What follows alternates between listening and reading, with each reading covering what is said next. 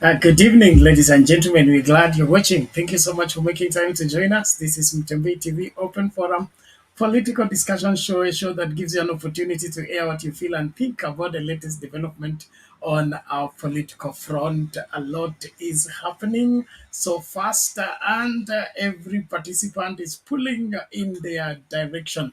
William Ruto coming out with his own assurance that he is indeed the president of the Republic of Kenya, and nobody can do anything about the same. He laughs off the rallies in Kamkunji as well as Jacaranda, even as he claims that Kalonzo Musyoka and Raila Odinga have sent their children to Yala, yet they are sending the Kenyan children to Kamkunji and Jacaranda. Inaonekana rais hajamalizana na kudharau na kuwadhalilisha Wakenya licha ya kuwa kwamba wamehuzunika na kuumizwa na masuala ambayo hayajatatuliwa. Welcome everybody. Even as we start out the conversation, it appears to me that Jacaranda rally seems to be sending shivers in Kenya Kwanza, and they seem not to have an answer. Yesterday, we're looking at are they defenseless on these claims since they haven't given any concrete answer? And then the president today comes up and says he will not be sidetracked from what he wants to do by attending or responding to what is being claimed by Azimio. What does that one mean to you? Karibu sana kila mmoja, tumakinike pamoja. Nashukuru tu tumia hii link kuja studio tukajadili masuala haya kwa kina. Na washukuru nyote mnaojiunga nasi katika mjadala wa usiku wa leo.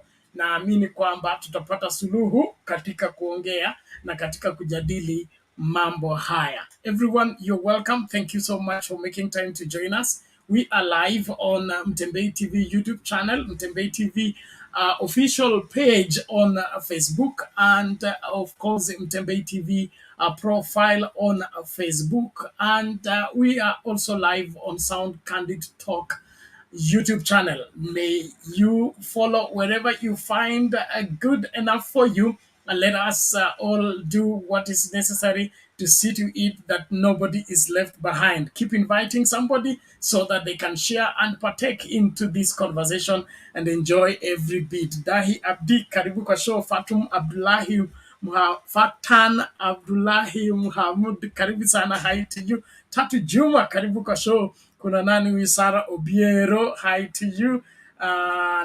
Jacqueline Getuba, thank you so much. Welcome to the show. Mark Meki, thank you so much. Karibu kwa show. Gitonga wetu huyo, karibu kwa show. Thank you so much, everyone. We appreciate you. Let's keep going. There is who else here? I'm leaving behind. Kuna Vic Hanel. You're welcome. Thank you so much. Kenya Defense Forces, tutapindua serikali ya hasla ama tutashindwa? Swali ndio hilo. Wakenya mtajibu nyinyi. Elizabeth Anyango, karibu kwa show. Thank you so much. Nani huyu mwingine? Karibu sana. Kuna Josephine Pamba. Karibu sana. Thank you everyone. Of course, mama yetu Mary Wainaina. Hello to you. Kenyan, you are heroes of our motherland. Thank you so much. We must push this until we get what is right. Kevin Ochieng. Thank you so much. This is live. Yes, we assure you it is live. Follow it and be part and parcel of what is happening. See to it that you're part and parcel of the solution, not part of the problem. Kuna Mildred Wesonga, karibu sana kwa show yetu. Kuna Isa Gotinda, you're welcome. OCS Junior Vampa, karibu sana. Na ni mwingine huyu ni simfugenje Juliet Musalia. You are welcome to the show. Kuna Joe Dinda, you are welcome. Kuna Mwalimu Duke Nyairo, karibu sana. Wise Cleo, karibu sana. Vincent, Sylvester Daudi, thank you so much. Muhanji Haji, karibu kwa show. Nani huyu? Muhammad Ege, thank you so much. Joseph Serem, you are welcome. Let me get this other. Irene nani huyu? Irene Nyangweso, karibu sana Trufosa Lai, karibu kwa show, nashukuru tu sana. Tumakinike pamoja. Kuna Kennedy Okoth, I wonder whether this government we are told during campaign periods. Okay, and where we are. Okay, thank you so much, Hassan. Karibu. Eliza Gigen, karibu kwa show. Kuna Muhammad Adan Dahi, karibu sana.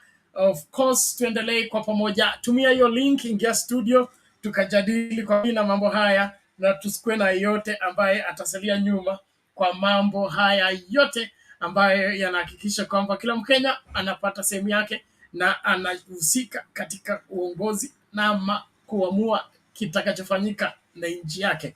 Welcome, everybody. Please, let's get talking. Thank you so much, everyone. Ali Ringo, karibu sana. Kuna John Major, karibu kwa show. Thank you. Make use of that link. Please come into the studio and let's get talking. I'm happy that you are here, and we will make a difference in this great country by the conversation that we have in this place, which is geared towards making life better and causing you to ride in your high places. It is important that as a Kenyan, you take full responsibility on what becomes of this great nation by participating in the direction the nation takes. And if the leadership of the day is not leading right, we have every reason to call them to order. And that is why we are here talking like we are talking, because we must be part and parcel of what makes this nation great, and correct what is wrong with this great, and therefore we have a lead in ensuring that moving forward, nothing under the sun will stop us from doing what we are required to do to help this country move forward unhindered. Thank you so much. And of course, we're here for justice. We want justice to be done, justice to continue being our shield and defender, so that there can be liberty, so that we can all be a fulfilled people by reason of all that is happening. Thank you so much. And we are starting out, and of course, please let us adhere to our 2 to 3 minutes rule. I want that to be clear as we start out, so that you don't keep the queue too long. And if you have 1, 2, 3 things you want to tell Kenyans, this is the place to be. Please make sure that you make use of that link. Click on it. You can now access from Facebook, from YouTube, and then of course, we have unlimited options. Okay, Facebook, there is Facebook profile, there is Facebook official page, and then there is Tempe TV YouTube channel, and of course, Sound Candy Talk YouTube channel. Whichever is serving you right, get it, and let's get down doing what we know to do best, telling Kenyans the truth and letting the country shape up into doing what is required. Thank you so much. Let's listen from Rhoda. Rhoda Bariela. Asante sana. Nice to see you, Bernard. I like you very much, but you don't know that I like you like a brother. Yesterday You're nitaongea welcome. topic. Move closer to the mic. Move closer to the mic. Jana nilitukanana jana na nilisikia vibaya sana. Kuna watu wananitukanana hapa jana, vitu vibaya sana niliona online. You know what happened yesterday? So I was a little bit sad today when I think what people they're abusing me from, because they always hate the truth. That's why, okay, yesterday I was a little bit talking, but I'm like that, and I know you understand me, and other people from Azimio, they understand. It's only Uda they don't understand me, because I know, yeah, so I was a little bit sad. Try to protect. If people they try to talk me bad thing, try to protect me. Please tell them don't abuse me, because me, I'm coming here because I love my country, and I'm fighting for whole world, not only Kenya, whole world, global. When I pray, I used to pray for whole world. I don't pray for only. I don't pray part only Kenya, whole world. That's why me I'm here. I'm here to fight to make this world more righter, more right, better place to live. Not only Kenya, whole Africa and America and whole world. That's why I'm here. I'm not here only Kenya, because for me, I'm always respect all the president whole world. It doesn't matter it's a poor country in Africa. You know, some country in Africa they eat even rabbit, they eat everything. I respect all the president.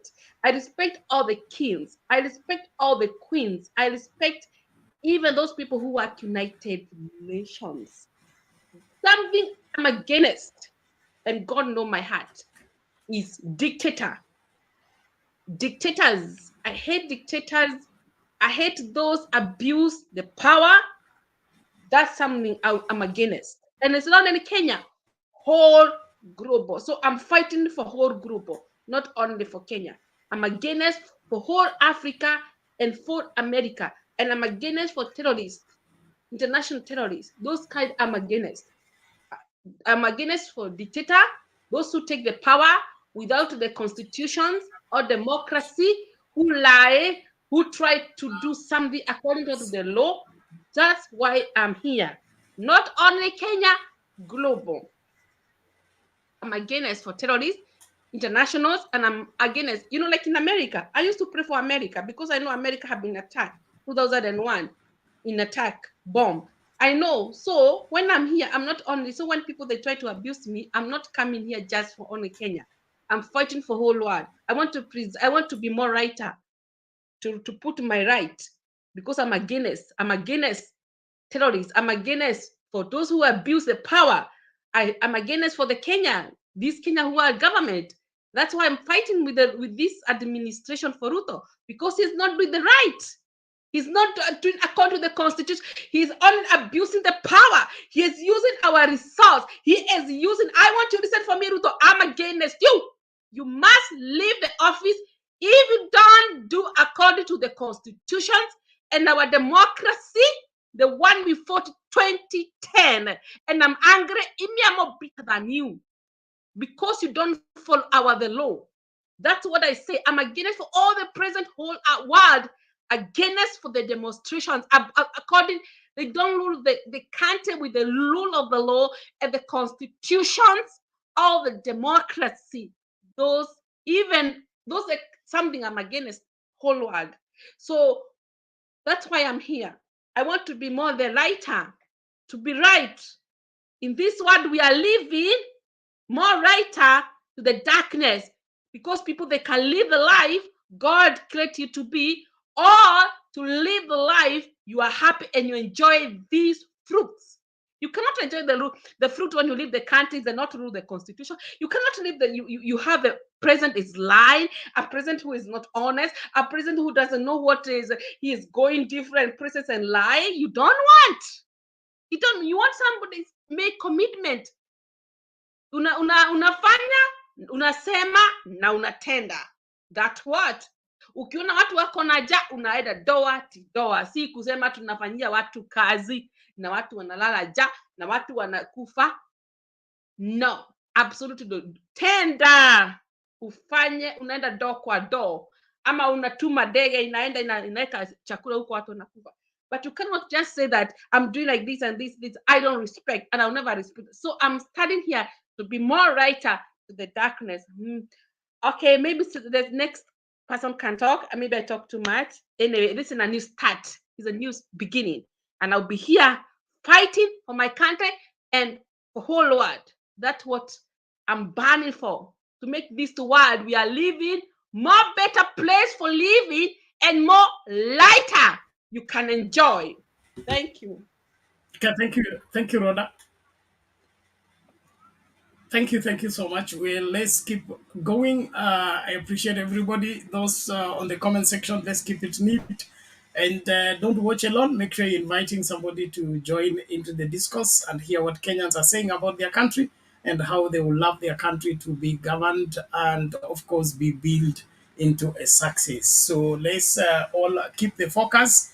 Don't allow yourself to be distracted by the naysayers or the distractors. The main thing is to keep the main thing the main thing. That means getting rid of bad leadership in this country should be the priority on every list of every Kenyan who wants the best of this great country. So don't allow yourself to be distracted. Kuna unani huyu Sire, I say. Is Yes, that how sir. your Good name is evening. pronounced? How are you? That's Eric, but now that's the email. I logged in using the email. Wewe unaitwa Sorry Siri? for that. No, it's if you read it the opposite way, they read Eric. Now, coming to the topic, um, I think the government we have is a scam. Everybody is seeing, and I think no one is blind. The 6-month thing is back, and somebody's telling us that he was launching the Uduma number. This is the thing that he used on campaigning. How honest is this guy? And you understand the guy is more religious than anyone else in this country. So I'm wondering, and the 4 pillars, the economic pillar, I don't know, the four what the last government was doing, like housing and everything, relaunching. Why are you doing this? You can have a cabinet, the cabinet secretary concerned, and go do because these things were already launched before. So I think Kenya, we don't have leaders, we have politicians who are just out to make to just convince people for the next elections. In fact, what they are doing, you see, the deputy and the president is they're in a campaign mood. There's nothing else they're doing, because whatever you see they're doing now is what had already been done.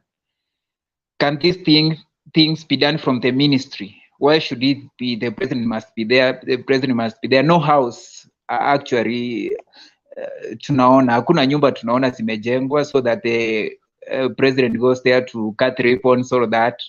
Why is he launching 6-month project, even the money that you were saying that he has given people? But I don't know why Kenyans we reason like we are zombies. And I'm sorry to use that term to some of us. I think we don't reason straight, and we don't see where there is some sense, so to say. And then if you look at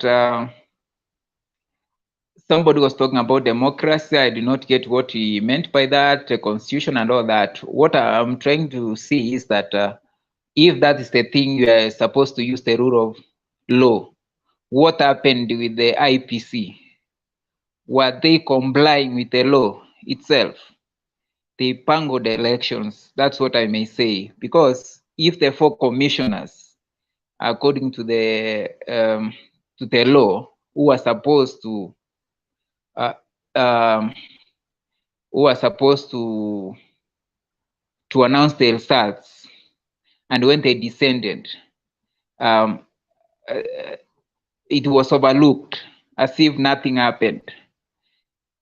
Don't you think that is not following the law? So for me, the leaders themselves, the president going down, nobody follows the law. They do what they think is good for them. You saw the guys from Venezuela were arrested. Who released them? What evidence was, or why were they arrested? They made us to be where we are. Today, the president was saying that the last regime made the unga prices to go high. What has he done to reverse the same? I think unga I bought the other day, it was 187, almost 200. So it was harvesting time by the time we came into power, and people had a lot of Mindis, that's from the Kitale side and all those places happened to go that time around that place. People were crying, they want to release maize to the cereals. They never did so because there was no money in the cereals. Money was not allocated. So people have the maize in their stores.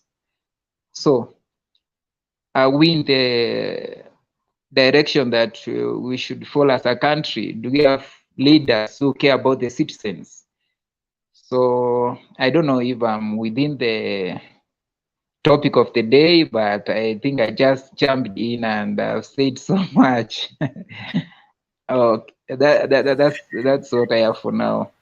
as we It's okay, progress. Siri. We appreciate that, and you're most welcome. We are here to converse as Kenyans on what is the best, what is the way forward. Seeing we are being treated for a ride as the Kenyan people, and the people who are supposed to provide leadership seem lost, and only God will save us from this.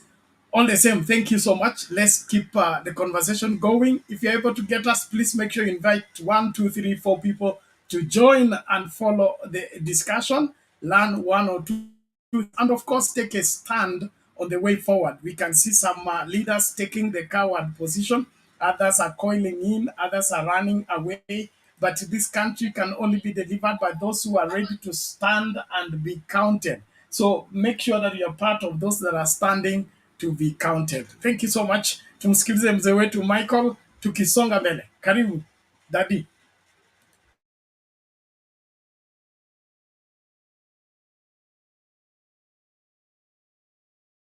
Unmute Daddy. Bado mapambano. Habari zenu nyote? Bado Tuko poa Daddy. mapambano, bado mapambano. Hakuna kucheka, ni kwenda kufurusha huyo mtu kutoka huko. Hiyo takataka iko State House, itoke iende kabisa, tumechoka nayo. Jumapili iwe ni siku ya mwisho ya Ruto kuwa ndani ya State House. Anaudhi sana. Alifukuzwa West Africa na viongozi walimwambia, we kwenda huko kwenu, uliiba kura. Sasa huyu mtu ameiva kabisa, yuko kwa nyungu. Sasa ni nyungu itolewe kwa moto akuliwe, umbwa yeye, kwende kabisa. Hiyo ndiyo kitu inatakikana kuongelewa hapa. Hakuna kucheka na hakuna kufunga macho. Kumuangalia kwa macho kabisa na kumwambia, enda, toka uende. Na kutoka kuenda, sio kuenda kabisa, ni kumshika na kumweka huko manyani. Awache upuzi. Akona upuzi mingi sana. Wakenya wamechoka. Wale Wakenya milioni 8 walipigia Raila wamechoka, na wale wengine hawakupiga kura pia milioni 8 wako nyuma ya Raila. Mimi najua mpaka saa hii, kwa maana hao wameona hakuna kitu inaendelea Kenya ila ukarabati wa Jua Kalulu. Sisi hatutaki ujuha, tunataka kiongozi Kenya iendelee mbele. Raila atawazwe Jumapili awe ndiyo president wa Kenya. Tumechoka, hakuna ati mara sijui apewe sijui. Hakuna wakati wa Ruto tena. Imekwisha, imefika mwisho. Aliambiwa huko West Africa.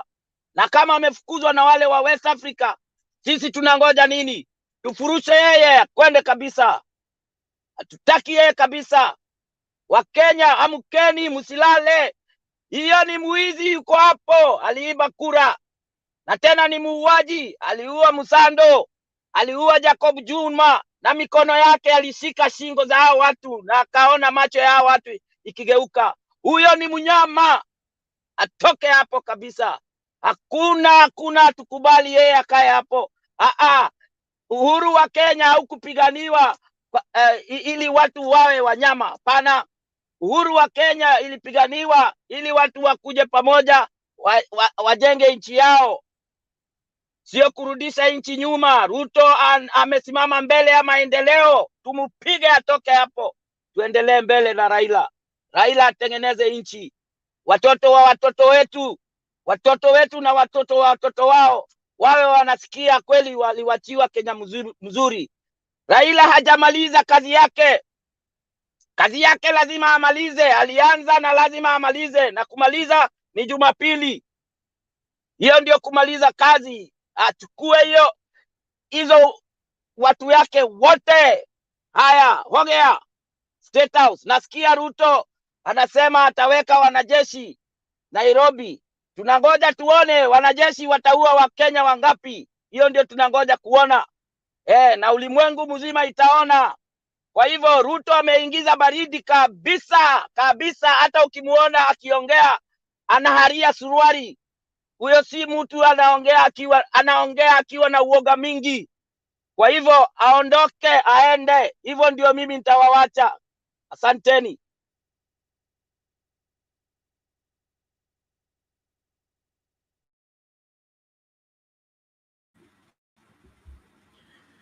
Okay, thank you. Let's play a video and then we proceed from there.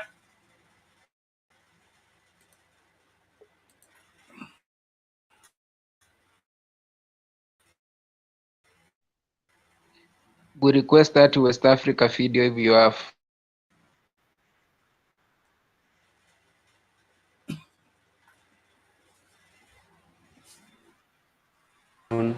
Good evening from wherever you are across the globe. I'm Babu Owino, Member of Parliament, Embakasi East Constituency. I want to take this opportunity to invite all Kenyans from all walks of life to come to Jacaranda grounds on Sunday, the 20th of January from 9 a.m. We will be holding a mother of all the rallies, a rally that will deliberate on the interest of Kenyan citizens, a rally that will ensure that Kenyan citizens are served, a rally that will ensure that school fee is given to our young men and women, our children, our students in various schools, in various colleges and universities, a rally that will ensure that Kenyans fight the yoke of poverty in this nation, a rally that will be a grand rally that will protect the interest of you and me. Tibim, karibuni sana.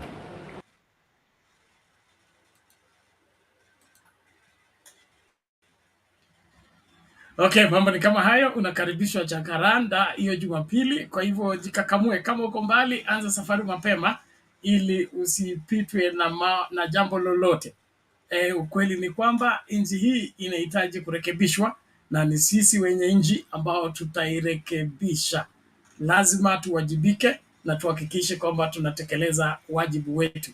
It is our civic responsibility to see to it that we ensure that our country is led rightly and with the right people for right purposes. The story of 6 months promises, like we said on the topic, is back. Back in the sense that after 100 days, it's now 6 months. After 6 months, it will be 1 year or 30 days and all that. I mean, when will we begin to move forward as a country? So it is about time we got angry enough and did what is required to help us move forward. Thank you. Yes, sir. Yes, nasema hivi, ile kura iliibiwa haikuwa kura ya Raila. Kura ilikuwa ya wale waliopigia Raila kura. Ndio kura yao iliibiwa. Hao ndio wanafaa kwenda kuichukua. Hao ndio wanafaa kwenda kuichukua, kwenda kutoa huyo mtu huko. Hiyo takataka. Hiyo kitu inaitwa Ruto. Itolewe hapo haraka haraka, ni kitu mbaya. Out ni nje. Out ni eja. Hakuna mchezo. Atuchezi na yeye, nyumba sio yake, nyumba ni yetu. Ajue namna hiyo. Na watu wanamkujia Jumapili lazima watu waende huko, waende wakachukue kiti yao. Waende wakachukue kura zao. Mwizi yuko State House. Hayuko mahali kwingine, yuko State House. Kwa hivyo State House huko ndio tunaenda, up the hill. Yeah. No relenting. People has to go for their rights. Okay. We don't have to relent, because if you relent, you'll be in a big shit. You'll be in a big shit. You'll never take yourself out of that shit. So, guys, don't relent. It's time now. Ruto is ripe. Ruto is ripe. Ameiva kuiva. Sasa amebakia kukuliwa. Na nyoka, ukitaka kuua nyoka, hapana piga mkia, piga kichwa. Unapiga kichwa inakufa. Ndio hiyo nyoka haitarudi hapa, hata itazaa wengine. Ruto na familia yake wapelekwe huko ndani na kina Gachagua, hiyo takataka yote hiyo. Hiyo yote ipelekwe huko Manyani, wakae Manyani miaka 10. Watu wakitengeneza Kenya, alafu wanatolewa, wanaonyeshwa Kenya, wanarudishwa tena huko. Kama ni Nairobi hapo archives, pawekwe posta moja kubwa sana inaandikwa ya kwamba Ruto na wenzake wawe wanatolewa kila miaka 10. Na sijui kama hata wanaweza maliza siku moja kwa jela, hawawezi, watakuwa wamekufa. Sababu ni watu wamezoea raha. Na jela huko watakutana na wale wenyewe, ndio watajua hawajui. Kwa hivyo Wakenya msilale, hakuna kulala. Kura zenu ndio ziliibiwa, sio ya Raila. Raila yeye alikasti yake moja, nyinyi mkamkastia. Kwa hivyo muende hizo kura zenu huko State House. Hapana cheza. Hakuna mchezo, hakuna kucheka.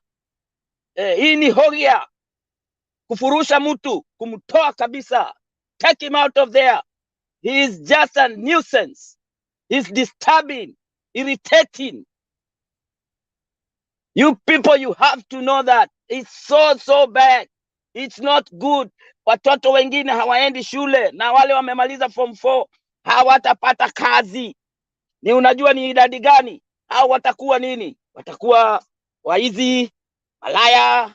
Hatutaki nchi kama hiyo. Tunataka nchi ya watu wanaojua nini wanafanya.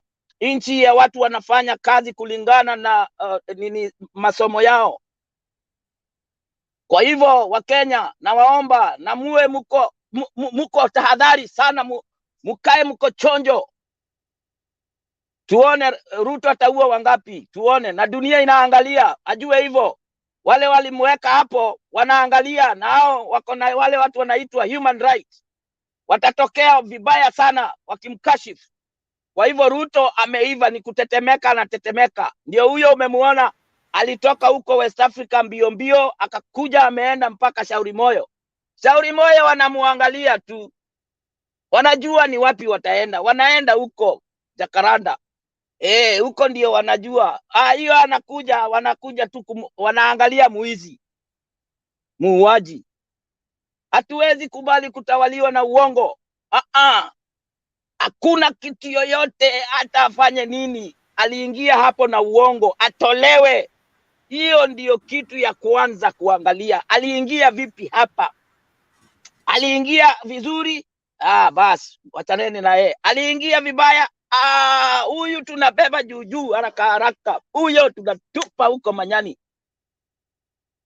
Unaona Chebukati ameshindwa na kesi. Sawa, anatoa thank you jasho. Mr. Asante Sawa. wetu. Tusonge mbele, bado watu wakae chonjo. Bado mapambano, hakuna kurudi nyuma. Kajwang ameamuka. On Sunday Kajwang atakuwa State House. Ajue hivyo. Sawa, asante sana. Tunashukuru kwa maoni yako na mchango wako. Of course na wito wako kwa Wakenya. Ni muhimu tusimamie ukweli. Uongo hauwezi kutuongoza na utupeleke pazuri. Kama lazima tukue na nchi ambayo tutaita nchi yetu, lazima tusimame kwa ukweli. Asante sana. Roda, unasemaje? Nabia dadi, tuko chonjo. Unajua ni dadi yangu. Tuko chonjo dadi.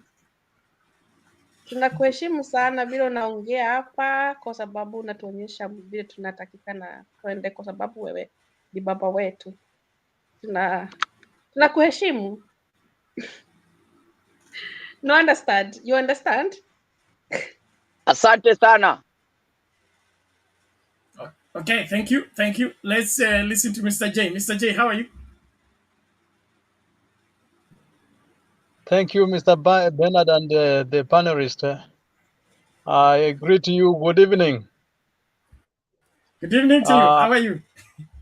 Thank you. Happy New Year. Actually, since the year started, this is the first time I'm sharing with you together. So I can go direct to the point. 6 months promises of this gentleman called Mr. Ruto is an hot hair. You know, the hot hair that they confirmed to us during the Supreme Court hearing. It is a hot hair. If there are still Kenyans who believes in this gentleman, he should go back to 2013. If we can go from 2013, then he can find out who is this man called Mr. Samoei Ruto William. Because for fact, how can he every day is giving a promise after promise, promise after promise? Surely, how can he achieve them? How can he implement them? For example, take the initiative of that the housing. He has gone almost all counties preaching and promising that he's gonna to build 5,000, 20,000, 4,000 houses. How can he manage? And he's really crying that the economy is bad. All these investors that want to put money in an economy of a country where it's not growing and it's very bad with poor management. Okay, for example, I think I was listening to IMF fund. They were saying that almost 3/4 of the money that given to the Kenya government, it is being squandered by the same government. How can we trust that now the investors are ordered to come? Okay, secondly, he has confirmed himself as a president of Republic of Kenya, whereby I myself, I don't recognize him. I'm sorry. I voted from diaspora. I'm not in Kenya, and I cannot recognize Mr. Ruto to be a president of Republic of Kenya. He's a president of some quarters or cadres of people who really choreographed this kind of election to put him as their own president. My president is Mr. Raila Amolo Odinga. Till the sky comes down and the earth opens and closes over my life, is the president. That is what I believe, and that is what I am in. So for today, I saw him in Saurimoyo, as Mr. Michael Mwarenga said. The guy already he has panicked. I'm sorry, if I can take you back, when he was in Gatundu, I don't know whether it was Gatundu or somewhere, in the funeral of this minister of, I don't know, this colleague, huyu mgonjwa wa miguu huyu, I don't know him, from Gatundu. Moses Kuria. That is the name. You know, it is very difficult for me to mention that name. Ni mgonjwa wa miguu tu. Because of counterfeit. He's the minister of counterfeits. Yes, and he accepted that people are spoiling the business of people at Nyamakima and the places where he's consuming the counterfeit. Let them really spoil his nervous system in his body so that he can understand how costly it is. So, niliona they were streaming or watching from their phone how Kamkunji is going on. That is the reason why I can say they are actually, if we were to check over their vests and the shirts, they were sweating. That is why you see today they are confirming to the country that they are the chief in the commander of KDF. My friend, how many KDFs will really defend the massive movement of people? How many? I'm not really understanding what he means, but we are referring back to Kenya. We are coming to defend our country. Me, I'm waiting to see the coming Sunday what Baba says. From there, then there are people who are really chatting back so that they can take the cause home. We need our votes. Remember the 80-point-something million the Papa is talking now. People of diaspora already we were celebrating. If you really followed from UK and other places, we said already Baba has 8 million. And now here, this man called Chebukati now is not responding of the facts that are coming from his office. And the Papa has spoken the truth, that the whisperer is one of your colleague, other than the commissioners. Is part of the small clerks who has given out the data, the raw data that entered on the 9th and the 10th to the server. Why they are not disputing the results then? And now people in Kenya, you see Chebukati where he's working, Munasema is our hero. My friend, that man should be found in a dustbin. I don't know. I don't know the way you reason with that kind of people. We need to understand that the people and the caliber of Chebukati of 2017 today is a hero. Who worshipped him? Can you ask yourself? We need to find out who was this man. Is it the same William Ruto, who is really conversing that he's a Christian, but what he does during the night, there are things that are uncommunicable. And now people, you tell him that I can refer him as a president of the Republic of Kenya. Right now, somebody is claiming that the money of this called the Hustler Fund, they have been given inakatwa, inatolewa kwa account without you yourself authorizing to go. Wizi wa hali ya juu, surely. And that is the country we want to talk about, that we need to move on streaming. Hapana, Mr. Bernard. Wala ambao muko nyumbani, simameni jameni. As we come up, so we will back you up. We will give the strength. We will breathe the strength. Lakini mambo ya Gachagua, I don't talk to the DOs. Let us talk to the people who are above the DOs. Thank you. Asante sana Mr. J, tunashukuru kwa mchango wako na maoni yako. Naamini Wakenya wamekupata kwa njia safi, na hiyo ndio wito wa kila mmoja wetu, kwa sababu tunataka nchi yetu iongozwe ipasavyo.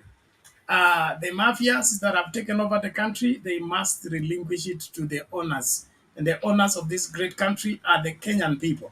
It's not the elites, it's not the politicians, it is the Kenyan people. And the highest court in the land is the Kenyan people, not the Supreme Court or otherwise. And so when the Supreme Court goes against the will of the Kenyan people, the Kenyan people have a right to recall the delegated responsibility they had given to them and decide their case their own way, which is the right way.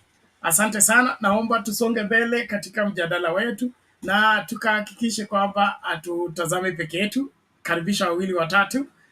It is your civic duty, make sure that everybody is participating into understanding what's going on and what must be done to help the situation. Yambo, you are behind the curtain.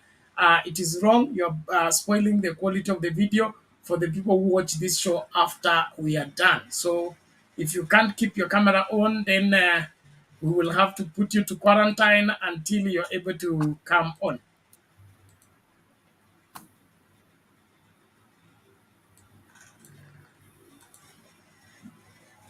Yambo, Justin, are you getting me?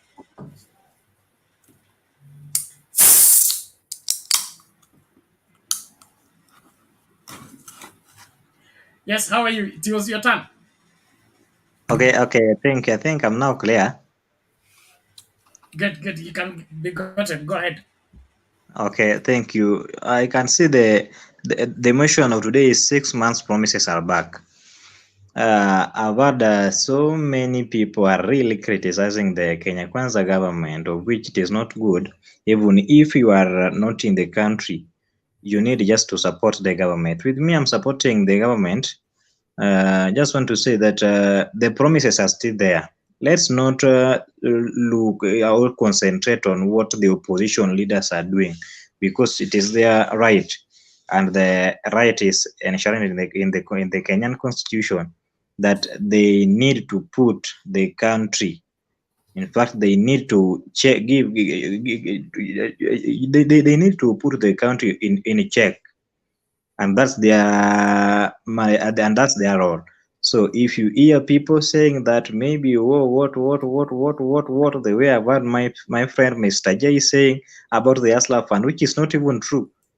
Maybe he has not even taken the Asla fund. He's just maybe referring to what he doesn't know. The Asla fund can't be taken from your account without your consent. So let's just try and be realistic with what we are saying. Okay, it is now almost, let's try, it is almost 6 months after the elections. But I am. Yes. You are a participant. Are you a beneficiary of Hustler Fund? Yes, yes. And you got a loan, and they took 25% for your savings.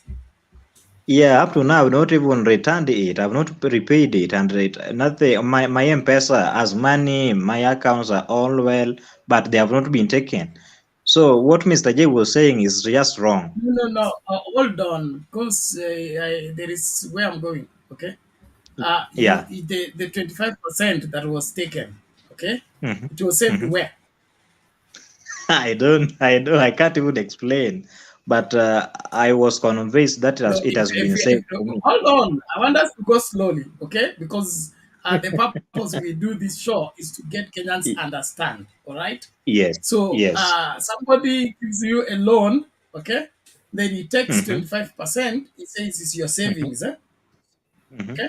And you can't trace those your savings. hmm If you want that 25% right now, where do you begin to ask for it? Do you call? You Do know, you dial? Do you walk in the office and you ask on from which account? nobody has ever complained about the 25%, the savings.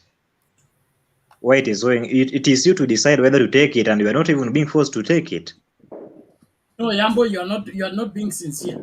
Okay, we are not dealing with the chesa karata kando ya barabara pata potea. We are The guy talking is about not realistic. a government fund that is governed by law.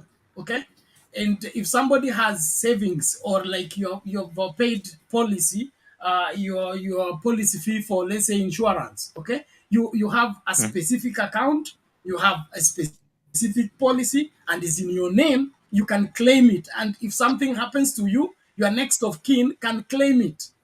So But how do we save for you 25% in no account, no names, Mr. Bernard, and we are government? Does that make sense? yes, let's just take it from this perspective. You saved 25% of 500 shillings, let's say so. It is something to do with 30 shillings. So can 30 shillings really help you? Why can't we just be patient? You save, borrow, return, borrow, repay, so that this your savings can accumulate, so that when it comes to when you will now be, you now want to get your savings, you start crying, you start Mr. complaining. Yambo, Mr. Yambo, you are being irresponsible. Okay? Have you ever been to a supermarket and went to buy an item and you do not have 30 shillings? Did they tell you to go because it's just 30 shillings? No, no. So, whether it's So, 1 shilling, if it's taken by government, we need to know where that 1 shilling is going, or else it's but being stolen.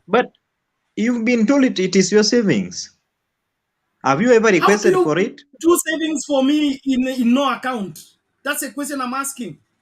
You do savings for me as a government in no account. It is not NHF, it's not NSSF, it is not governed by any law, and you're doing savings for me. Is that how you do even merry-go-round? Table banking inakuanga ina jina, ina chochote, ina wanachama. The main concern was not about the savings. It was about your money being taken into account without your consent, which is not true. So that is now the 30 shillings you're talking about. Where will you get it when you need it? But did you hear that there was a board that was just constituted last week? So maybe the board will be responsible to answer such questions. Yes, it is only that Now, we are not excuse even me, Ben. patient. You need to ask this man a simple question. Why do you think people take loans? We have percentage, like somebody's offering at a 10% interest, another one at a 7% interest. Why do you choose 7% and leave 10%?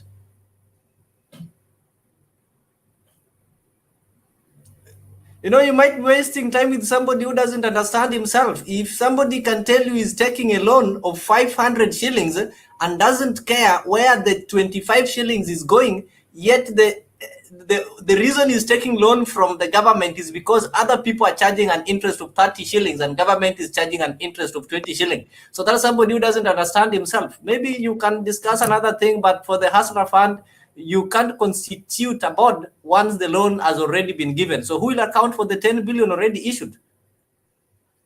Do you marry a woman, then you come and learn about her, or maybe you learn about yourself? Maybe you come to get to know your names after you've stayed.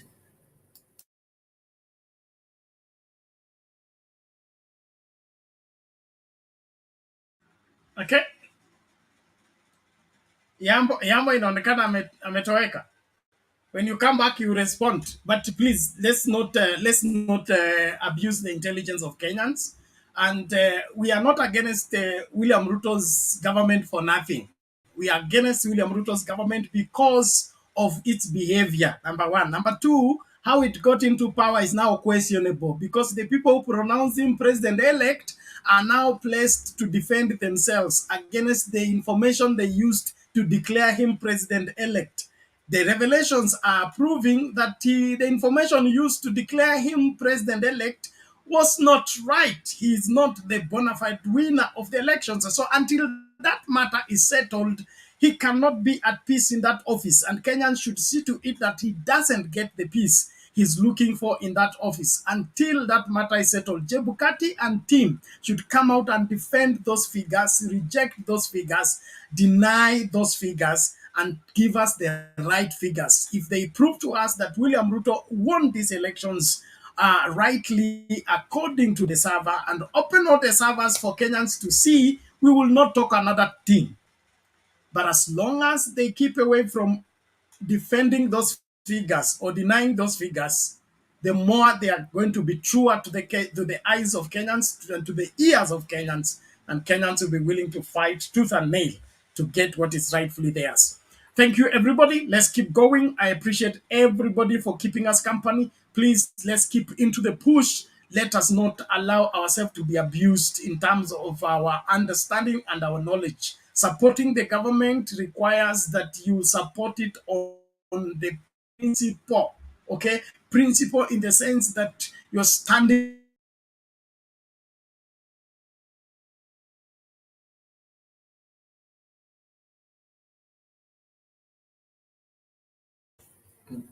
Ben, you've hanged. You've gone off air. Maybe you can work on your audio, then come back. I think the guy who just left, that guy called Yambo, doesn't know why he is here. He doesn't understand what that hustler fund is, and he's among the few, not the few, but among the many Tanga Tanga and Kenya Kwanza officials who want us to believe that hustler fund is not a scam when it's already been confirmed that it's a scam. Why would you give people funds without proper plan or without constituting the basic things that are needed there? Why would I take money and you're telling me, even if it is 1 shilling, you're telling me I should not care where it is going to? How many people are taking that loan? They're telling us, for example, if 3 million Kenyans take that loan, and in each Kenyan you take their 20 shillings. So how many millions are those ones? So, when somebody comes here and thinks as if that 25 shillings, even 1 shilling is important. If they steal from you 1 shilling out of the 50 billion that is borrowed, that is how much? So people should just get serious whenever they are coming. Ben, karibu. Asante, these people are trying to hijack my network, but they are defeated. Well, naomba tusonge mbele. Ni wakati wa nane, Guru ama Kenya ni yetu wote. Tumsikilize mzee Guru kwanza.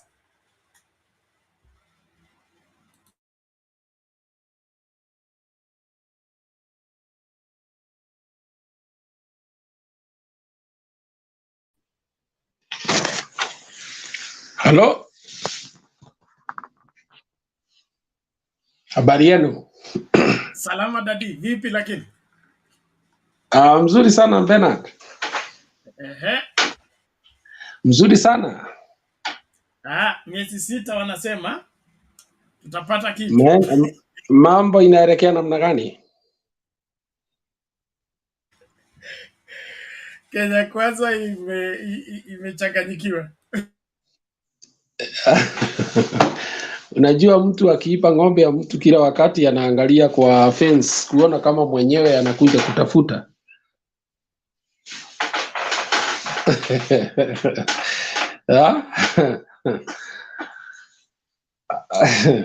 So 6 months promises are back, and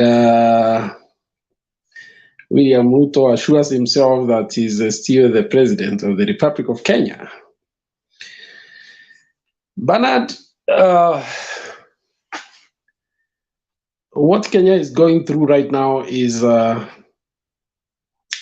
very, very interesting period. It is similar to the period between 2003 and 2007, where the nation seemed to have lost direction because the expectations of the people are not well aligned with the government that was there then. And it seems to be the same case right now. I don't know whether you people, you heard the statement that the buildings that will be constructed in that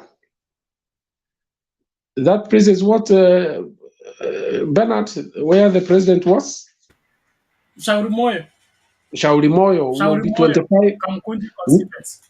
Yes, will be 25 stories. Now, those who know about house construction, you know that even 7 stories is quite a hectic journey from the bottom to the top. I don't know whether these buildings will have rifts, which I suppose they will have, but I'm also surprised that the directive was given directly to the architects to adjust the buildings. Here is a man who thinks he knows everything. If you talk to those who have done this skill, they'll tell you that many things are considered when putting up a building, especially that will go many stories up there.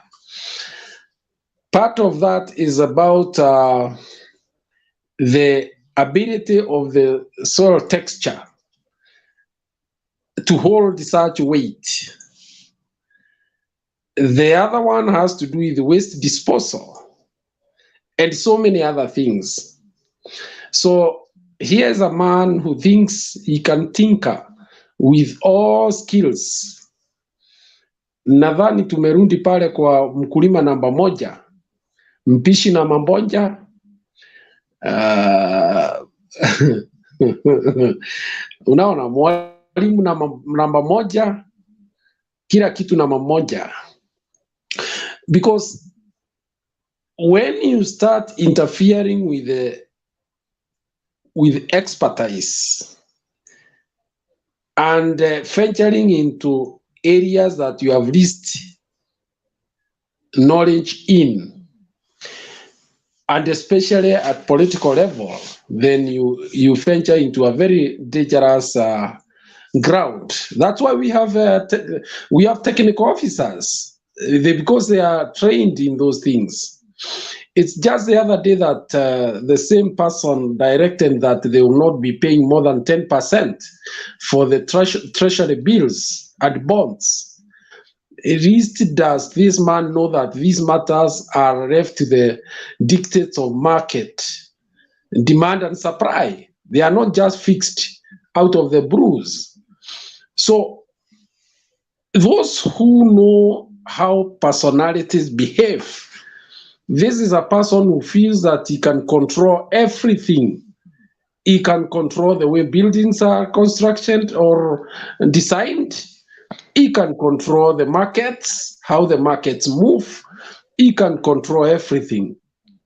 And therein lies the danger of Kenya. Because those leaders who are true to themselves, they leave certain areas of expertise to those who know better. They don't direct what should happen. They ask and seek for advice. Now, coming back to the main topic of Jacaranda, there's a growing sentiments that the government is running scared. Today, I even heard the deputy ask the people, so when you go to the demonstrations, then after that, there's a general narrative of trying to show the futility of such action as a way of discouraging people and making people have what we call despondency. But I think from my side, the way I see it is that this has been overtaken by events, in the sense that the very same people they quoted, the youth, feel frustrated that whatever was promised to them seems now to be a mirage.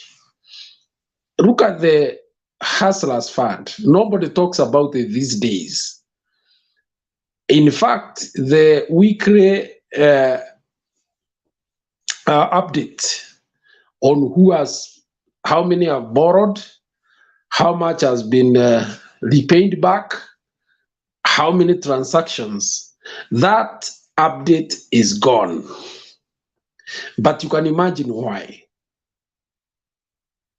Okay? That is the first thing that this government seemed enthusiastic about. It's corrupting, and corrupting very fast. If you ask most of those youths who took 500 shillings, they are telling you they will not pay.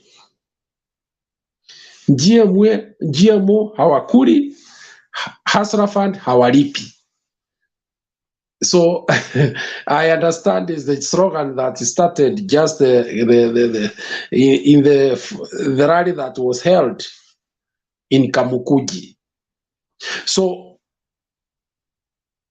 when you look at the way this government they are doing things right now, you can see they are trying to exaggerate the issue of housing.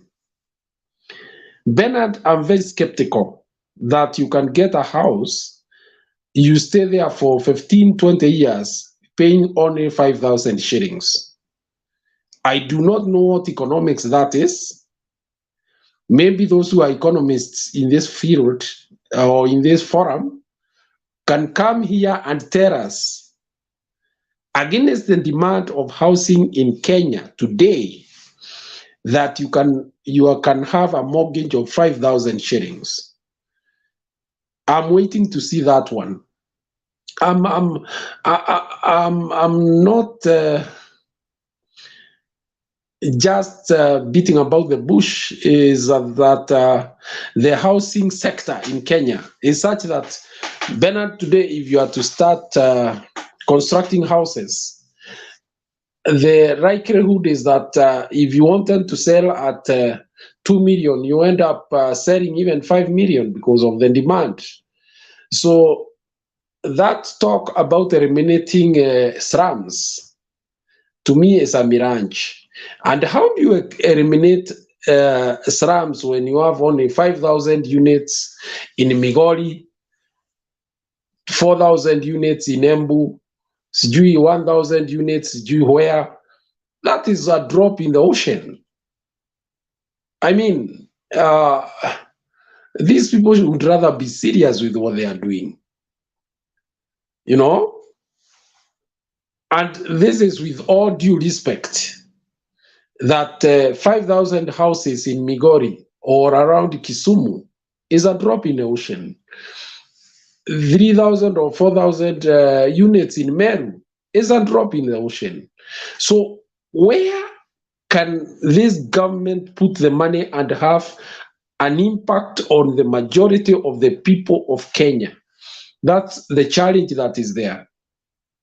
And not unless they do that, they will not be felt like the way the government of Kibaki was felt by saying that every child of primary age should go to primary school free of charge. Like the Uhuru government has been felt by the widespread visible infrastructure development, especially the road system. I do not see any other way. However, mbuzi ya mwenyewe wanaila kwa nyumba zao, ilhali wanajua mwenyewe analia nje, mbuzi yake imeibiwa. Wakati wa kuitiza hiyo mbuzi ndio inaonekana imeanza kufika. Na Bernard, kuna watu wanaona kama hii ni mchezo. Hii si mambo ya ukabila. Ningetaka kufuta kwa akili za wengine kwamba kuna kabila siko upande huu ama sitaenda upande ule mwingine. Hapana. Utakuta ni kwamba kila mtu amechukua msimamo dhabiti sasa hivi Kenya ya leo, na hiyo msimamo itaanza kudhihirika wakati Baba Raila Amolo Odinga atapeana njia, the direction.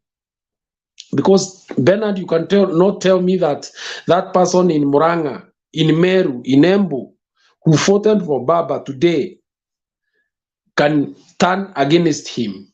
In fact, that person feels very hurt when he sees that he woke up in the morning to go and vote and express himself, and his vote does not count. I don't know whether those who are from Central, who are here, the Rondas of this world, I don't know, she's not been here for a long time, but I can say this. Watu wakiwa wamekimya si kumaanisha kwamba wanawewe. Central sloganira iko pale ni kwamba maendeleo inapelekwa pengine. Jumapili tunaenda kuswali pale kwa mlima.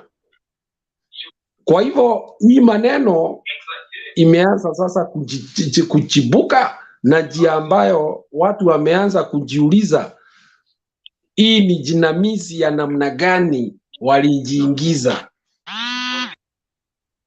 Actually, I said on this forum, if there is one casualty that will be there when this regime is ending, is a section of the Christian so-called ministries. Wengi watafunga virago na kuelekea nyumbani. Asante kwa sasa. Okay, asante Bwana Guru, tunashukuru kwa mchango wako na maoni yako. Maswali mazuri kweli. Wakenya mtoe majibu, la sivyo mjihami kwenda kukomboa nchi yenu, kwa sababu kuna wale ambao wameamua kuifanya mchezo wa watoto. Uongozi wa nchi unahitaji kuwajibika. Kuwajibika inamaanisha kubeba kila Mkenya katika moyo wako, katika mawazo yako, katika mabega yako. You can't be a president when you are thinking about yourself, your wife and children. To be the president of this nation means you're carrying the 55 million of us with you in your heart, in your mind, and on your shoulders. Every decision you make, it has to be because of these 55 million people. But we seem to have a leadership here that thinks about themselves, their political party, and their plans, regardless of how Kenyans feel and think about the whole process. It is true that Kenyans went out and voted in a particular direction. Chebukati and team came around, turned everything around, and went to defeat justice in the in the Supreme Court, and now they want us to live by their error. We reject to live by an error. We must correct an error so that we can be able to forge ahead. Na wale ambao ni waoga, wale ambao washa give up. Nimesikiliza Mudavadi leo nikacheka. I mean, yani kama Mudavadi hata kama ni kubackslide. Si una backslide vizuri, yani polepole. Una backslide tu kabisa mpaka unafika kiwango cha kusema hata 2027 ishaenda. Yani you cannot challenge it. It is so irritating, and then they are gathering themselves together to be Mulembe House to work together. Work together with cowards? We are not cowards, and we are not joining that fear movement. Rescuing this country is a priority, and it has to be done urgently. So let's keep going. Kama unatupata tafadhali karibisha wawili watatu, hakikisha kwamba unafuata kipindi na tena unahusika katika kuhakikisha kwamba kipindi kinaendelea. Tutaanza kulipa bili leo mpaka Jumatatu. Kwa hivyo tujitahidi tuhakikishe kwamba we are paying our bills and we are moving forward. Thank you. Mdune, victory is mine. Karibu.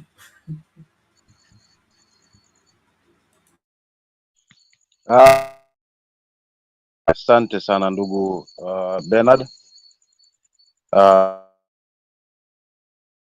Nyabaya Jo, na hapa kuna jina lingine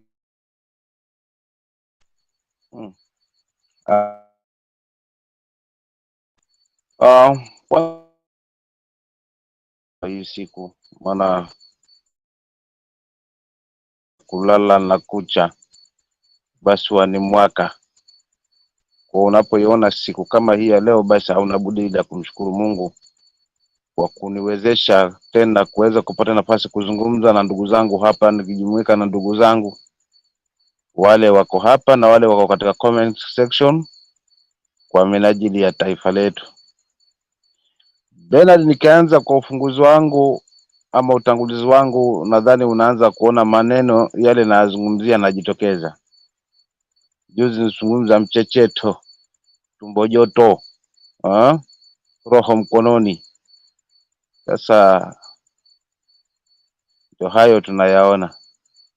Mudavadi ndio huyo kwenu akiwasanya angalau at least kuziba ufa wasije wakajenga ukuta, ambapo sasa nao ndio hivyo wamekumbuka shuka saa 12 asubuhi.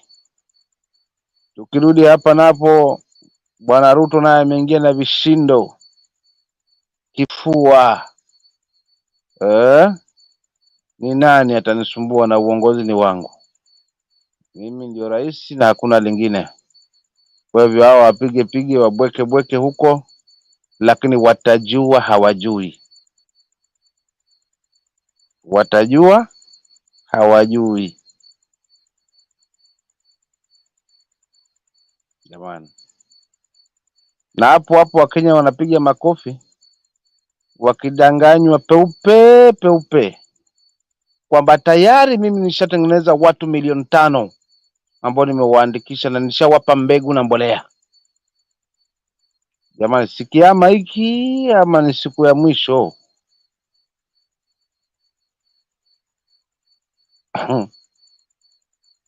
Yaani unaweza ona maneno Kama kweli hakika Mungu Bernard, ni heri unyimwe sura kama chaka, lakini upewe akili. Bado watu wanapiga makofi hivyo hivyo kwamba tayari lini? Hawa watu milioni 5 tayari walioandikishwa na wamepewa tayari mbolea na wanaenda kulima, ni lini? Kama si uongo wa peupe. Jamani, mtoto ashazaliwa, kilichobaki hili ni tumbo la mama la zingizi tu. Mtoto tayari ashazaliwa kitambo, si kwamba ni tumbo la uchungu tena. Hili lile tunaita ni tumbo la zingizi, na wakina mama wanalisifia zaidi, wanasema ndo huwa kali zaidi hata kuliko ni hilo tumbo la uchungu. Kwa hiyo ndugu yangu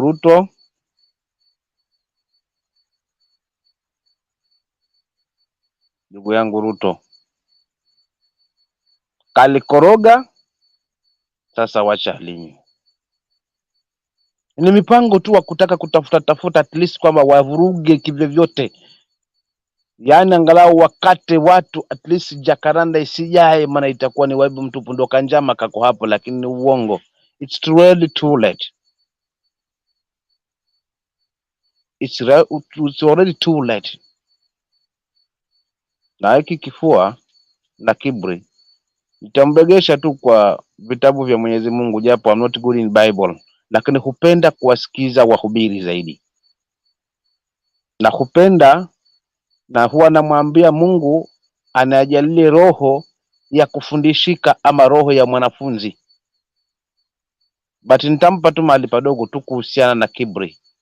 Mara nyingi huwa unapojienua basi utashushwa chini na utawiana na mimi, kwa sababu najua hili ni jukumu lako, ndo ofisi yako Bernard. Unapojienua hakika utashushwa chini, utakinyagwa tu.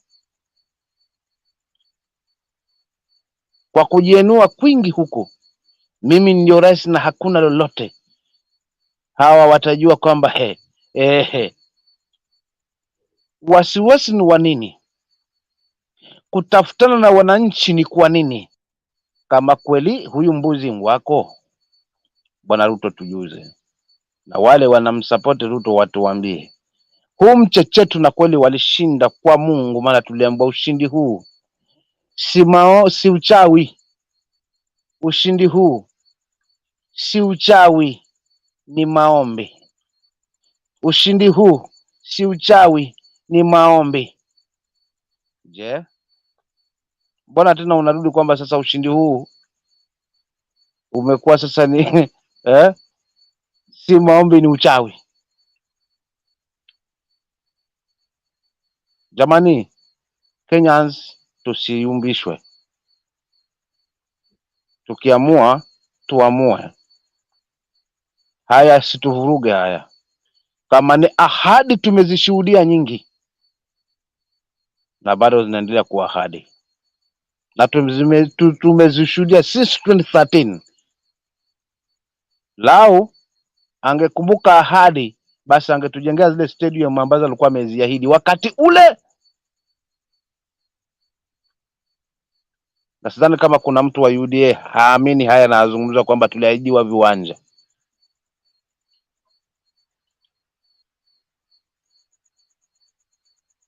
Wakenya tumechoka na ahadi za malombano za malaumu kwamba sijui hii nchi iliharibiwa na handshake, hii nchi sijui nini. Hizi zote ni excuse, lakini ukweli ni kwamba ushindi huu si wake, na Mungu hachanganywi na uchafu siku zote. So Kenyans, tuwe na moyo mzito. Siku imebaki tu ya kesho. Kesho kutwa hapa mambo yatakuwa ni mazuri. Tujae kwa wingi, tujae kwa fujo, msapoti baba huyo. Wanamchekelea kwamba atajua hajui, na imani kibao kitageuka na wao watakuwa sasa ndo hawajui, kwa sababu hatuwezi endelea na nchi ambayo mwananchi mpaka hana thamani. Sasa hivi imejulikana kinaanza kuuma hiki kiatu, kishaanza kufinya ndo kidogo watu wataanza kuelekeza macho yao kwa wananchi haraka sana, lakini jichungeni na nyewe wananchi wa Kenya pia, msidanganyike tu kirahisi rahisi hivi. Wa kutupua peremende tayari mshaamini. Hawa watu msidhanie kwamba labda pengine hawa watu ni nyani tu, ama mkaona labda pengine ni nini, kumbe ndo wale. Please, langu mimi ni kuwaonya ndugu zangu na kuambia njoni pamoja, tushikane pamoja. Tukiamua, tukipanga, tupange. Kama kweli sisi hatujui, Mungu wetu aliye mbinguni anajua tunajua kiasi gani. Kama hatujui, Mungu wetu anajua ni mzigo gani wa Kenya tunapitia, na ndio maana tunaikosoa hii serikali. Pili, kama tunataka kutengeneza nchi yetu, haswa masuala na uchaguzi, ili tukome huu msemo naomba let's accept and move on, tayari watu washakuwa kwenye power. Haya mambo tunataka tuyakomeshe on Sunday. Kenya tuwe na uchaguzi ambao utakuwa ni wa huru na wa haki, na haki itawale katika taifa. Kenya waondokane na kubebeshwa mzigo. Siku ni Jumapili, tusirudi nyuma kabisa, tuone itakuwaje. Sauti yetu ndio kitambulisho chetu cha mlecho watu wa Safaricom. Sasa sauti yetu ndio nguvu yetu kuitawala, kuikomboa hii Kenya yetu. Niwe mfupi tu hapo kwanza, kwa sababu niwapishe wenzangu, itakuwa si vyema nichukue muda wote Bernard, japo nina mengi. Asante sana ndugu. Asante sana Dadi, tunashukuru kwa mchango wako, maoni yako. Habari ndio hiyo. Heri Mungu akunyime sura lakini akupatia akili.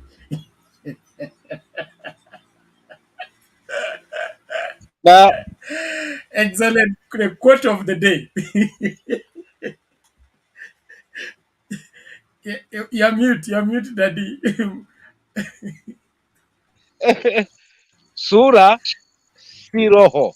Asante, hiyo ndio msemo wa siku. Okay, asante sana, tunashukuru kwa mchango wako. Huyo dadi yetu Mdune anatuelimisha, anatupatia misemo mikali. Kuna mtu alitoa comment huko kwa Sound Candid Talk, akasema huyu Mdune inakaa alikuwa mmoja wapo ya wahenga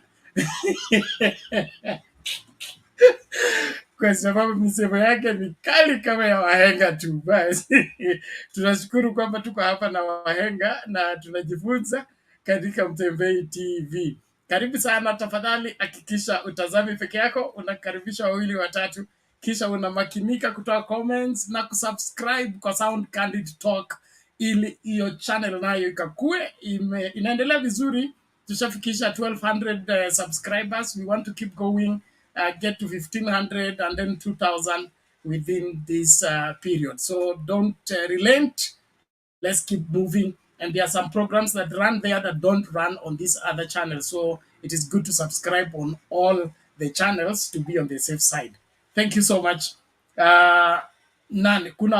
Kuna Konga umefika studio, yes, lakini ukajificha nyuma ya curtain. Hiyo ni kinyume cha sheria. Tunaomba ukirejea, put your camera on for the quality of the video, especially for the people watch the show after we are done. It is important to keep the screen lit so that the people enjoy watching and hear what we are saying. Mr. J, what are you saying? Just a moment, Melchizedek, we are coming back to you. Yeah, Mr. Bernard, there is this guy who encountered my submission concerning about the Hustler Fund, that the people in diaspora, they don't understand what is the Hustler Fund is.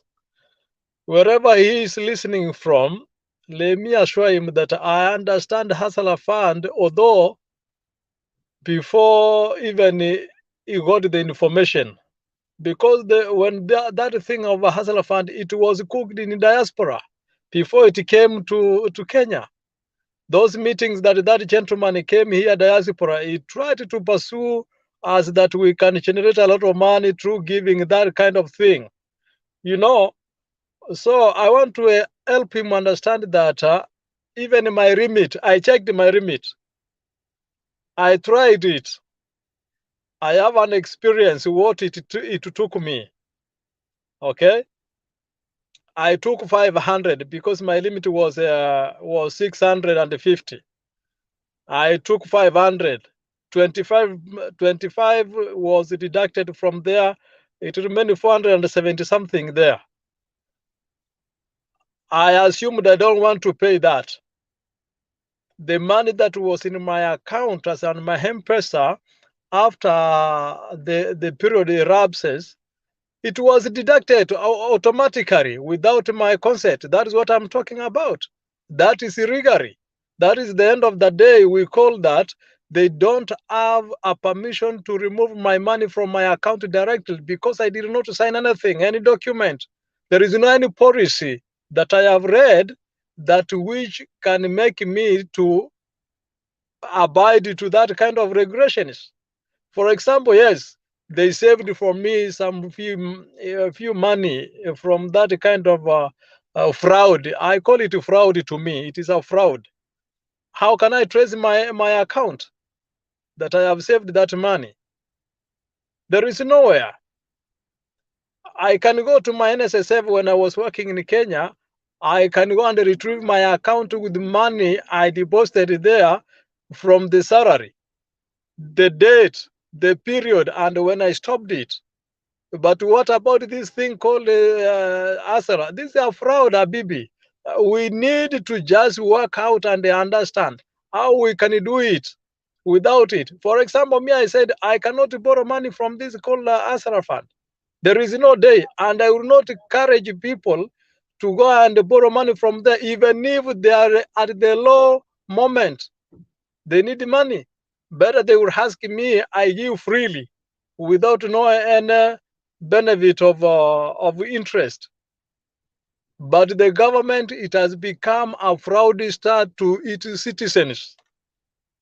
With the time, people, they will understand.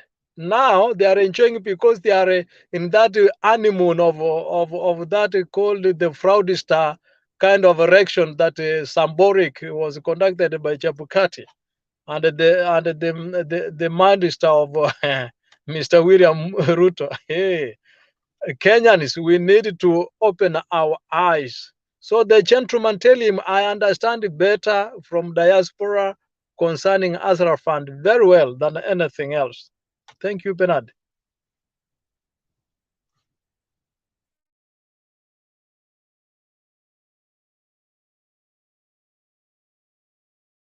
Okay, thank you, Mr. J, for that response. I that is clear enough, and like.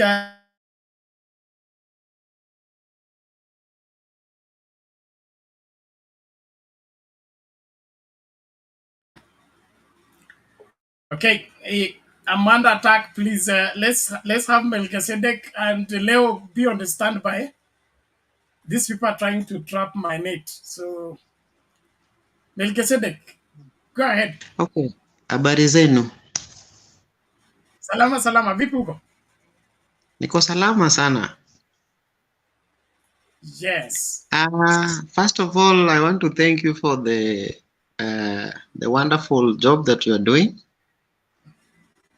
I've been following up what is happening and I've been seeing everything that is happening. You are doing a very good job. If I'm going to what I want to say, I'm a youth of a Kenyan which is suffering because of the government that we have now.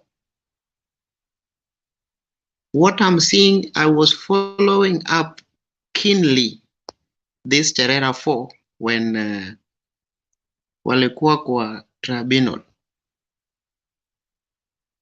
And when the final hearing comes, nilisikia vitu ambazo hata mimi nimeshindwa hata ya kusema kwa sababu uliona vile mwenyekiti wa IBC alikuwa anasema maneno zake, which means he was not sure with everything that he was doing. That's first thing I saw.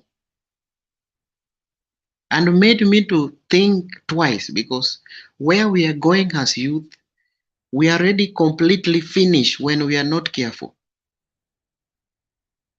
Those who are working in the government, they are already earning their money. But us, as youth, we don't have anything. That's why you see Ruto and his team, they are boasting because they have a good money that they are earning while youth are suffering outside here. And this one is very painful when you see, when you are a youth, you don't have job, you don't have food, and you don't have anything that you can even take to your parents. It's very painful. This issue of talking, people are talking, will not do anything when we do not take action. That's the only thing that will help us. If we don't take action, then we will end up talking. Mwaka inaisha, tunaongea, tunasema Raila tosha, but we are in that same point where we are. So it's better if Raila and his team are ready to do this. They have to take a very, very thorough action so that everything that is taking place, they have in their hand.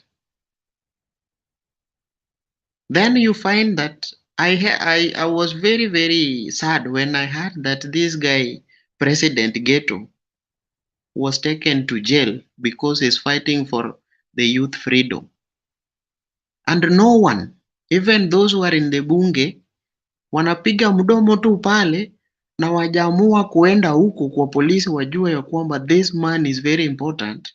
Wanasema wanangoja wale wa sijui Raila na nani waende wamtoe. This one is not also something good. We don't need to talk. We need to do action so that everything that is taking place, Ruto knows that we are very, very serious about this. So when people are coming here, I think the best thing to do, we need to stand up. We need to say enough is enough and go for it. If we can't do action, then there is nothing. We are wasting time here talking, discussing. But if we stand up and say, this is what I want to do, we do it once and for all. Kama imesema ni Sunday, watu wanaenda, watoke huku, wafanye chochote ambacho wanafanya, waende mpaka huku penye wanafanya, sio kupigana, sio kufanya nini. Waende wajue ya kwamba we are serious with what we are doing. Sio kupigana na watu wale kwa barabara. Ukiumiza mwenzako ni kama unaumiza ndugu yako, sister yako, brother yako. It's high chance peaceful demonstration until where this guy is. Ndio wakianza vita, ndio sasa watu watoe vita, but musitoe vita, wasitoe vita kama vita haijakuwa. Let them go and say this is what we are in and this is what we want to do. Not ati tunaanza vita before tuanze. Unajua polisi ukitembea kwa barabara hawezi hasa kukupiga kama hujamkosea. So the only thing that I can urge youth, when we are out to do this, let's do it. Let us not talk. I hope that one will help us than talking. Thank you very much. Yes. It is said, of course, I'll borrow from my biblical background. Huh? Yes. It says, through much counsel, make war. We can't win by just acting. This is a people-driven assignment. And the only way for us to get everybody on board is to talk. So there is the aspect of acting and there's the aspect of talking. And none of it is a substitute of the other. In fact, without talking, the fight will be defeated before it even begins. That is even from our history. From our history, let's talk of Mau Mau. Mau Mau started by what? People talking on evening lit fires in the compound. Wazee wakianza kuongea, kino chenga neko and all that. The whole country was meeting, but the Mzungu did not know they are meeting when they meet around the fire.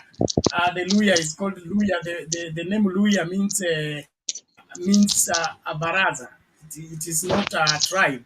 It was coined by the Wazungus to form a community. But Luya was a gathering of elders where they decide issues. Luya.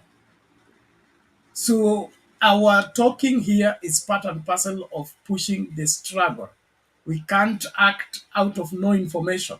We must be armed with information. How do we get that information? By passing it across to each other. We need to look at this thing from both angles. There is the legal perspective of it, there is the political perspective of it, there is the moral perspective of it, and everybody will be motivated by one aspect of the other. There are those who want to do it because the law says so. There are those who want to do it because it is morally wrong.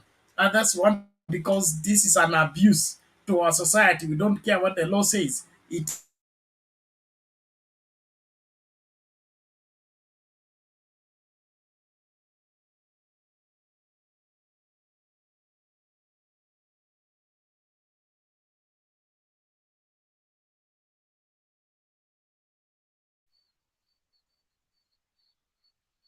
Yabaya, jamaa amemkamata tena hao. I think Bernard, we are losing him. We hope he'll be back soon and proceed from where he was. I can see Guru is having his hand raised, so maybe there's an intervention from him. Guru, you can proceed.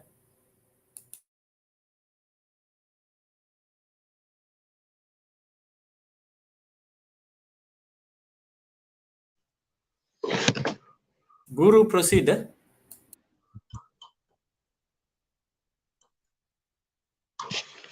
I believe it is my time.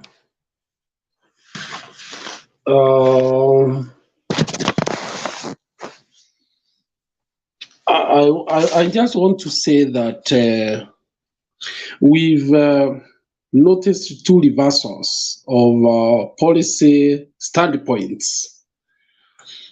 You remember that Ruto said that they would revert the clearing of goods from Naivasha back to Mombasa. But you're also aware that he refers to this when Southern Sudan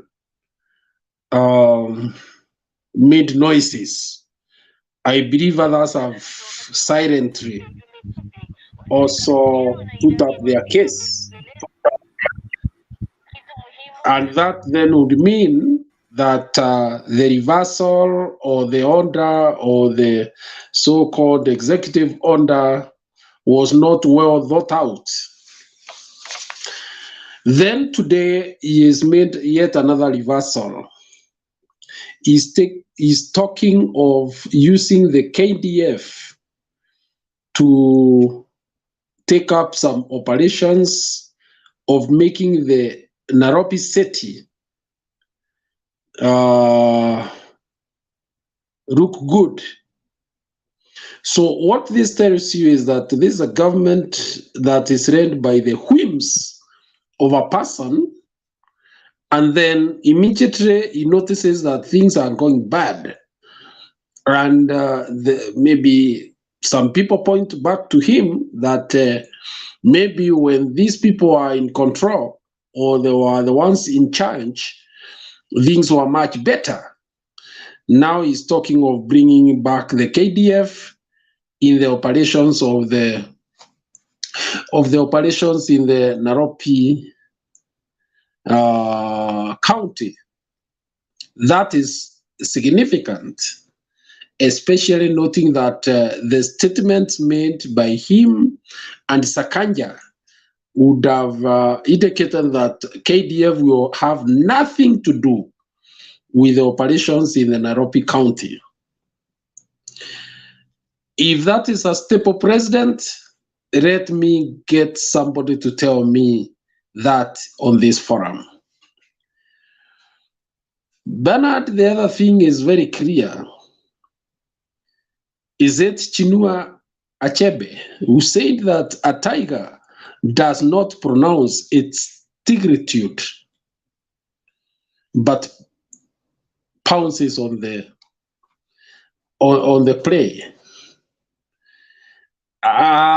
When you hear somebody constantly saying he is this, he is a commander-in-chief, he is the president, he is that is a person suffering from severe deficiency, because what the Kenyan public understand is that that is a position he already holds, and not unless there's an intuitive push from within that makes him make it that he has to remind the people that he is this and that, he is the commander-in-chief, he is the president, then that indicates somebody who has a problem, because you don't have to tell us you are the president, you don't have to tell us you are the commander-in-chief.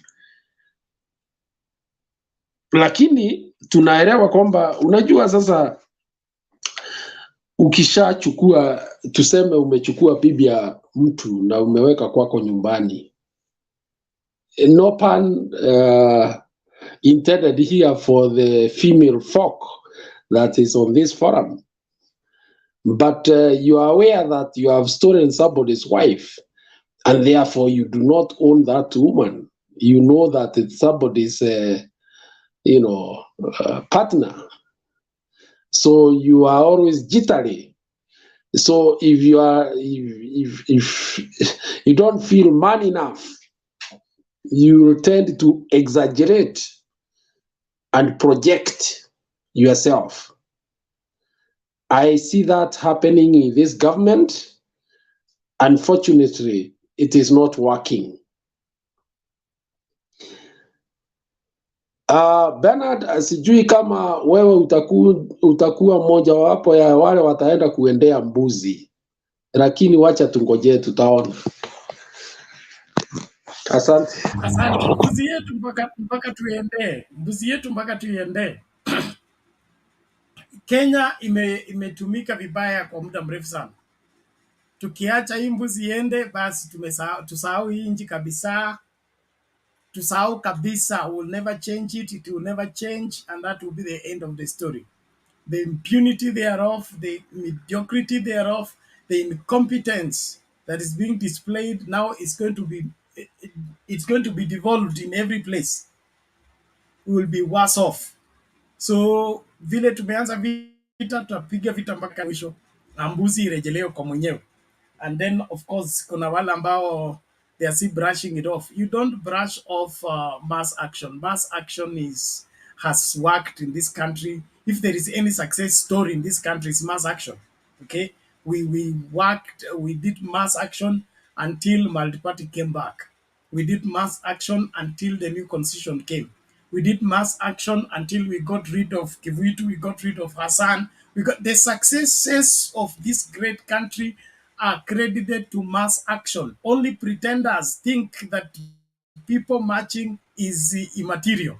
The deceived UDA, wherever. I call them millennials, okay? Millennials who have never been here when things were changing. But if you are sober and you've been old enough to know the changes that have taken place in this country, if they were all born out of mass action. And so yule yote anayedharau mass action ama anasema anaweza kuignore the way the Ruto is behaving, that he will concentrate on what he's doing, au wengine waendelee tu jaribu waone vile wataweza. That attitude is the best one for this mass action. Utafanya nini? Utafikiwa bila kujua umefikiwa. And by that time it will be too late. There is a set book that was done in school ambapo kulikuwa na huyu, I can't remember the names of the people, but he was a very powerful man, and he was always assured by his lieutenants that everything is okay. Watu wanakuona wewe, watu wanakuimba wewe. Mpaka siku ile wanakijiji wote walikusanyika pamoja kuja kumtimua kutoka from the Igwe's palace. he didn't know. And by the time the wananchi walikuwa wanafika, askari wake wote wametoroka. Okay, so amesalia peke yake na his cabinet. So if you ignore the agitation of the masses, you are pretending. That is it. You are pretending, and eventually when the pretense will be over, itajulikana mbivu na mbichi iko wapi. Kuna huyu anaitwa Joseph Jose, ni muoga. Okay, anasema wamenunua rungu, wamenunua sijui nini. Unatisha nani? eh, Please try something else. Rungu tu. Ile tear gas mmekula hii muji, unasema rungu peke yake. Forget it. Yes, Rhoda.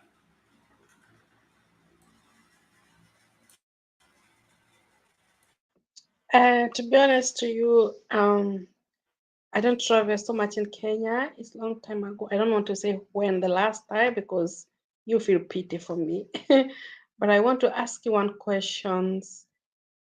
These constitutions, I was in here as well. But I remember my sister, she called me, she told me, we are going to vote new. I didn't understand what she was meaning, but now she's late. And she told me, kuna watu walikuwa wanafinga hiyo nini. I was young. That's the, you don't know what is what, you don't care. I didn't care about that. But now I start to realize what is it. I've been reading so much what is the constitutions, because I'm very curious about what is the constitution. I've read about this country.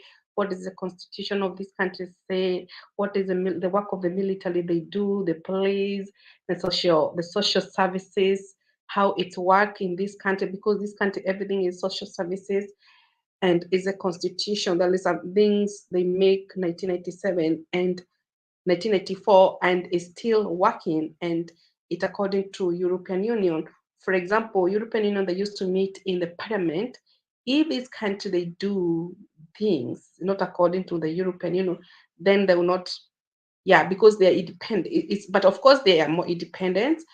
But I want to know, what is Kenya constitution? Is it bad to have a constitution? Is it bad, Kenya, to be like America? Is it bad to be democracy? Because sometimes I feel Ruto, he tried to think because Kenya is in Africa, then we are not like America, we're not like a European. And I think that's because we are a member of United Nations. I feel like he tried to put our country down. Our country, we are nothing. We are no, I feel like that in my feelings. And it's very bad because when we have a person who think that, Kenya is not like America, is not like a Europe, is not like, because even this country from many, many years ago, before they get these constitutions, they were fighting two parties. There were problem with the party. It was a war because they didn't have the same agreement. But thank God, now it's really democracy and Katiba. It's ruled by the law and the constitution. So I want to know, do Kenya, we don't have right to have our constitutions? We don't have our country, everybody, when you come for the president, you lead the paper, how things work. You respect. I cannot do things without the law, because in this country I'm living, the prime minister of this country, he cannot do anything without reading the paper. If he do that, then we take him the court. And then when we take him the court, he will pay a lot of money to us. That is the law of this country. So the point I want to know, because I'm not in Kenya, I'm very curious, because the Bible says the people lost the knowledge, because I want to know the knowledge about really Kenya, what is going on. Because as we live in diaspora, we want to know, because we can, if I make the history, can you tell us what is a Kenya democracy? Tell us a Kenya constitution. Tell us how the work, the system of school work. What is the Kenya constitutions? And I'm very curious. Yeah. When you're president, when you retired, how do you need to be treated? When you're being the minister, how do you need to? Because in this country I'm living, when you are prime minister and you lose, the government will help you to get a job. if you retired, you have been the prime minister, or you have been the minister, you'll be employed in the company. You'll be like a boss according to the law. So how is our constitution working, ni Kenya? swali ama ni I think No, Mduna is questions. Mdune unasemaje?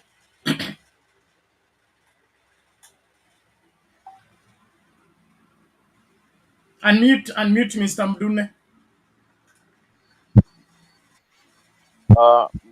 Ni shukuru dangu na sione labda nimemkatiza, but kuna jambo tu lilikuwa limekuja katika akili yangu, nikaona inaweza nisahau jipana, alafu pia isitoshe hali zetu hizo za kubambanya huku na pengine niweze kuondoka hapa.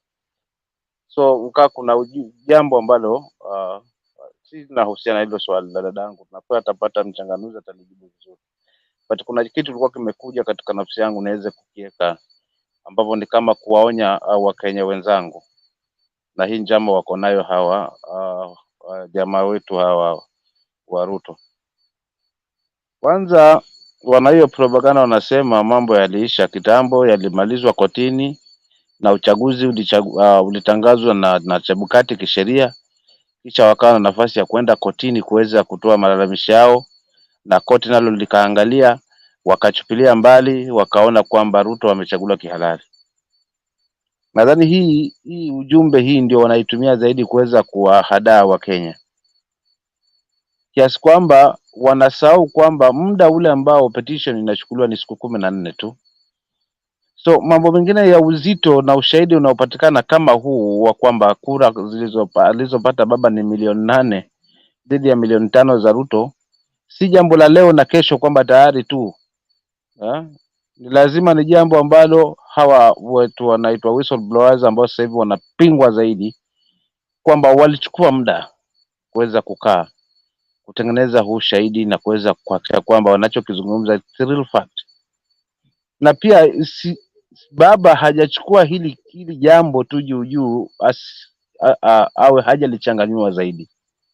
Pia yeye yuko na timu yake ya wachanganuzi, walienda wakakaa, wamepata hii ripoti. Je, ni kweli hii tukiepa kwa umma ama kwa Wakenya, ni kweli, ni ya ukweli ama ni ya propaganda? Na kile ambacho nakiamini haswa Bernard ni kwamba baba hawezi zungumza jambo la uongo ili kwa manufaa yake, kiasi kwamba sasa hivi KK wanasema wao wanahadaa Wakenya wakati watoto wao wamepeleka Iyala, wengine wako ng'ambo. Sasa narrative ile inatufumba macho, tumuone huyu mzee labda akachanganyikiwa, jambo ambalo mimi kwangu linanikwaza, na kwa mimi peke yangu haliwezi nistopisha kufanya maamuzi ya kuitetea nchi yangu. Kwao ndugu zangu wa Kenya, mambo kama haya yatazungumzwa na hawa jamaa wetu hawa wanyonyaji wa nchi, ambao kwa kweli mimi sasa hivi nashikilia msimamo ambao nimeambiwa kwamba sitambui hii serikali na sitambui Ruto ni rais, na nitashikilia pale. Kwa hiyo tusidanganyike tukaregeshwa kwamba sheria ishamaliza tayari, maana watu nani Ruto alichaguliwa kihilali, koti ilishaamua, maana koti ndio the final decision. Maana kuzungumzia hivi mimi wanaingilia sana katika hizi changanuzi, aidha kwa KTN, kwa Nation TV, kwa Citizen, wanaangalia wale wanaulizwa maswali, wale huwa wanaitetea zaidi hii serikali, basi kupitia njia hizi ninazozungumza kwamba haya yalitoka wapi, mbona hawakuyaleta wakati ule kwenye kesi. Wanasahau muda huwa ni kidogo, 14 days, huwezi changanua mambo mazito kama haya. Kwa Wakenya, yale ambayo yamezungumzwa kwamba wizi ulifanyika, jamani, ni ya kweli, kwa sababu si jambo tu kwamba lililala watu kesho tayari wakaamua acha tuzungumze haya kwa wananchi. Hapa hatupo kuwadanganya wananchi, na usisikie sisi mrengo huu tunajiamini kwamba hatuzungumzi uongo. Kwa hivyo Wakenya msihadaiwe ndugu zangu na hizi propaganda wanazungumza kwamba mambo yaliisha na koti ndio final decision, hakuna maamuzi mengine. Koti inaongozwa na wanadamu, haijiongozi tu kwamba ni nature ilitoka kwa Mungu, hapana, inaongozwa na wanadamu. na wanadamu ni wale wanageuka wakati wowote, especially wale wanaongozwa pia na majaji na tumbo zao huelekea misingi kama hii. So hii kweli ambayo inazungumzwa kwamba baba alishinda na milioni 8 ni jambo lilikaliwa. Wale waliopeana huu ujumbe walikaa wakatafuta na huu shahidi, na wale waliupokea nao waliukaa wakaangalia wakaukagua, ndio maana tukapewa sisi wa Kenya.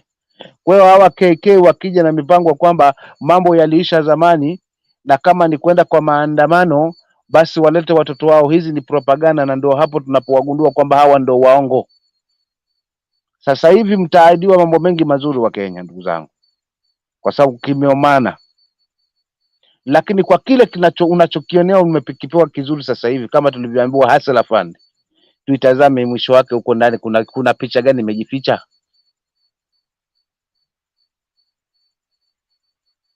Maana hapa kuna bwana alizungumza kuhusiana masuala na Hustler Fund. Nataka mimi nichangie.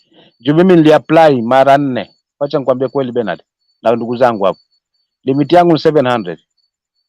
Nikiambia the more you pay the more limit yako inapanda. Up to date haijawahi kupanda, na si mimi peke yangu. Nataka tu mmoja wao hapa ambaye nieleze kwamba tangia achukue hii Hustler Fund na kauli kwamba iliyotoka kwamba kilo kilipa inapanda, kilo kilipa inapanda, kilo kilipa inapanda mpaka kufikisha 50,000. Huo ni uongo. Hakuna kitu kinapanda, ni 700 ile ile ukipewa, tena haupewi hizo zote. Kama limit yako 700 kama yangu, basi utapata 675, 25 wenyewe washakwenda washachukua.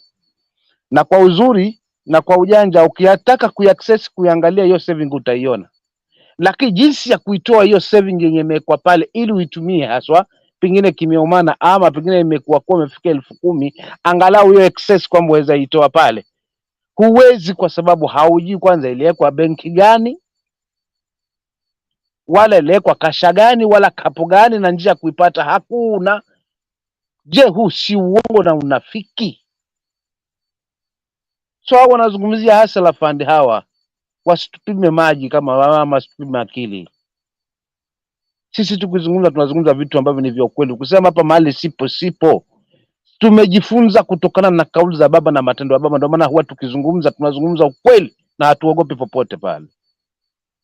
Kwa kaka Bernard, niwaambie ndugu zangu tusiadaiwe na kwamba mambo yaliisha kitambo na rais mwenye aliyekuwa pale ni huyu. Hakuna kitu kama hiyo. Kama aliyekuwa na Chebukati na Koome, hiyo ni sheria yao waliipanga. But mwananchi mzigo anaobeba ninaobeba mimi hapa Pwani ndio ule unaobebwa na mwingine kule Turukana na kule Moyale na kule Nyanza. Shida kama ni ya Mkenya naumia, ni shida yetu wote. Wasitupime akili hawa na kutuogopesha kwamba tutaona mtafanya nini. Hakuna kitu lolote mnaweza tufanya, maana wananchi wakizungumza washazungumza. Ndio sisi ndio wenye nchi, tumewaweka pale tu, na ndio maana tunataka tufanye ukombozi huu ili mwananchi awe na sauti kuliko kiongozi. Bernard, nikuamie pale. Asante. Asante sana Mdume kwa kulainisha na kufahamisha kila Mkenya aelewe vizuri. Kuna watu wawili hapa kwa comments wanajaribu kutishatisha watu. Michael Mwiruri na Joseph.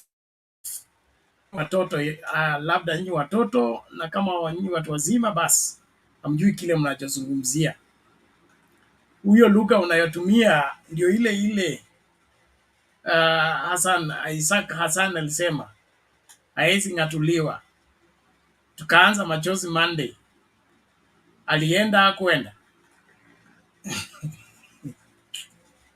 So usijaribu kucheza, okay? Moi alisema KANU itatawala miaka 100. Chama cha baba na mama. Tukasema hiyo imetosha. Alibadilisha kubadilisha. So don't talk of hot air.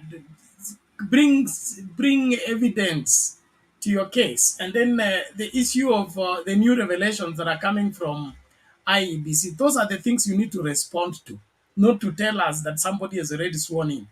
How many people get sworn in and get evicted from power? that you've been sworn in doesn't mean it's permanent. It is not permanent. The people who placed you in office have the power to get you out of that office. And that means if you're not doing what you are placed in office for, the owners of the company will kick you out, whether you are CEO, graduate from Harvard, or wherever you came from. And so don't take Kenyans for fools. Kenyans know what they are looking for, and if it's not available in the current leadership, they will push for the change of leadership. And mass action is the way to go. It always works. It has always worked, and it is going to work this time round.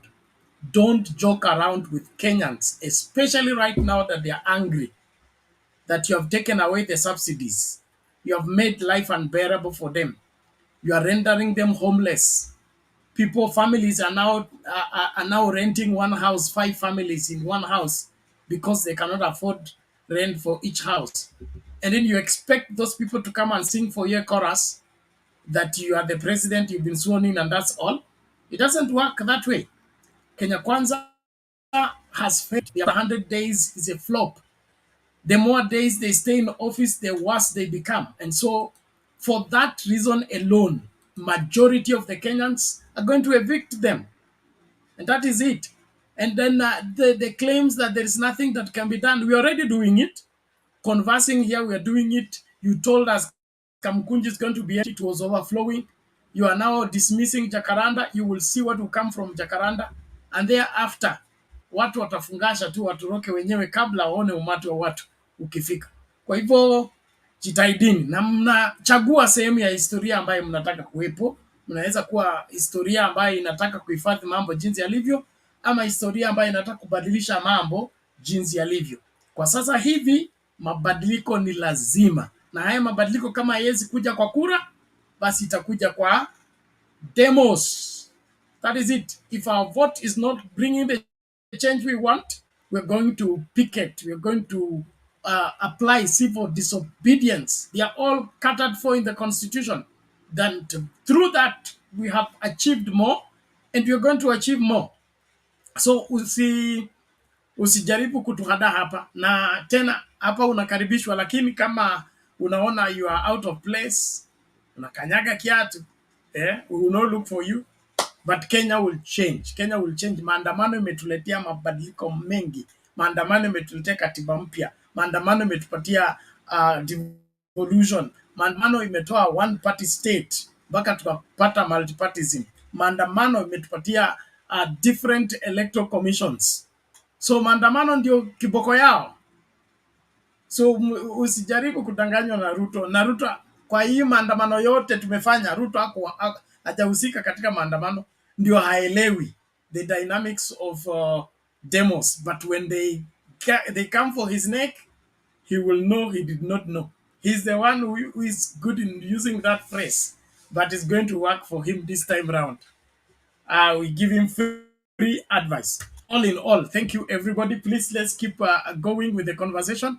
Tuendelee wale ambao mna subscribe katika Candid TV. Those of you following from Candid, wherever Sound Candid Talk, we are having a challenge. There is a constant attack on the net here, and so when it disconnects, it rejoins afresh. So there are different clips. You just follow with the current clip. You will be able to flow with the conversation. So look for the current live clip and where we are. Since the software that we're using to broadcast is able to sustain the broadcast even when the net is broken. And I'm happy. Thank you, Fatan, for updating. The subscription has reached 1,200. 1,201 subscribers. So let's keep going until we get to 2,000, 3,000, and wherever. On the other hand, also I want to remind us this is the weekend where we pay our bills. And so we want to begin to do the contributions where it's open.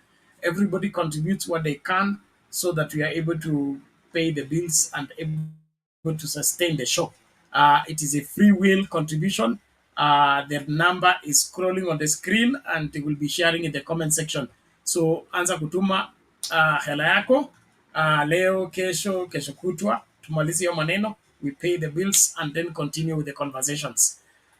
It is important that we own up this show and sustain it by ourselves. We debated about reverting the show to Mtembei TV and let Mtembei TV stands for it. And we concluded that if that happens, the show will shrink to 1 hour or 2 hours, and that will not be sufficient for you to air what you feel and think. And so we decided that we will own up the show as the participants in ensuring that we meet the bills that keep the show running for hours. Yesterday, I think we went for 10 hours.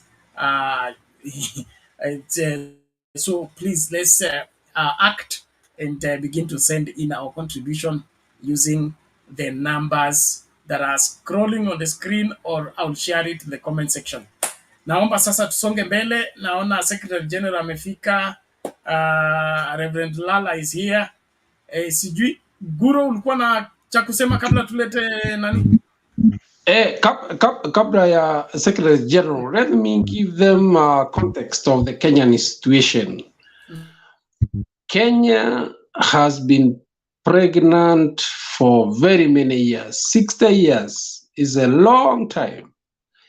We had the first constitution that was done in Lancaster, and some people came and sabotaged that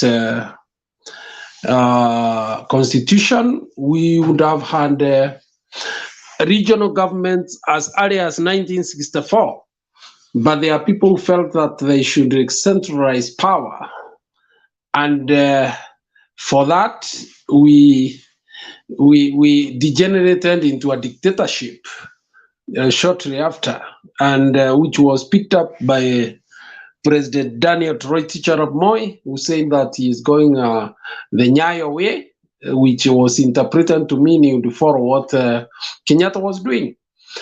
Then we came to the 1980s and 90s when we had agitation for multipartyism. And again, we tried. In 1992, we failed. In 1997, we failed. In 2002, Raila Amolo Odinga staged one of the most dramatic political happening in the country.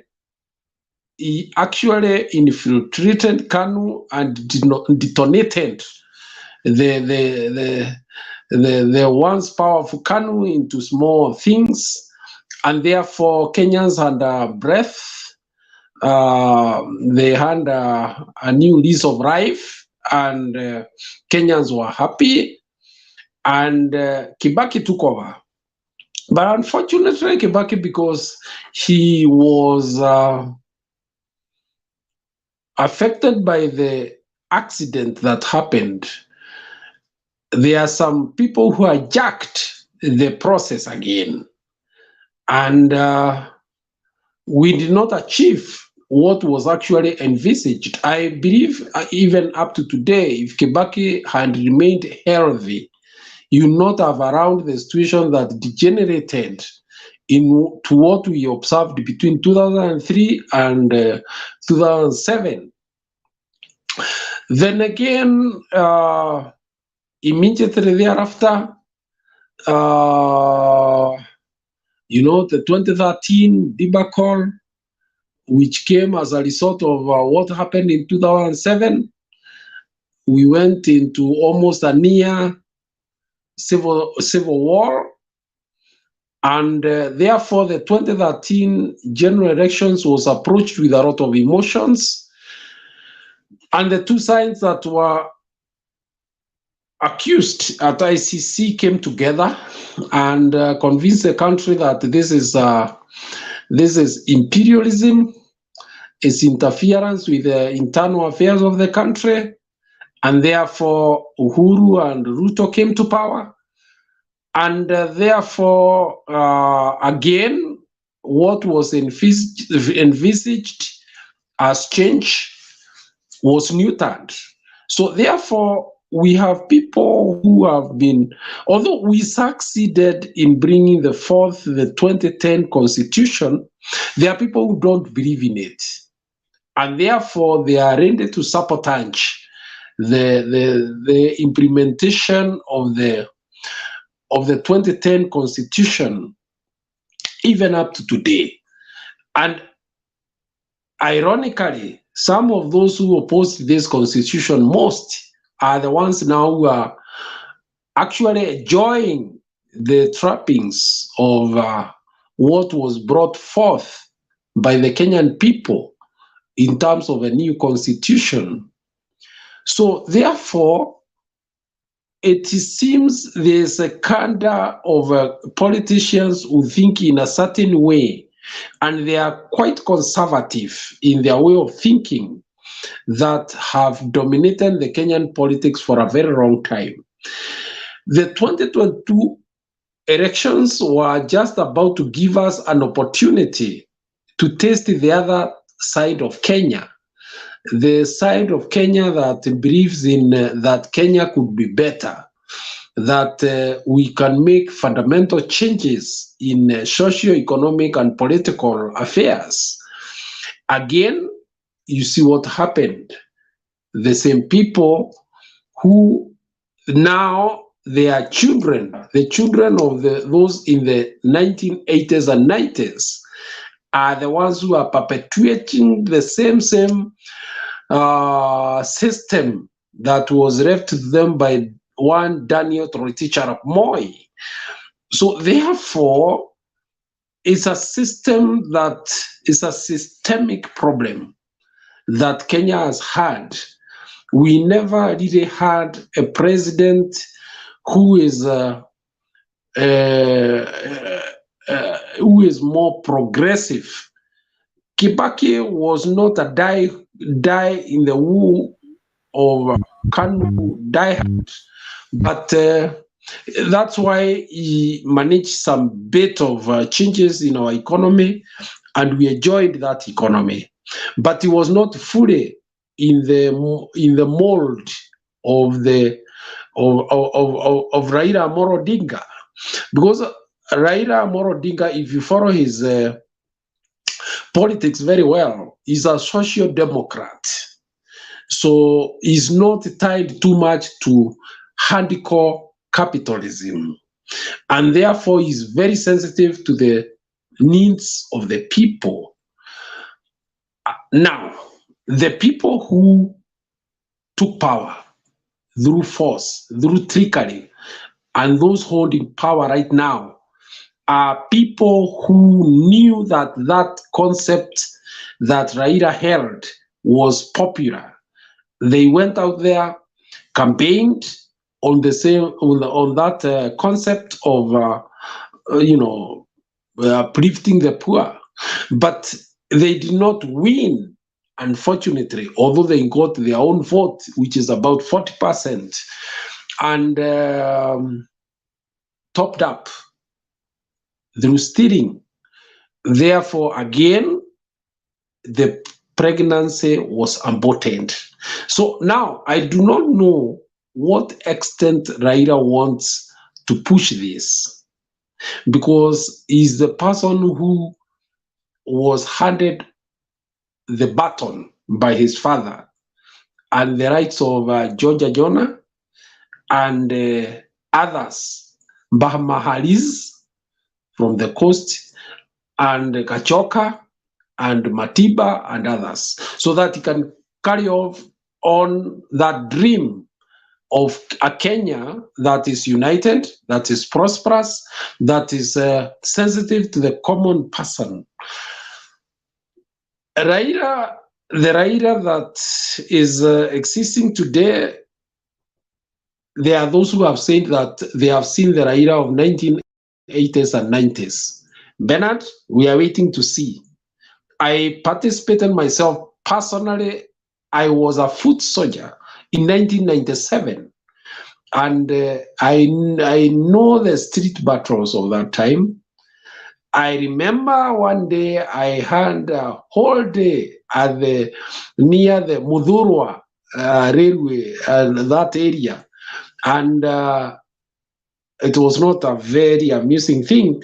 However, those things had to be done at that time, and therefore Moi got the message that time was up and things had to change. So I do not know to what level the current generation thinks they can push the matters where they have reached. However, the Kenyan dream has not come out clearly. Those who have always held the alternative way of running the country have never been given an opportunity to do so. And that is a very sad affair of this country.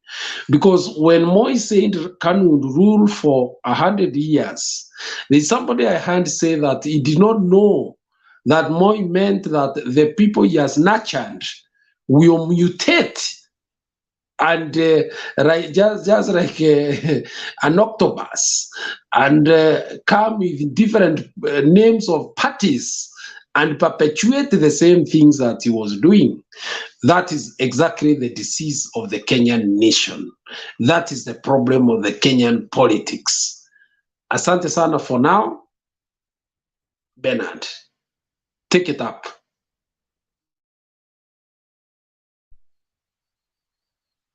Naona Bernard leo naona nasumbuliwa sana tu, but pia tunaweza endelea. Kuna huu kaka MJ, unaweza endelea MJ. Subiri. Something's going on. Uko balala, lala. Go ahead. MJ kwa ameleta kwa nani? Acha tumsikize MJ alafu kaka yetu hapa Hello. subiri.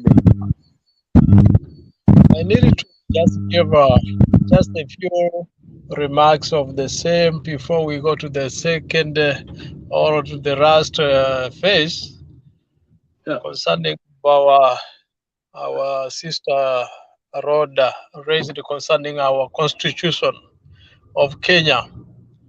In fact, Madam Rhoda, the constitution we are having in our country is the most beautiful constitution that almost look like American constitution, because that's where mostly it was copied from. But with some few other changes within our country concerning how our country cultural traditions and other governance, we are doing it. But when you look at it clearly, it is of American style. That is why today we are having the Senate, the Parliament, and the members of Parliament. It is like the Congress and the in the US. That is how it is. But when we just look at it, the benefits of our Constitution, it has given us a milestone benefits.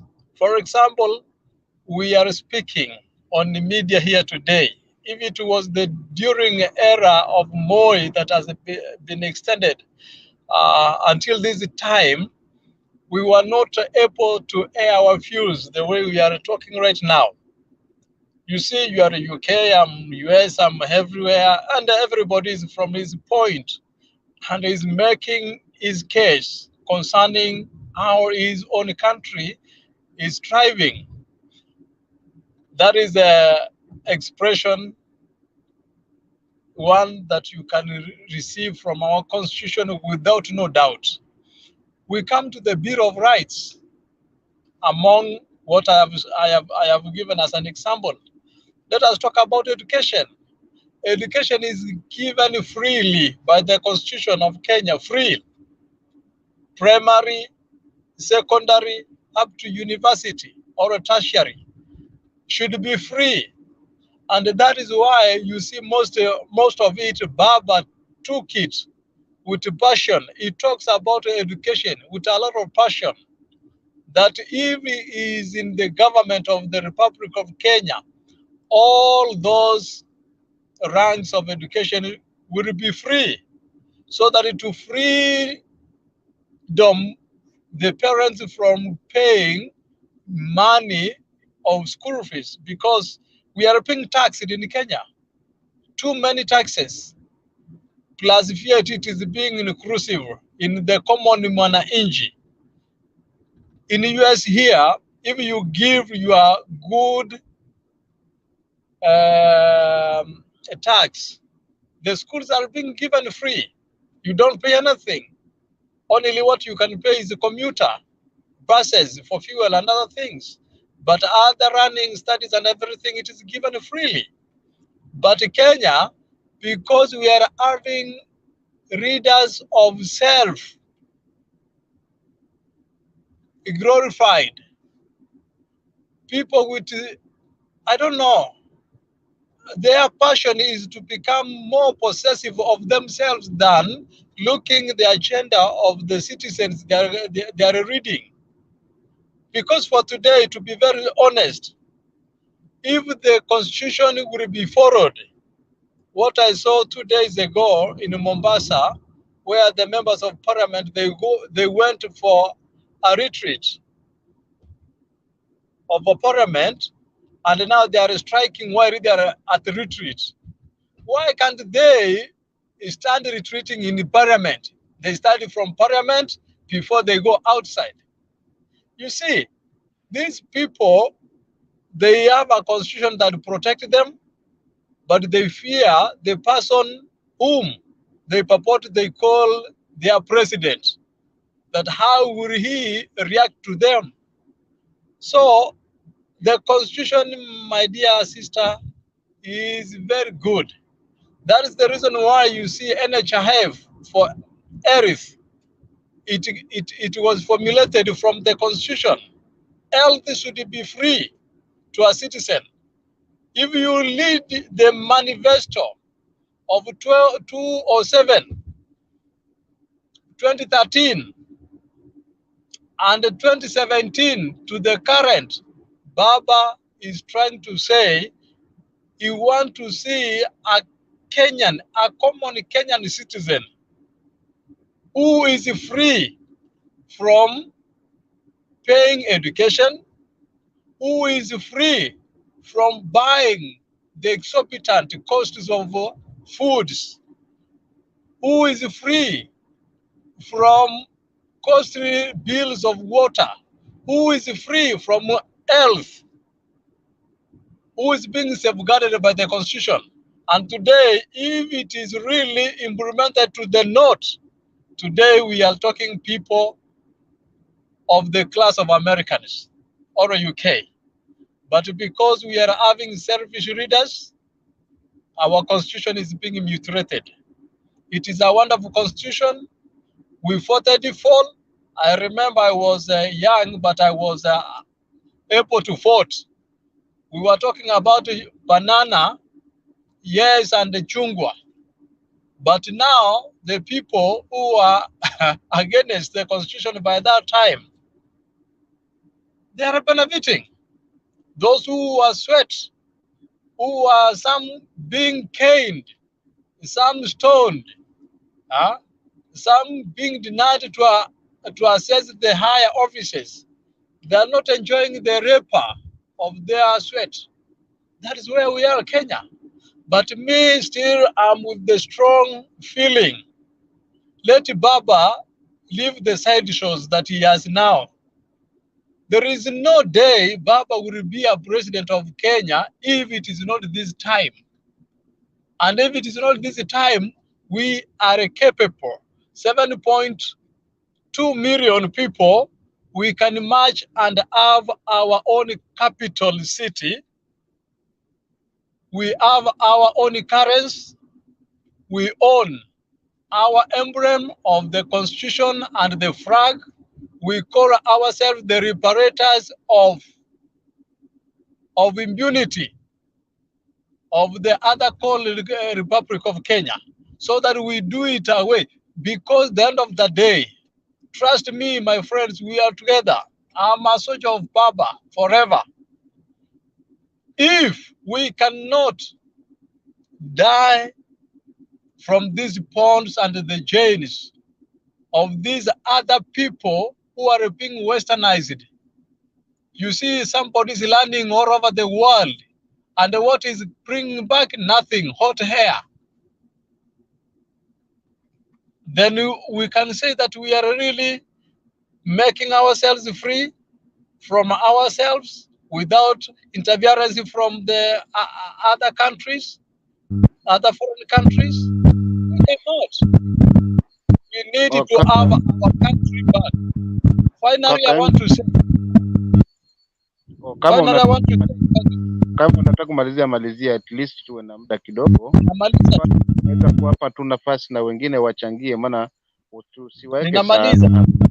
Yes kaka, endelea tu. ninasema kwamba let us focus ahead that we want to revive our country from the hands of hyenas. Thank you.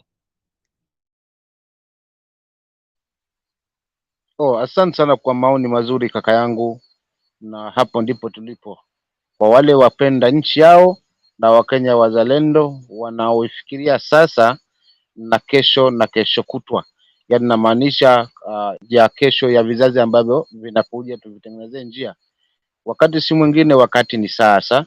Asante sana kwa maoni yako mazuri, na vile vile pia nimejaribu kutenga huu muda kuweza kumshikilia kakangu Bernard, japo sijapewa hiyo rasmi, lakini hatuwezi acha kipindi kiende hivi. Kwa hivyo kaka yangu, ndugu yangu hapo, Lala, unaweza ukaendelea pia. Brother Tume Victory, I want to please just give me 5 seconds. I want to tell Mr. J, do America and Kenya, they have a deal to make in the same constitution, like deal or agreement? Because you're telling me it's the same. We have the same deal or agreement with American government? Asante sana dadangu Roda. Tuweze kumpa nafasi na huyu kaka yetu ambaye amekuja muda mrefu apate kuweza kuchangia mawili matatu. But katiba yetu dadangu Roda ni nzuri, na nashangaa wanaoifaidi ni wale ambao hawakuweza kuikubali wakati ule. Kwa hiyo ndio ambao wanaifaidi sasa, lakini si kwamba wanaitaka sana. Karibu sana kakangu, uweze kuendelea. Lala, nafasi ni yako. Asante ndugu yangu, asanteni kila moja. Mimi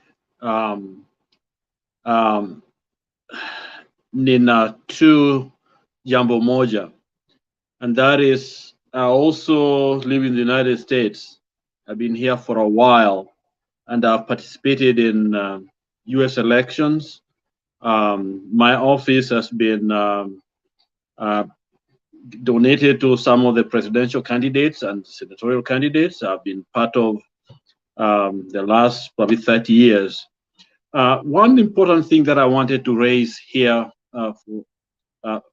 to all of us to understand is that the United States Constitution put Second Amendment right to bear arms. The right to bear arms was not to fight foreign wars. Okay, Americans love guns, and we have guns. Okay, and those guns initially they were not just to go and fight foreign, armies, but that right was to defend the right of individual, the right to vote. In other words, democracy depends on that right to vote. Mama Mboga, the only time Mama Mboga can initiate something or the voice heard is when they go into that ballot and they vote, and that vote has to count. So the Second Amendment is supposed to protect that, because without the ballot, without election, we don't have democracy. And I say this all the time. The reason why the Congress was pursuing Trump He's not in government, but they're still behind a pursuit to get those who try to corrupt that, to overturn the election. Is because without that right to vote, America's system will crumble in a day, because trust is built on the fact that everyone has a stake in the system. The voices are being heard. And so when in Kenya, we decide to subvert the will of the people, I say this again, that is worse than an African coup. That is worse. And the reason is coups were carried out by soldiers, generally righteous, maybe naive, but they went out there because things were bad. So they went to stop the bad stuff that were going on. Okay, in Kenya, it's different. The people, the wananchi Mamboga, went to the poll and said, this is the person we want. We want our system to change. We want a clean system. We don't want corruption. And this is the person we are giving our vote to help us. And then a cabal, I call them a cabal, come and steal the vote using Kamago and the rest. It is worse, because what people don't want is what they reject. It's what is out there now ruling them.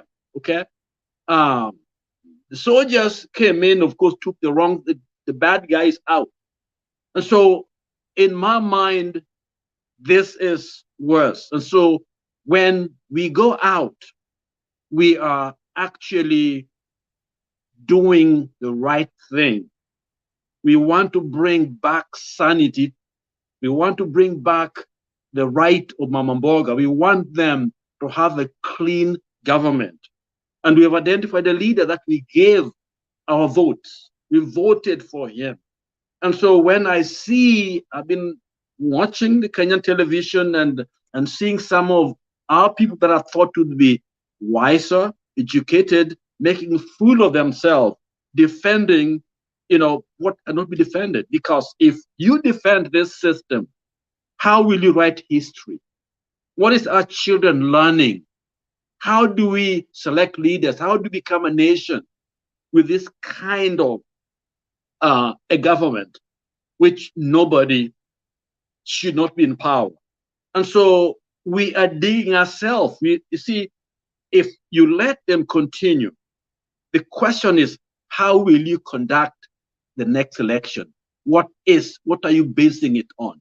Okay, so it is a just cause, it's a righteous cause that we are following, and it is a blessed cause because we are giving voice back to the people. Truth is the one that's going to set us free, and so we must continue the course. That's what I wanted to say. Thank you, panelists. Kwako kaka Bernard, nilikushikilia kidogo but bila ruhusa yako, lakini uniambiwa hili ni jahazi. Mashine ikishakataa basi hata tanga nalo linaweza peleka safari. Thank you bro for saving the day. Lazima hii kazi yetu, hii kazi ni ya kila mmoja wetu, si ya mtu mmoja, na wajibu wa kurekebisha hii nchi utahitaji kila mtu ajitokeze. So lazima kila mtu asimame katika zamu yake na kushikilia wakati mambo yanaenda mrama. Those people who are attacking my network, making it impossible to sustain, but I think I have found a hiding place. All the same, nashukuru sana, tuendelee hivyo hivyo kukaribishana na kujadiliana. Nchi ni yetu, lazima tuambiane ukweli, na katika hiyo hali lazima tukubali wakati mambo yameenda mrama na tutafute suluhisho, na hilo suluhisho linapatikana kwa ukweli. It doesn't matter how long we run away from the truth, we will still have to get back to that truth in order for us to find the solution. We can pretend we don't need it, we can pretend it is not necessary, but eventually it will still get back to the same. So let's move forward. I can see there was a Kenyan man I left here. Did he go?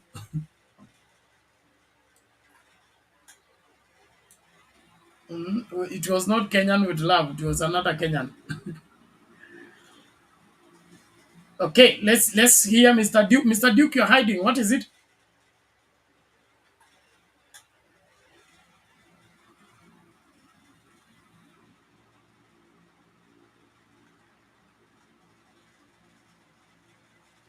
Okay, seems he is not ready.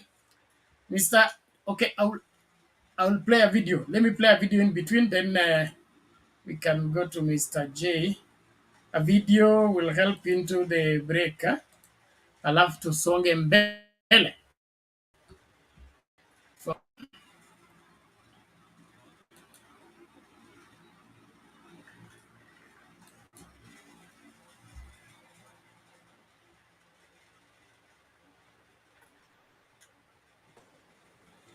To our commitment that in the next 6 months, we will have 5,000 government services available on the digital space. Already, just to put it in context, we had 300 government services 2 weeks ago. We have increased that to 600. We have doubled in the last 2 weeks. We now have 600 government services available online, and we are well on course in ensuring that we have 5,000 government services in the next 6 months. And I've also asked the Ministry of ICT to also work on a digital identity so that the big Huduma thing that never was, we can finally have as Kenya a digital identity. And I have told my good friend Eliud that by the end of this year, Kenyans must be able to identify themselves digitally. It is not the work of government to issue IDs. It is the work of government to identify Kenyans. Over the next 5 years,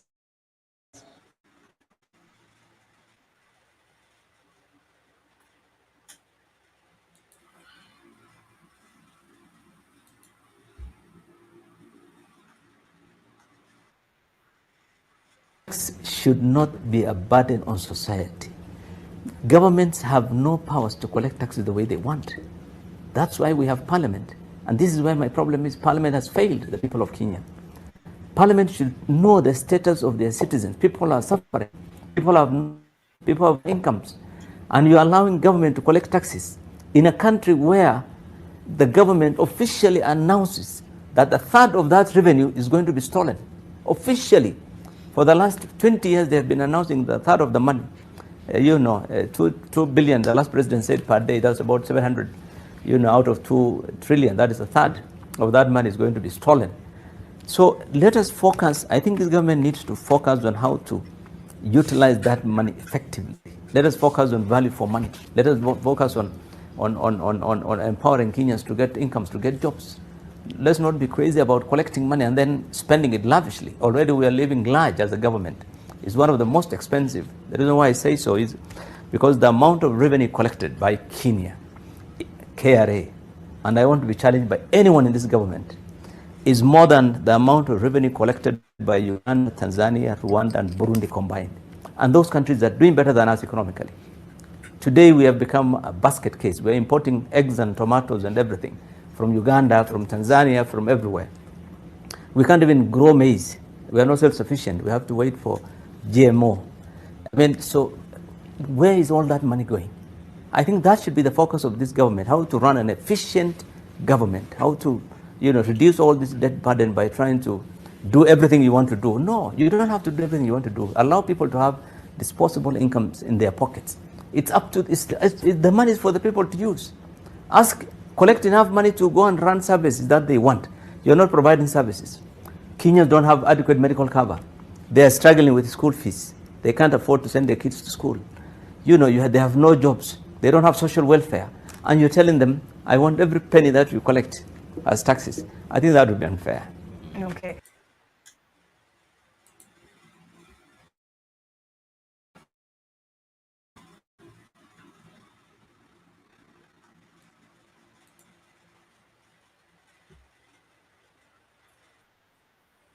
Na hapa mimi ndio kivuli ya hawa watu. Mimi napatia ticket na nikaenda nikachukua kiti. Kwa hivyo nataka niambie maafisa wa ODM, serikali ya ODM inasaidia vijana. Mimi ni mtu ambaye nilikuwa leo hii mimi ni MC wa Capital City of Nairobi. Kwa hivyo wale watu ambao wanafuata chama, baba, mimi naomba tushikilie watu wetu mikono, tuwatoe chini. Kwa siasa ya taifa, baba, hakuna njia ingine. Tunataka tutoke, tuende Ikulu, tutoe huyo mwizi Ikulu. Na mimi nataka niseme namna hii, lazima tuingie town, tufunge na biashara. Hakuna biashara itaendelea hii Capital City of Nairobi. Ndio William Ruto heshimu Raila Amolo Odinga. Lazima tufunge biashara hii Nairobi. Baba, tulisikia ule mjinga anaitwa Gachagua anasema ati awachiwe Raila atadili na yeye. Mimi Gachagua nilishamlima, nikamweka chini ya kitanda. Ule mtu wa githeri na mchele hawezi tishia baba. Sawa sawa. Baba, wali warawei, serikali ya Ruto waliingia kwa store wakaiba mpaka condom. Wakaimba mpaka condom. Alafu wanasema ati serikali waliwachiwa bila kitu. Kama wanaiba condom, watasaidia wananchi namna gani?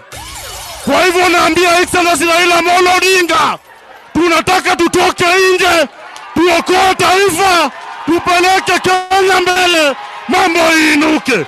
Asante na Mungu awabariki. Tulo.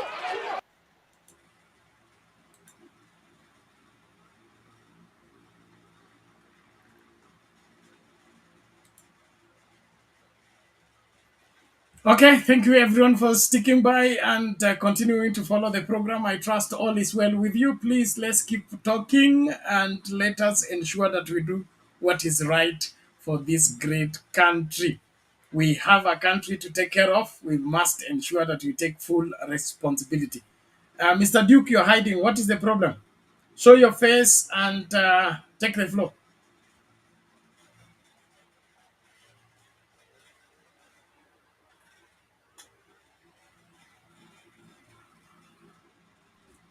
Yes. Good morning, good evening. Morning to you. How are you? I'm fine. What can I say now? I can say that You can pass the baton. no. I was just JACARANDA. Let me start from the videos which you have. You see, sometimes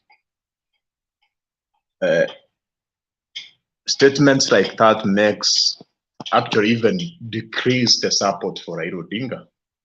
So when somebody says we want to stop all the businesses, but we have innocent people doing business who are actually contributing to economy. Through business, they are able to take their children to school. Some of them, it's through that business where that makes them to have the daily food. So stopping that means some people suffer, some people may go without food, and some people may die, and people are cheering that. So you see, that's unfortunate. So we should not cheer that. You should say that if maybe you have to demonstrate, just demonstrate peacefully, and actually cause civil disobedience without interfering with the lives of ordinary people. We have very innocent ordinary people. They don't have any power. So that's what I can say.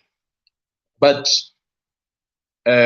regarding the rally, I know that everybody here, nobody believes that, or is there anybody here who's convinced that because of the information which came out that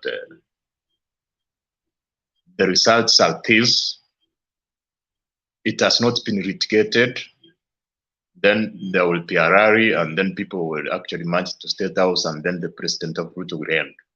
Is there anybody who sees that as a reality?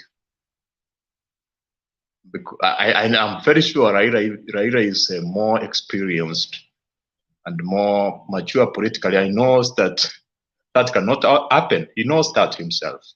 Unless some of you maybe some are excited, maybe to see that happen, but he knows that it's an impossibility, because we know that the people have the sovereign power.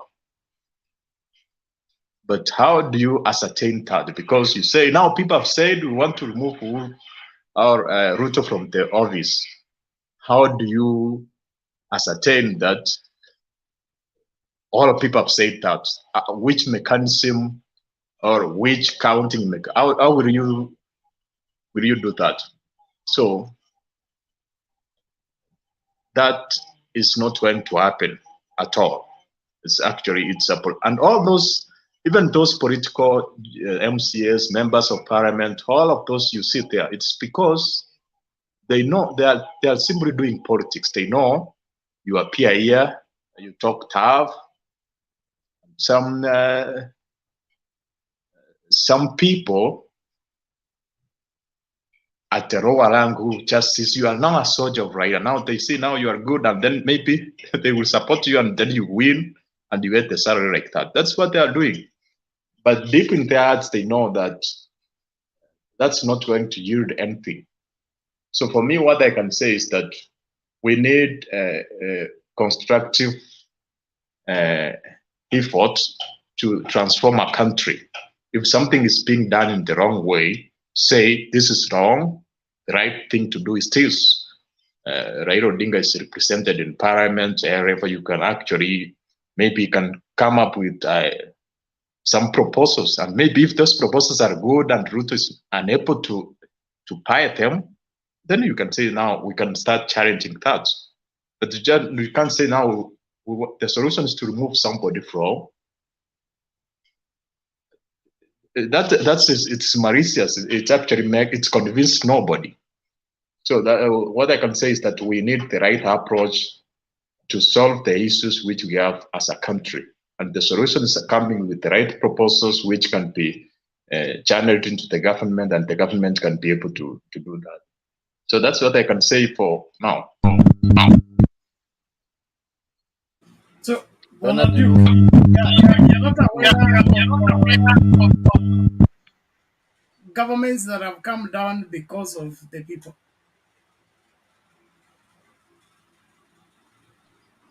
Yes, but not this way. There must be not this way. Which way? Let me explain. This way, I mean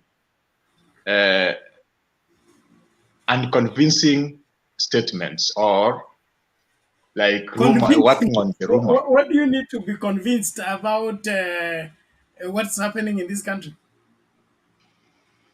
We are not talking about what's happening in this country. We are talking about a whistleblower who came up with figures. So it's about, are you convinced about those figures? Yes. So you need somebody to tell you the figures are this, and that is final, because somebody says that. Until those figures are challenged by the IEBC. Okay? Until those figures are challenged by IEBC, and there is a response from IEBC that gives a detailed, which is the demand for the opening of the server. Without that, those figures are right until they are proven wrong. Why? The whistleblower is an IEBC worker. Chebukati is an IEBC worker. 4 commissioners rejected the results for Chebukati. The whistleblower has rejected the results for Chebukati. So Chebukati is the one on the defense here. And if Duke, you don't see that as a serious issue, then you are part and parcel of those who are deceived to believe that mtu anaiba ng'ombe ya mtu anatoroka nayo na anaachwa tu kwa sababu ashaiba na hata ikachinjwa. Kwa hivyo tusahau, tuende kutafuta ng'ombe ingine tununue, tulee, labda siku ingine tutapata maziwa. That's not how to build a nation. Mdune, ulikuwa unasemaje? Dakika moja tafadhali tusikilize wala hawajasikia. Nilikuwa tu namuuliza kakangu Duke kwamba eti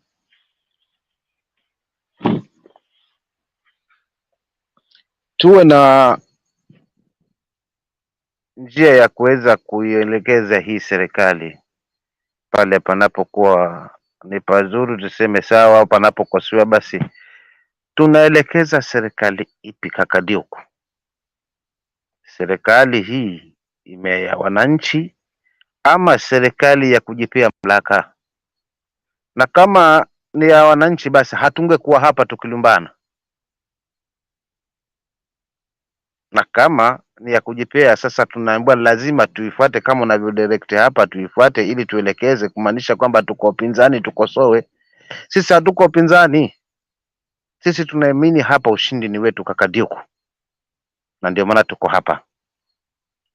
Swala la whistleblowers kukuelekeza vizuri na kukujibu kwamba si jambo dogo tu kwamba watu walala kukacha tayari watu wakaja, na hii ni jambo limekaliwa, na huyo whistleblower anazungumzwa ni miongoni mwa hao watu wa IBC hapo. Kwa wanakijua kilichoendelea hapo, na pia ni miongoni kwa wale 4 mliowapiga mshindo mkawatoa katika ofisi. Kwa we do believe that huu ushindi ni wetu. That's why tuko hapa tukitetea ushindi wetu, na pia tukitetea nchi yetu kwa minajili ya serikali hii mnayoiona nyinyi, haswa kwamba ni serikali inayowatesa wananchi. So kaka Duke, ukija hapa please usituambie kwamba hati tuikosoe serikali. Hatuna muda wa kukosoa serikali, tuna muda wa kuitafuta haki ili kura ya mwananchi ipate kuzungumza, ipate usemi pale debeni, na tumpunguzie mwananchi mzigo. Ndio maana unatukuta tuko hapa. So masuala kwamba uje hapa utuambie lazima tuinge mkono na tuikosee, hakuna kitu tunakubaliana hapa kwamba kuna serikali, hatuitambui. Hilo ndio nataka kumwambia Duke. Okay, thank you. Duke, half a minute to respond till we go to the next person. Yes, you see, what determines that somebody is a winner? Is it because some people says no or some people says yes? No, it's because of the processes which we have as a country. It's about what the constitution says. For example, if there was an election process, there was counting, and the outcome was determined. So it's impossible to all people to agree across Kenya. So if one person says, no, I know I won, we can even have 10 people saying I am the winner. So in that situation, what happens? So we are talking about institutions which are separate from individuals, which are mandated to do that. Duke, you are mixing up things. We are not saying that we know that we won. We are saying that IEBC is giving us different results and different winners. All the people who are speaking about these elections are IEBC staff members. Chebukati has his winner. The whistleblower has his winner. The Cherera 4 have their winner. Okay? And so you cannot turn it around to say we are the ones saying it. If it's from IEBC and it's from the IEBC officials, then only an official from IEBC should come and tell us those results are fake because of 1, 2, 3, 4, 6. We have not had that. We've been waiting.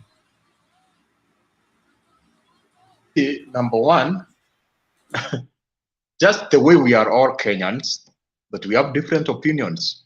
So you want to say that if people are working for IPC, all of them must think the same and do the same way. They are different people. No, this Number is one. Number two, just a minute. Just a minute. Do not mute your mic. Ukishakalia mtihani wa NEC, okay? I sat for the paper. The results come out. It is not an opinion. It's not a thought. It is a result. Okay? So if we sat for the same exam, the exam was marked. Okay? I got A, you got D. All right? And then the same marking people bring up another result. They say, I got D, you got A. From the same source. Then the problem is not us who sat for the exam. The problem is either with the markers or the announcers of the winners of that particular exam. So usiache kusema ati ni opinion. It's not an opinion. It's not. We are not asking you to think a certain way. No, that's not true. Let me respond in half a minute and I will not speak again. Number one, it's not true that the results are coming from IPC, different conflicting results. Number one, the 4 commissioners saying they were disputing the results. They did not give their actual figures. That's number one. Number two, the whistleblower, we don't even know him. So he's anonymous. He's not known up to now. So we only know one final result, which was official from the IPC chair. People went to court, the case was determined. So unless you are talking about different people, because the Cherera 4 did not give their figures, and the whistleblower, we don't know him. So the Cherera 4 said the result being announced by Chebukati is not right. Okay? The whistleblower says whatever Chebukati announced was not the results. They are giving their results. So the decider in this matter is either Chebukati to prove that his result is right or the whistleblower to prove that his results are right. You defending the whistleblower or defending Chebukati will not help anything. Thank you very much. In the interest of time, let's Mr. Guru, ngoja kwanza tafadhali. Nataka nimalize mkururo ili nisonge mbele. Tumsikilize Bwana Osolo, tumsikize Big J, alafu tuta intervene baadaye. Asante. Osolo, karibu.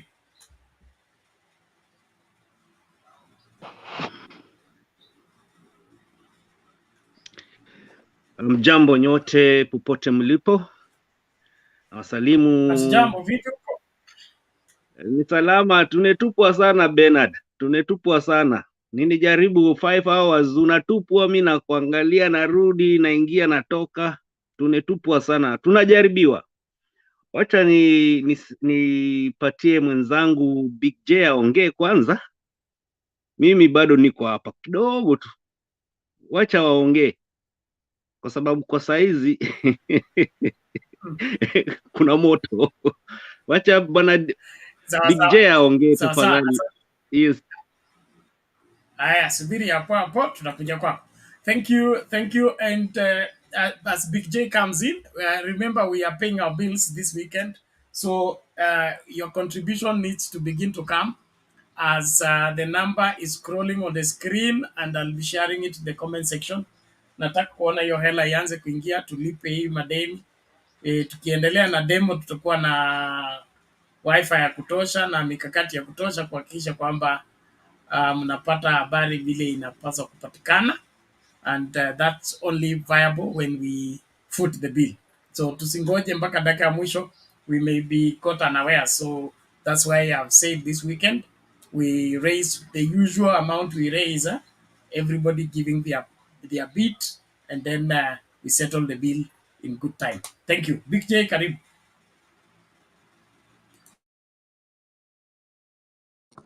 Thank you Bernard, and nawasalimia the panelists wote, mjambo. Good morning, good evening. You know, at times unaangalia watu unashangaa, unashindwa hata utasema nini, because I realize that kweli kuna mkebe ya blue band empty. There is a lot of mkebe ya blue band empty. Mingi sana. And these guys ni mkebe empty that they don't even deserve to be somewhere like here. Mtu kama Duke anasema ati hapa Mtembei TV ati ni ati it's comedy. So what is he doing here? Why don't you go to UDA place if this is comedy? Ati I'm just here to be entertained. You know, we have entertained these guys for long. And they don't see how serious we are about this thing. They don't know how we feel. They don't know how things are. And you know, one thing, unapata mtu hana kitu, lakini ile kuongea anaongea. Kweli mkebe empty ni mkebe empty. It doesn't matter how much someone is educated, ni mkebe empty bado. Ya blue band. Bernard, you know, these people, I'm very, sometimes I get so disappointed. I get so angry. I get everything that, you know, mtu, can you imagine, mtu anakuja anasema ati hata hiyo whistleblower hakutoa numbers za constituency. Because ya uvivu. They are just fed something. They don't even go a mile ahead and check. Na nini, link ilikuwa imetolewa pale, you can just log in and you can see everything there. Na mtu anakuja hapa anatuambia sijui hizo numbers. Surely, what is happening with these people?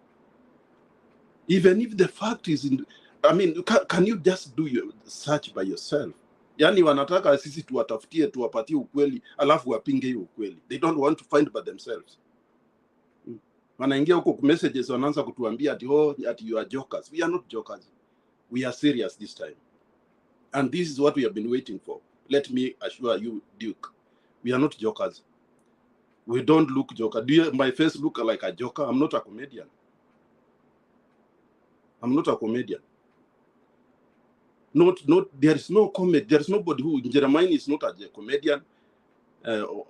Anybody here there is no comedian here. Pastor Bernard is not a comedian, he's a pastor. So that thing, we have to take it for, you have to understand that we are serious here. And if you think that we are not serious, get off and go to where you belong. Because nobody called. The way you came by yourself, go by how you came. Hakuna mtu alikuita. Let us do our comedy here. Because this is our comedy. And this is what we believe in. And trust me not, this time, we have to know the truth from 2007. I'm always saying that, Bernard. And the problem with these people of UDA, they are always thinking about, they cannot think beyond Raila. They are always thinking about Raila is the constitution, is their manifesto, Raila is their preaching, Raila is everything is Raila.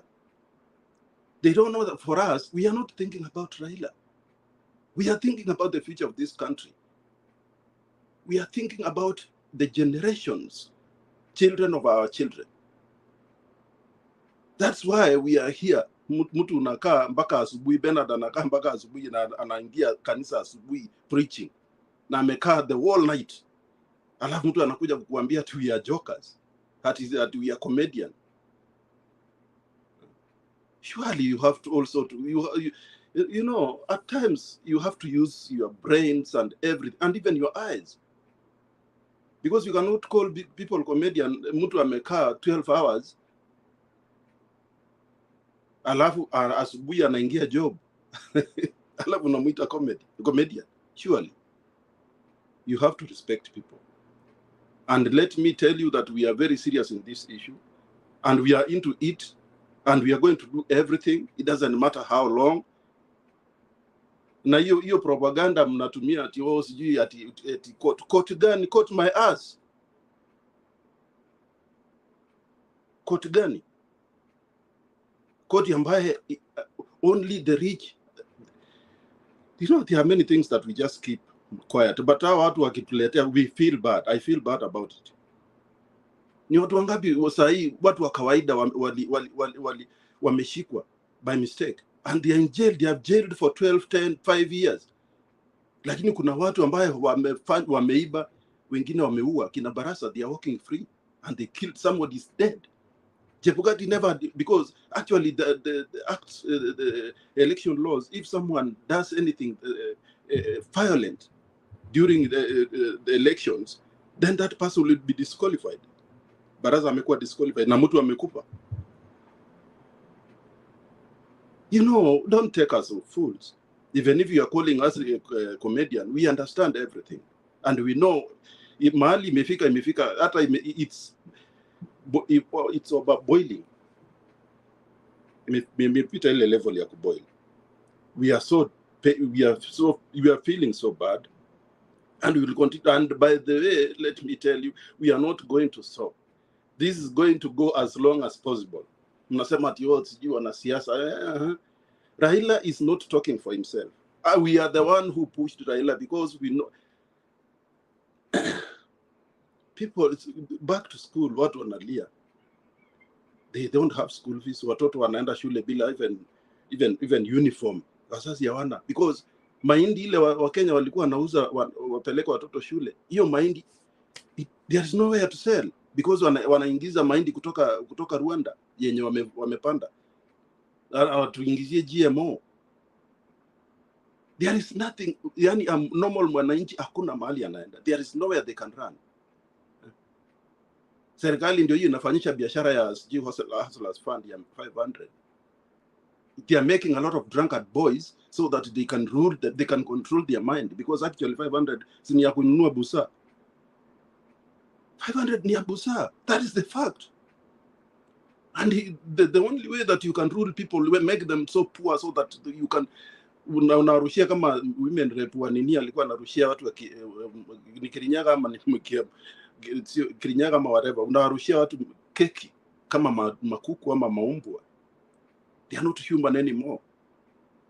You don't have something to think. You don't have a heart, because your mama akona watoto, mtoto wake akirushia namna hii atasikia namna gani?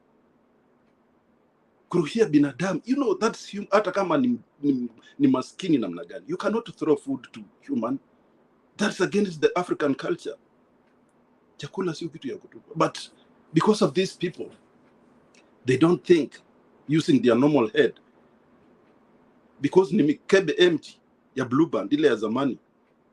That's why they don't respect people. They don't respect humanity.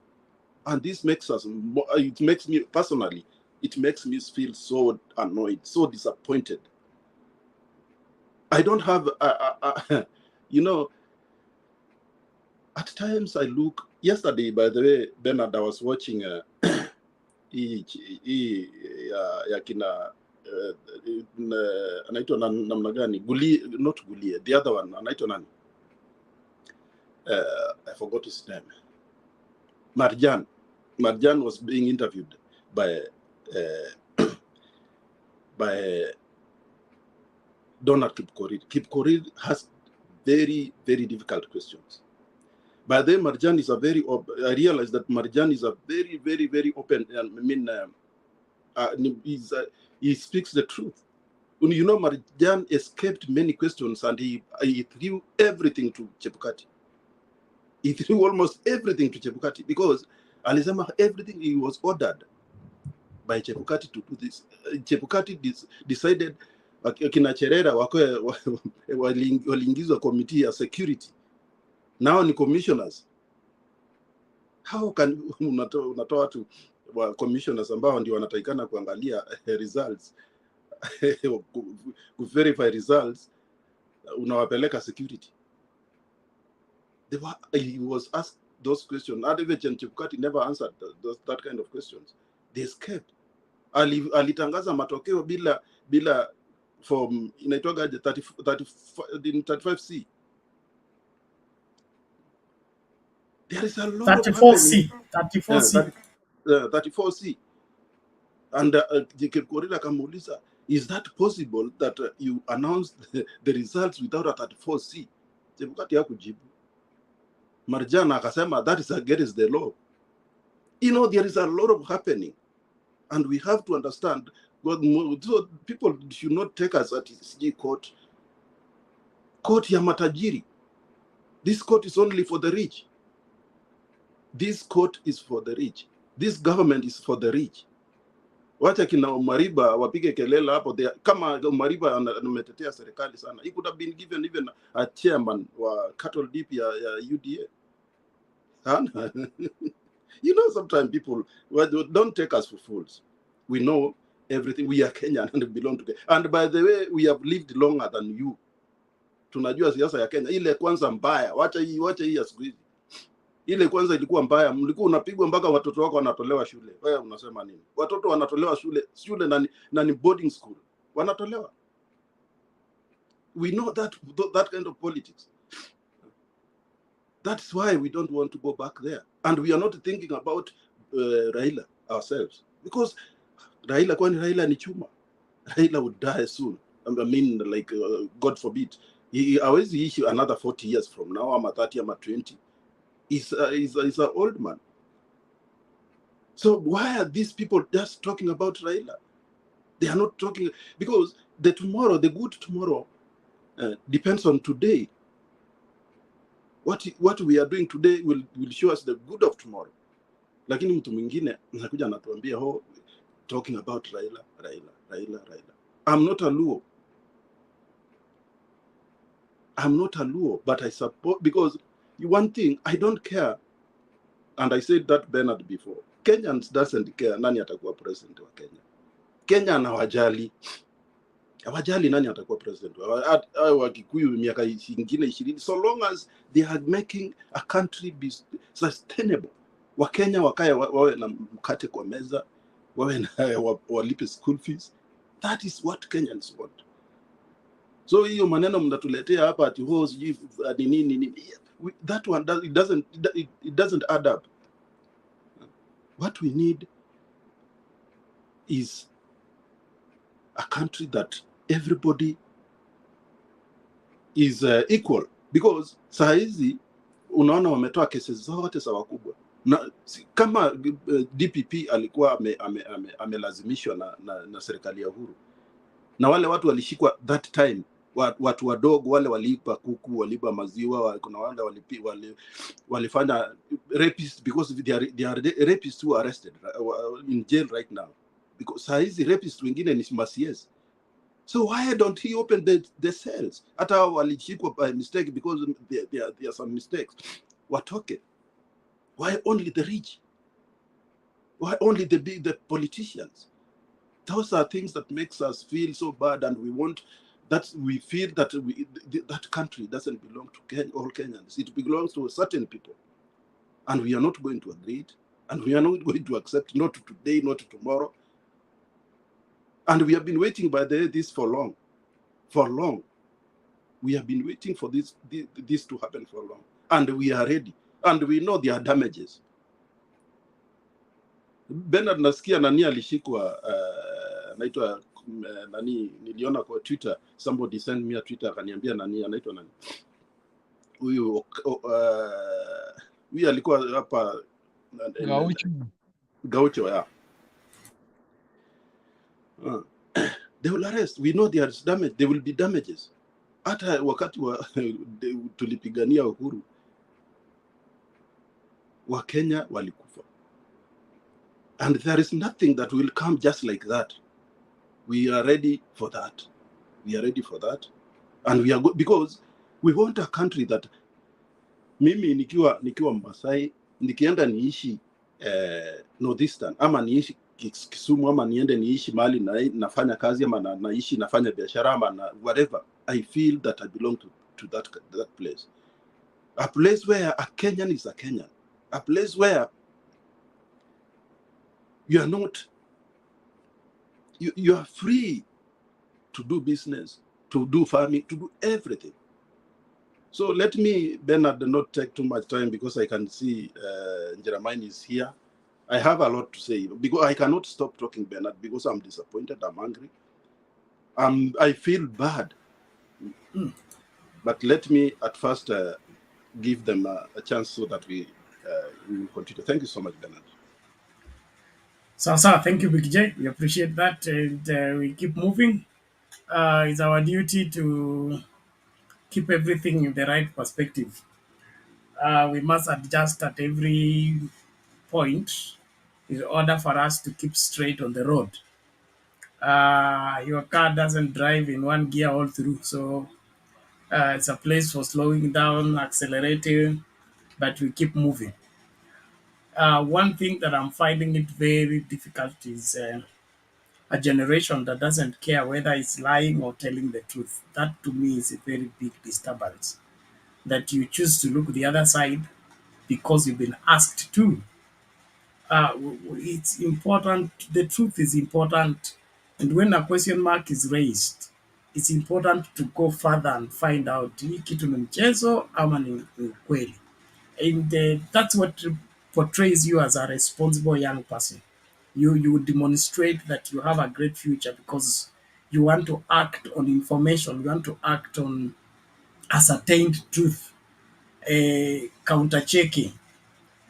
When we were growing up as preachers, young preachers, we could go and preach and you misquote scriptures.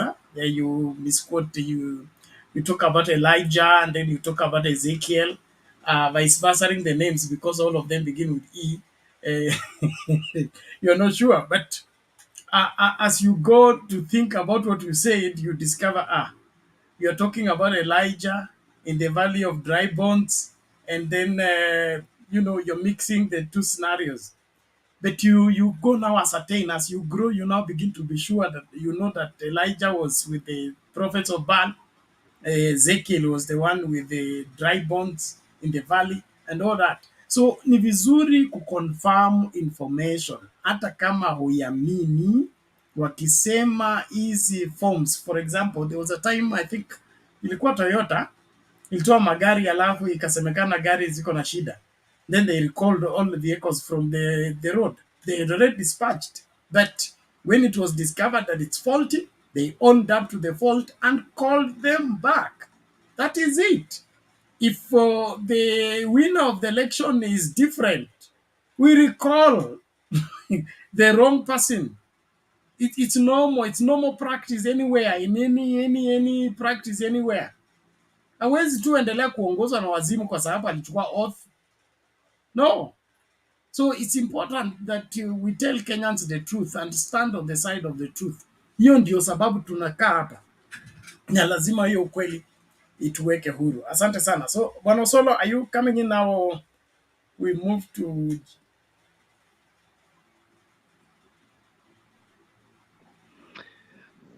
Yeah, Bernard, nilikuwa nataka kusikia ndugu yangu akiongea ndio nipate support hapo.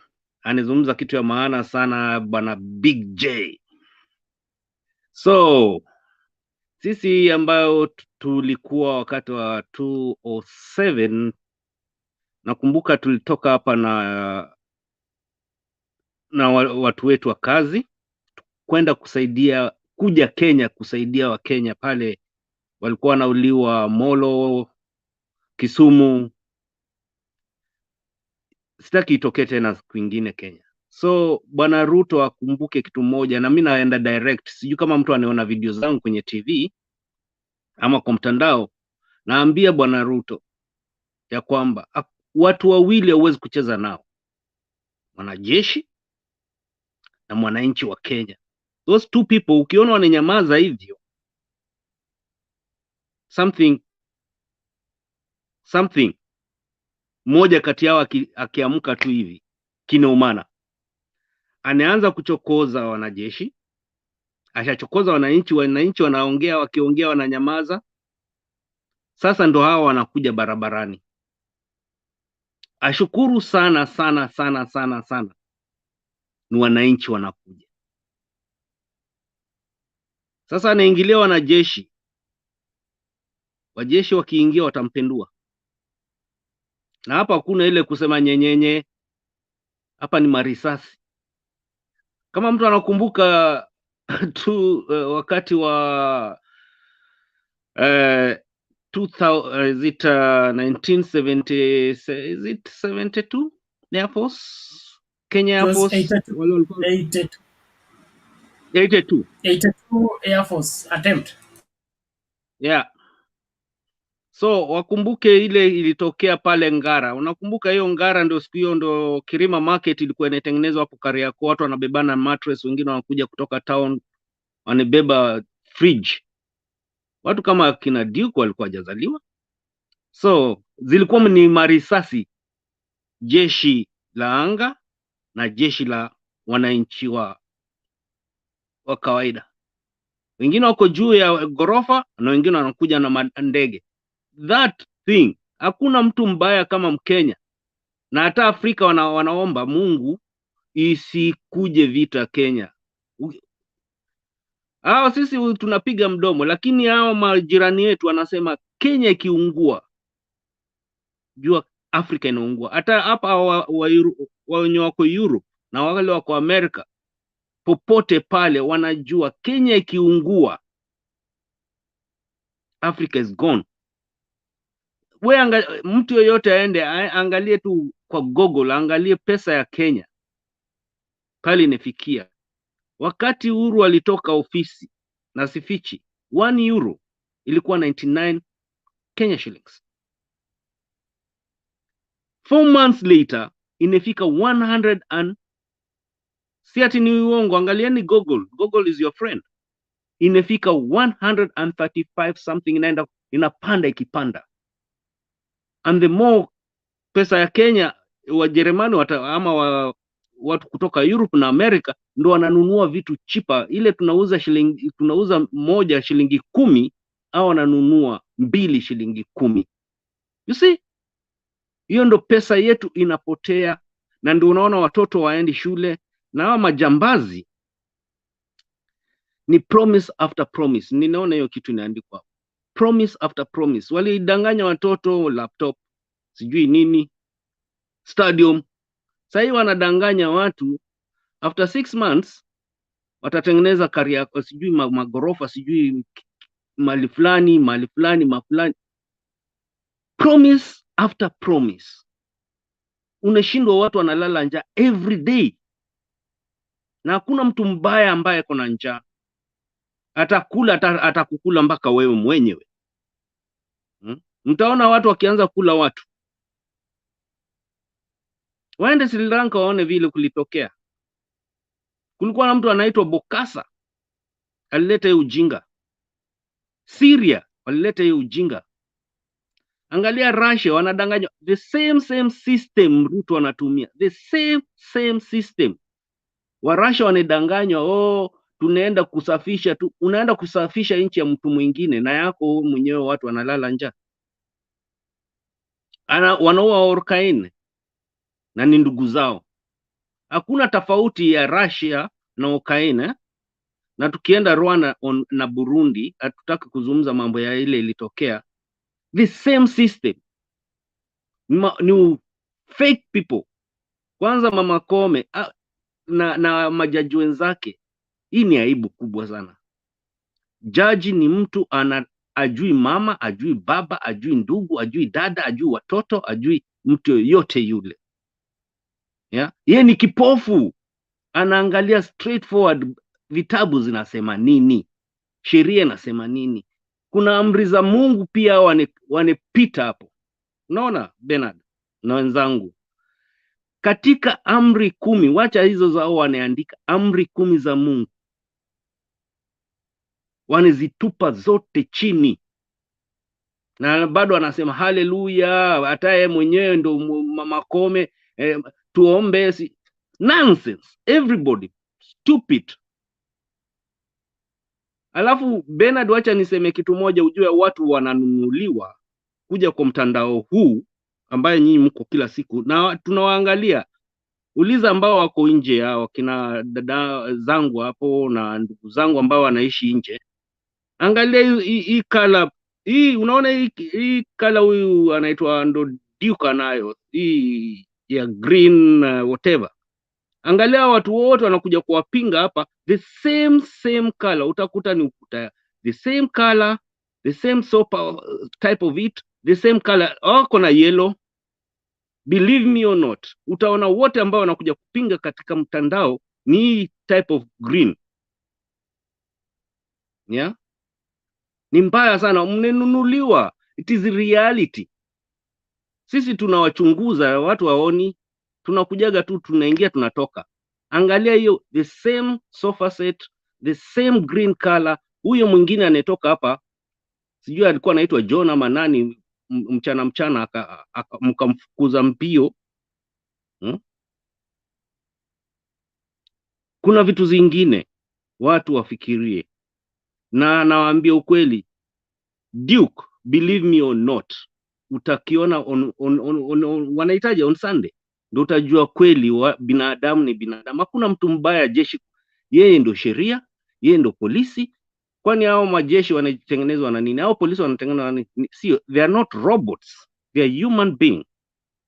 Alafu milioni 8 itoke kwa barabara, risasi ngapi mtatumia? Ndege ngapi mtapigwa? Watu wana njaa huko nje. Sisi ambayo tuko huku nje, tuko Europe ama tuko nje, haturingi kwa sababu sisi tunatuma pesa. Ndugu yangu anazungumza hapa wakati mdogo uliopita, bwana Mr. J anazungumza hapa, anekoniwa. Siye peke yake. Poland pale kijana yake ni balozi, kijana wa Ruto. The same system, walidanganywa hivyo. Alienda Amerika akadanganya, wanasapotiwa na Trump na hao watu wengine kutoka sijindo mnayowaitaje whatever. Acha niwaambie ukweli, hakuna mtu mbaya kama mwananchi. Duke hajaona vita. Siaulize wale tulikuwa wakati wa Idi Amin, vile wa Kenya na wa Tanzania waliingia Uganda kumtoa Idi Amin, na ndio alikuwa anakula watu, anapiga watu marisasi, anatupa Lake Victoria, akifukuza wanaitwaje wa Hindi wanaingia Kenya. Ilikuwa only watu wanasikiaga tu ile kitabu inaandikwa, ndio walikuwa kisemaje, ni ile Entebbe. Yes, Entebbe, the rise and the fall of Idi Amin. Yeah, uliona vile ilikuwa how many hours Israelites walitoka huko wakaingia Kenya, wakaweka petroli na wakaingia Uganda na wakawachukua watu wao na wakachukua wale walikuwa wanachukuliwa Entebbe. 90 minutes in Entebbe. That is Kenya Army. 90 minutes. Si Israelites peke yao walikuwa hapo. 90 minutes. Kenyans and Israelites waliingia kule ndani na wakatoa watu. Na Tanzania na Wakenya wakaingia wakamtoa Idi Amin. Sasa mjue Kenya na wanajeshi wa Afrika wanatrainiwa hapo Kenya, au makomanda wa nchi zote katika Afrika mzima, believe me or not, wanatrainiwa na Kenya military. Angalia peacekeepers Kenya wako hapo ndani. Iwe ni Museveni mwenyewe alitrainiwa Kenya. Huyo kijana wa Museveni anatrainiwa Kenya. Jeshi au makomanda wote wa nchi zote za Afrika wanatrainiwa first in Kenya. Alafu sasa waacha sasa wa Kenya wenyewe waanze kupigana. Anasema hapa, I'm the commander in chief na mimi ndo president. There is no commander in chief yoyote anaweza kutumia hiyo jina kwa wananchi. Never ever. Tuko na kina Obama walikuwa commander in chief, America walikuwa ni commander in chief wengi sana. Kila president katika nchi ni, but wanasahau katika military kuna position 3, na hizi position 3 zinabadilishwa every 4 years, na wanashikana is a chain. Leo itakuwa nchi kavu, kesho itakuwa marine, kesho kutwa itakuwa wanahewa, and it rotates like that. Na ana bahati mbaya, ule anachokoza anaenda kutoka in 4 months. ule anaingia ni the same person anachokoza, si ndio alikuwa anatengeneza Nairobi hapo? Badi ni watu wa Uhuru na hiyo chain. Huyo mwingine anataka anatukanwa, ndio kuna walienda kumbembeleza Chebukati achunge ile anafanya. Alikuwa anetumwa, if it's something wrong, yeah, you'll be responsible. Wakamchukua. Alafu mjinga mwingine ajaenda shule anaitwa Sudi anakuja kutusi jeshi. Really? They're not serious? Hao watu ni kama kwenda ni kama kwenda kuchokoza simba, analala na watoto wake hapo. Mwanajeshi si mtu wa kucheza naye. Wao wanaona kwa sababu wanapigana msituni na kuiba mang'ombe za watu, wanafikiria the same thing watacheza na wanajeshi. No. Na wananchi watawafundisha. You just tuangalie vizuri sana, wanaanza kutetemeka, wanaanza kujikojolea. Wacha niwaambie, wale watatoroka. Wakenya ambao wako upande hii wanakasirika nao, Wakenya wako upande huo mwingine wanakasirika nao. Every corner Wakenya wana uchungu, kwa sababu sisi tuko na uchungu, tuko huku, wale wako nyumbani wanatusumbua sisi. Na nini nitumie pesa ndugu yangu hata wale sikuwa nawajua mimi Bernard, nakwambia saizi nazungumza. I don't sleep. My phone ina 24/7. Na uwezi kuruka mtu. Na unatuma pesa inakatwa Bernard. You are supposed to pay 28, unelipa huku ya kutuma. Inafika hata jamfikia huyo mtu, ashakatwa 20, unekatwa 8% without hata wacha hiyo mnasema ati ya kokota hiyo. Uliza watu wote ambao wako hapa. Mtu yoyote anatuma pesa Kenya, Bena nikituma sahi pesa kwako, haita kujia hiyo, kwa sababu nishatuma ya kutuma. Haita kufikia 2000. Nikituma itafika 1000 something. Washachukua the rest. Na unajua 100% mtu akituma pesa ya mwanafunzi kushule, yeah, baba anajua ninetuma 10,000 ya mtoto, shule inaisha. Unastukia mtoto kwa mlango anafukuzwa 100 bob. Si kuna mtoto anejua hapa juzi, not 3 days ago Bernard, na tuko huku na tunawasikia 100 anashindwa, nitarudi nyumbani kufanya nini? Ana transport, anetumwa nyumbani, anatoka Kilifi, anatakana kwenda Kakamega kwa shilingi 100. 100 Kilifi. Mwingine anatoka Meru anakuja Nairobi, ndio huyo anajitupa kwa mto. That is Ruto anafikiria nini bwana? Alafu huyu mwingine anakuja kutuambia ati prove. Kama watu tano wanasema kutoka kwa ABC wanasema ni ukora, 3 wanasema no, na ule alikuwa secretary anefutwa, kesi inasema arudishwe kazi, au ni 6. Ni wangapi wanateswa kule? Sasa walikuwa wanachukua enda ukapatia watu soda, wale wanaimba kwaya kina Cherera 4. Sijui nenda ukaangalia wale wapatie maji, na huku they are cooking things. Utaendaje kutangaza kitu bila hiyo karatasi kuonesha? Ndio hii karatasi ndio anahitaji mwisho wanampatia Ruto. Hata mtu yoyote ataangalia hiyo karatasi. Ilikuwa Bernard, 1 minute nimalize. Ilikuwa karatasi Chebukati alimpatia Ruto pale mbele, it was not original. Ni kitu inaandikwa na mkono. baadaye ndo alikuja kumpatia original. Aya, hey, hey. Kwanza bibi yake ndo anaamka kwanza. Angalia, bibi aliamka kabla hata Chebukati hajamaliza sentence. Ilikuwaje mama yake alimleta ndani? Walikuwa shapanga hii kitu.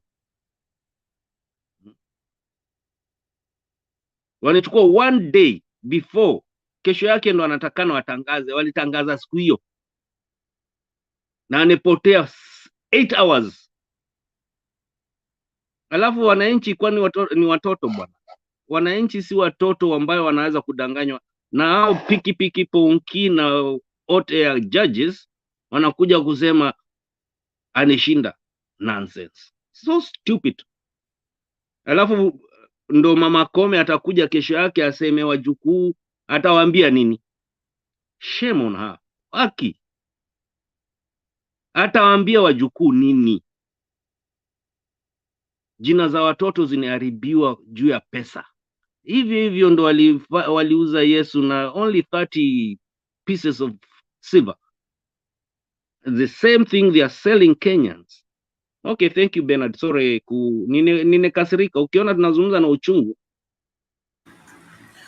It's okay, Mr. Joshua. We appreciate that, and we're in this together. We must see to it that our country is recovered. Chebukati and team did their worst, plus the 7 judges, but the cure for them is the Kenyan people. The Kenyan people need to rise up and say, no, we will not let our country go to the dogs under our watch. It is important. We can't live our life forever. 60 years of independence, we cannot be playing piki pongi anymore. Something has to happen, and that thing has to begin to happen within us. Drivers out of us, go get what is rightfully ours. The twisted few that wants to perpetuate lies and taking advantage of Kenyans are the ones we're going to deal with. Let us accept our country needs to be recovered. We lost it, we need to recover it. And therefore, whatever it takes, let's be willing to do that. And so the JACARANDA meeting is on. Let us participate in the same. Let us sensitize people in our sphere of influence. The people you speak to and listen to you, let them understand why we are doing this. The propaganda machine has been unleashed by UDA to dismiss and play down the agitation of the people. We must be able to reverse those propaganda, schemes that are being spread around. Remember, there was a letter purported to be coming from Goromaya to urge Baba to postpone the rally. All that is manufactured by the propagandists. And now they have come up with something else where that Kamkunji is the children of the Raila's children, and Kalonzo's children are in Arusha, and the Kenyan children are the ones being sold in being sent to Kamkunji and Jacaranda. We all live here. We all live here. And William Ruto cannot tell us that the children of Kenya, he has to take care of us. It is his responsibility.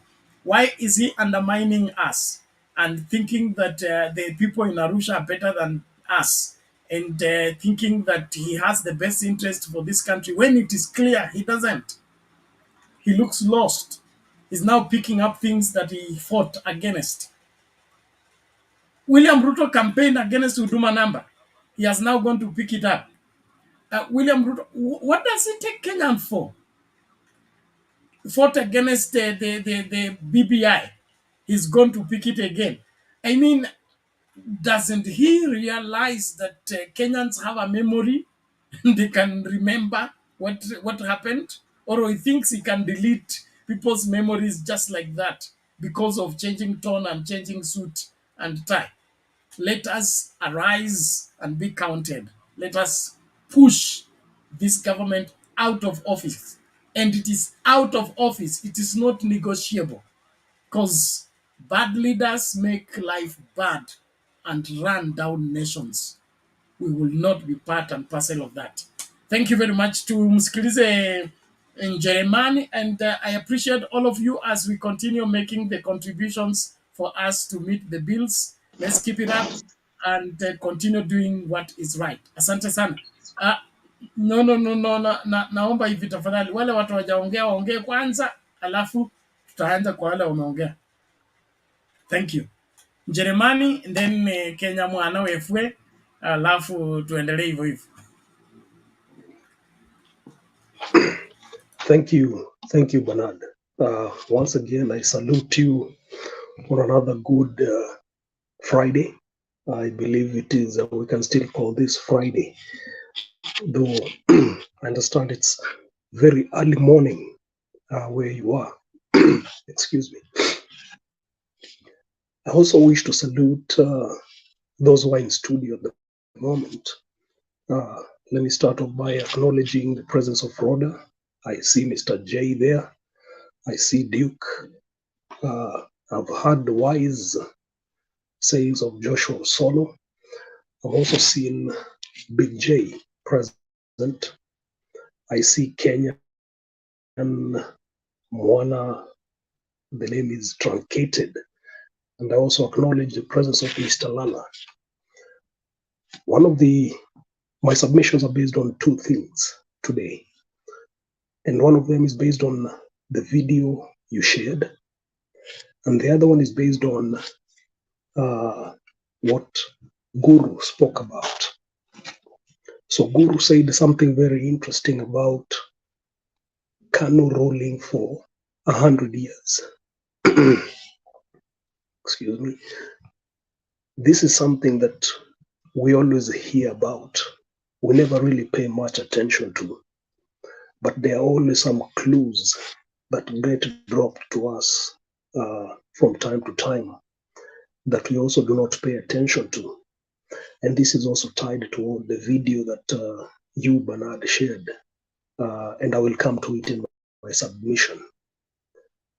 One of the clues that President Moi shared with us as Kenyans, that Kanu will rule for 100 years. It looked like a joke. And to date, even when people replay that clip, it still seems and sounds like a joke. For the simple reason that we always believe that 100 years is so far away that whoever is trying to project anything today may not be there to see it being realized. But here is the clue. The clue is in understanding the psyche of the nation. And there's no better opportunity for someone to understand the psyche of a nation than when you sit at the epitome of leadership. The epitome of leadership here being the presidency of Kenya. As a president, let me start at a lower level. As any leader will attest, Joshua Solo spoke here very well about people approaching him, people sharing information with him about the social conditions that are prevalent in Kenya today. Big J also pointed that out. And that is only at a macro level, where you see the problems that are brought to you directly. As president, that was a micro level. As president, you're at the vantage position of seeing things at a macro level. You know every corner of the country and every problem that bedevils each region.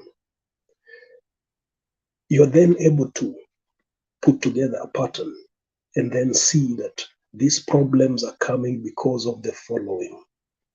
And I believe the clue here is that President Moi realized the big challenge or the code that was unspoken is money. That if you have the money, you will see all the problems of this country and you will see all the possible angles to solve those problems. But most interestingly, Moi did not start off as having the money with him. We all know later on that Moi used to buy or pay or reward loyalty with monetary incentives. Where did President Moi learn this money business? Where did he learn how to reward loyalty using money? And I'll read something for you here that is very telling. This comes from a debate in Parliament, and I'm picking this from the Parliamentary Hansard of 8th of May, 1973. J.M. Karaoke was then making a submission in Parliament, and he was interrupted by, sorry, my sources of information are here and there, but I'll try and be as cogent as possible and read the following. Before I even go to 1973, let me start off with something recent that most of us will remember, and that will help us then understand what happened recently and what happened in 1973. I want to read something from the obituary, or maybe not obituary, but the tribute message read by Mr. John Ngumi at the funeral of Dr. Chris Kirubi. This is what John Ngumi said. Just to refresh, I'm sure most of us know, but John Ngumi is the immediate past chairman of Safaricom. But he read this at the funeral of Dr. Chris Kirubi. He said, "Bear with me as I wind the clock back. It is the 1970s. Kenya is in the midst of establishing and cementing its post-colonial economic and business structure. It is an age of established business titans still dominating the landscape, with individual clouds larger than what today's corporate moguls wield, notwithstanding the larger available resources to the latter." So he went on to name names.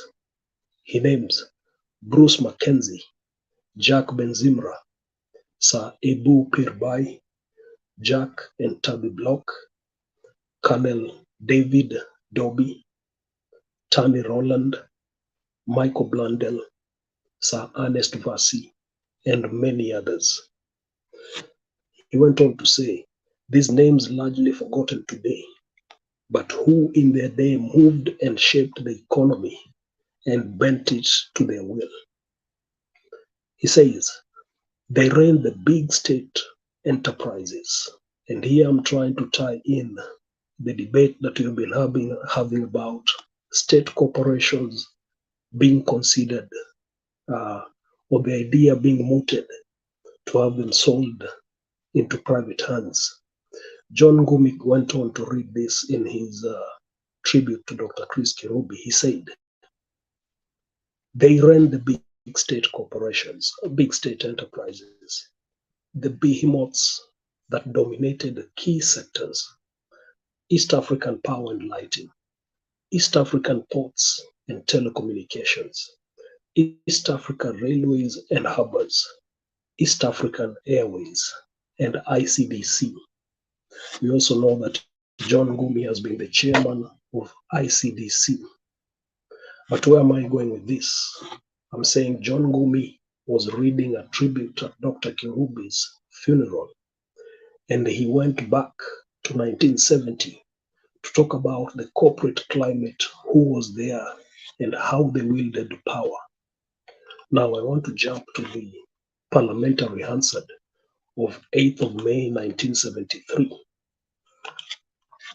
J.M. Karaoke was making a contribution in Parliament. At the time, the context was the company Lonro. Several years later, Lonro, to many of us and to the new generation, is a building that is in the city of Nairobi. But Lonro was a big conglomerate, not only in Africa, but even in London and Europe itself. And JM Karaoke was saying the following, that there are so many activities Londro had undertaken that were subject of investigations by the British Chamber of Trade and Industry. And he was pointing out that there have a lot of activities right in the country. Jim Karaoke was pointing out that they had a lot of activities in Kenya and the corporate scene, as it were. But most tellingly, Jim Karaoke was talking about, as he was talking, the MP for Nakuru, Mr. Mark Mithaga, stood on a point of order. And this is what he said. I would like to tell the member that when Jack Block lines up ministers to give them checks, including the vice president, this is also another way of submitting to what the assistant minister is trying to say. Who is the assistant minister and who was the vice president? The assistant minister who had spoken prior to Mr. Mark Mithaga, the MP, speaking, was Mr. Martin Shikuku.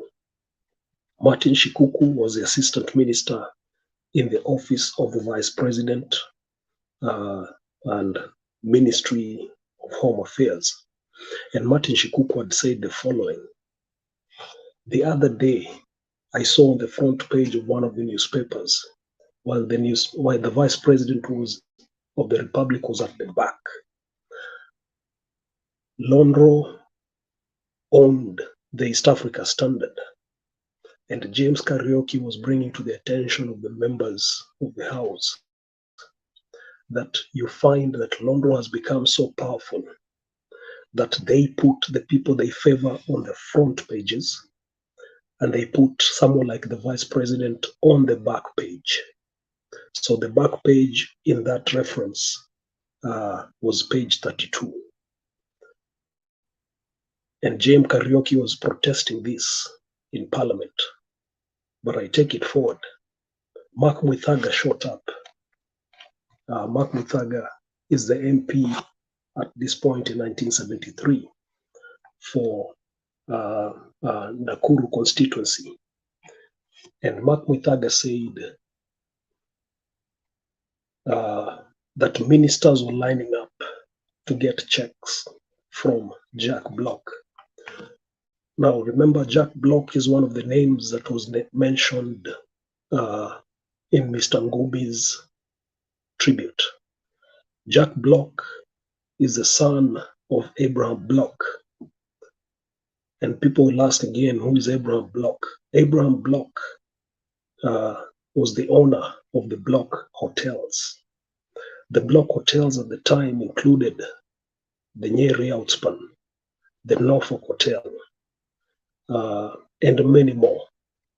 So some of those top, including hotels, the Naivasha Country Lodge, and many more, the Masai Mara, Kikorok, these were what formed the Block Hotels. Where am I going to with this? I'm tying it to the understanding. Oh, but before I do that, the vice president himself, this is President Moi, was also in Parliament.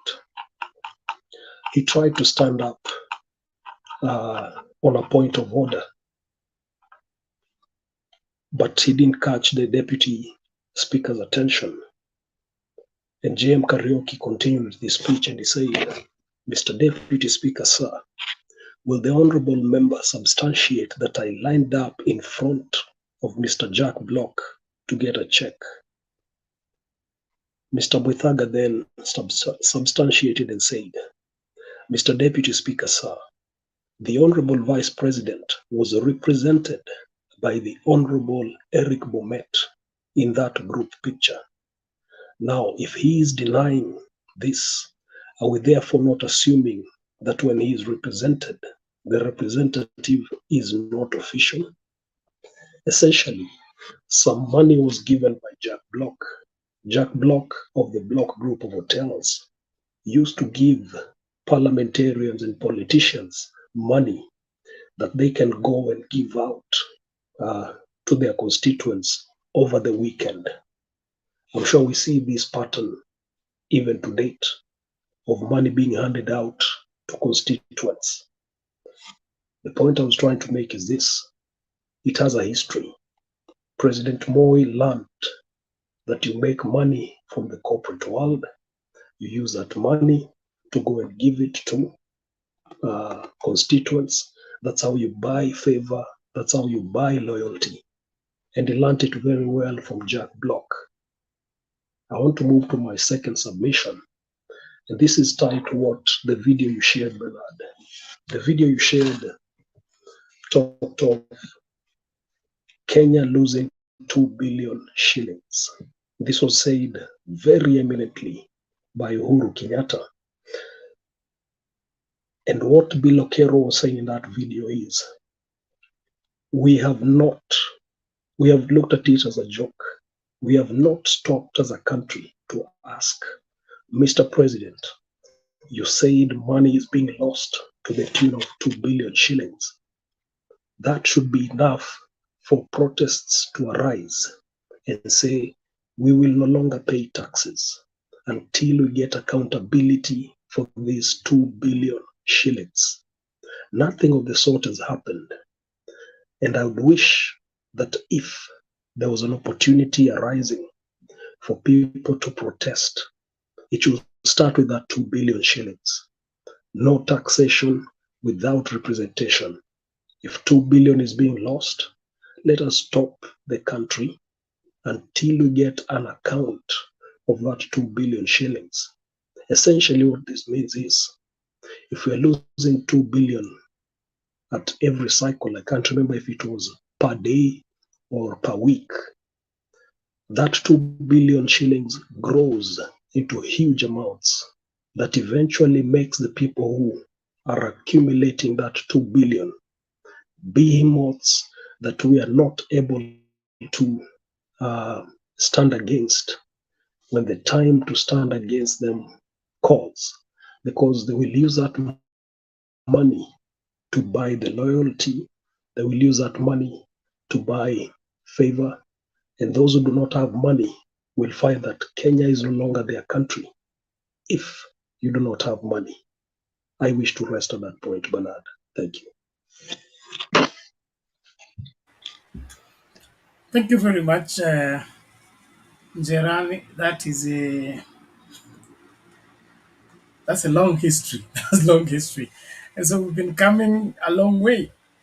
And therefore, the kind of route we are trying to uproot is not a shallow one, is a deep one. And therefore, we require deep thinking and a strong resolution to get this act together. There are people who are obsessed with me on the comment section. I don't know what their problem is. Eric Ojuang says, Bernard always thinks we are fools. So when did you begin to read my thoughts?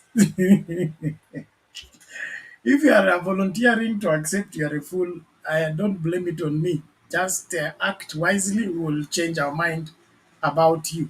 Don't call us into what you're feeling about yourself. There are no apologies on the same. Kiptum tulimtumua yeye hapa.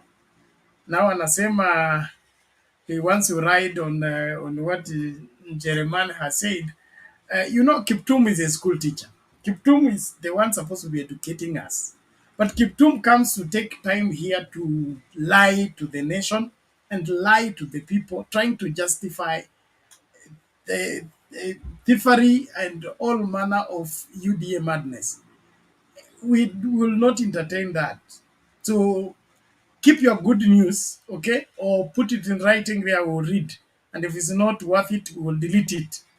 That's why we are here.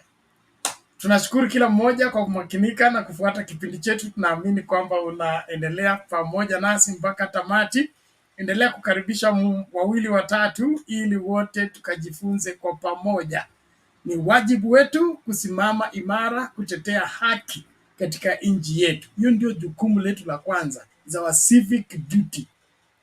And when what we stand for begin to be taken for a ride, then it becomes our duty to summon ourselves together, look into the current proposals. Then if they are not viable, we reject them altogether and then replace them with what should be. Our education system needs to be relooked. Our healthcare needs to be relooked into. Our food security needs to be relooked into. All that should be a priority for any government. But what is our government after? Affordable housing, affordable fertilizer. Affordable housing, affordable fertilizer. God will help this country. Thank you. Naomba sasa tunaenda kwa mama yetu. Kabla aje tutacheza video moja fupi, alafu atachukulia papo hapo, then tusonge mbele. Let's get this up.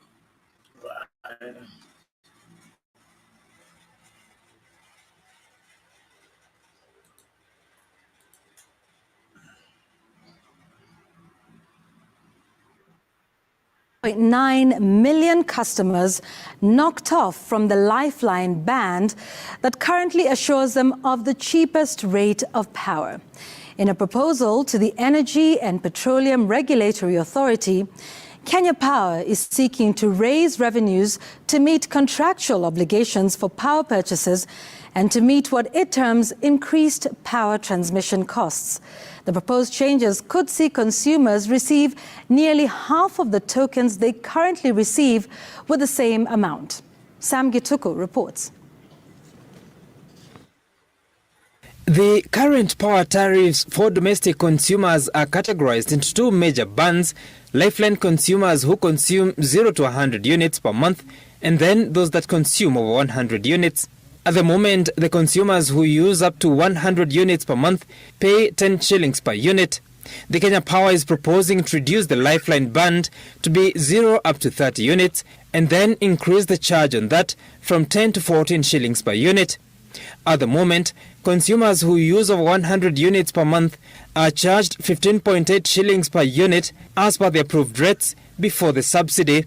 The Kenya Power is proposing to abolish the high consumers band and replace it with one for all consumers who use over 30 units per month to pay 21.68 shillings per unit before a subsidy. Citizen TV has accessed consumption data of a consumer P who buys tokens worth 1,500 shillings 3 times a month, meaning spends at least 4,500 shillings every month. In a copy of their January bill, they got 56.84 units. The token amount was 716 shillings, the balance going to levies and taxes.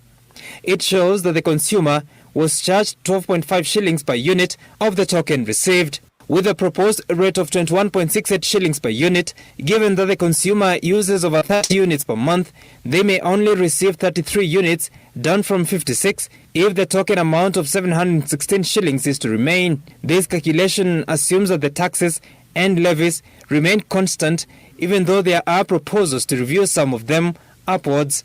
Given that the consumer spends at least 4,500 shillings per month, while today they receive a total of 170 units of power, should the proposal by Kenya Power be effected, the consumer will only receive 99 units. To procure the same amount of units currently enjoyed, they will need to pay 7,750 shillings, up from the 4,500 shillings, assuming that the amount of taxes and levies remains constant as per current bills. Currently, out of the 9.1 million domestic consumers, 8.2 million are in the 0 to 100 units per month, a band being abolished. There are 900,000 users in the over 100 units band to be abolished and instead have a band that is over 30 units per month. Consumers of 30 units and below currently stand at 6.3 million. At the start of the year, President William Ruto promised there would be reviews to the power tariffs to accommodate various social classes in the society starting this March. We are conducting a whole review of tariffs of all our energy requirements, and in 3 months' time, we will have public consultation to ensure that we have tariffs that are sensitive. Kenya Power says the proposal will align the objectives of the Lifeline social tariff customer category with the correct social class normally defined by level of income. The model consumer P has seen their bill change over time, with 1,500 shillings earning them 58.9 units in December 2021, following price reductions from the electricity subsidy introduced by President Uhuru Kenyatta. The same amount earned the customer 68.6 units in January 2022, up until August and early September 2022. Following the inauguration of President Ruto, the units reduced to 59 units. Following review of forex and fuel charges, the units have been reducing to 56 units in January for the same amount. Sam Gituko, Citizen TV, Nairobi. All right.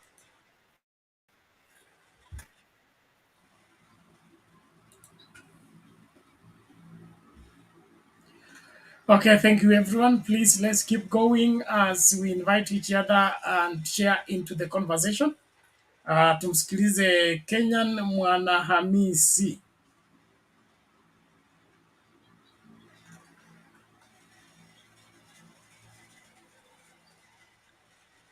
Yes, good morning, good evening, everybody. I see everybody is conscious of how our Kenya is going.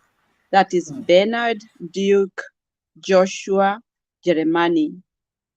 I'll start with the Jeremani comment and say that that is how Africa is for those people who want to source a lot of money using others like slaves.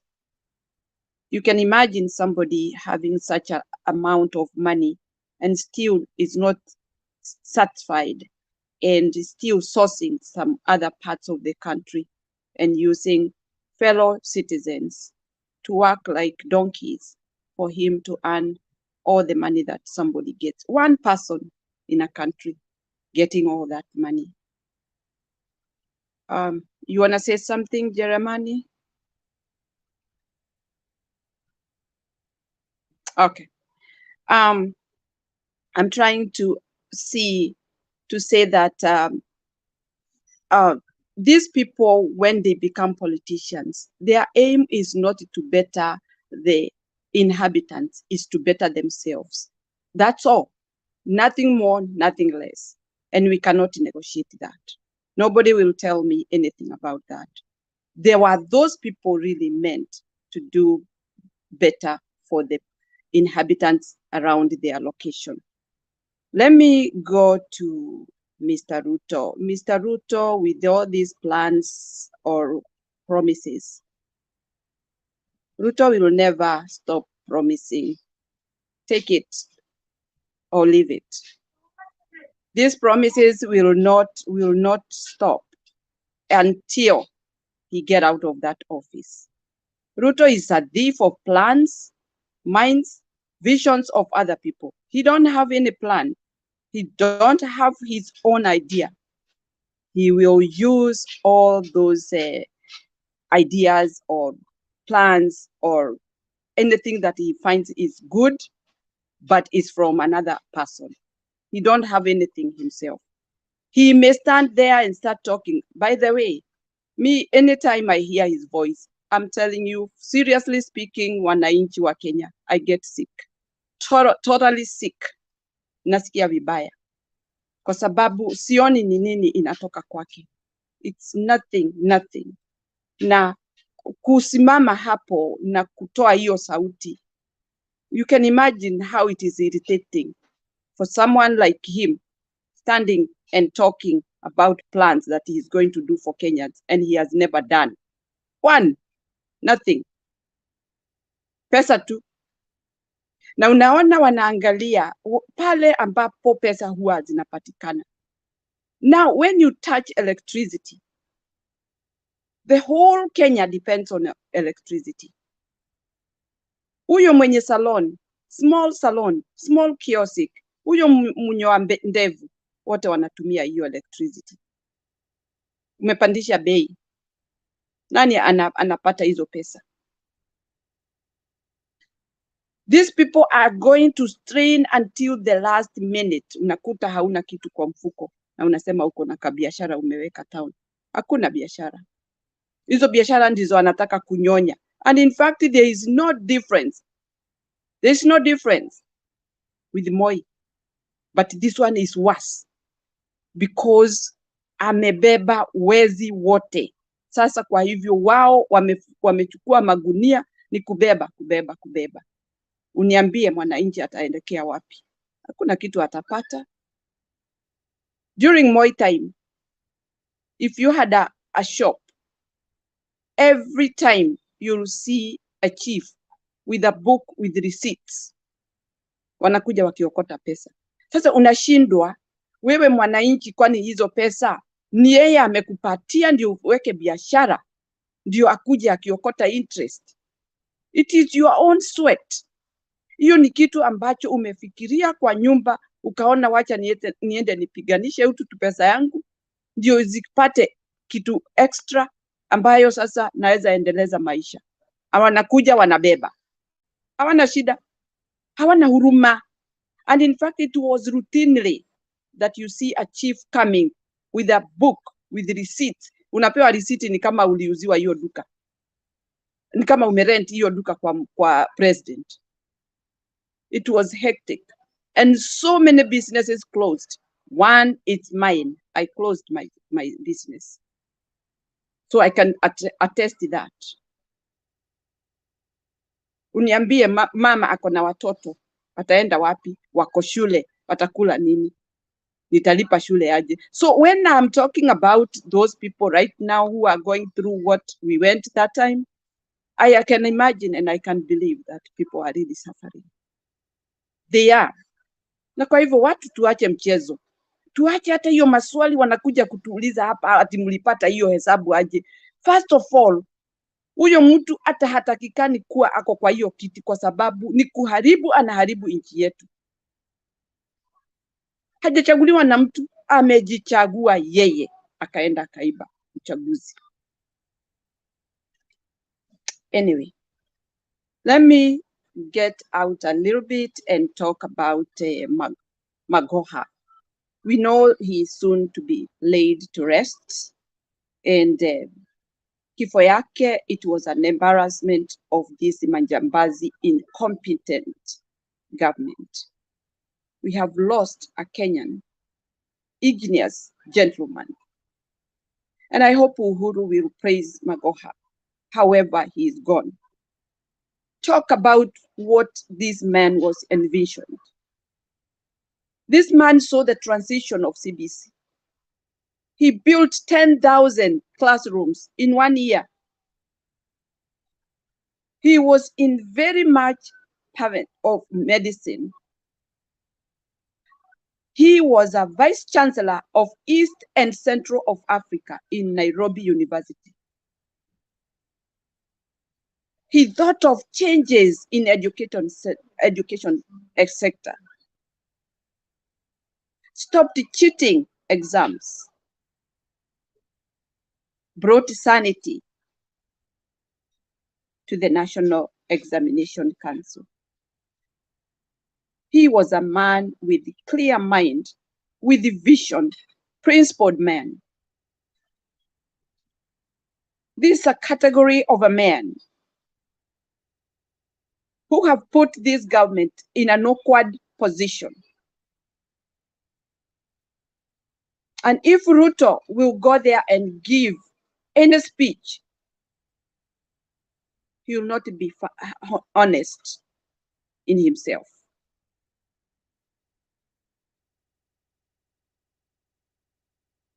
I can't compare Magoha with what we are going through. And I hope and believe the family to have strength. God help them. This Kenya needs somebody who has a vision, somebody who have suffered for it. I would say that. Somebody who have suffered for it. Not just somebody who has been rioting and jumping over and over all over the place, feeding himself, just looking where he can get money. He's drunk with money. He don't care. His food is money, nothing more. I cannot imagine that some of the Kenyans are still there to argue. How did Raila win? How are you getting this figure? Why can't you ask yourself, why is Ruto doing this to Kenyans? Why is Ruto letting people die? Why is Ruto letting people have this kind of hardship in living their life in Kenya? Those are the questions Kenyans in general, whether you are from which side, would be asking. Because this is a tragedy in our country, a real tragedy. And I'm praying that Jacaranda bring a good outcome. Let it be a rally that will shame the government that don't care. Because these people, I don't know even they sit down in their house and think what they have done during the day. What benefit do they have to us? Kenyans, wake up. These promises, actually, even we should not be listening to him. Let's mind our own business and go to the rally and do the best we can to bring as many people as possible and do our thing that will bring a happy ending in our country. This is history making, and let's join hands. Thank you. For the voiceless, we are standing with you, and we are hoping everything will go well. Believing in God that he's gonna be with us forever. Thank you so much, guys. Okay, thank you, Mama Hamisi. We appreciate that, and it's a clarion call to every Kenyan to rise up and be counted. We must do what is right because it is right and it helps this country. We must reject what is wrong because when it is wrong, it makes this country not to tick. Our children, there's a statement we say that the greatest dilemma that our children face today is learning good manners without seeing any. We seem to be glorifying folly and rewarding incompetence, and still expect that our children are going to go for excellence and are going to aim at the highest. It is not possible. Our children may not always do what we tell them to do, but we can be sure they will do what they see us do. So, our honorable members and the rest of the senior citizens and followed by the other citizens, we need to develop a sense of responsibility to the younger generation and ask ourselves, what kind of example am I leaving behind for those that look up to me? What are they learning from me? The scripture talks about be thou an example of believers. We need to be right examples in order for us to lead the way, not to insist on leading the way when we are the bad example. One of the greatest souls that have departed is Professor Magoha. There's a clip on his response to the parliamentarians about his region and his tribe. He says something very powerful. I want us to listen to it before we bring in Mzalendo to make his contribution.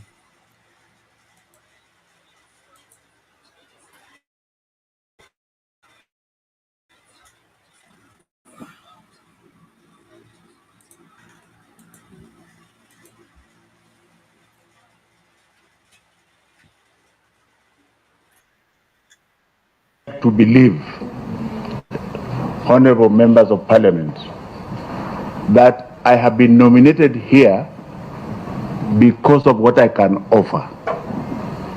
If I was nominated here to represent the Jaluos, then I would ask you not to approve my appointment. Because when I take this appointment, I come from a region, right?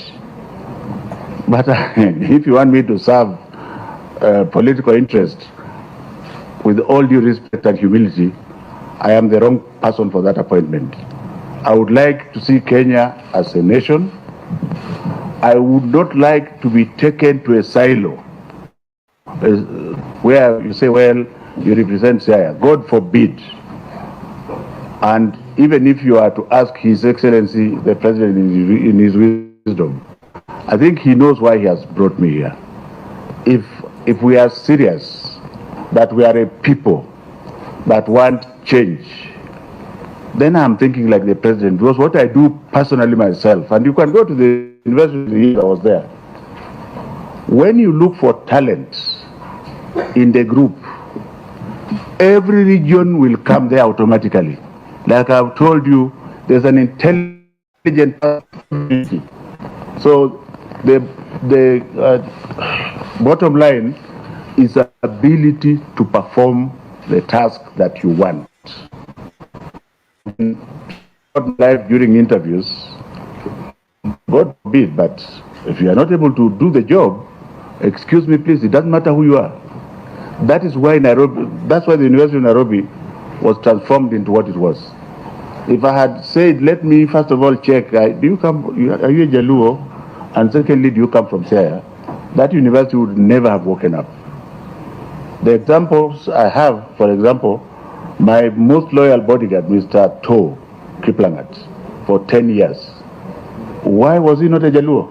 So I'm not going to be taken to that level.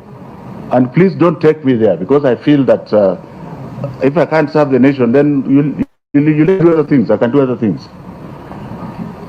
In terms of regional and gender,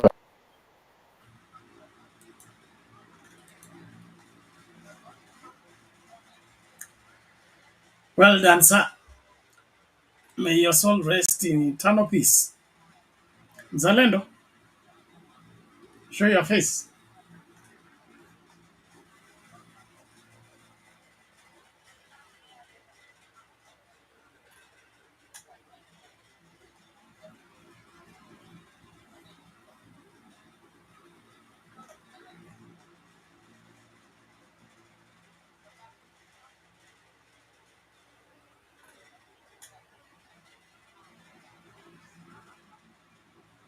Zalendo, are you still there? We can't hear what you're saying.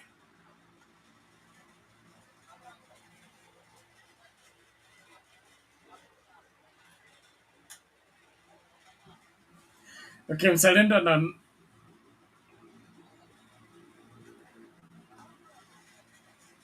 inaonekana na shida.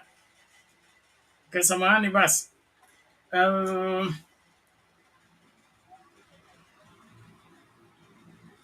Rhoda, you have something to say before we Yes. Hi carry on? guys. For me, I can say I'm a prophet.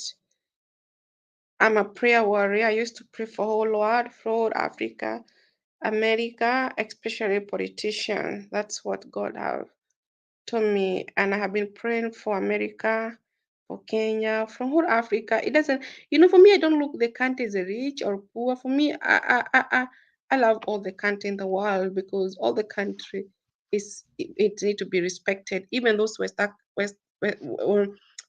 Africa, they eat even rabbit. Some Western Africa, they eat their culture.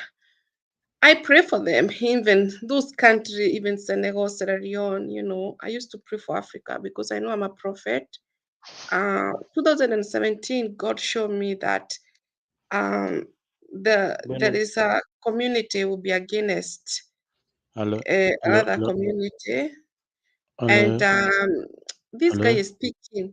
I'm speaking. Can you?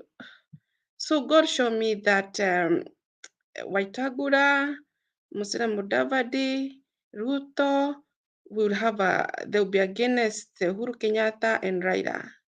So these things we are going through is something I was expecting, but I didn't tell anybody. So I have a message from God, 2017. And God showed me everybody was against with Uhuru, especially Waitagura, because and God showed me that Waitagura have been so against Luo community, Luya community. They want to be unity, but they don't have the same voice.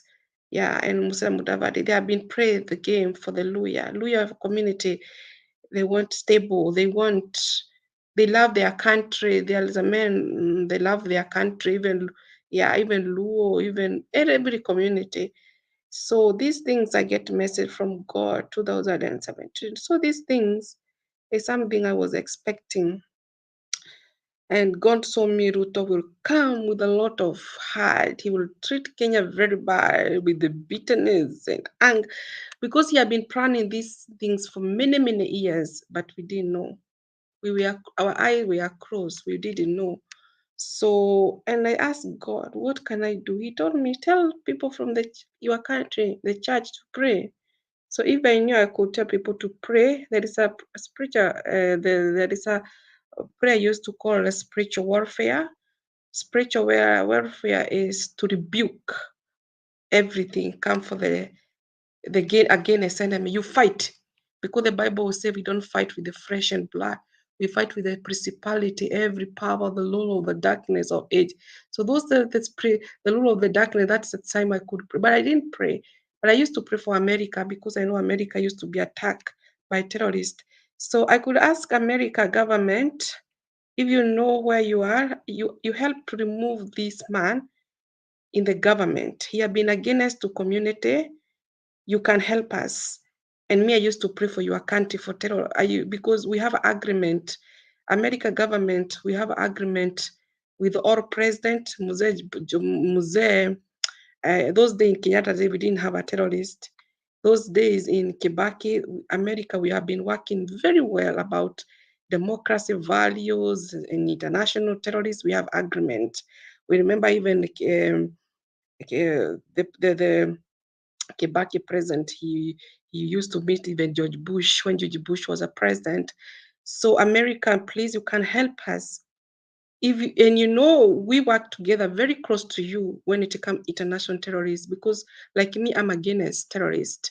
So you can help us to remove this guy in this government, because he's against for the Kenya citizen, and he doesn't like us.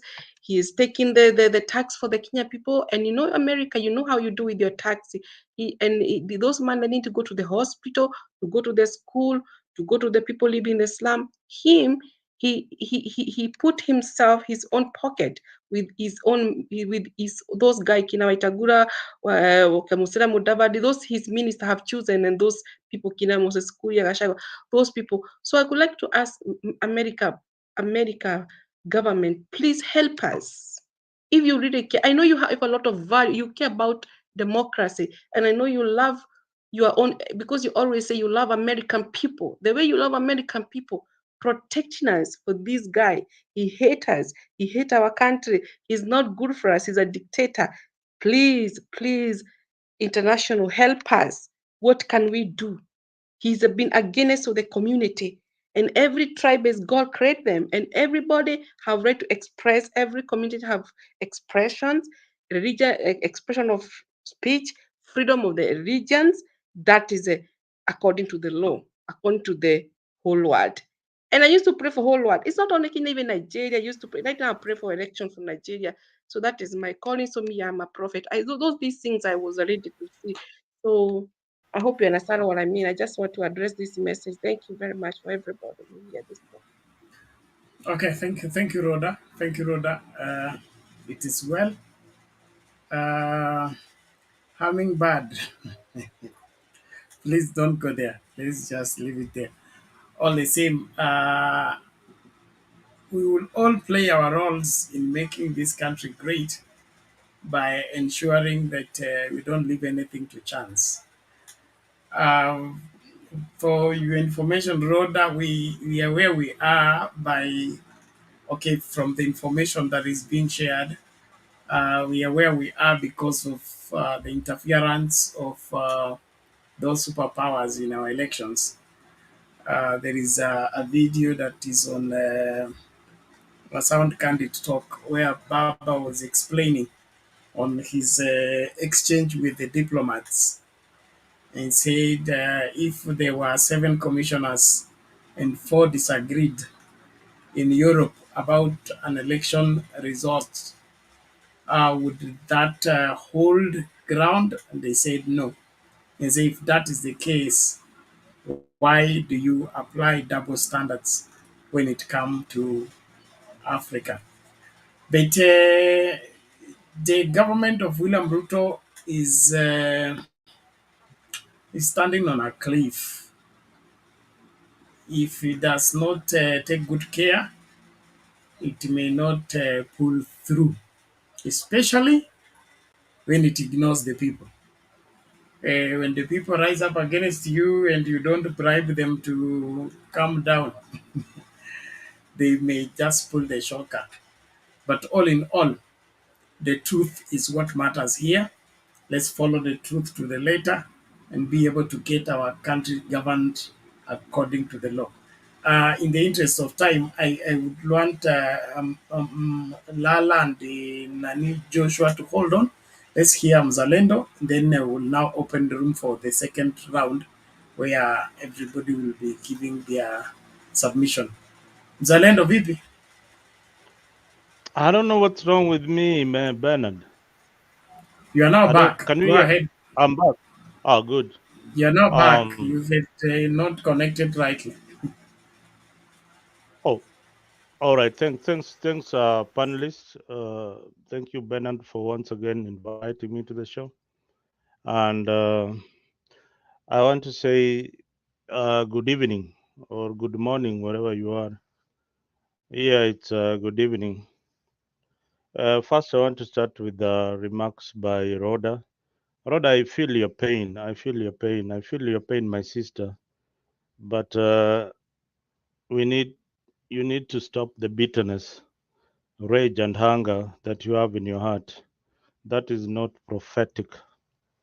So you need a lot of redemption. Stop that rage. Pray for our country with no bitterness. I believe a prophetess like you should know those words better. Bernard, earlier on, you played a clip of Prof. The guy led a very remarkable life, and it is fortunate that he shared some of his brains when he was a CS for education. Magoa had a very outstanding performance in his docket, and he was not tribal. That's the most interesting part about Magoa. Those are the few Kenyans that we can celebrate today. And there are many out there. It's only that most governments cannot identify the right people to work for the citizens. You see, when we politicize and we lean towards our tribe, then our politics becomes contaminated in a way or the other. I think Dr. William Ruto is trying to reach out to each and every community and appoint at least 1 or 2 people from the community. That is a plus. Let's give credit to the president where it's due. I know people are hurting, and even those who are in Europe, even Rhoda, the people who come here or are outside the country, they know the price of gas is not the same like it used to be. They know the price of food is not the same anywhere in the world because of the war in Ukraine and the COVID. But somehow the country is still standing. Kenya is still standing. 6 months since we held our election. I know there's a lot of bitterness. The country is divided into two. I keep on saying the country is divided into two. And There's a revolution coming. We hear it in the show each and every time. The revolution is coming. But two things can happen. The revolution can be successful and it can fail. So I don't know. Maybe this question I'll pose it to Bernard at some point. What happens when the revolutions fail and we go back to the status quo? You need to address that at some point. Yeah, because it can happen and it will happen. When there is a revolution, there is no going back to the status quo. The only oh, way to keep the status quo is avoid the revolution from ever starting. I have seen some revolutions that were started here where I am to topple the presidency of Joe Biden, and it collapsed. You know what happened? They started cracking down on the people who No, were peddling lies. that is where you go wrong by mixing two different things. I am The I'm just revolution giving of you the an people, example. it is not an attempt of a few guys who want to overthrow the government. Uh, Revolutions are not even about overthrowing government. It's about people agitating for their rights, and they refuse to be comforted by any offer except they have gotten what they are looking for. So there is yes, overthrowing government and there is revolution by the people, for the uh, people. yes, but the end game is the same. The end game is always the same. The end game is to get into power and improve the lives of the people. So, in each and every political setup, there is this side that is happy and there is this side that is unhappy.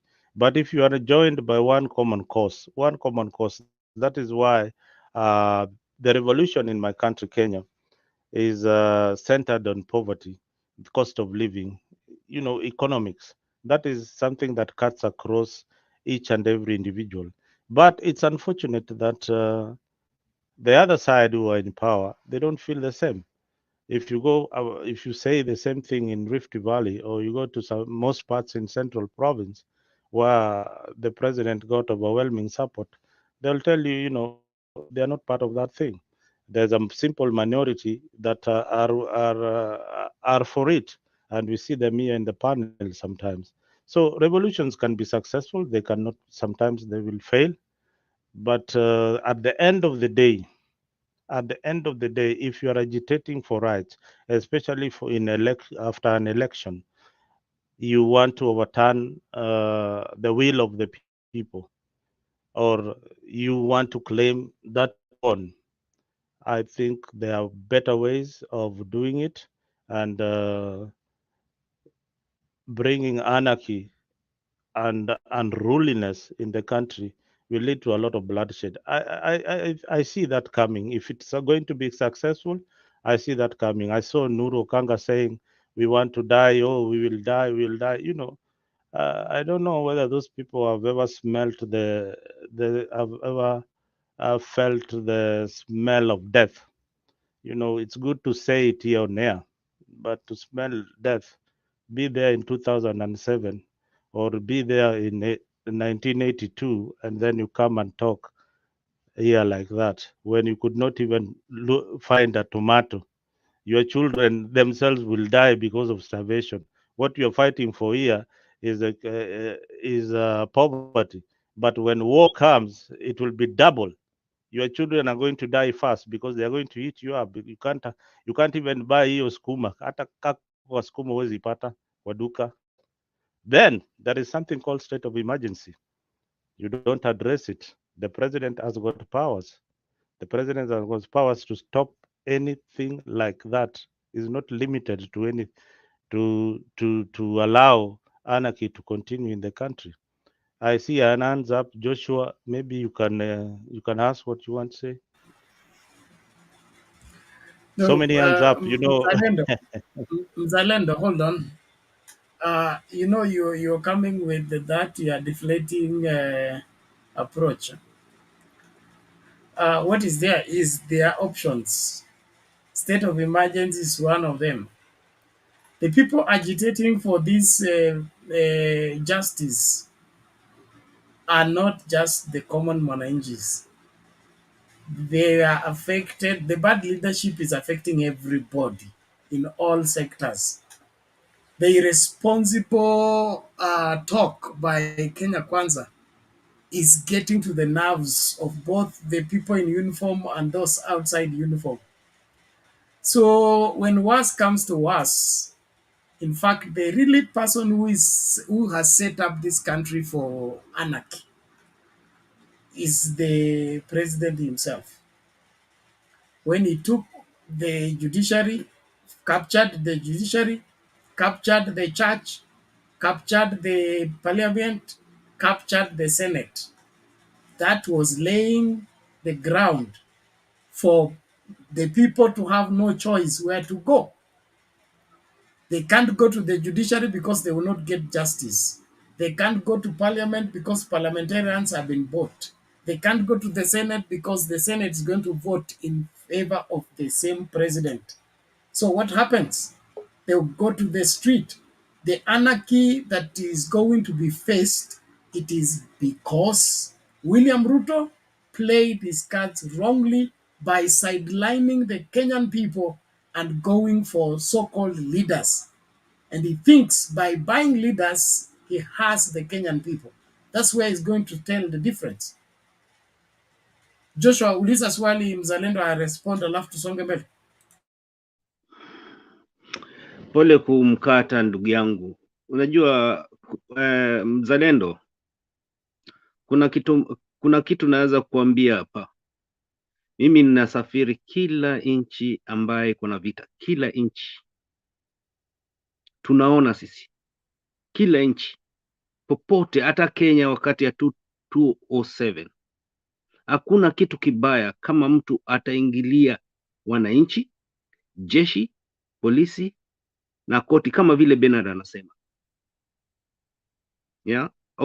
Unajua mambo ya Bokassa, wewe ushawahi kuona Bokassa vile ishi? Angalia Syria at the moment. Msijaribu tafadhali, because mkiingilia jeshi na wananchi, mzalendo, tafadhali tuache mambo ya politics. Hapa ni deadly. Wananchi wanalala njaa. Enda saizi Jacaranda uone watu wanalala tangu Monday. Watu wanalala Jacaranda, na si Jacaranda peke yake. Every town in Kenya. Tunapata habari zote bwana. Na sisi ndo tutasafiri kutoka upande huu kuja kuanza kusaidia watu ambao watakuwa wanalala kwa stadium, refugees in their own land. Tufikirie mara mbili, because mjaona binadamu vile wanakufa. Na kuna nchi ambaye inaheshimiwa Afrika kama Kenya. Wanajeshi wa Amerika wako hapo, British wanajeshi wako hapo, wananyamaza. Lakini wakiingilia jeshi la Kenya, vile anaanza kusema I'm the commander in chief, hakuna president yoyote yule duniani ushasikia akisema I'm the commander in chief wa wananchi. Please, that's dangerous. Very dangerous. We know it. Pole kuingilia. Let me correct you my brother, because una watoto na watoto wako watakuambia baba ulisema nini kesho.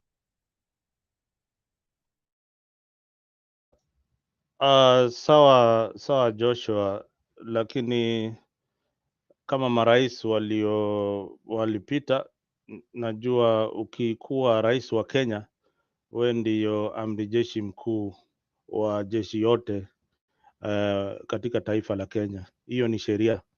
So sio ati akisema hivyo haiko kwa sheria, hiyo ni sheria. And I think Bernard knows that. That's why you're smiling. So the president is the head of all disciplined forces, unless we want to cheat the Kenyans wale wajui maana hiyo. Bwana Mzalendo, since you respect the Bible, let me quote for you. 1 Samuel 18. Saul took David and made him captain over the armies of Israel. And the scripture follows and says, and David obtained favor in all the eyes of the army, and no one stood against him. It is not always the law. It is, does the army accept you? The law can give you the army, but does the army accept you? Thank you. Let me give you an analysis of the Kenyan Army and the structure and how it has been built for over the years. It started by President Daniel Arap Moi, and that is why you see that language hao wanaongeaga wanaongea language ingine inakaa kama Kikale namna hii Kiswahili ingine inakaa kama Kikale kwa sababu Moi alimake sure watu wake wameingia kwa jeshi, watu wengi kabisa. The ratios in the armed forces and in the army, it's not proportional because most of our leaders have not really taken keenly that whether you are in this political divide, you make sure, like Raila Odinga is the head of ODM or Azimio, during recruitment, his people are recruited in the army. So you don't have that kind of power. Yes, the army has got affiliation. They could be politically affiliated to this side or the other side. That is their right. But there is the code of conduct. There is a code of conduct. Even kwa polisi kuna code of conduct. Jeshi ikichukua nchi, unasikia polisi wakae kama raia. Sisi ndio sasa tunatawala.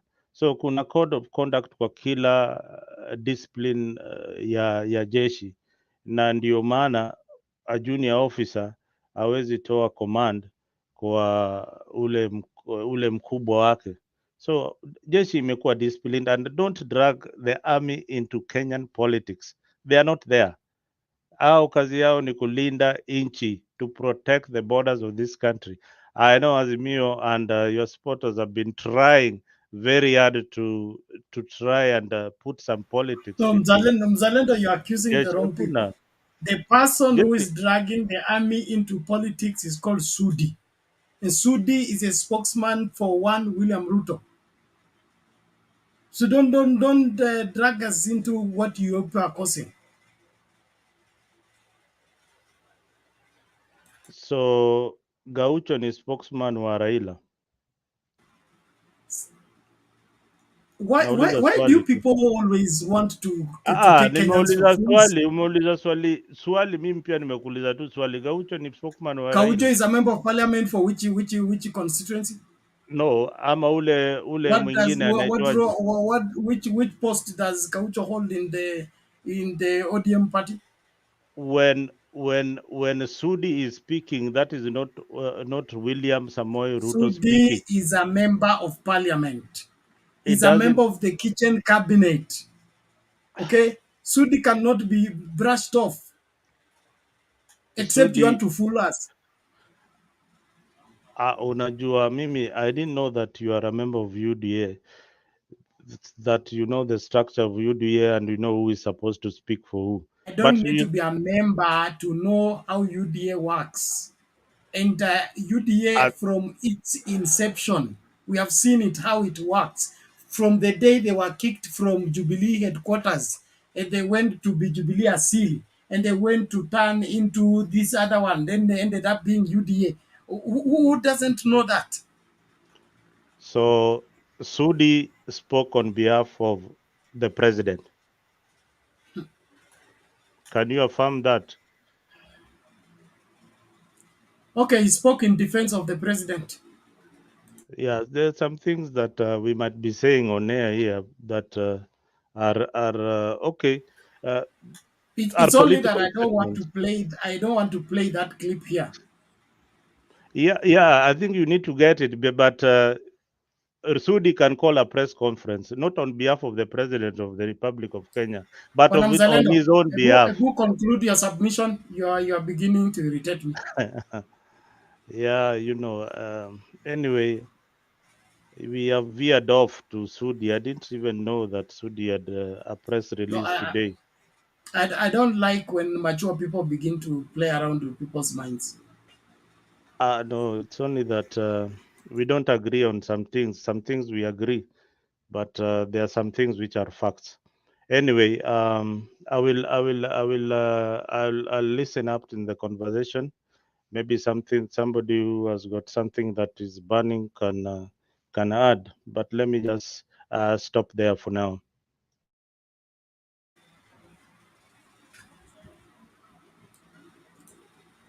Okay, thank you.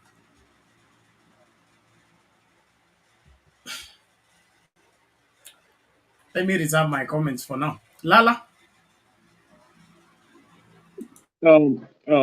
Thank you. I know I've been coming in and out, in and out. This is one of the longest time I think I've listened to others. So I'm happy to hear Mzalendo. The only problem is it's very, very hard to follow your argument.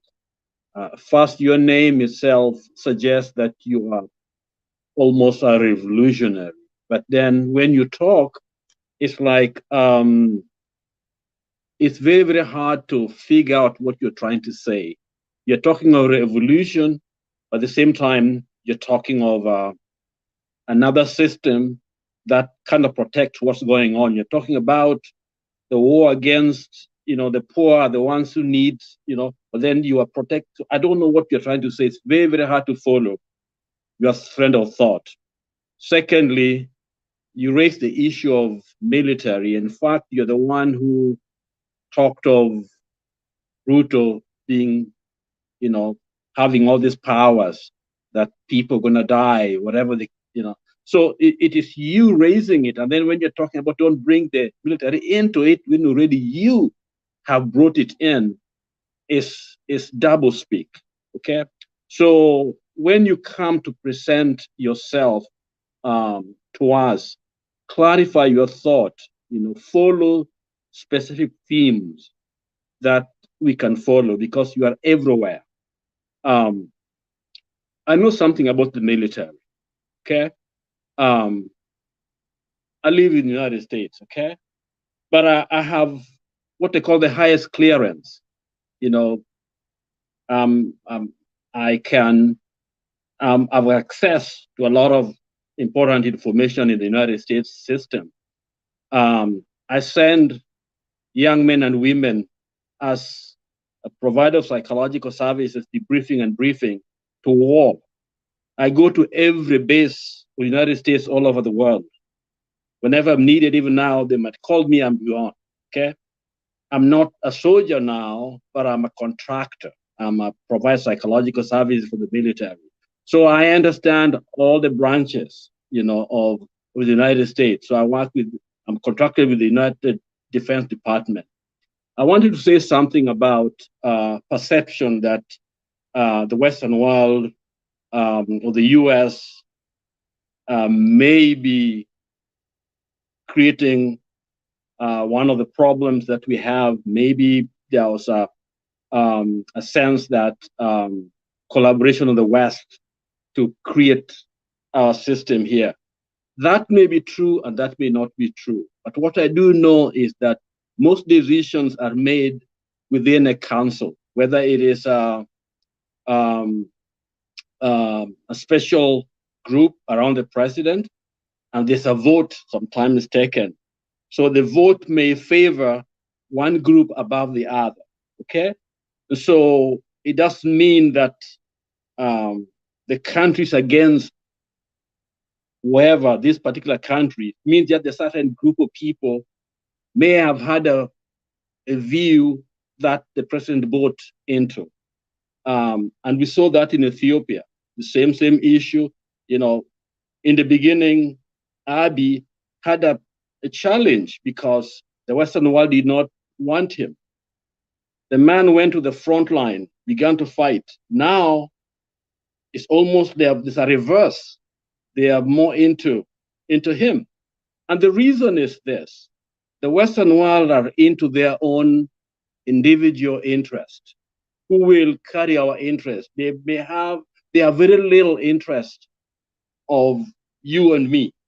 In other words, Kenyans have to look for their own resources. We have to stand together. We have to create our own system. The same Bible says, when my people called by my name shall humble themselves, I shall do something about them.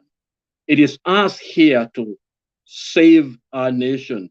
Yes, for my sister, Rhoda, we may get some help from wherever. If they come, need to come. If it doesn't, that's okay. But it is for us because it's our mothers, our brothers and sisters who are suffering. I mentioned here yesterday, when I come to Kenya, I take a train from Nairobi to Mombasa. You see some of those little huts and our brothers and our sisters, they live like birds. And it's because somebody is robbing them. Somebody is stealing from them. Somebody lives owning helicopters and they don't care about the common person. And so this fight is about that Mama Mboga, that young kid who has done well and cannot move forward because somebody has taken his or her place. It's because we as a nation have been caught in this trap where at the top are people that we never elected. This last election was our voice, Mama Mboga's voice, to say, we want a Kenya that will take care of all of us. We don't want a tribalistic nation. We want a nation that has a conscience, that cares for our own. Okay? And our will was subverted. A group of people, and I love Germany, the way you analyze the situation. I think they work their system to subvert the will of a common Kenyan, of that mama. And there's no hope for that mama with this kind of a system. So we are here because we want to bring sanity back to us. So, Mzalendo, sometimes when we come to a moment like this one, people have to. It's a lot. Be brief. There is somebody on hold. Huh? Let me close in there. Okay, Mzalendo, please clarify your thought. If you're sent, please make sure you get that fact correct. Then you can bring it here, rather than big everywhere and we get nothing out of what you're trying to say. Thank you. Somebody else can come in. Okay, thank you, Mr. Lala. We appreciate that. I appreciate everybody for your givings. One thing I want to make straight in one sentence is that some people think that the Kenyan Army is a youth wing for KANU. The Army is not a youth wing for KANU 92 or KANU 97. The Army has its traditions, it has its limitations, and it has who's ordered to be carried out and who's ordered not to carry out. And the army does not come from heaven. It is part and parcel of us. They are our brothers, they are our sisters, they are our uncles. They are part and parcel of us. They feel the pinch that we are feeling. They know the conspiracies, the cheats, the lies. In fact, they have more details than most of us. And so nobody's going to command the army to go and kill people. Then they will go and kill them because they don't think. Tusijaribu kucheza, and then your story ya tribalize the army. It is not. Recruitment takes place in every county. It's a law. So the army is not made of one community. It used to be, but it's no longer the case. We are all there. And that's why in 2017, when there was unleashed a militia to go to Kisumu to clear people in the pretext of trying to enforce illegitimate government, what happened? They got a summon that told them try it. So Kama ni mbaya ni mbaya. Na wacha nisiseme. Kwa sababu mimi ni nabii. Let me bridle my mouth. But let's not take Kenyans for a ride. Let's not play games. You can be a husband, but you don't have to go everywhere saying I'm the husband.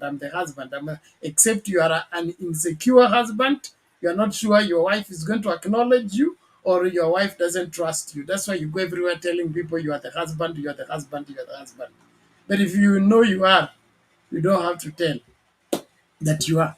Samani, let's do this. Let's give Domi his 3 minutes, and then we'll interrogate that. Thank you. Domi, please come in. Na tafadhali, before Domi comes in, walimu wangu wa usiku tafadhali, it's 4 a.m. East African time. Mato, Leo, Makiadi, Julia, njoo hapa. Yesu anawaita. Karibu Domi.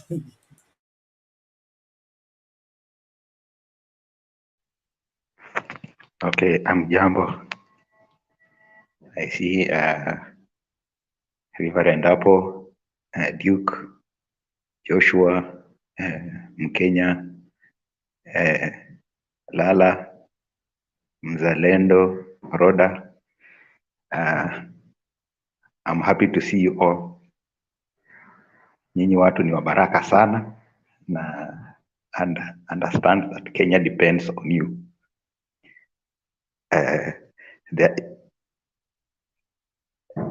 A wise man said, the steps of 1,000 miles start, the journey of 1,000 miles starts with one step. What you are doing, it may not look big, but I can assure you, there is something big that you are making now. I think kuna vitu zingine, we may decide to live in deception. Trying to think that revolutions will fail and the end game is the same. There is no revolution that leaves things the same way. I can bet you, go find research everywhere. Never, it will never leave things the same way. Even if it did not succeed as per se, or it may not be as big as it looked like, there is no revolution that leaves things the same way. And throughout the history of Kenya, Mzalendo, let me give you one thing that go and research and you'll find out. There is never any time Kenya makes giant steps without crisis. Unfortunately, the language Kenyan leaders understand is crisis. That is the most unfortunate thing. We got our current constitution after crisis. We got most of the institutions that were set, they were set after crisis. Now, unfortunately, that is the only language Kenyans understand. You are talking of better ways. I think people may start talking of, there are better ways of handling it. Unfortunately, those better ways you are talking about, they are failed. If you're having somebody who does not listen, by the way, there's a day I was here and I was saying, our president does not listen, or if he listens and do the opposite because he's arrogant. Unfortunately, that's the problem. And let me back up part of what I think it was our coordinator who explained something here. You see, if the leadership is bought, everybody in the leadership has been bought. Akienda senator amenunua senators, akienda parliament amenunua parliamentarians. So, which means there is nothing on the legal side, okay, the legal side has also been bought. Kumenunuliwa mpaka na koti pia imenunuliwa.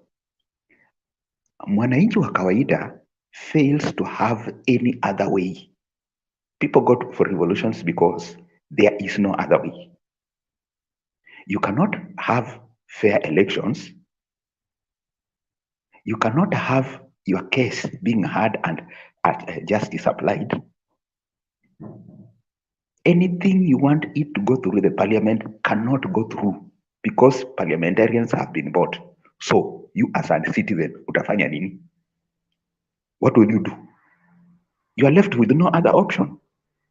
People don't go to revolutions because they want, not because they are comfortable. You have talked of watu kukufa. Let me ask you,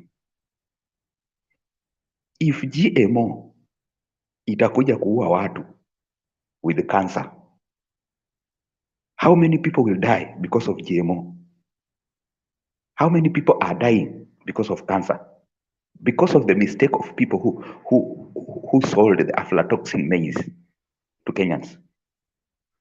How much will you spend in treating a cancer person?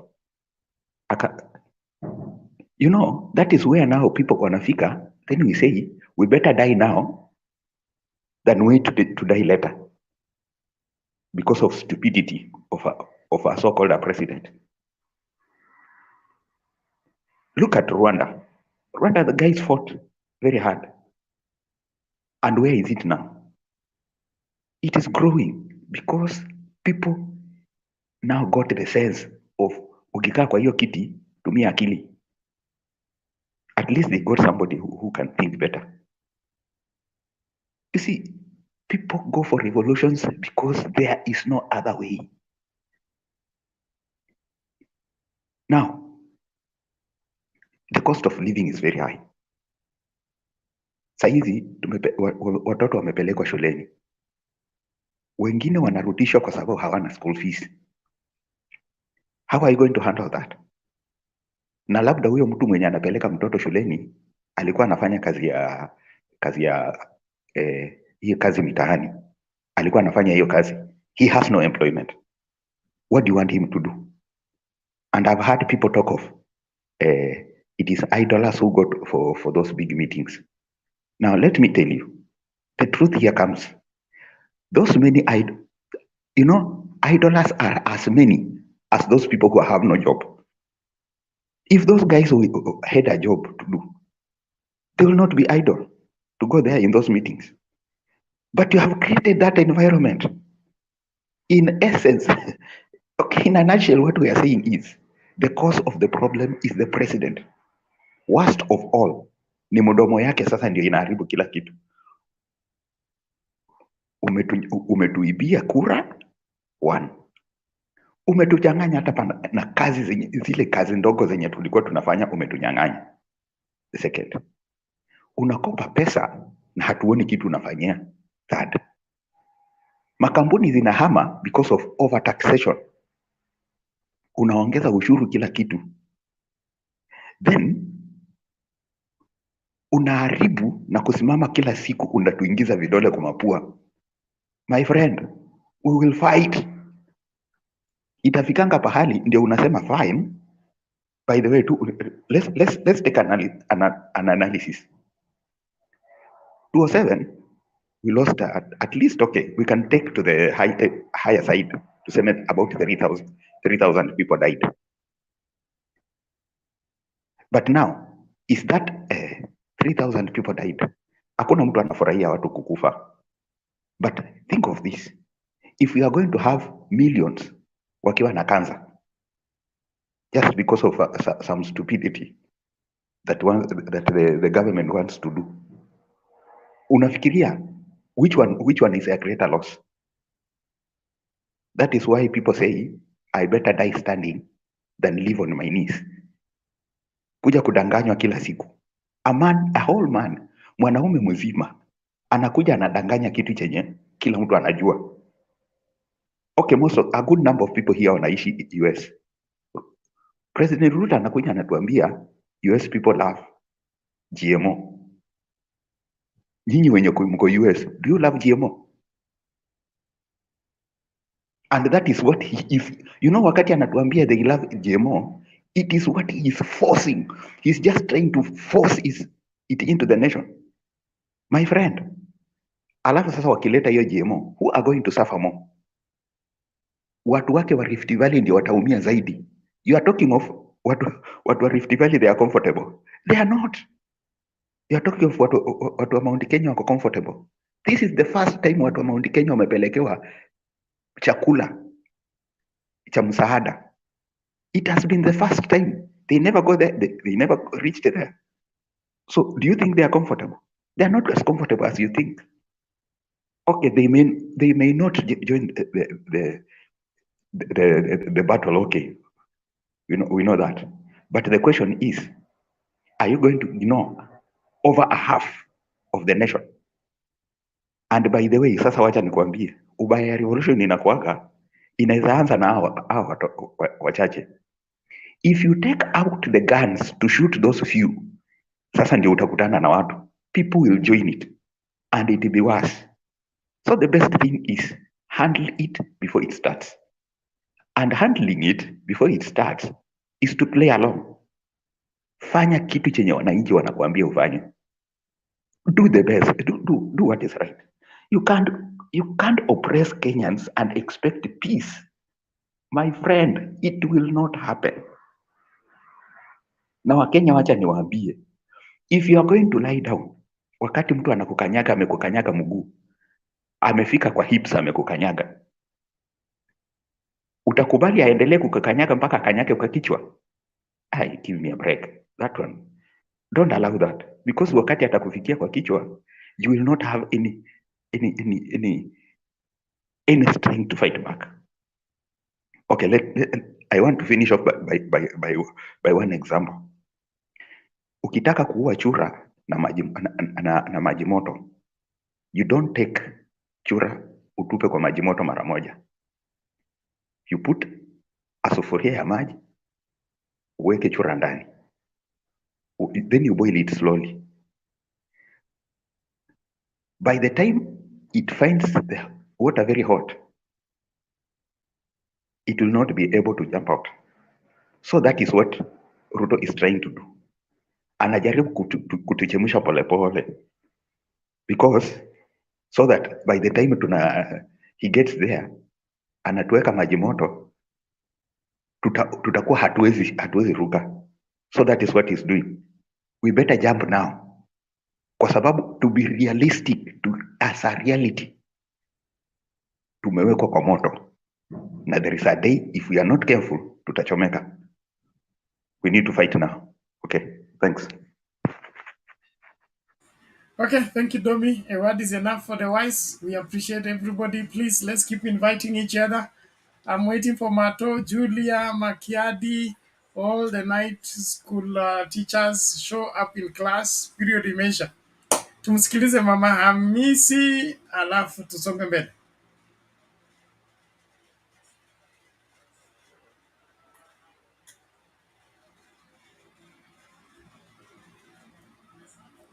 Mama Hamisi, are you still there? Okay, Bwana Duke. Yes. I have two points to put across. One is that it's very easy for people to be misled, especially those at the bottom, when you're considering education and economic well-being, whether it is the Rwanda genocide, whether it is the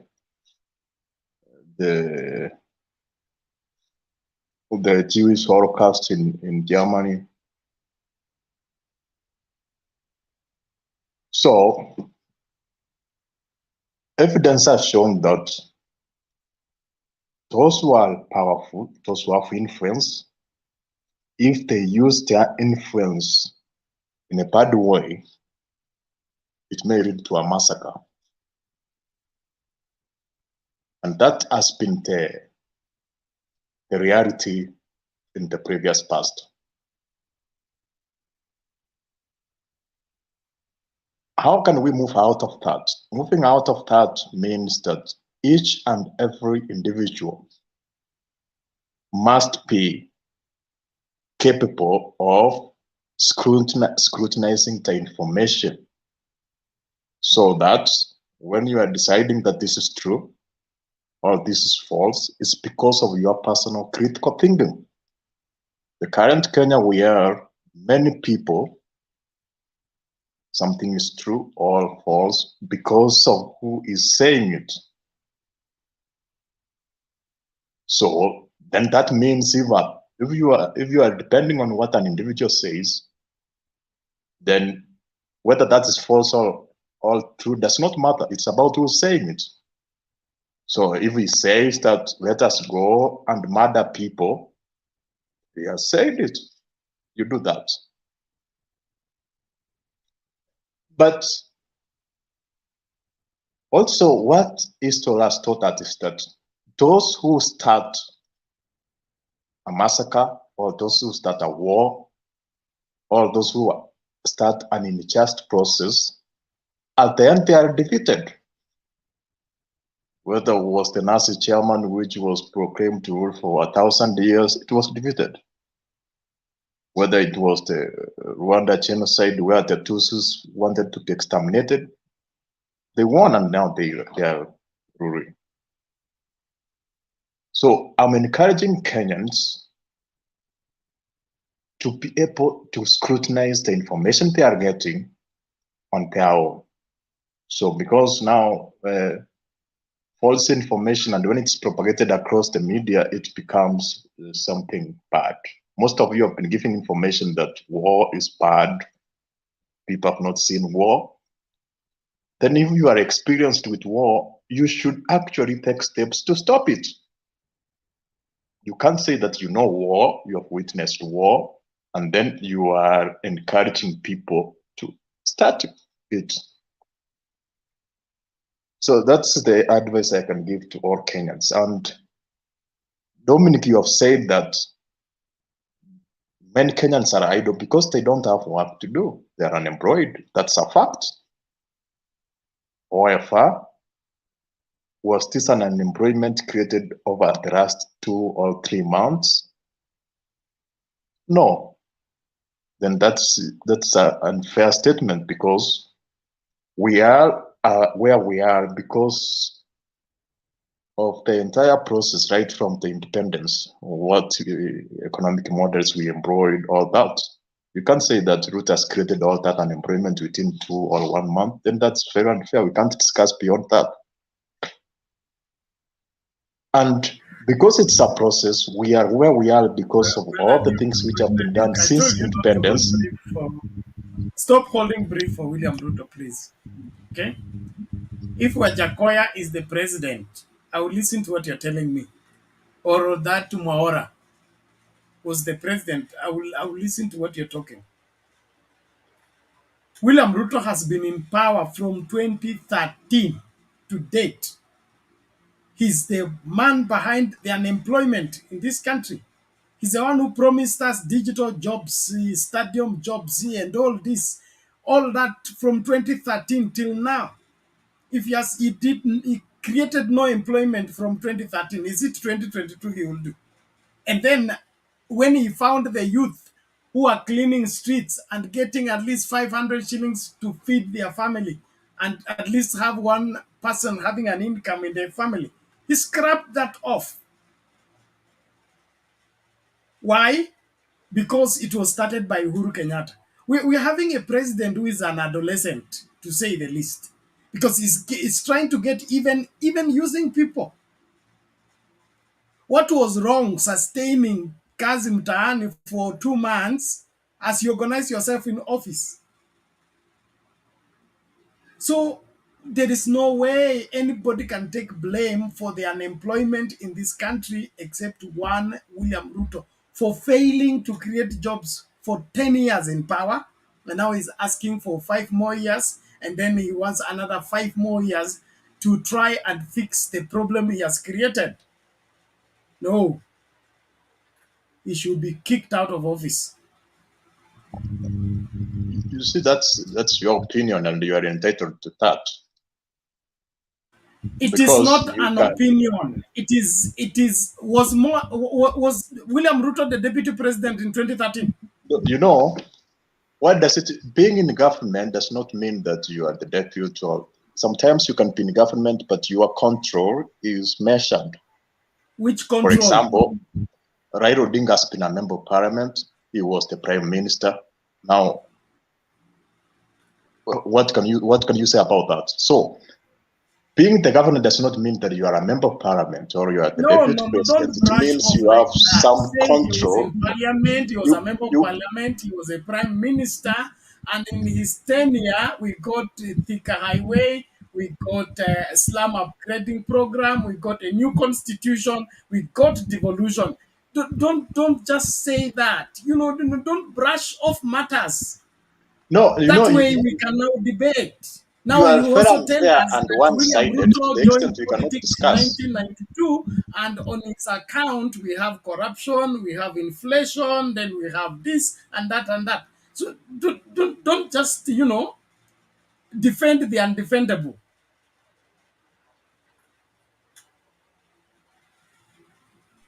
No, can you give me time as I give my I feel, because when you Excuse me, sometimes when you do, you speak. I get no, it. it's my time because I never I'm interrupted saying to you. you, I think you're psychopath. Okay, You're Must be psychopath. given permission to the chair. You're psychopath. Rhoda, thank you.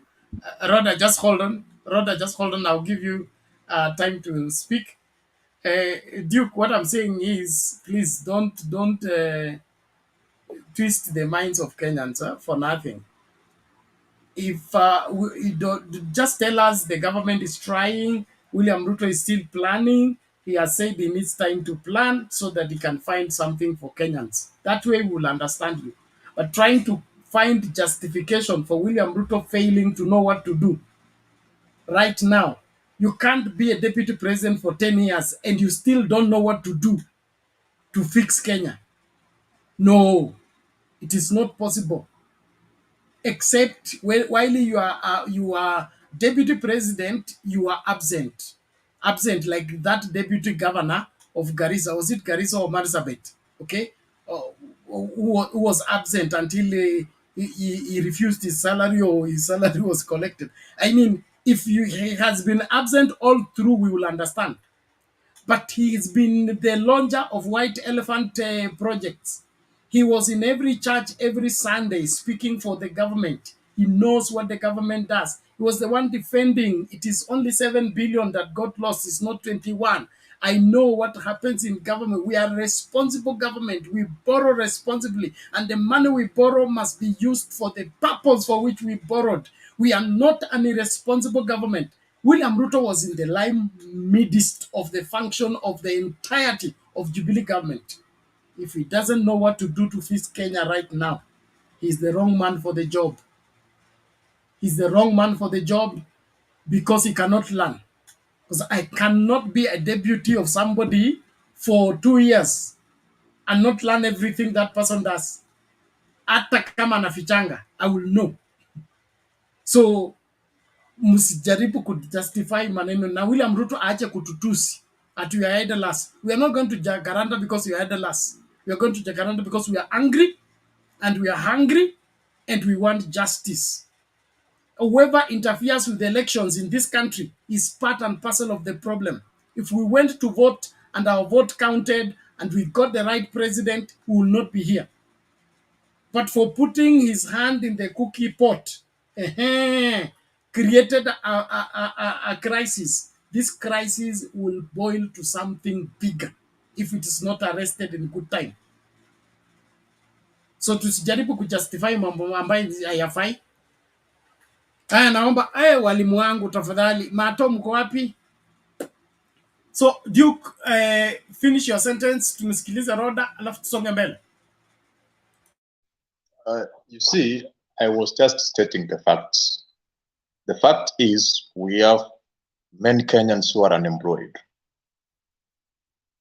But you cannot say that that unemployment has been created by William Ruto. That's extremely unfair, and we can't discuss about that. So it's about historical mismanagement of a country. It has been created by Raila Odinga. No, previous presidents. That's what I can say. Previous presidents. Yes. And William Ruto has not been part of the presidency. You see, that's what you have to listen to me. For me, I know when you are the president, you have more control and you can bring reasonable change to a country. You cannot say that an MCA and the president are the same in the management of the affairs of the country. We can't agree on that. Even if we expect for years to come. Small, okay? There is something called constitution in this country, okay? And that constitution governs on how the country is governed. All policies, every one of them that is implemented in the country is passed in the cabinet. Then the cabinet takes it to parliament. On approval, it gets executed. Was William Ruto in every cabinet meeting?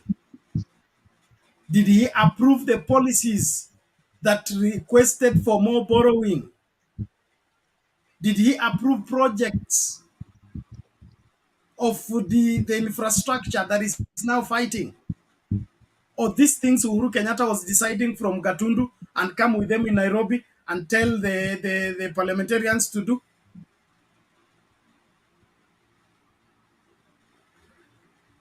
You see, because of that interruption, we are not moving forward. Why can't you give me 1 minute?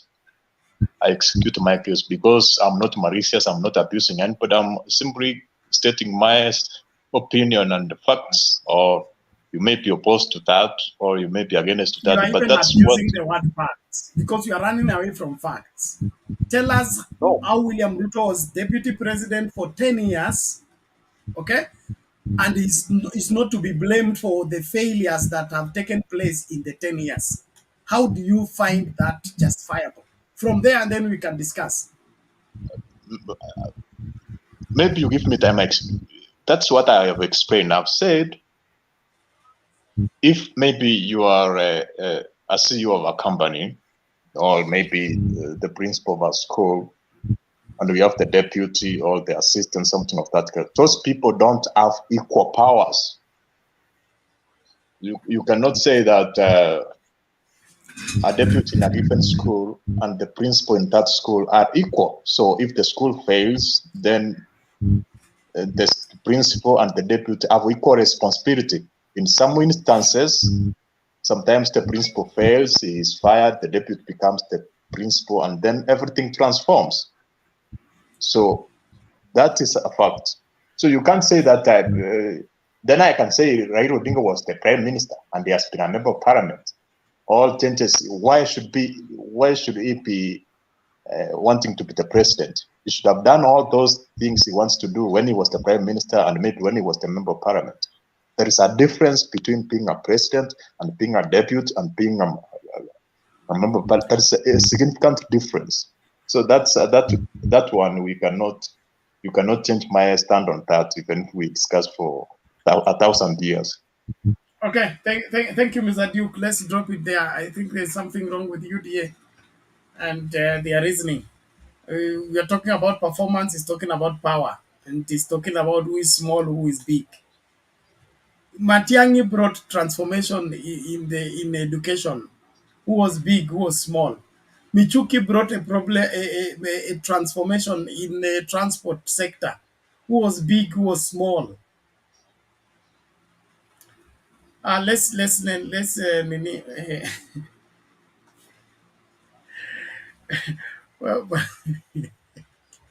Bwana Domi, hebu achia hapo, tumsikilize Mlumbu kwanza. Tumsikie Mlumbu kwanza. Acha mzee Mlumbu aongee, utakuja tafadhali. Mandugu mapendwa na madada, habari ya jioni, habari ya asubuhi. It's another beautiful day, beautiful morning. Yani our Kenya country yani inaistajabisha that kuna watu wako wameeducate kama Duke, lakini nakawana macho na akili na hiyo ukiangalia kichwani kama iko tu na samadi ya ng'ombe, sio brain. Lakini si makosa ya Duke kwa sababu amezaliwa kwa silver plate. Duke hana makosa kwa sababu amezaliwa kwa silver plate. Yeye hajawahi kuona shida watu wameona Kenya. Amezaliwa kwa silver plate, ni vile nilimsikia na akapewa sijui ana company sijui ameandika watu anawakanyaga kwa kichwa anawalipa bila anataka. Then he gets money from those people that he's supporting. How do you want him here to come and atetee wananchi? Kivipi? He cannot. Ni lini Kaburu aliwahi kutetea Mwafrika halisi vizuri? Duke anakaa kama Kaburu. That's the truth. Because mwananchi wa Kenya kamila anayeelewa Kenya vile inavyokaa sahihi, he cannot come here and tell us what he say. He seems like somebody who is educated and he's not educated. Afadhali sisi hatukwenda shule, afadhali tunaelewa kumliko. Because you can't come here uambie Raila angefanya, Raila amefanya. Wale watu walikuwepo walipigana na Moi 92 walitoa 2A. Tukawa na multi-party. They were not presidents. Were they presidents? Wakina Mati Shikuku, Matiba, Rubia, were they presidents? Oginga Odinga, were they presidents? Inflation ya Moi ilienda mbali kabisa mpaka Kenya ikawa vibaya zaidi. Some of you were not there. But some of you are here, they went to history, walisoma na wakaelewa. Nikiuliza mtu kama nini Bernard anaelewa transio, watu walifukuzwa, wengine wakakuja kuishi Mumias, wengine wakaishi Bungoma. People ran away from their lands. People died. For the section 2A to be scrapped out. People died for it. Kuna watu wamekusha mashamba mpaka leo. Section 2 ikatoka, watu wakarudi pamoja. Bado Moi alikuwa kuni fringe people. People agitated.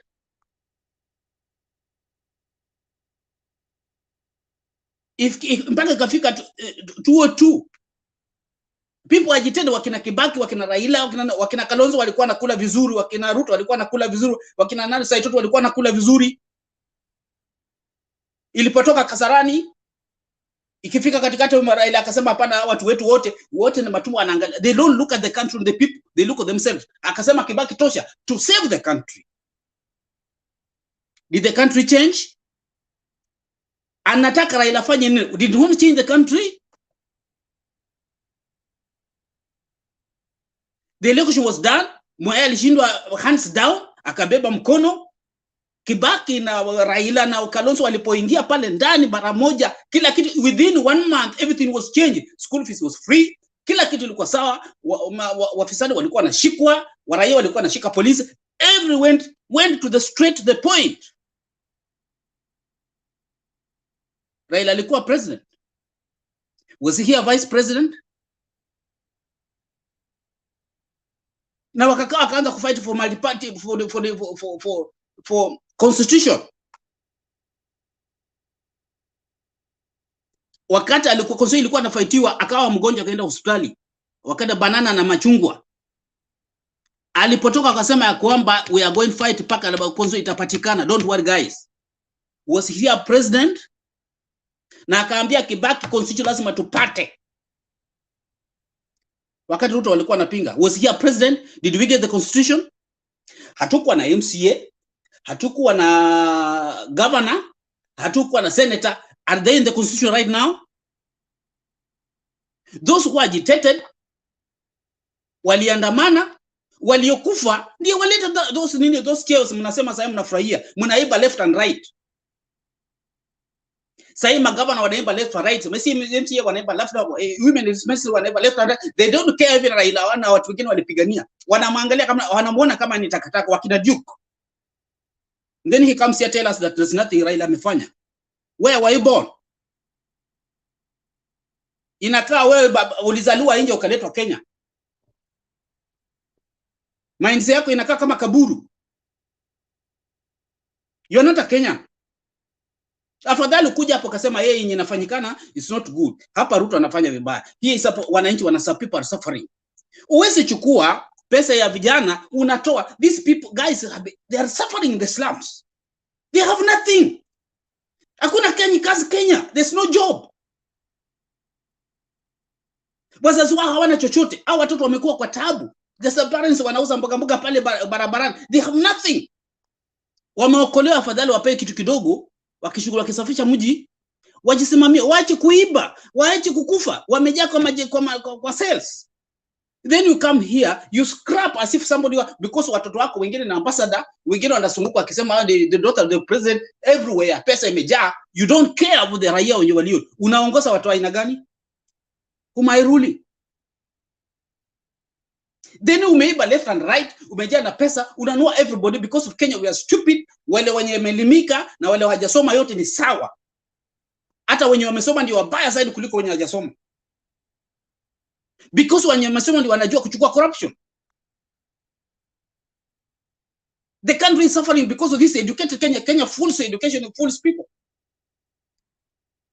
If you can find somebody like Wetangula, like Mudavadi, who are agitating for the democracy, they can go and steal the election. Wanakuja kusimama anasema wameshinda, na wanakasa macho kwa sababu Ruto amewafundisha kuiba, kuua, and then you come back unasimama na macho kafu na mrai, you don't blink even your eyes.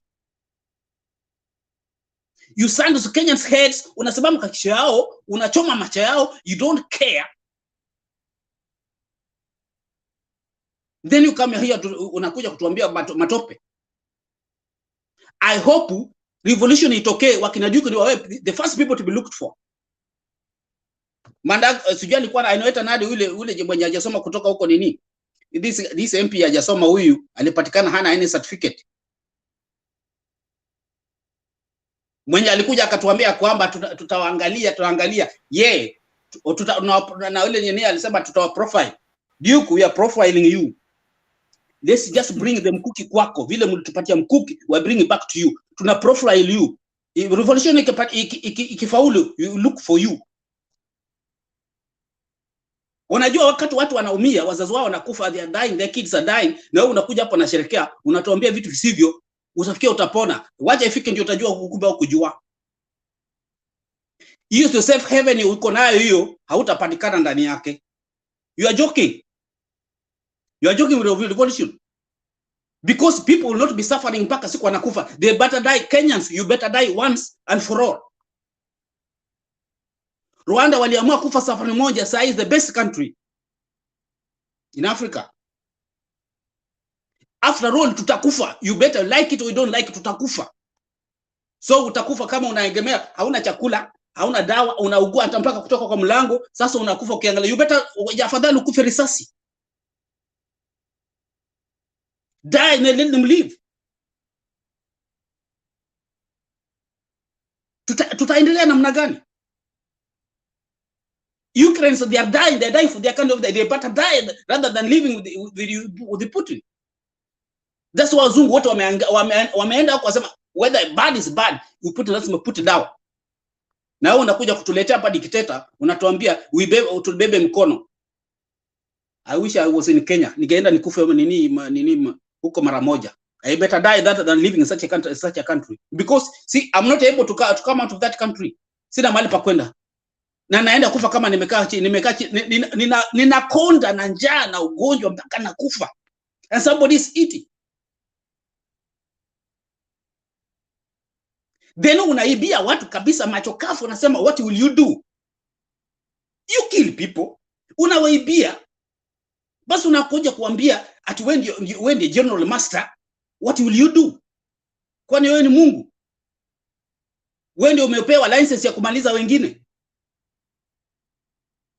Wewe ndio umepewa license ya kuua watoto wa wengine, na wako wanasherekea, wako kwa manyumba makubwa, wanatembea na ndege, wanatembea makari makubwa. And some people are killing. Kenyans, wake up. This is not about Jaluo. This is not about Muluya. Kuna Waluya wamehongwa, wanakula kwa matumba yao. Kuna Wajaluo wamehongwa, wanakula kwa matumba yao. Kuna Wakikuyu wamehongwa. Na Wakikuyu wengi wana njaa, wanakufa vibaya, they have nothing.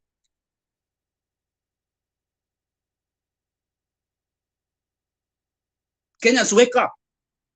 Let's do it once and for all. Kufa siku moja na mambo ishe, utakumbukwa. Na kukifa huko kama umekonda unakufa kwa mlangoni, who will know you? Nobody will know you. Nani atakukumbuka? Nobody. Lakini ukienda Jacaranda kufa, watahesabu ya kwamba ya nani fulani Bernard alikufa Jacaranda, it will be in the history. Lakini ukifa kwenye bako huko watu umekufa kwa jatu, hauna chakula, who will know you? Even hakuna magazeti yatakutangaza. Hao watu wametuzoea bwana. Ruto and group wametuzoea. Kenya, wake up, let it be for once and forever. Raila waambia, let it be a history for Africa. What are you going to lose? Do you want to lose when you go, you die? Watoto wamekungoja hawaendi shule. Wana njaa, hawana kitu ya kukula. Baba yako anakufa pale, ana just something to eat. Your mother is dying, rest of the yourself, you cannot even make it. Basi ukinywa chang'aa, hiyo chang'aa pia wanaenda, ukitengeneza chang'aa hiyo pia wanakuja kumwaga. Where do you want us to go? Which country? Rwanda ukienda bunduki waliamua bunduki zinawaka. Ukienda Ethiopia bunduki zinawaka. Ukienda kwa Museveni alitoka Rwanda ameingia kwa Waganda, amefinya Waganda makende, nobody talking. Ukiuza kichwa tomna kichwa na kata, ukiuza kichwa. That's why Ruto is want to do to make us look like. Guys, wake up. This time kama mwezi fanya saa hii.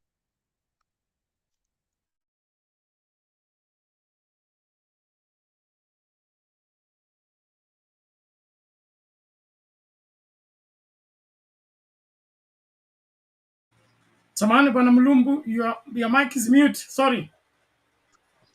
Asante. Ikiwa mtakuwa kama Duke, let's be like that. Kama mtataka nchi ibadilike, kufa mara moja, kwa sababu kufa ni lazima. Death is a must. Kuishi ni bahati, kuzaliwa ni bahati. Kufa ni lazima. Ukifuka kwa haki, Mwenyezi Mungu atakukumbuka. Hata Waislamu wanasema ukikufa kwa haki, Mwenyezi Mungu atakukumbuka. Lakini ukikubali kufa kwa magoti, you will not be ever recognized. Asante sana. Okay, thank you. Yes, Domi. Okay, there was one correction yenye nilikuwa nataka kufanya kwa nini? Kwa what Duke was telling us. Now, and is calling it fact. First of all, telling us that sio Ruto alileta amefanya shida yenye tuko nayo iko. First of all, I think what I will tell you is enda ambia wajinga. We are not fools. Go tell that to fools. Because we are not fools. We watched Ruto in the first term, alikuwa anasema mwenyewe, president alinipatia mamlaka yote. He said by himself. So wakati kulikuwa kenaibwa, he knew and he did it. Alisema, si kila mtu alisikia wakisema. It was confirmed by Sabina Chege na Moses Kuria wakisema the first term Ruto ndio alikuwa amepewa mamlaka yote hapa. Ilikuwa they wanted anything, Uhuru alikuwa na send to Ruto. So kwacha kutuambia hapa ati he did not at he was the deputy and he did not do anything. Give us a break. And again nitakwambia Duke, we are not fools. Yeah, Ruto tuko kwa hii crisis squarely because of Ruto. Unemployment aya. Sasa wakati wacha nikuambie the second term of Uhuru alijenga mabarabara na zile mabarabara watu walikuwa wanaandikwa kujenga hizo mabarabara. I was working in Kenya Railways. Kenya Railways iliandika more than 2,000 people kujenga reli, kutengeneza reli kutoka Mombasa. It was supposed to go to mpaka Kisumu ilienda, in fact ilienda mpaka Kisumu. It was supposed to go mpaka Malaba. Ilikuwa okay, iliachiwa kwa njia. Ruto the end people wenye wanamalizia they are Chinese. Ilitengenezwa mpaka Nanyuki, tukafungua magari ya kwenda huko. Magari inaenda, we have a commuter train going there.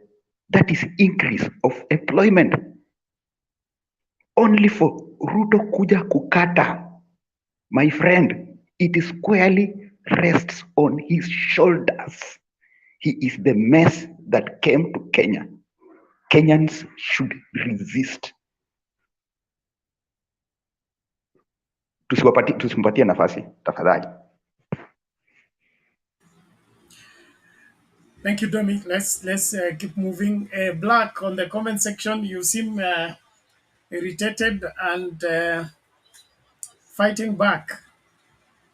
I'm not responsible for every utterance that is spoken here, but some of the suggestions you people are offering are not going down with Kenyans.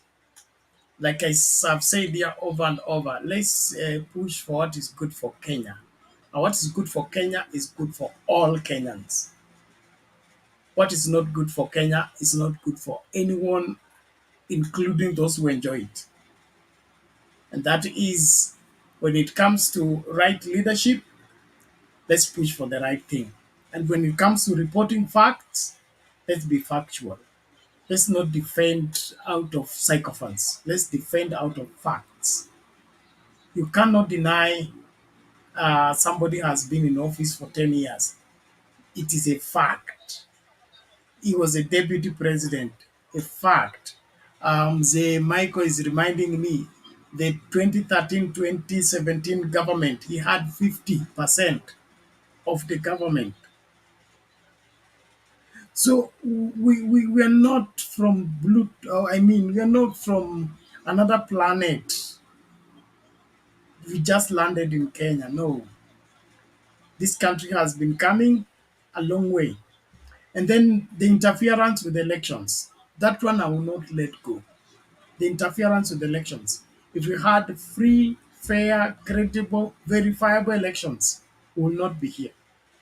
If we let our electoral process take place the way it is stipulated in the Constitution to take place, we will not be here. The person to blame for all this is the person who kidnaps Chebukati, threatens Chebukati with death, makes Chebukati announce the wrong winner, and then at the end of the day, turns around and says there was a plot to abduct and kill Chebukati. No. Hata kama ni mimi. Things don't work like that. There's a limit. Even if you want to be evil, there's a limit to how evil you can get. Unafika mahali unaambia hii nimezidi. Kuna mambo tunafanya katika hii nchi mpaka shetani anastuka. Shetani ndio evil, but kuna mambo tunafanya katika hii nchi mpaka shetani mwenyewe anasema hata mimi ni mbaya, lakini sio mbaya kiasi hiki.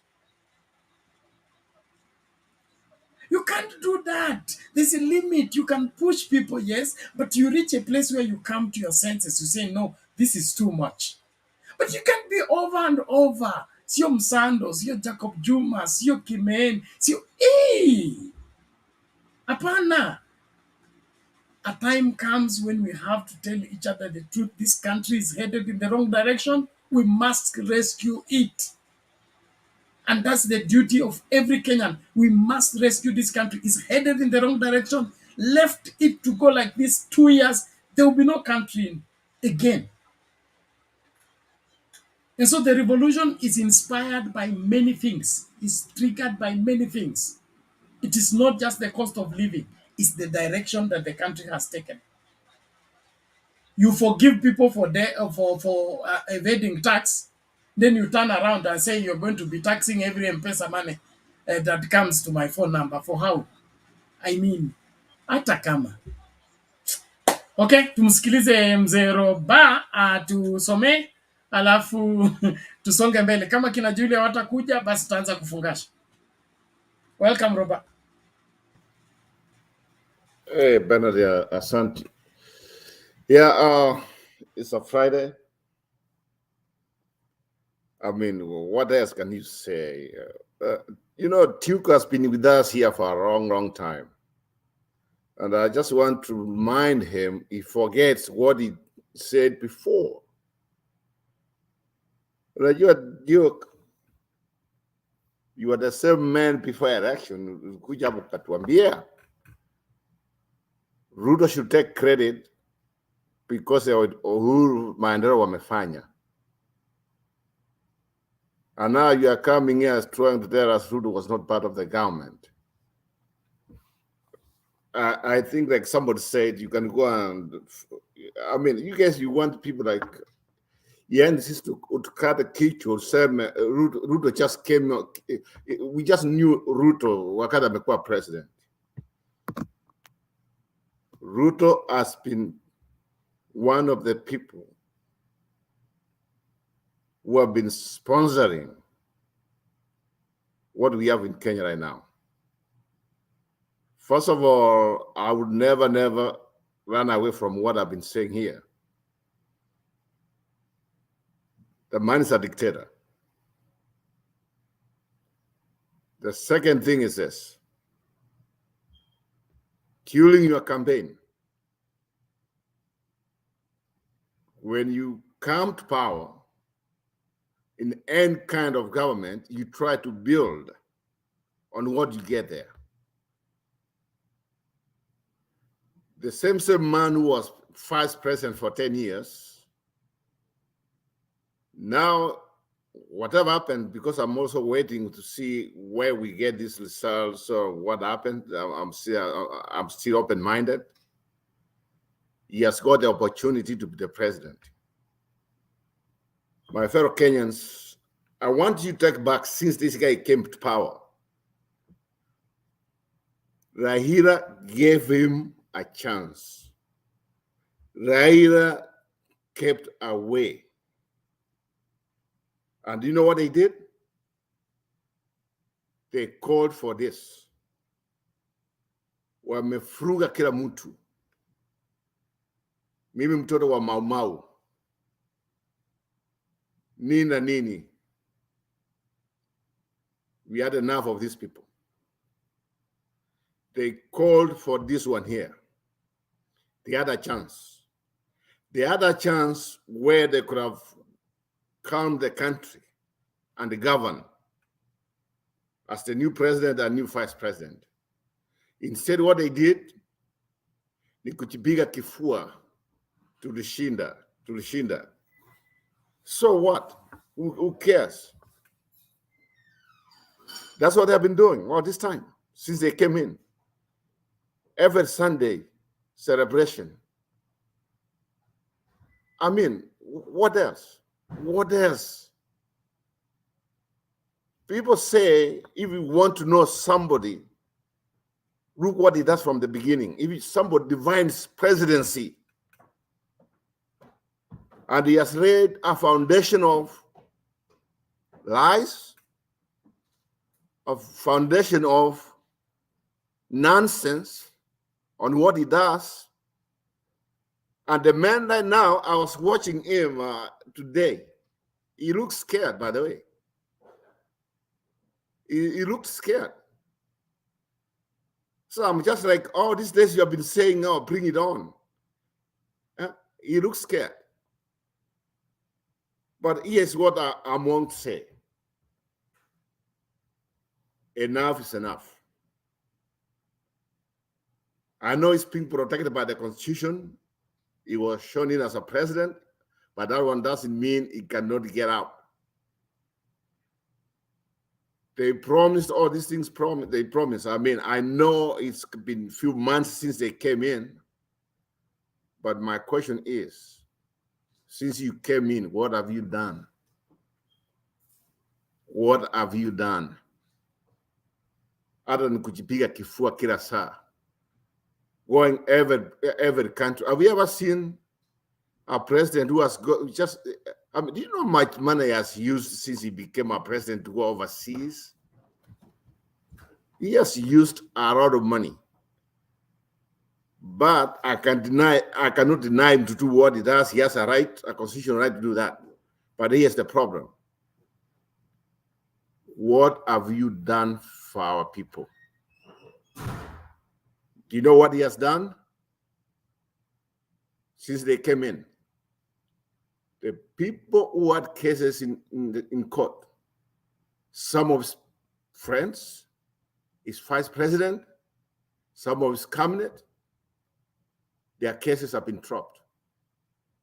Then we call ourselves a country of democracy and a country with institutions.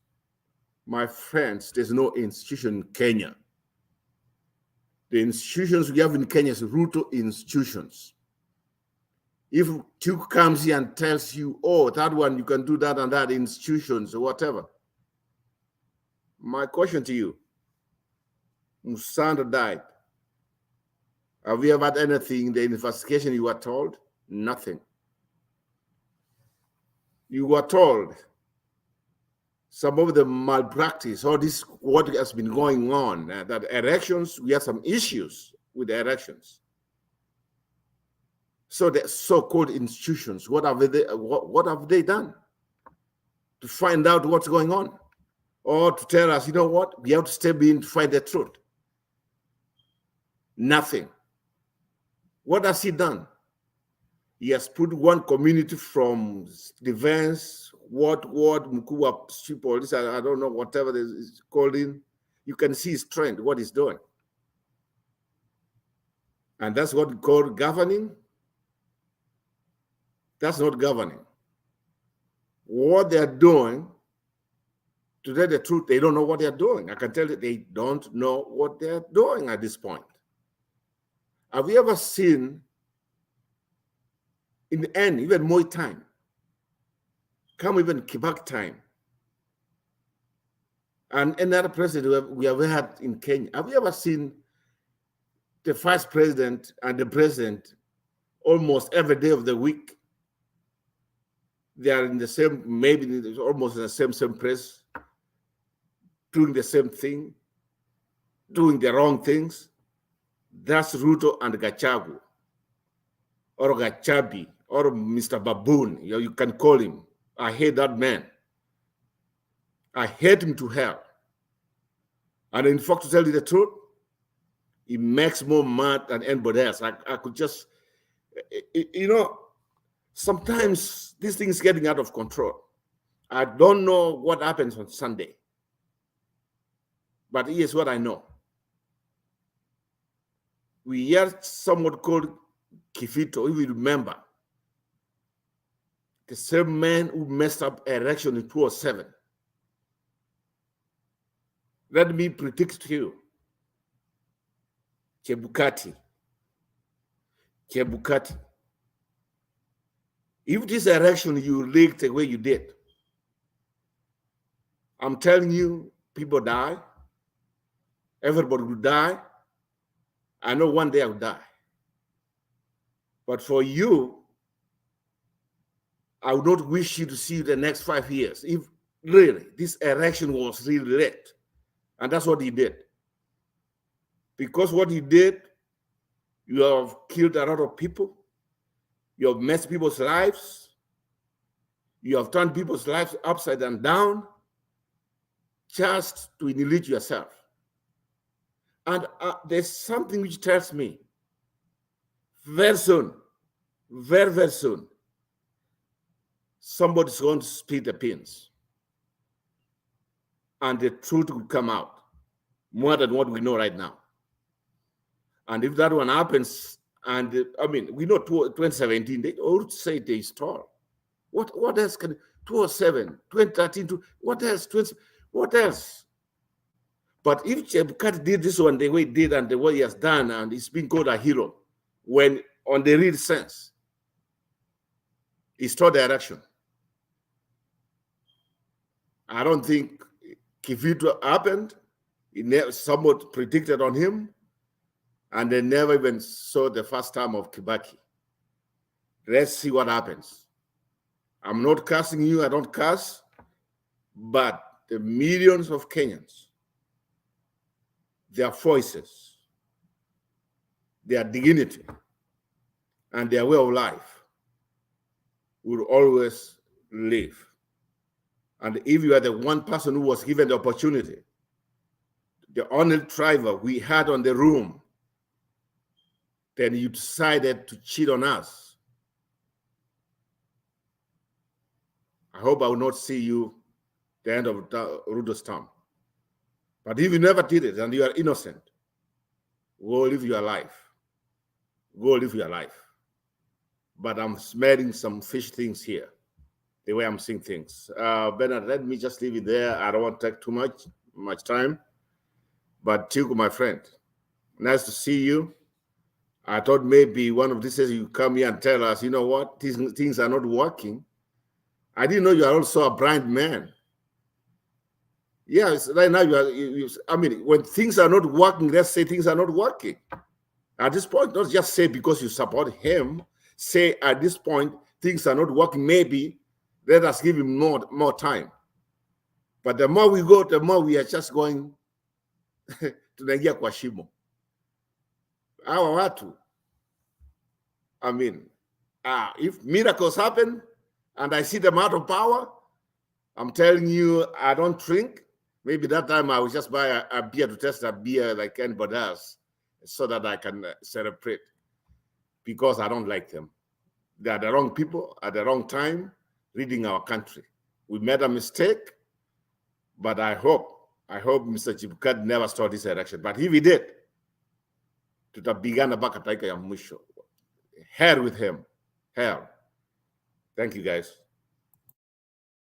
Okay. Thank you, Rob. Let's close the one short video coming.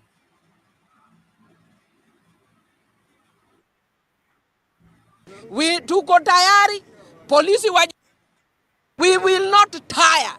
We will not be scared. Tuko tayari, polisi wajitayarishe mpaka jioni, ni kukimbiana hapa na pale. Wanasa kwame!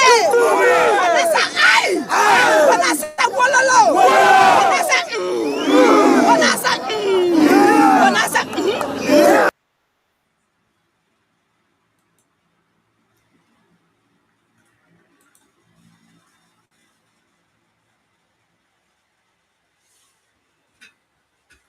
Okay, tuko tayari. Muko tayari?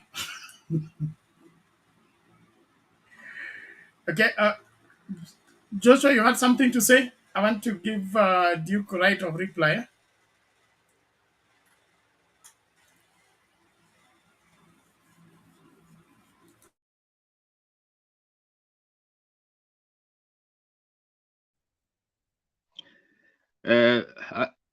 Bernard. Halo. Mpatie kwanza. Okay, I wanted everybody to make their submission so that they are giving, so that he responds at once. We close that chapter, we go to something else. Right. Bernard, acha niwakumbushe kitu moja ambaye ilitokea wakati wa, mnakumbuka wakati wa Pirathram? Paretho zinaisha. Unajua ni mwaka gani? Ile ya mnyonyoko wa udongo. Alafu GMO ni the same thing, ile ilikuwa kahawa inatoka Uganda, ilikuwa tunaita imwanyi. Unakumbuka? Upande wa Central kahawa ilikufa. Hiyo ndio magendo, ile wakati wa magendo. Yes, the magento business, yes. Hii system ilifanya pyrethrum ikaaga, coffee ikaenda bei yake mbaya, na ndio hiyo magendo ambayo iko kwa mahindi saizi, na ndio hii tunaletewa GMO. Wacha niseme kitu moja, kuna vitu zingine watu wafikiri, kuna wengine walizaliwa juzi, wajui history of Kenya. Makonge inaisha.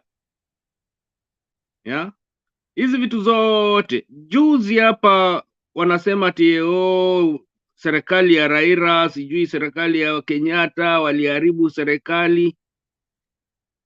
To say the truth, huyo ambaye anajiita huyu Arabu Mashamba ndio alikuwa upande wa finance, yeye ndio alikuwa anashikilia wakati huo wa na Uhuru. Asija kuwekea Uhuru makosa ambaye sijui nini, budget ilikuwa kwa ofisi yake. Huko Karen, people who are living in America, they know the name Karen. Roba, habari.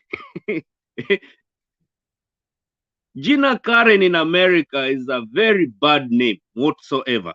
Wale wako nje. Karen ni wale wazungu ambayo wanazungumza matope America kuhusu Uafrika. Wale tunasema racist. The America wanaita Karen. And that is the same name tunapewa huko Karen, Kenya. The same name.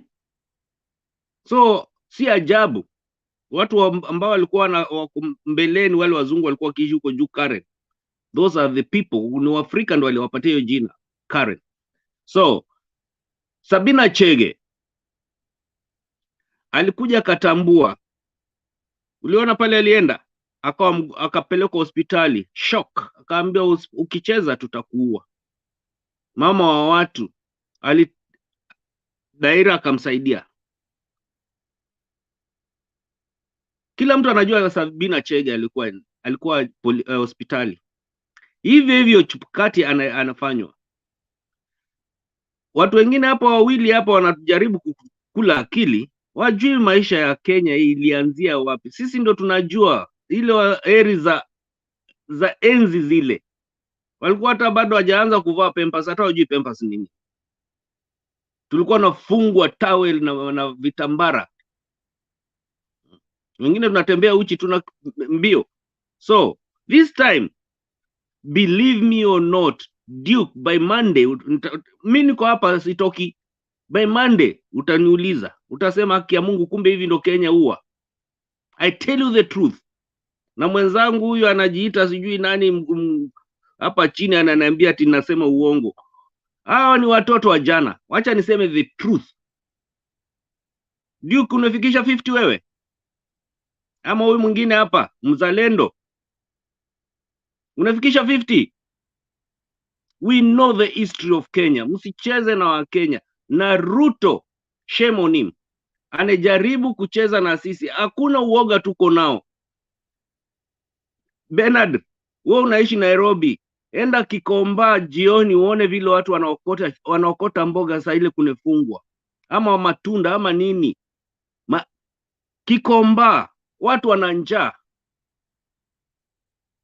wanakula matope. Duke, you people outside can't, mko nje mjui nini inaendelea. People are suffering at the moment. Reality. Sasa pesa za kina mama wazee over 70 years, ile pesa kidogo ya 2,000 walinyang'anywa. Hii pesa ya watoto ya shule ndio hii watu wanatoka Mombasa wanasema hapana, hatuwezi kukula kwa mahoteli kubwa huku na watoto wapati. Lakini hawa kubwa, kijana wake yako hapa neighbor country hapa Poland, wanazungumza mambo sijui akina Raila, sijui anaitwa Kalonzo ati sijui wako hapo Tanzania. Mtoto wake siko hapa neighbor is only 2, even not 1.5 hours. Yeye ni ambassador kijana. Haya, huyo mwingine ni ambassador wapi tena? Huko Afrika, Nigeria. Anaolewa huko Nigeria na ni ambassador. Na ni mtoto wa mtu mmoja. Mwingine hapa anasema tulikuwa tunauza smoky. Nonsense. Wasitutishe. Hii Kenya tuko kuishi. Mama zetu, baba zetu walifanya tuishi. Hatukuandika application. Na Kenya si ya Ruto peke yake. Wajingo waliuawa. This time wazazi wetu wawezi kusafa huko nyumbani. Hao watu wote ambao wako hapo wanaishi ng'ambo, wanatuma pesa nyumbani. I repeat once again, wanatuma pesa. Sasa hiyo ndio watu wanasumbuliwa. Hata Duke mwenyewe hapo pale wanasumbuliwa juu chini, tuma sijui nani yako school fees. Hata wengine hatujui, lakini jina wanajua. Benado, uko kwa ground, waambia watu ukweli. Una preach kila siku, inakuwa unaingia hapa una preachia watu, wanafikiria ni ujinga. Hii bado ni mambo ya Bible. Hii what Bernard is doing is the same thing. Wale preachers wa Kora wako huko wana haleluya na wanakula pesa za uongo. Mfungue macho Mzalendo na Duke, mfungue macho. Nyinyi bado ni vijana, nyinyi ndo mtashikilia miaka zijazo. Sisi ni wazee, tushafikisha 50, tuko zaidi. Wacha niseme niko 60. Yeah? Mtu ambaye tunazungumza hapa kama ndugu yangu hapa, hawa wawili wako hapa chini, Roba na wewe mwingine, we are over 50. Hawa ni watu wazee, tunabishana na watoto. Duke ni mtoto wangu wa kwanza, maybe 38 years. Hajafika 38. Mzalendo unafika 38. Watoto wanateseka huko, watoto wenyu nyinyi, young generation. Ndugu yangu pole, Mungu amweke mahali pema peponi, ambaye anajaribu kusaidia CBC, anatengeneza madarasa zaidi ya 1000 kwa mwaka. Ndio huyo anakufa na shock. Ndugu yake huyo aneaga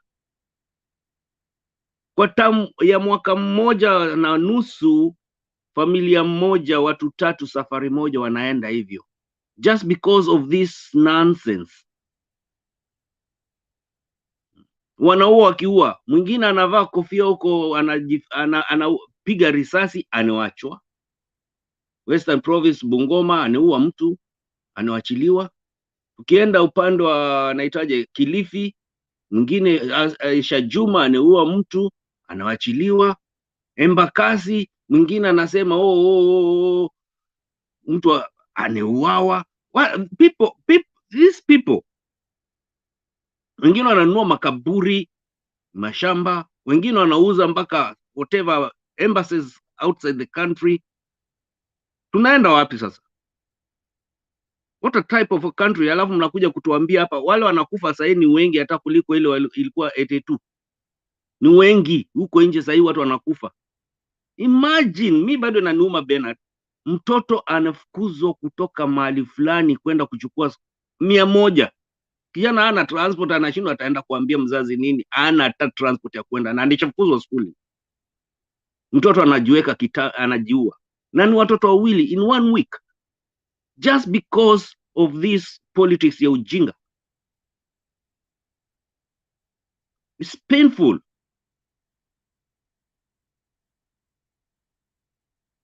Mzalendo anasema mimi nadanganya. Mimi niko kwa ground, nafanya na United Nations, lakini haijalishi. Hata Duke siku nyingine alisema the same thing. So be careful you guys. Let's give them right of reply. And Mato, Julia, Makiadi, if you people are not here, I'm ending this show in the next 20 minutes. Thank you. Duke.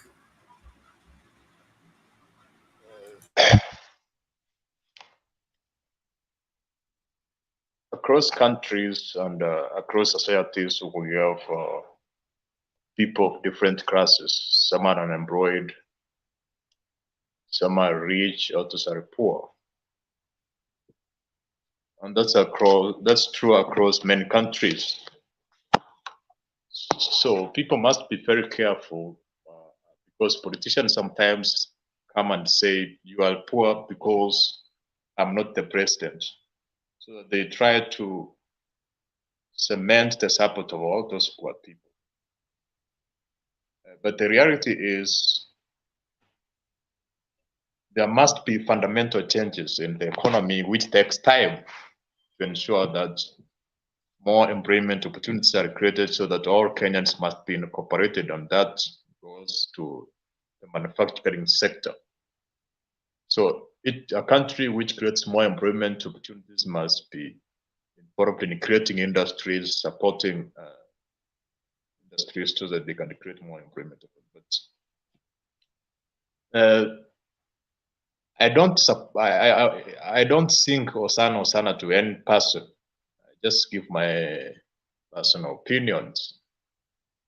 And I was not saying that William Ruto was not part of the government, but the irony is you try to ignore Uhuru Kenyatta, who was the president, maybe simply because he supported Raila Odinga, and now the head of the government was William Ruto, and the previous administration belonging to William Ruto. So that's the problem which I have with most of you. About money for the elderly and Kasmitani, actually, money for the elderly is there. If you check the audit report, it's like that 6 million was going to individual people. So when the president ordered, yes? Nobody said that we exonerate Uhuru Kenyatta from the folly of the government. And there is no defending Uhuru Kenyatta because he supported Raila Odinga. You are obsessed with Raila Odinga.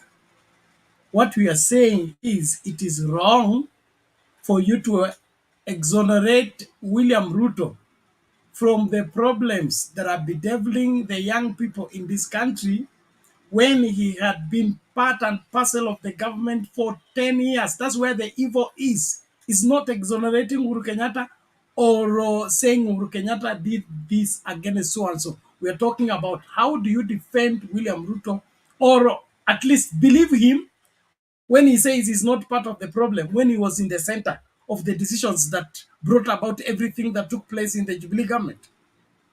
So don't mix up things. No, let me finalize, and I hope that you give me time. I don't waste much time. What I said is this. He was part of the government, but you can't say that they shared the responsibility equally. So the power of the president and that of the deputy are very different.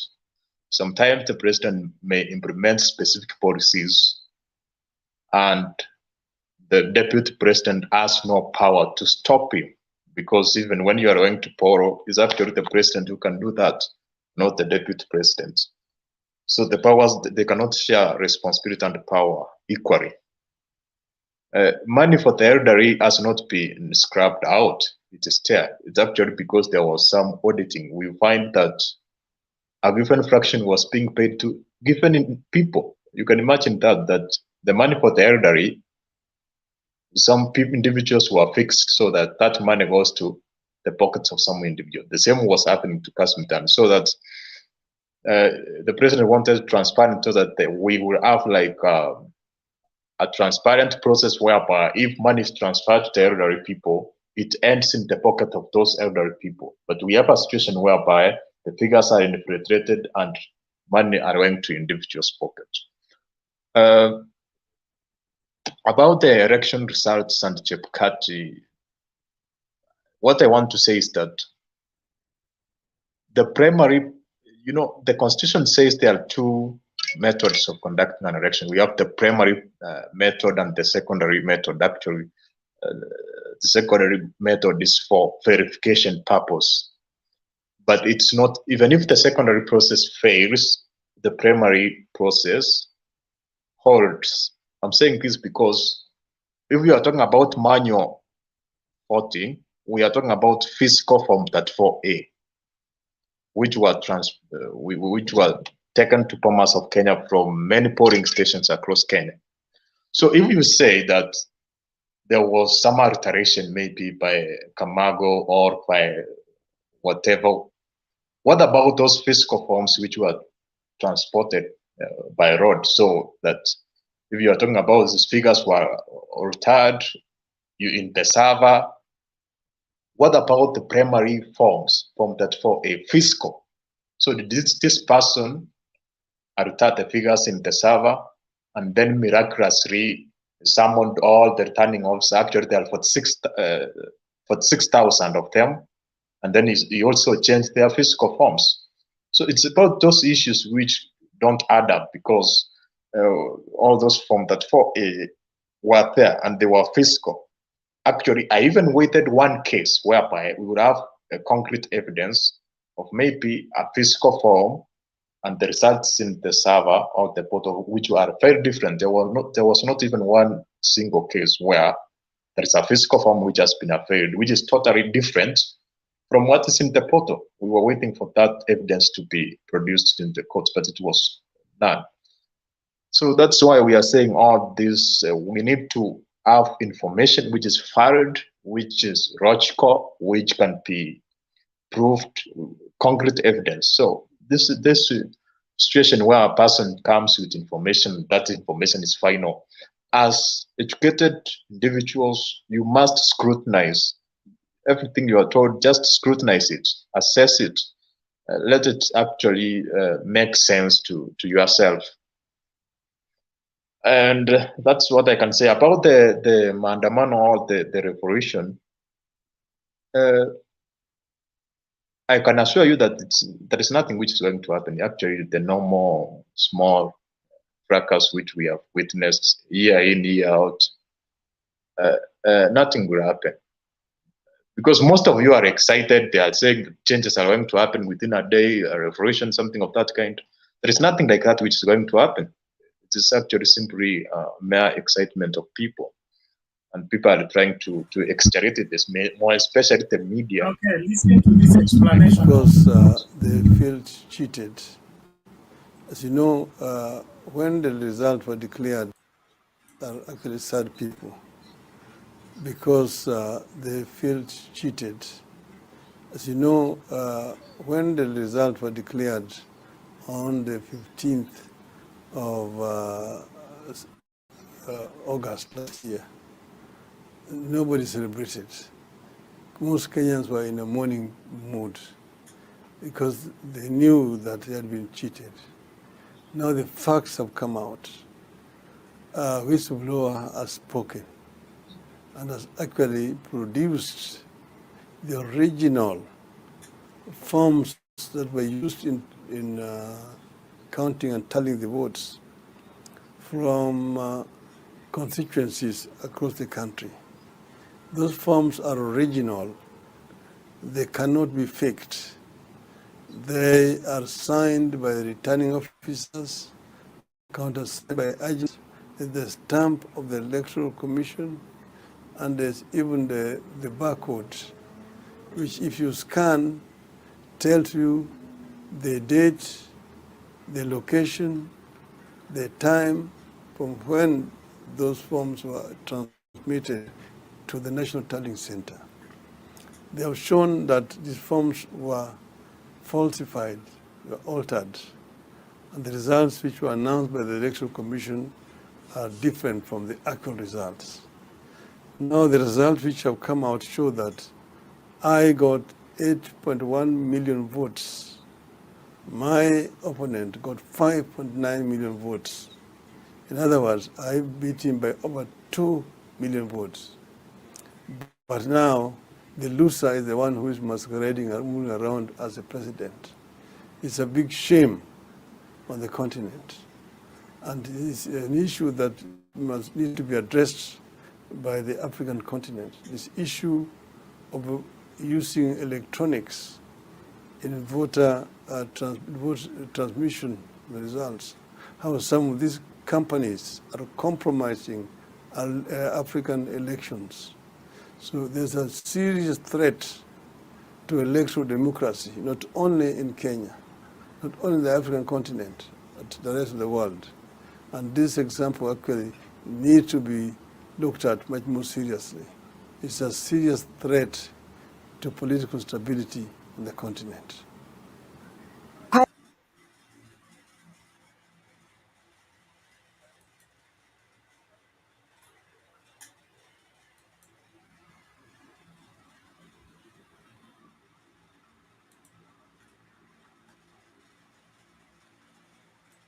Now, that makes sense to me. Duke, you keep bringing up the issue of the physical Form 34As. The allegations that were raised up at the Supreme Court was that there were two books for Form 34As, Book 1 and Book 2. Book 1 was the one used at the polling station. This is where the electronic transfer. But most of the Form 34As that are in the portal,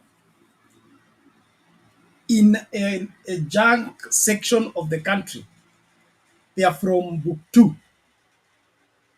That means the physical forms that came from the Book 1 that were given at the polling station were changed. It's not all of them, but it was a strategic way of rigging, make sure that a particular region has voted in a particular way when they actually did not.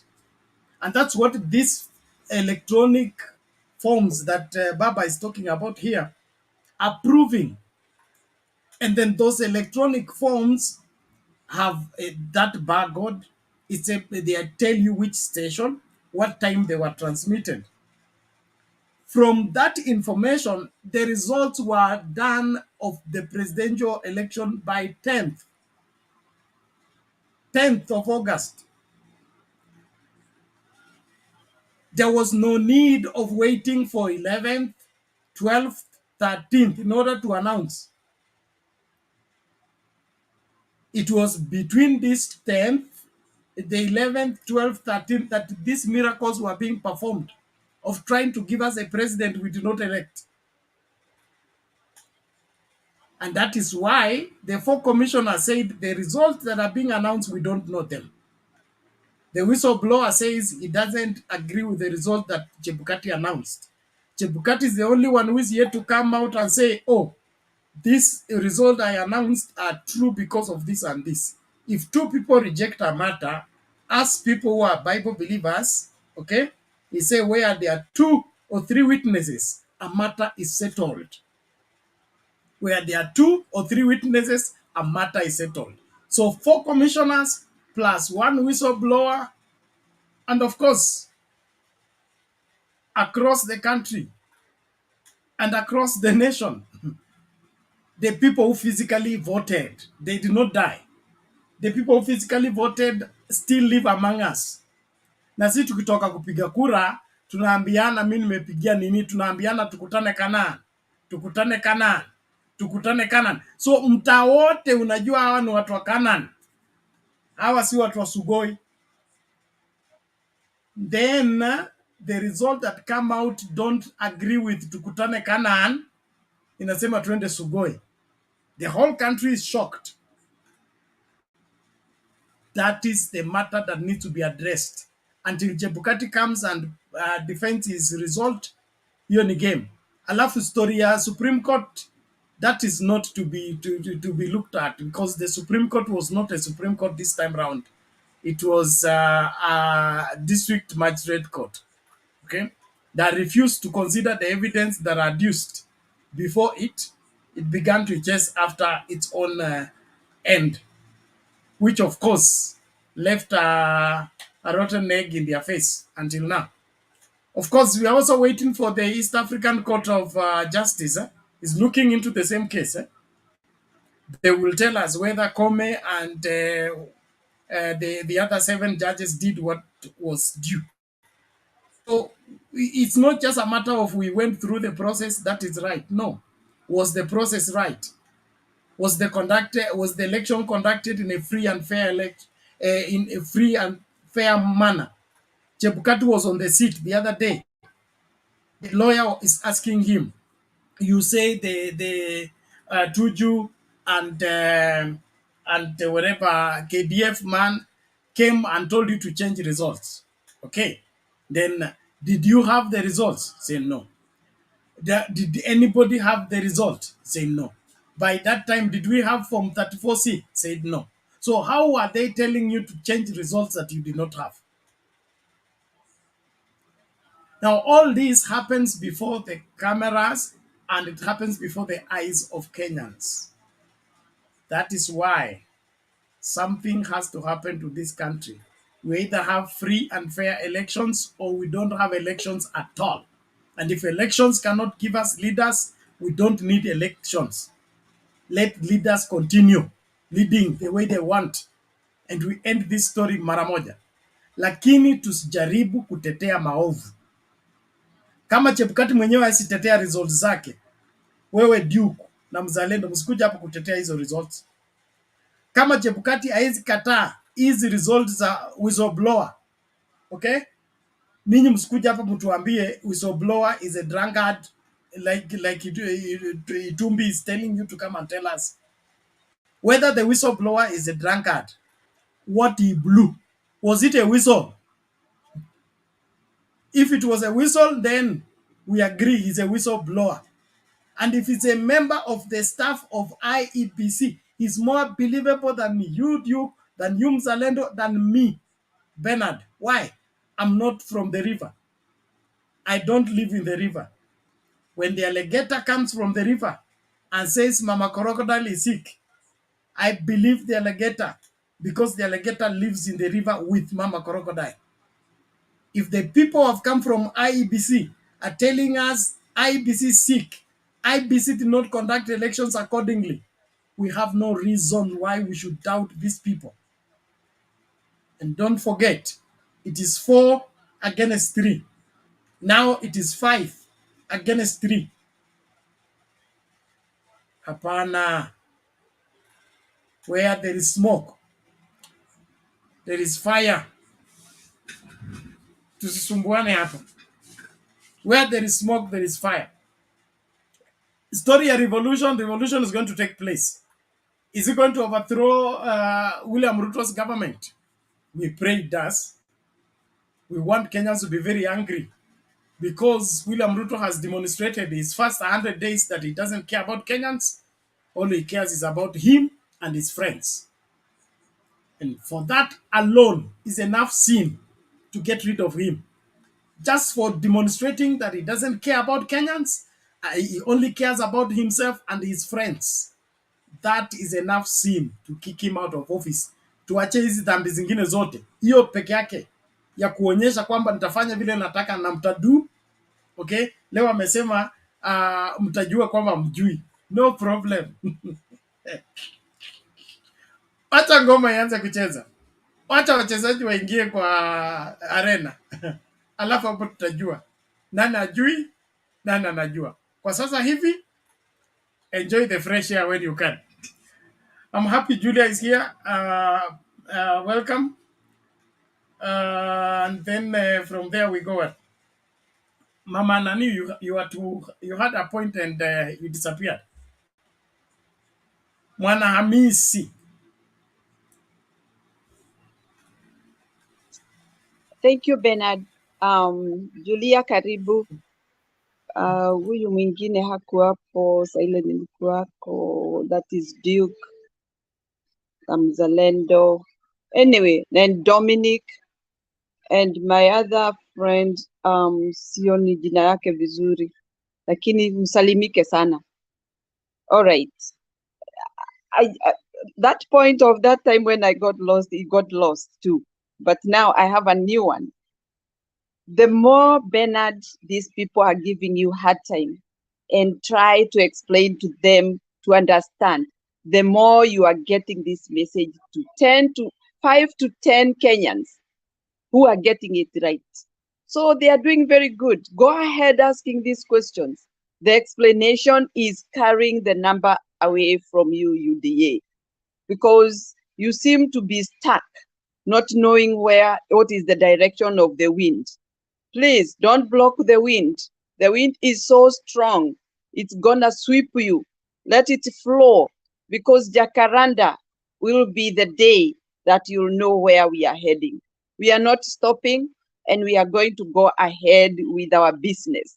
So that's all I wanted to say, Bernard, before I rest a little bit, then I'll have my points, to bring forward. I wanted to feed them with that. Thank you. Okay, thank you so much, ma'am, and we appreciate everybody. I want to appreciate all of you for sticking through and making the debate successful. Please, as you continue with the remaining part of the debate, I wish you all the best. Just reminding you that this weekend we are paying our bills. I want to appreciate those who have already sent in their contribution and remind those who have yet to do so. Make use of the number. The number is scrolling on the screen. You send as much as you can. That is a free will contribution to this specific show to keep it running. So if you're part and parcel of our team that support us, please do so.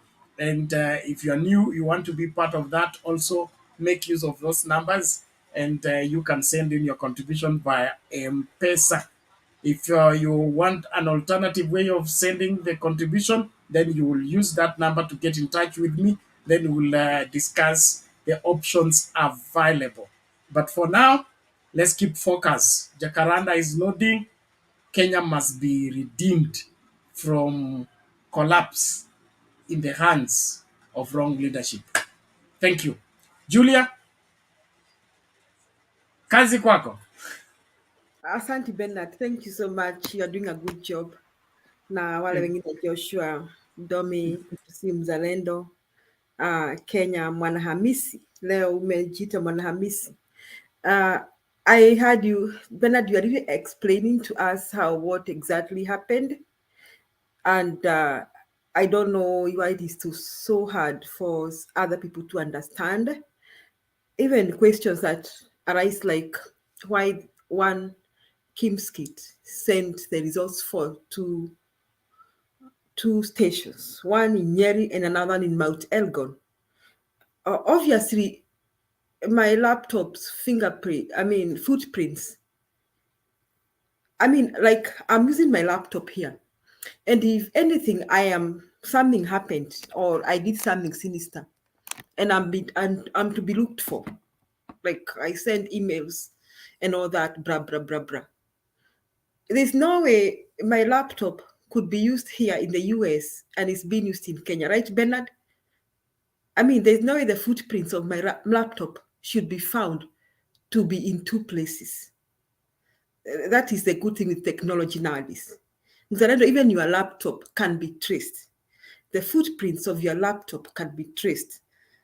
So there's no way your laptop can appear to be in two places. So that when they were asked that question, they said that walisema kana kwamba is an error, or that two gadgets had the same identification. It's not just the gadgets, even things like IP address and all that stuff. So those errors don't happen in the era of technology. And thank God we have technology. So there's so much that Chebukati cannot explain. And there are so many questions. And when he says that somebody was asking him to change the results, which results? I thought he said he didn't have the results yet. So which results was he being asked to change? And then what was so hard for him to wait for the Cherera 3? What was he in a hurry to do? So it's just really sad. And I want to tell the viewers that if there are people who are surprised, if there are people who wanted this explanation, it's the people from Mount Kenya region. Because now it has come to my realization that people from Mount Kenya region voted for Baba. There are many people who voted for Baba. Lakini after the results were announced, they were so confused. They were quiet and mum wondering what exactly happened. Because according to them, they came out and voted for Baba. So when they heard that the picture was painted that they didn't vote for Baba, I think they have remained mum since then. And unfortunately, they have borne the brunt of Gachagua because people have been thinking they are the sellouts. They are the ones who sold Kenya. But now it is coming out that they also purposed to change this country. And just like the way you can find somebody like me from Mount Kenya region reasoning and saying that I purposed to bring a change to this country and to do the right thing, then now I have realized that there were many of us from Mount Kenya region who reasoned the same. And now I am very pleased to know that, because at first I thought that Mount Kenya had become so dumb, and I thought, were they bewitched or something, that they didn't see the right thing to do? But now I realize with a lot of regrets that really their votes didn't count, yet they voted, they came out to do the right thing. So this debate of who won, who didn't win, it is just clear that there was something very wrong in the 2022 general elections. Now, and that's not just the presidential elections. If the presidential elections were so erroneous, it means we have the wrong people, even in parliament and in the Senate, and even the MCAs, even the governors. Seems we have the wrong governors. It means it was just a sham. So I agree with Baba that something must just be done, and the something must just be done now. Wakati hivi sasa. We cannot go on saying that the court has proved that it's as useless as the Kenyan court has proved it's as useless as any other system in Kenya. And the evidence is clear. We have seen majambazi wakiwachiliwa. Which government? You people, even the governments that you people said were for dictators, even the governments that have kings in the Arabic world that were ruled by kings. I want somebody to show me governments that whose cabinets, members of parliament, are suspects of murder, suspects of rape, suspects of crime against humanities, suspects of massive theft and corruption. And even as we speak, we are speaking and we are saying we have suspects of rape, suspects of murder. We have somebody comes in the education sector and becomes cabinet secretary for education. And before we go far, we have rumors of massive exam cheating. For instance, I really want someone to explain to me the issue of the A's. There's so many A's that were claimed to have come from Kisii. In the just announced results of Kenya Certificate of Secondary Examinations results. So what a coincidence with that. I mean, hata hao watu hawawezi gojea kitu. Mtu ameingia kwa serikali, ni wakati wetu wa kula. So kama wewe uko kwa education, you make sure that they even cheat in the exams. This is what you people, you Mzalendos and the others who come here kutetea hii serikali ya majambazi. Muniambie tu, you want us to sit and do nothing and being looted and Kenya goes to the dustbin. And you want us to smile at the malpractices that were there in the 2022 elections. And we smile and we say we move on. We move on to where? To hell or to the dogs? Where are we moving on to? So Kenya must do something. I agree with most of us who have spoken here. And there's something must be done now. And we thank God for people like Baba, who have stood for this country for many years, irrespective of whether he becomes president or not. You know, that man has stood for this country for many years. Now, as we speak, you people, you've seen the posted tariff rates of Kenya Power and Lighting Company. Me, I'm asking myself, is this government rendering Kenyans to be what? Just a few months ago, Kenyans were struggling to connect electricity to their homes. And we were feeling we have gone a milestone that many homes were having electricity. Sasa mnataka wakate hiyo stima, warudi kwa mafuta ya taa ama warudi kwa stone age. You people, when you come here to talk about this, to support this government, the likes of Mzalendo, you're in the Western world. We have to be serious here and call a spade a spade.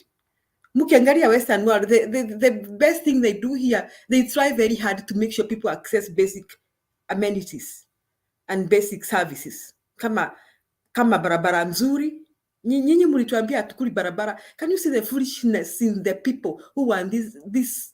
I don't know which forest they come from. The people of Kenya Kwanza. Didi Nyoro is one of them. Alisema ati hatukuli barabara. Hao watu wanaishi msitu gani? Walizaliwa msitu gani? If you come to America, these people work very hard to make sure that people have the basics. Niko na barabara. So if I drive out of my house, I get to a good, not even my house, even where I'm driving from, I am driving on a good pavement. So hata ukinunua gari hapa inaishi miaka mingi because you rarely come across potholes. Now they make sure people have electricity. These people, even the poor of the poorest, they really struggle. They really struggle to make sure they have water, clean water, clean water. They make sure people, yani tunaishi kwa nchi ya majambazi wenye they don't know what Kenyans need.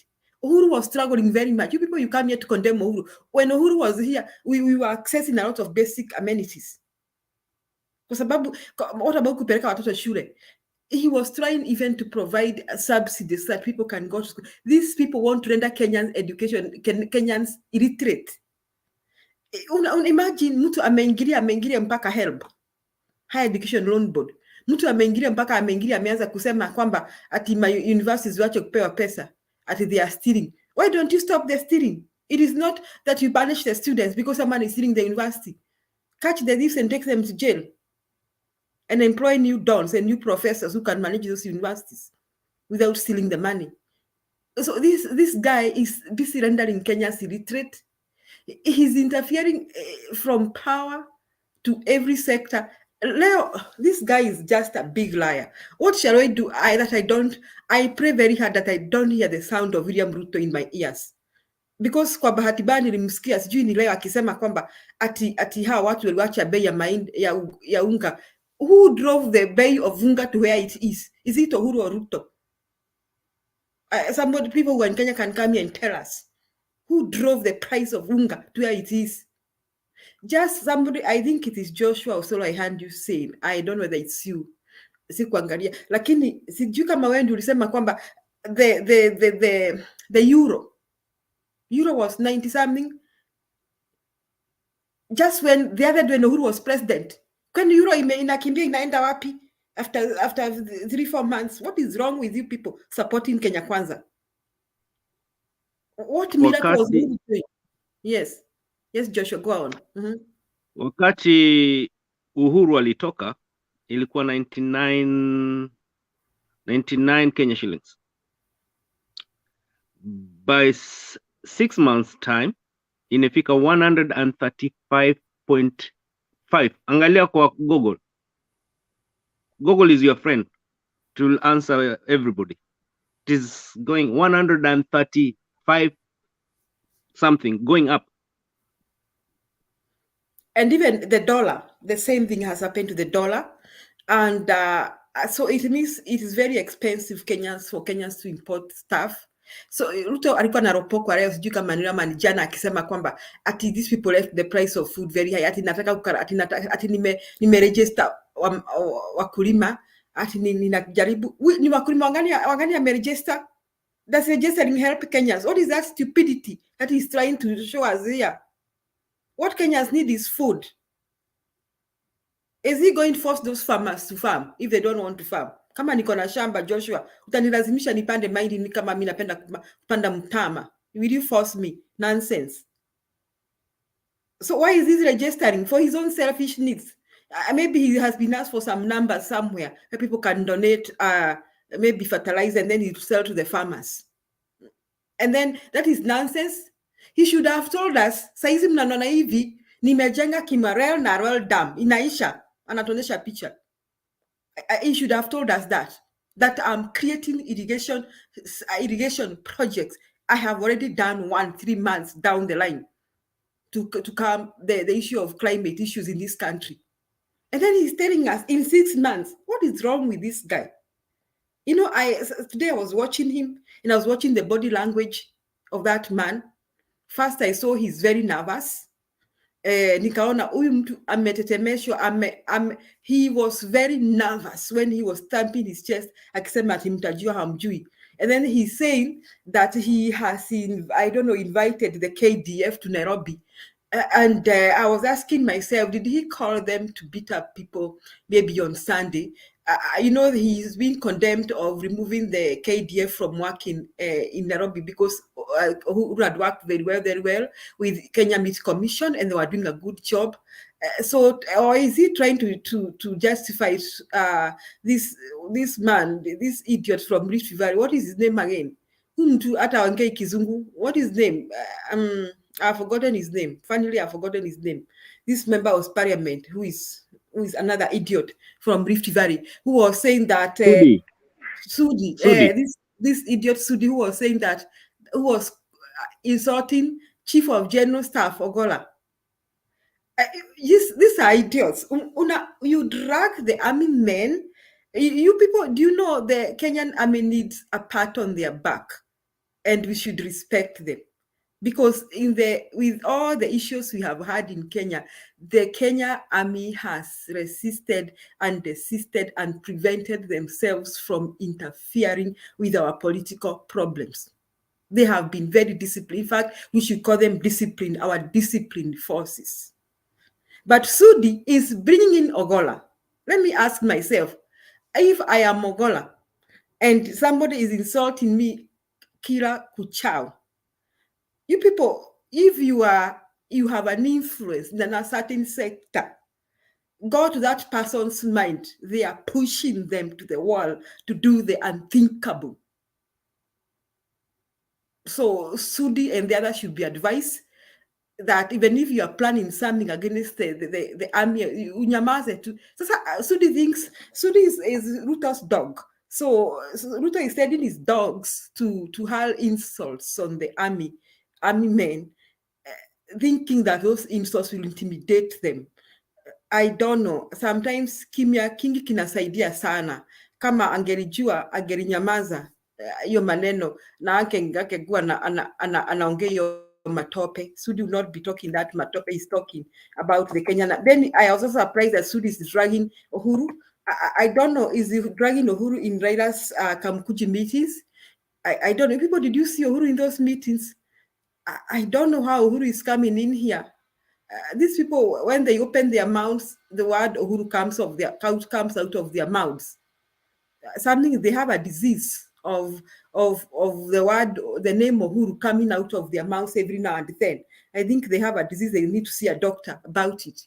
But all the same, whether they try to intimidate Uhuru, they came out with fire guns blazing to finish Uhuru's investments and all that.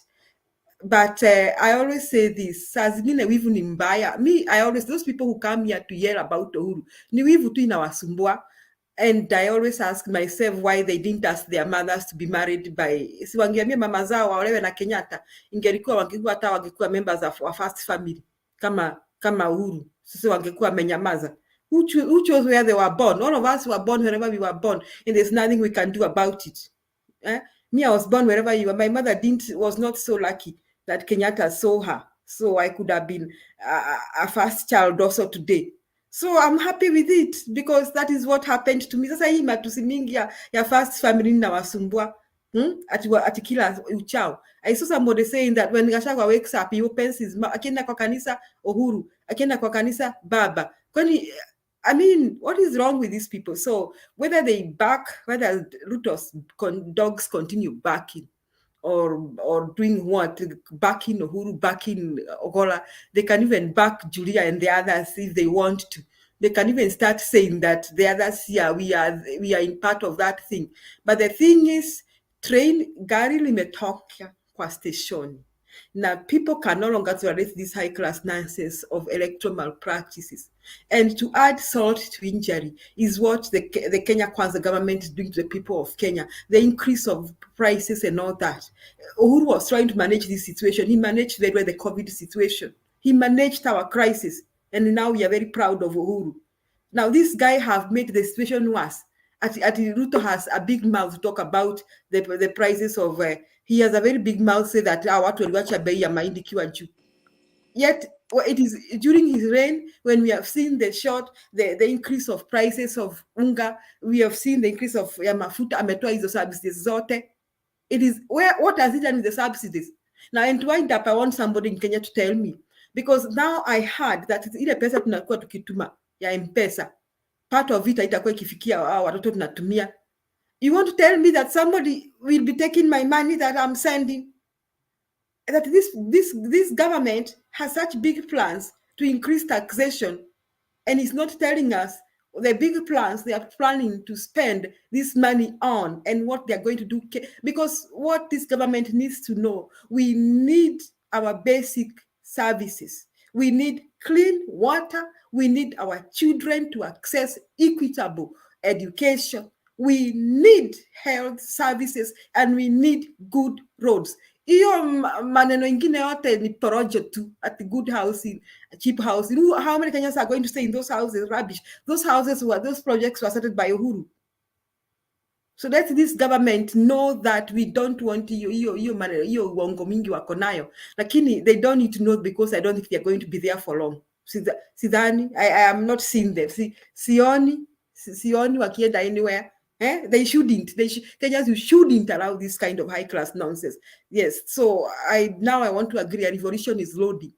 Yes, karibu Joshua. Wacha nikome hapo. Joshua, yes. Unajua, pole Julia Bari, kwanza unajua uliingia tu boom, hatu kukusalimia. Sasa wacha nikusalimie vizuri, na mwenzangu brother Ben. So najua sisi ndio tunasikia uchungu ambayo tuko na damu tatu. Mimi natoka Gashoka, Gatodo, mama anatoka Kikuyu, baba anatoka Uluyani. Jina yangu wakiona wanajua mimi ni Jaluo. Unaona sasa, that is confusing people. Sisi ni wa Kenya. Kitu inaumiza watu, wanaweka ukabila ndani. Mimi nasomea Motomo. Ninelelewa na Mkikuyu, baba ni Mluya. Sasa inakuwa Wakikuyu ni wabaya, nikienda upande ile mwingine Mluya ni mbaya. Jina yangu ni watu wanaona inaitwa Osolo. The same thing. Hiyo tangu kitambo, but all in all tusahau hiyo. Kitu naweza kuomba watu ni wawache ukabila.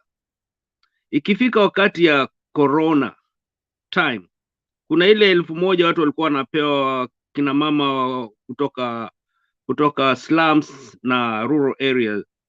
Unajua watu wa ODA wanapiga kelele sana. Uhuru Kenyatta alizitoa kwenye mfuko yake ye mwenyewe. Imagine the whole country Kenya. Ni milioni ngapi hiyo, kama kila mmoja alikuwa akipewa 1,000 wakati ya corona. You remember mimi nilikuwa Kenya nikipeana mitungi. Uhuru alitoa pesa zake mfuko. Kila mzazi, mama yoyote mtaani alikuwa anapata 1,000. Na sisi ndio tulikuwa tunaona kwenye M-Pesa inaingia nging. Joshua, as you go on, talk about the Beyond Zero campaign. Hii nini ya watoto wamama wamekuwa ki-access maternity services free of charge. Mnajua imeisha? Of course. Imeisha. Mtengezano wa changa zenu hapa. What do these Kenyans are? Who was doing those things for Kenya? Nderea Joshua, so that I call brother Benz. So kuna vitu zingine watu waoni. Kuna msaada nyingi sana zinakuja Kenya, zinaingia kwa mfuko ambayo ule alikuwa anasimamia upande wa budget, na alikuwa ni huyu anapiga kelele. Hakuna mahali anasemaga ukweli. Kuanzia wakati, unajua anapiga watu vita kwa sababu Raila alimtoa kazi wakati alikuwa minister wa agriculture, sijui na education wakati alikuwa prime minister. Sasa Uhuru alishikana na ndugu yake Uhuru Kenyatta handshake, akasema tumshike tumfunge. Uhuru akasema hapana, iwezekani, tumuue. You see, hiyo uchungu. Sasa anapiga ndugu yake vita. Kila kitu Uhuru alifanya, Raila alisema Kibaki alifanya au ni wabaya. Sasa wanakuja kuleta ile kazi yote moja alikuwa anafanya, sasa ndo anarudisha, which is very bad. Tuko 21st century. Analipisha kisasi. Kila mtu alikuwa Uhuru, ile kitu yoyote alitoa watu 6 wale walikuwa baya kwenye jeshi, kwenye koti kuu yetu ya Kenya, anawarudisha. anarudisha ile poti ya Naivasha, anairudisha Mombasa, anapiga Wakikuyu. Kanisa ni Jumapili ni tena anairudisha Naivasha, anarudisha Mombasa, tena na watu wanalalamika anarudisha Naivasha. He's such a confused guy. Kwa nini anarudisha Mombasa? Anarudisha Naivasha kwa nini? Kwa sababu Sudanese wanapiga kelele. Ndugu yake huyu Museveni kijana anasema ulinipiga nikiwa mdogo na kurudia wewe mpaka niingie Nairobi. You see, they are fighting each other. Waganda wanampiga vita, Sudanese wanampiga vita because of this sport. Najua Wakenya bado hawajagundua what is going on. Saa hii Wakenya wenyewe Central anawatumia huko, ndo kanisa haleluya, maendeleo ni mali ingine, pesa ni zake mfukoni. Na pale pesa zinapelekwa, believe me or not, zinaingia hapa Poland, zinaingia upande wa Nigeria. Wacha nitambue siri zote sasa.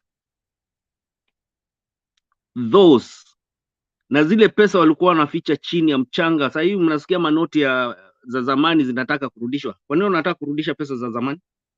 Because walikuwa wanaficha magunia za pesa mahali fulani. Zile Uhuru aniwacha alisimamisha akasema new notes. So he's fighting Uhuru na kila njia. Sasa anaingia mpaka jeshi. Anasema niambie president gani anasema ati I'm the commander in chief of the armed forces. Kama ni mbaya mtakijua kila mjui. Remember wakati alipewa na Uhuru ile amri za Kenya. Joshua, as you go on, I want you to interrogate that statement. Na brother Benson kuja na wengine interrogate your statement. Your statement ya jana kama kwamba Ruto anasema ati I'm the commander in chief, mtajua amjui. Whom was he telling? You people interrogate. Alikuwa anatuambia sisi, anaambia Raila, anaambia Ami, anaambia nani? Alikuwa anaambia sasa hii maandamano yanakuja kutisha Wakenya ambao wanaenda maandamano.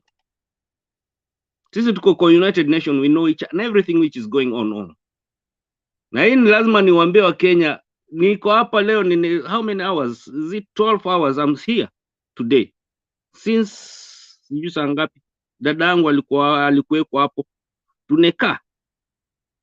Lazima tuambie watu wako nyumbani ukweli. Mimi natusafiri nyumbani kila wakati, not even less than 6 months iko home. I see myself na nimekaa hapa 38 years. Lakini unaenda unaona different. Watu wanaokota mboga usiku. Kikomba. Ukienda town, unakuta watu wanaokota chakula. It's painful.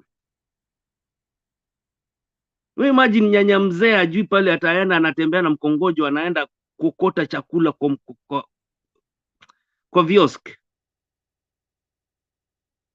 Tunefikia hapo. Na mimi ati najifanya niko Europe. Ati niko kwa ofisi kubwa. It's very shameful. Na the same thing ilitokea wakati 2007. Mimi nitoke huku niokote pesa kutoka huku niende kuokota watu molo sijui nini, tunatutupia marisasi. Tunetoka Europe. Ati watu wa United Nations peacekeeper tunangojea mpaka saa ile kineumana. Na naona hii kitu kila siku. Anapiga Uhuru hapa na pale. Anapiga Raila hapa na pale. Kanisa ni hakuna hata jina Mungu. Verse fulani wacha tuombe. Haleluya, haleluya, haleluya. Hey, biashara gani? Na huku watu wanakufa. Ile kitu inaniuma sana ni mtoto anatoka town fulani kwenda town fulani kwenda kuchukua shilingi 100 nyumbani. Hata anafukuzwa school fees. Niambieni kwa nini babake anetuma pesa na M-Pesa. Ikifika shule haiko hiyo 100% hiyo pesa inetumwa, less than 100. Mtoto anashindwa ndafikaje nyumbani, anatoka mmoja anatoka Meru, anaenda Kilifi, mwingine anatoka sijui upande wa wherever. Only 100 shillings mtoto anajiua. Kwa sababu hawezi kufika kule alikuwa anatoka. Na anaambiwa aenda nyumbani ulete pesa. Standard 6 kid. Really na government wanasema ati, na baba alikuwa anasema 6 watoto watasoma bure, kina mama watapewa 6,000. Au badala hiyo 6,000 ni pesa za Wakenya wanakuchukua. Pesa za mama mzee, imagine 70 years old woman. Ila alikuwa akipata ile 2,000 alikuwa akipata. Wacha hata Raila alikuwa anasema 6,000. Pesa ya kina mama, unajua ni uchungu. Mama ni kubeba miezi 9 au kuchukua application ya utakuja dunia hii, na ukienda utapewa application ya kurudi binguni. Tulikuja uchi na tutarudi uchi. But hawa nyanya zetu hata hawezi kutembea, wazee wanashindwa pale, watatoa hiyo 2,000 walikuwa wanajua hapa ndo ndanunua dawa, hapa ndo ndanunua pampers zetu zile kina mama wazee wana people don't think, hawa watu wa UDA don't think at all. Mama zetu, nyanya zetu ambayo walipigania uhuru. Hawa watu wajui maumau ni nini, wanasema mambo ya maumau. It's nonsense, because maumau bila babake Raila alisema bila Kenyatta na wale walipigania uhuru, there is no peace. Hakuna, hatuwezi kusikizana hapa. Na ndo alimpa jina Uhuru Kenyatta. Alikuwa jina Jomo Kenyatta alikuwa kijua Jonathan. Wanasahau ukabila inaanza juzi Moi akichukua, na Moi tulimpatia bure. Moi akaomba msamaha. Ruto anakuwa sasa ni kulia machozi, na hapa anarudi. Mimi nakwambia hapa tutamfunga sisi. Mtu anataka kuona video zangu zote ambayo ninaweka mtandao, hii ambayo nazungumza kwa Mtembei ni kidogo. Ruto pale hapa kililia machozi hapa nikiwa kwa hiyo kiti, na bado hapo ndo namrudisha. Wacha kina Duke wanazungumza matope.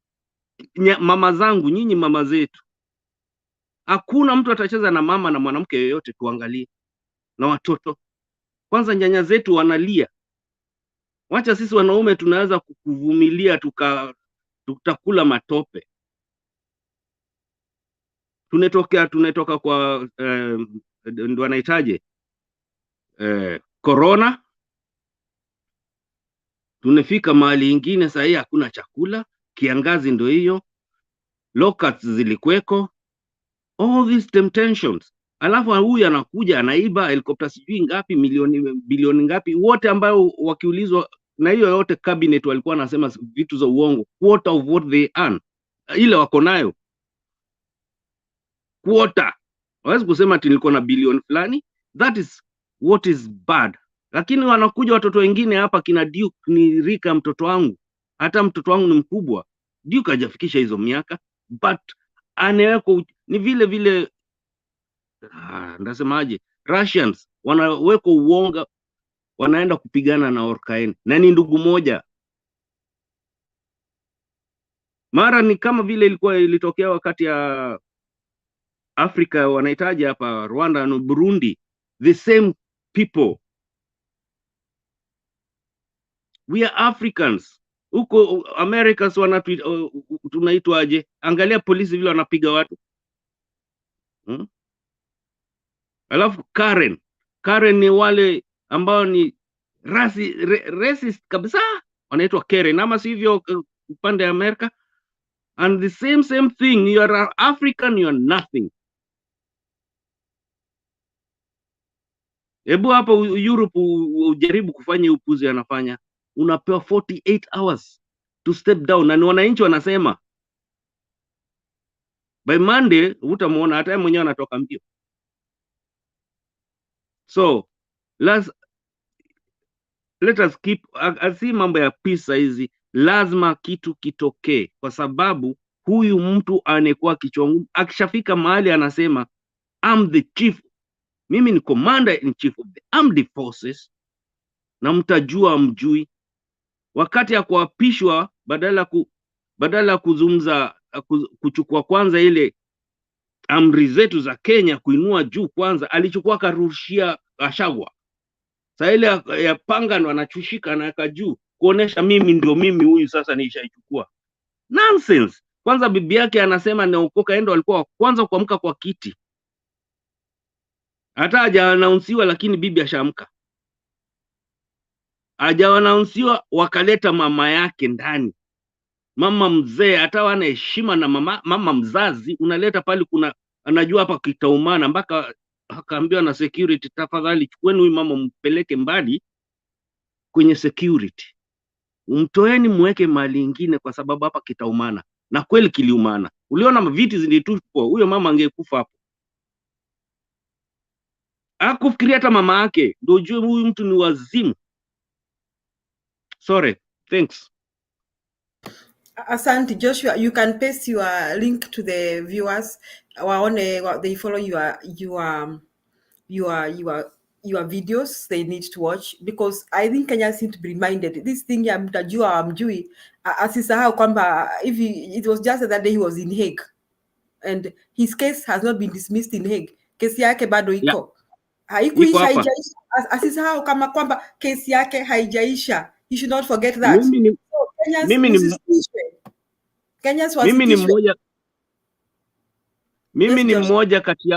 Mimi ni mmoja kwa wale ambao walikuwa kotini. Uhuru ananijua vizuri, na mkitaka kuona hiyo video iko kwa Mtembei TV, Facebook, wherever you will see them.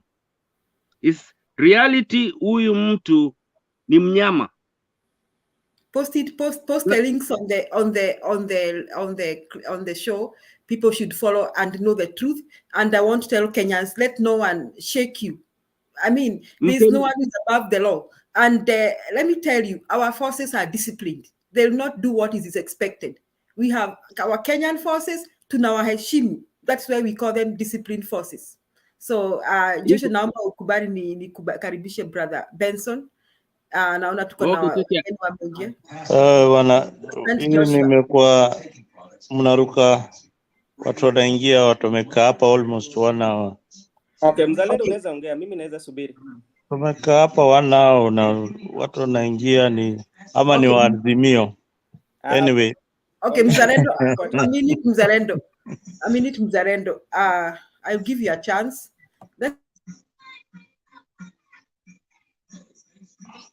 I apologize. I think tumeongea sana, but let's allow the people who have come to speak briefly, and then we can come back. Mzalendo, nakuomba because I just want to leave because nataka tu kusema tu kitu moja alafu niondoke. Moja tu. Okay. Ninaondoka tu sai. Endelea. Kwanza nataka kuanza na Dominic. Dom, about maybe 40 minutes ago, 1 hour, you alluded that history ya GMO inaleta cancer. I don't know whether you have got any scientific backing ya hiyo story ama hizi ni vitu tu watu usema. I need somebody to come up with any backing ya hiyo. Na kitu pia Dom, lazima ujue baba akiwa prime minister, bunge alisema GMO lazima ikubaliwe na hiyo ni technology. Na wale watu wanakataa GMO ni wale watu wa embrace technology at all. So this double speak, kuna watu wako na double standard. Wacha tu nimalize, you had your time. Utaongea on the issue of kazi kwa vijana. Kazi kwa vijana, I don't know whether it was employing over 5 million youths in Kenya, but Ruto has said that instead of vijana kulima mtaro, atawapatia hizo kazi kwa hizi mamiradi za nyumba hizi anaanzisha, and it would be a more decent job than what they were doing. That is creating, in employment you have to be innovative. You can't be doing the same old thing throughout. On the issue of infrastructure, mnapiga hapa kelele, mnasema ati barabara zimekwama. the northern corridor, Malaba, Mombasa to Malaba road, which is about 250 kilometers, is being done by the French government under Ruto's negotiation.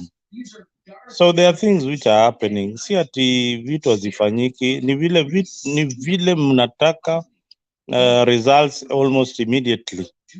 In 4 months you want the economy to ikuwe imepanda, ni kama Uhuru aliwacha economy ikiwa sawa kabisa.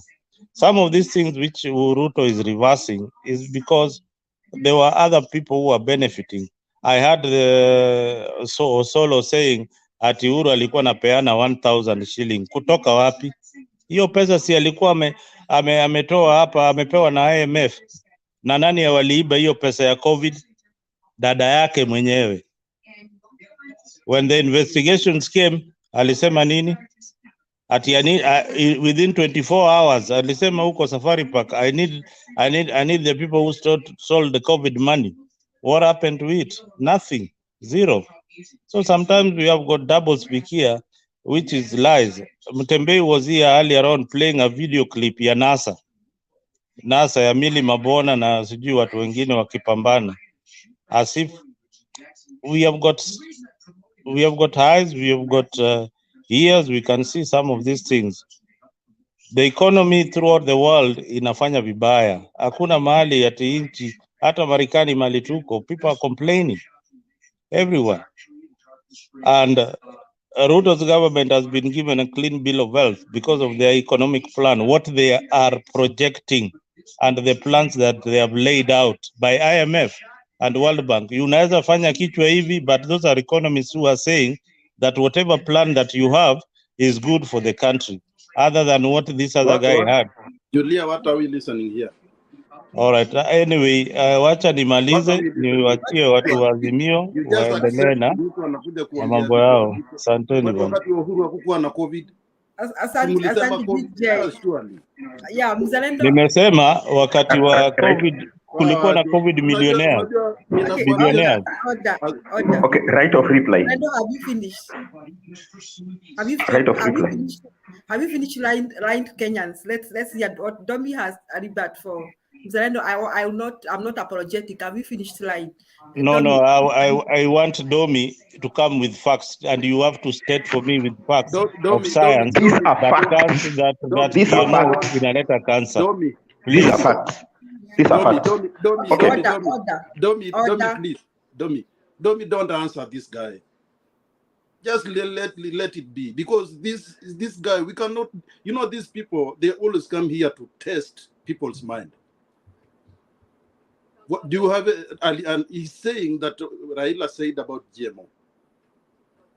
You know, there are some other things that we don't have to listen to mtu kama mzalendo. Hata sijui ni mzalendo wa msituni gani. Ni uongo. What I'm saying is a lie. Is it a lie? Mzalendo, you are malicious. No, what I'm saying is you it are a malicious. lie? You are malicious. It doesn't lie. Is it a lie? You are malicious. Okay, Mzalendo. 2 minutes. 2 minutes. Now, okay, let me correct you here.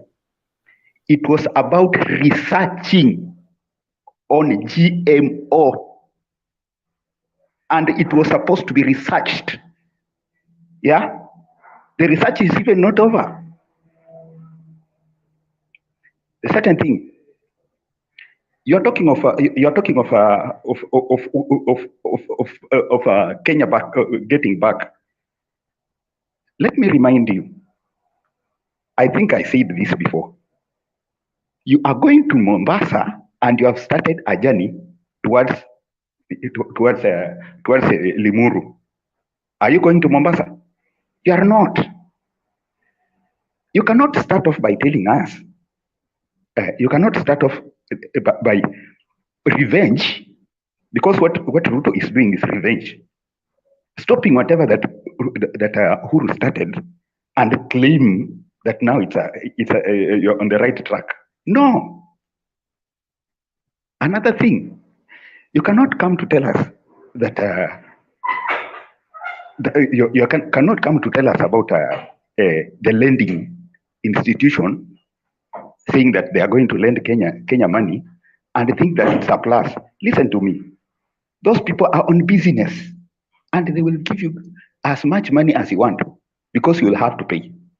Or they will have to make their way so that they twist you to give them investments in your country. That is it. Kwani nani ajui wazungu bwana? And I told you, and I will repeat it again, Nani Mzalendo, we are not fools. We can see ahead. Sio lazima uniambie, you don't have to tell me about 2. Just tell me 1 + 1, I'll give you 2. My friend, we have brains to think. Can I just correct you? When you go to your bank, this is just a simple thing. When you go to your bank, to. No, Mzalendo, Some of us want to speak. now. Please stop. Mzalendo, you are malicious. Kila kitu chenye unatuongelesha hapa, you are just deliberately misleading Kenyans. You are malicious. Asante Domi, asante. Wacha hata wewe nikuombe kufikisha hapo. Asante. So we don't want to go to and fro, and however much Mzalendo tells us, we will ask ourselves. Sasa kama kazi kwa vijana imesimamishwa, where are those decent jobs? Where are those youngsters working that now they have decent jobs? Msituletee hapa, mmepora hiyo pesa ya kazi kwa vijana, alafu mnatuambia mwaletea decent jobs. We will not buy that, Mzalendo. And if you continue defending thieves here and thugs and a government from hell, I begin to ask myself about your moral values. I'm sorry to say that. Brother Benson, karibu. Hey, habari gani? Mimi niko and nasikia nasalimia watu wote. By the way, I'm just like a week ago, I was in Kenya visiting all the counties. I think I visited most of the counties. Nilikuwa tu najaribu, sikukuwa nimekutana na wakubwa, lakini nilikuwa najaribu kukutana na wananchi, tuzungumuze, upate kujua hali ya maisha, hali ya watu, mawazo yao ni vipi. Kwa kweli inauma. Kwa kweli saa zingine ni uchungu. Kuna mafamilia ambao labda tulikuwa tumeenda tukatembelea. Ni ngumu sana. Lakini tunaomba Mungu atupatie hekima kwa viongozi wetu. Hata sisi ambao tunaongea hapa, tusiongee tu, lakini tuongee kwa hekima na busara. Kwa zili Kenya ni yetu sote. Ingawaje kama utakuwa Azimio ama utakuwa UDA, bado tuko na nchi ambayo si tunaipenda. Na kama kwa kweli umetembea kwingine ukaona maisha halisi ya maisha ya wengi wetu, inakupatia ile unarudi unakaa chini, unafikiria, unasema viongozi wetu, maviongozi ambao tunazo tunasema ni viongozi ambao tunawatetea sana. Wameangalia maisha yetu kweli, wanatufanyia kazi ama hawatufanyii? Hiyo ni jambo la kwanza. Mimi kawaida najaribu sana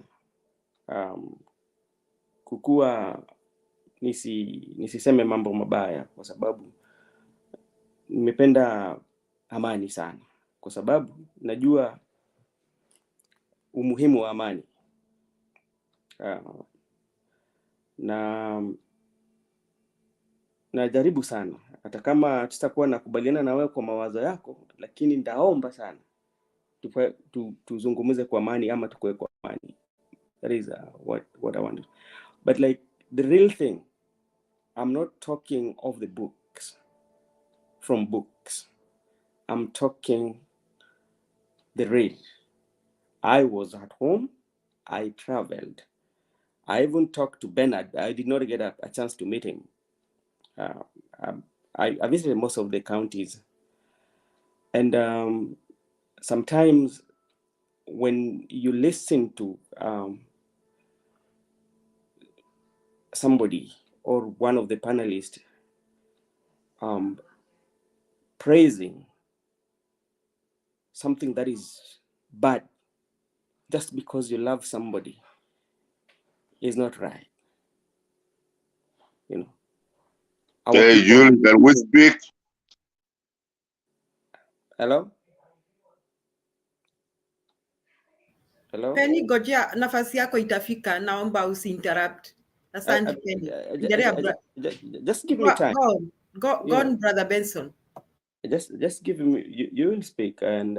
No, Brother Benson. We won't allow people to come here disrupting others after tunapatia time. Kila mtu ametoka penye ametoka na kila mtu ako na haraka yenye penye anaenda. Kwa hivyo penye saa yenye umefika, that is when your chance will come. I'm sorry Penny, please allow Brother Benson to finish. Asante. Okay. Asante sana. Mimi ningewasihi ama mimi ningewaomba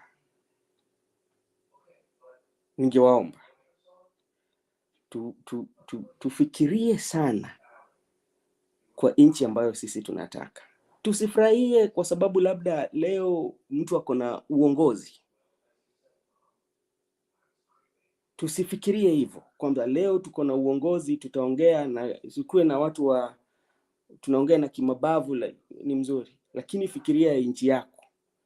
Tuseme vitu ambazo ziko na busara. Hapa hao viongozi wetu wakikosea, wenye tunaona kuna mahali wanakosea, tuseme ili tusaidie nchi. Hata tuseme kwamba the majority, let's say like right now, the majority of transaction back at home is through M-Pesa. Some people even send the money in the banks through M-Pesa. And like this, if you have banks in Kenya, by 1st of January, the transaction fee for the banks went high. I don't know whether you know about that. And somebody went to court, but still, even like the central bank warned the banks that they should lower, because the case, there's a matter in the court. But still, if you check those rates are high. But the majority of people who are using M-Pesa are the common men, the people on below the pyramid, you know. And we say like he's doing a good job. I don't think he's not doing a good job. Things need to change, you know. And this kind of like platform, this is the place whereby like we need to reason very soberly and tuambie dunia ukweli wa mambo. Tusiegemee upande wote. Tuseme ukweli ili wale watu ambao wanakuja, because there's a generation that is coming. Let this generation know the truth. And when this revolution is happening, they don't just celebrate the revolution, but they know what they are looking for. Let them just not go to the street that we are going to street. Let's go to the street with a reason. Telling them the truth that this is the reason why we are going to the street. We are not going to the street to loot, but we are going to the street to take our country back. Our country is in the wrong hands, so we are going to take it. We might not take it today, but we are taking it. That is the only thing I can say. Asante, Brother Benson. We are rescuing our country. Kunyeshe, kusinyeshe. Karibu Big J, then we'll go to Pen. Thank you, Julia. Actually, nilikuwa hapa, nilitoka nikaenda mahali kidogo shughuli, ndio nimerudi. Nilikuwa hapa I think nilikuwa na Joshua.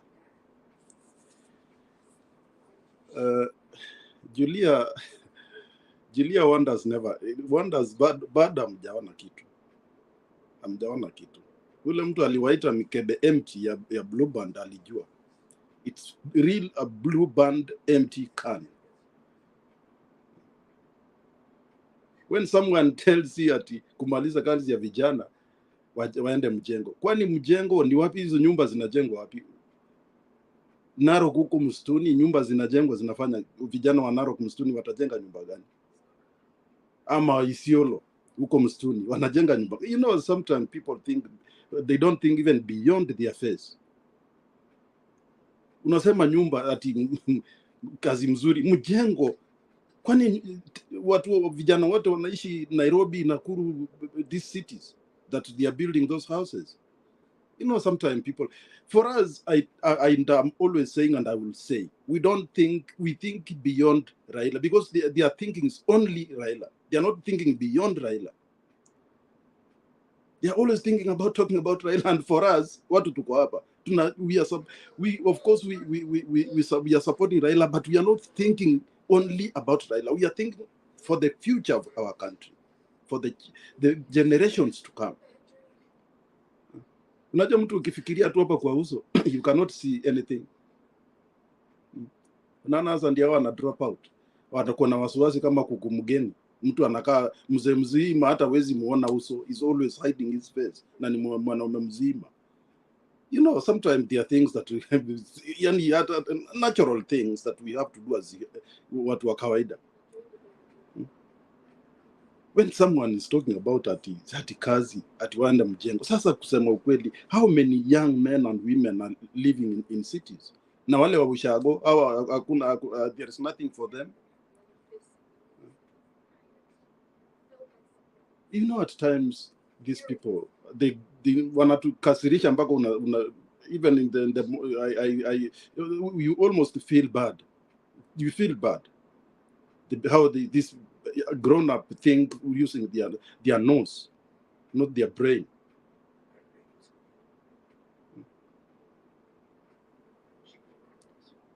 Sasa, how can you a full government do business ya kupatia watu 500 shillings? Badala hiyo kazi wangepatia banks na watengeneze rules vile interest rates vile vijana watapewa pesa hiyo interest rates at least, na iwe pesa at least mtu anaweza fanya kazi. Sasa 500 ni kununua wachangana na kukunya Julia, kusema ukweli. That means you want to make more drunkard boys and girls, because hiyo 500 obviously watanunua changana. And people think that is a very good, that there is economic what? Na hiyo ni pesa ambayo sio pesa ati imetoka kwa it's not approved in parliament. That means that is somebody's business. It's not actually government. Kwa sababu everything that government does, it goes through parliament. Parliament inatoa hiyo pesa ya kufanya hiyo kazi.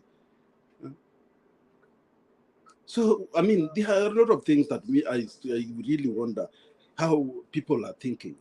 Mwingine anakuja hapa anatuambia ati sisi watu mko kwa hii panels, you are jokers, ati you are comedians. We are comedians. They don't see how serious we are about life. We think very serious about life because we have a lot of people at home who are looking at us. Unalipia watu school fees mpaka hata unashindwa hii ni maisha gani? This has never happened before. This has never happened before. Ati Wakenya hawana chakula na sio kiangazi. Wakati Wakenya wanaenda kuvuna, ndio unaanza kuingisha mahindi, unaanza kuingisha mchele, na wakulima sasa ndio chakula yao imekuwa tayari wauze. Sasa that's why watoto wanashinda kwenda shule, because wakulima, watoto wengi wamesomea mahindi, wazazi wanauza mahindi, watoto wanapata school fees. Why then? What kind of future are you thinking about if you don't think the future of children, schools, students? Unajua, there is one thing, very simple thing, that ukitaka kumanage, kucontrol binadamu, namba moja wafanye maskini. Na unajua naye Ruto alipiga hesabu akaona Central vijana wengi ni walevi. Sasa akitoa 500 hawa vijana ndio watakunywa pombe zaidi na our control zaidi. That is the fact. Those are things that they are using, the weapon, a very simple weapon, to rule people, to control the minds of young people. This country will not live like this. We cannot accept this to go like this. Julius, I don't know, will you watch na Marjan akihojiwa? But I realize Marjan is a very open person. Yeah, ali spilled everything. Alisema everything happened in Chebukati. Alafu mtu anakuja anatuambia the election was fair. Na announce the results to announce sio 34 A's. Sorry, 34 C's. 34 C ndio inatakikana kutangaza results. So why are we just diverting something which is very clear, very open? And we pretend that we love our country. Which country do you love? You love impunity? You love impunity. That only the rich people will get fairness in courts. But the poor person, I gave this example that mbona wajaachilia wale rapists. They are rapists who are now in jail because they are poor. Wanaachilia matajina kuwapatia kazi. They are now CSs wa agriculture. And sijui nini. The murderers, kina Jumwa who killed people. The MP killed a person, and Chebukati never revoked his election. And that's what the election law says. Kukuwa na nini vitu kama hizo, that MP should be election should be revoked. What are we talking about here? Yani, have these people taking us for fools? Na wanasema ati they are very clever, sisi ni wajinga. Wajinga kitu gani? Watu hata kuna mwingine alisema ati siku hizi Ruto anaitwa Ruto mtosha ushuru. He's just thinking about taxes. And I don't know why he's thinking about taxes, taxing a small person, and he's leaving the big fish. Kama mtu akona 2 billion taxes hakulipa ya serikali. Kwa nini asiende kwa hiyo pesa, collect kwanza hiyo, ndio aende kwa wale watu wadogo basi? At least it will show that he's doing something. But you are going for the small person, and the big person who's owning the government 2 billion, unaenda unamwachilia kesi yake inakuwa withdrawn. Surely. Alafu mtu unakuja hapa bila aibu na ujinga yako yote, unaona sisi ni wajinga kama wewe. Na kama uko na ujinga kama hiyo, peleka kwa bibi yako ama mama yako. Ujinga sisi hatutakubali. Take your stupidity from here, because actually you are taking us for a ride which we cannot accept. Thank you, Julia. Wacha tu nisikasirike. Asante. I hope Big J, after all this, Chebukati will be sued for treason. He performed an electoral coup against the people of Kenya, and never again will anybody in his normal senses think of doing such a thing. Alafu mimi nasema kama baba yako ni mwizi, afadhali kunyamaza. Ukianza kutetea huyo baba yako mwizi, tunasema hata wewe ni mwizi. So I want to tell those who are coming to kutetea Kenya Kwanza, msituletee hiyo maneno ya kutetea Kenya Kwanza, because hata wewe tutakuita mwizi, jambazi, etc. Don't come here to tell us nonsense of any good thing Kenya Kwanza is doing. They are not doing any good thing. They are making Kenyans more miserable. You can tell us other things, lakini usituambie ati Ruto ni hii, Ruto ni hapana. We no longer buy that here. Maybe when Bernard is here, but we not buy it. I'm sorry. Wamama kibao mbele na kuomba nikubali pen aongee. Inakaa na shinda ya network, anakaa tolewa nje. Karibu mzee wetu pen. Karibu. Asante sana Julia. Hata ukinigombanisha namna gani, mimi siwezi kukasirika na wewe. Mimi napenda kuja kwa show yako. Ukikasirika na mimi ni mzuri. Wacha nikwambie. Maneno ya siasa, Julie, hatuendi hapo. Please, I called you today and I punished myself to tell you about education. You're an educator. Education. Kusema ati Wakisii wameiba mtihani ni uongo of stupidity. Wakisii, we happen to be very smart. Okay, tuambie hiyo maneno. I want you to tell us, Pen, ulisoma kwa gazeti kana kwamba there were allegations that half of the A's that were in Kenya are from Kisii. Maybe you can tell us about that. Go ahead. Yes. And Magoa was the Minister of Education. Not my friend Machogu. Machogu just come at the end when they were doing the exams. So then if those A's from Kisii were favored by Magoa, not Machogu. No, Most people are blaming Machogu for this. I mean, before you go on, KCSE imefanywa wakati Machogu is the cabinet secretary, and the grading and the marking and the analysis of the results were done when Machogu is the cabinet secretary. So the other cabinet secretary did not play any role kwa hiyo mtihani. Sasa usirete huyo nani kwa hiyo mtihani. No. as an educator, you should know that all those policies are passed in 5 months, 4 months, even before Machogu came there. Those were in place. Where the Mwalimu unajua hiyo? No, Penny, I have to stop you Julia, from can I line. intervene? Can I intervene? No, I have to stop Penny from line because I'm an educator. I want to tell Kenyans how KCSE is done. KCSE inafanywa for 1 month. And when it was being done, it is Mashogu who was the cabinet secretary. The other minister had no role to play.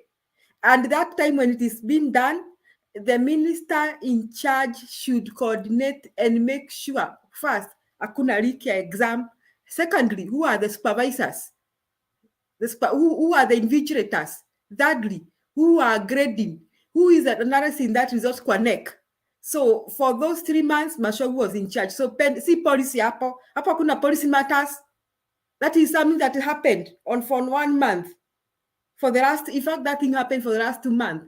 The exam was done for the previous month and the grading for the last 1 month. So for the last 2 months, nani alikuwa cabinet secretary? So don't lie. Penny, I have been in KCSE for a long time to allow you to continue with that. So I wanted to ask you to explain to us why there were more A's from Kisii. Endelea Penny.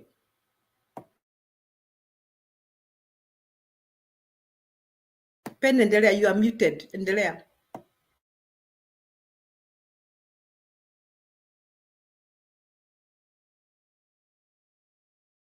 You nasema all those you qualify. I will not even argue with your credentials. I will not argue with anything. Ukiwa mwalimu hapo where you are in South Carolina, all those are set by rules, by whatever. Na ukifika hiyo, you pass it. All my 3 kids went to Ivy League schools. Na mimi ni Mkisii. It is very, very insulting kuambia Mkisii ati ameiba mtihani. That's all I'm telling you. Machogu or no Machogu, tunasikia mbaya. I just told you, here in America, my kids went to Ivy League school, 3 of them. Because you can figure the education. You know what? Unasikia Mkisii anasikia mbaya sana ukimwambia ameiba. And we have no defense, like in Jajais were there, like your Nyonas were there. Mkisii has no defense now. We are just left out there. Come on to Meiba. Take us to court. There's nothing wrong with that, Julie. If we have stolen, do what you have to do. But kuambia Mkisii ati ameiba, and you don't have a proof, and because Machogu was there, it is an insult to us. Because the ministry was run by Magoha for the longest.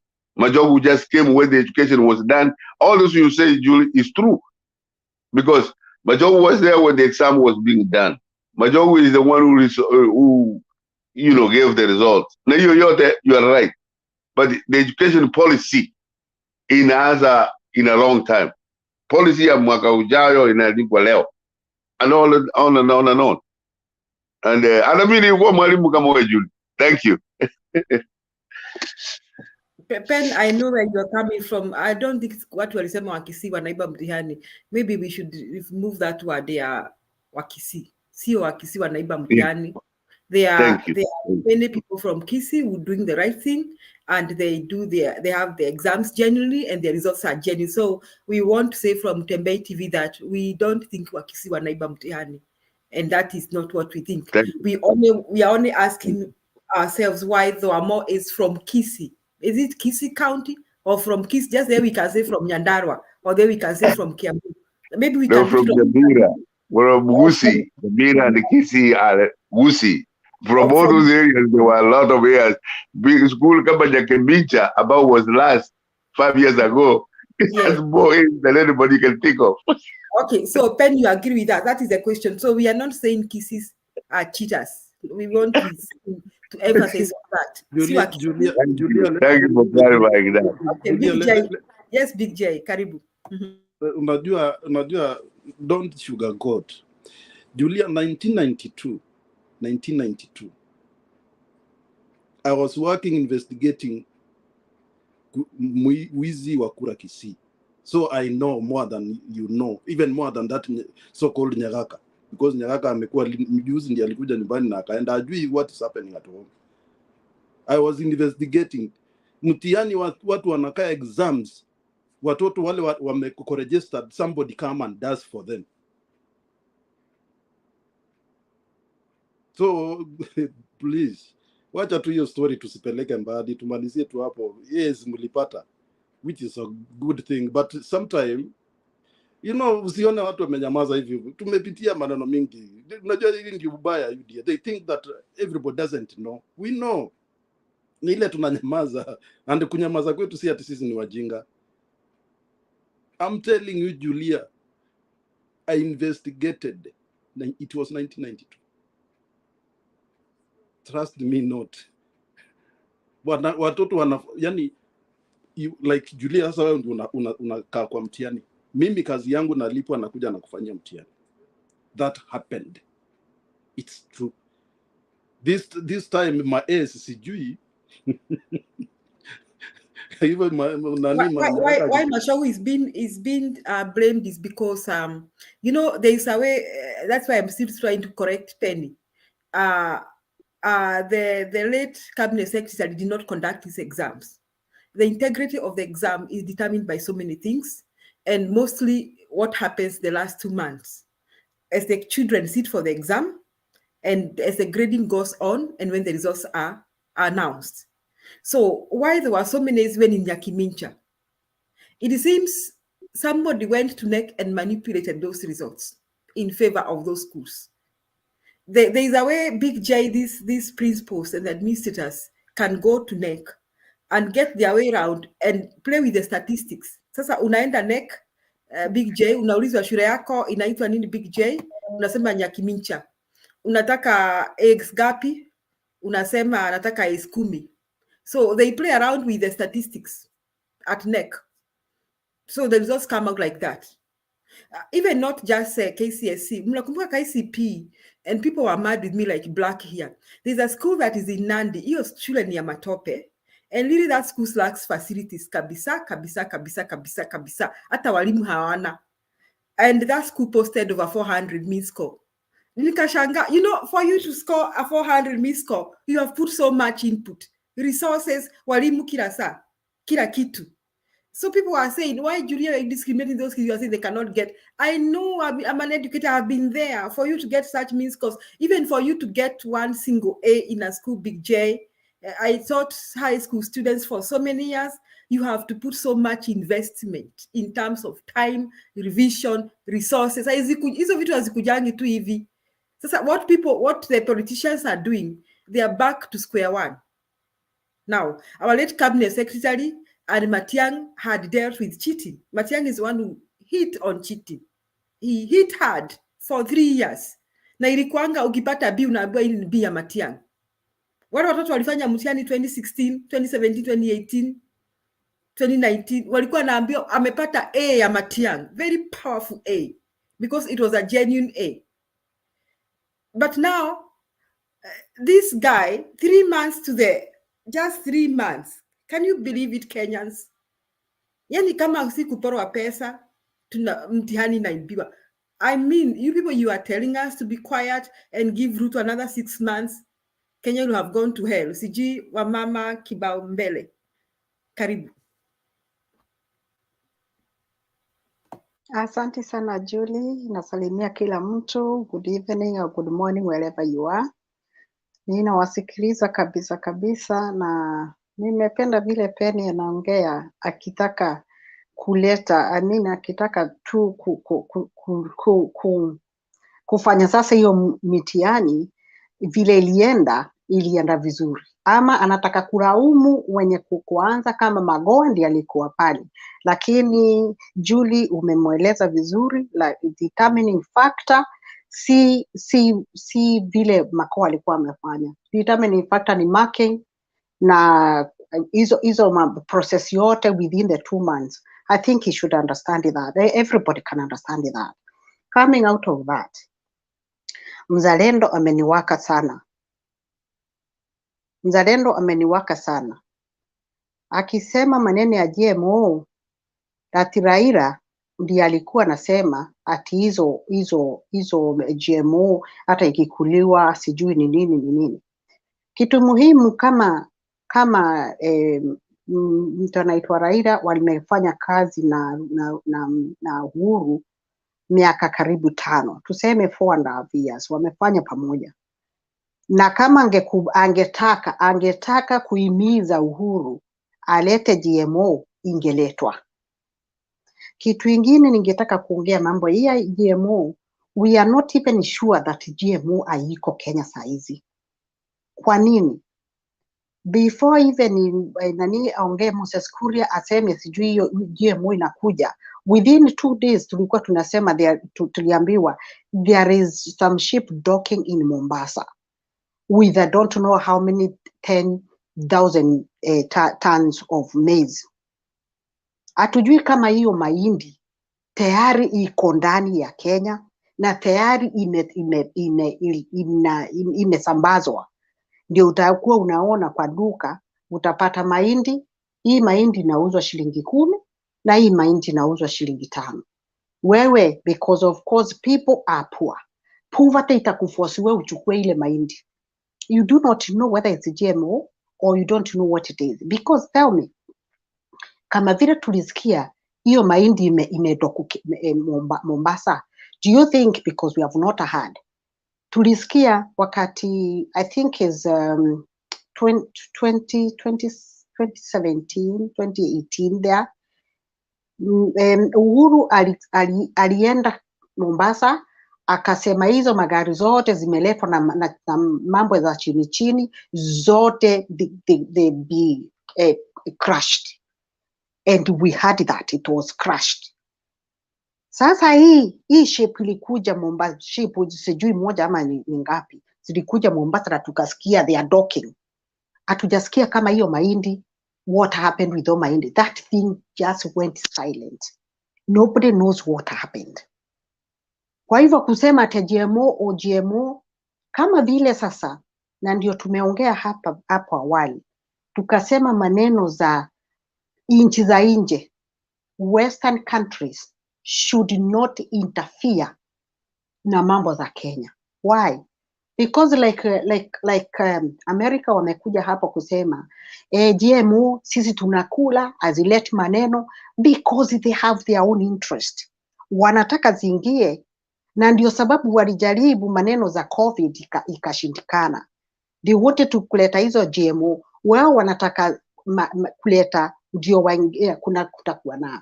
kutakuwa wakati mwingine utasikia watu wamegonjeka, kuna kansa pale, that is a way kumaliza population, to depopulate is one way to depopulate, but Kenyans should know that. Sababu hizi GMO wanasema wanakula pale, can you imagine mtu kama the president of US akikula GMO hizo vitu na anajua ziko na chemicals? It's not possible. Ama huyu jamaa amekuja hapo Kenya kukutana na Ruto. Huyu jamaa wa Microsoft amekuja kukutana na Ruto kumwambia yeye ukula hizo, kwa hivyo hakuna shida. Kama wana Kenya wataki GMO, they will not be forced to do that. Lakini hiyo sio nilikuwa nasema kama mtu anaitwa Uhuru na Raila walikuwa wanataka kuingiza GMO, wangeingiza kitambo. That GMO ilipigwa marufuku na mtu anaitwa Kibaki, and there is no way wanaweza kuwa Kibaki na Uhuru probably walikuwa wanafanya kama hiyo, wangekuwa wanataka kurudisha wangerudisha. Kama Kibaki alipiga marufuku, Uhuru na Raila wangeshikana, sababu wameshikana tu miaka 4 wangerudisha. Kwa hivyo I don't see Ruto asikuje ati sasa kuleta, ama watu wa Ruto wasikuje hata kuleta ati anakataa. Raila anakataa saizi sababu Ruto ndio ako in power. That is not correct. Kitu kingine ningetaka kuongea ni maneno ya building houses everywhere. Ruto tunamjua kabisa. Ametumia njia ya kudanganya. He lied to hustlers. Yeye mwenyewe akajiita hustler, na wenye kudanganywa wakasikia kweli this is a hustler mwenzetu. I don't understand why Kenyans wanaweza kusikia ati mtu anajiita asla, mtu ambaye ako na mandege zinalala kwake kwa nyumba, and then he is calling himself hustlers.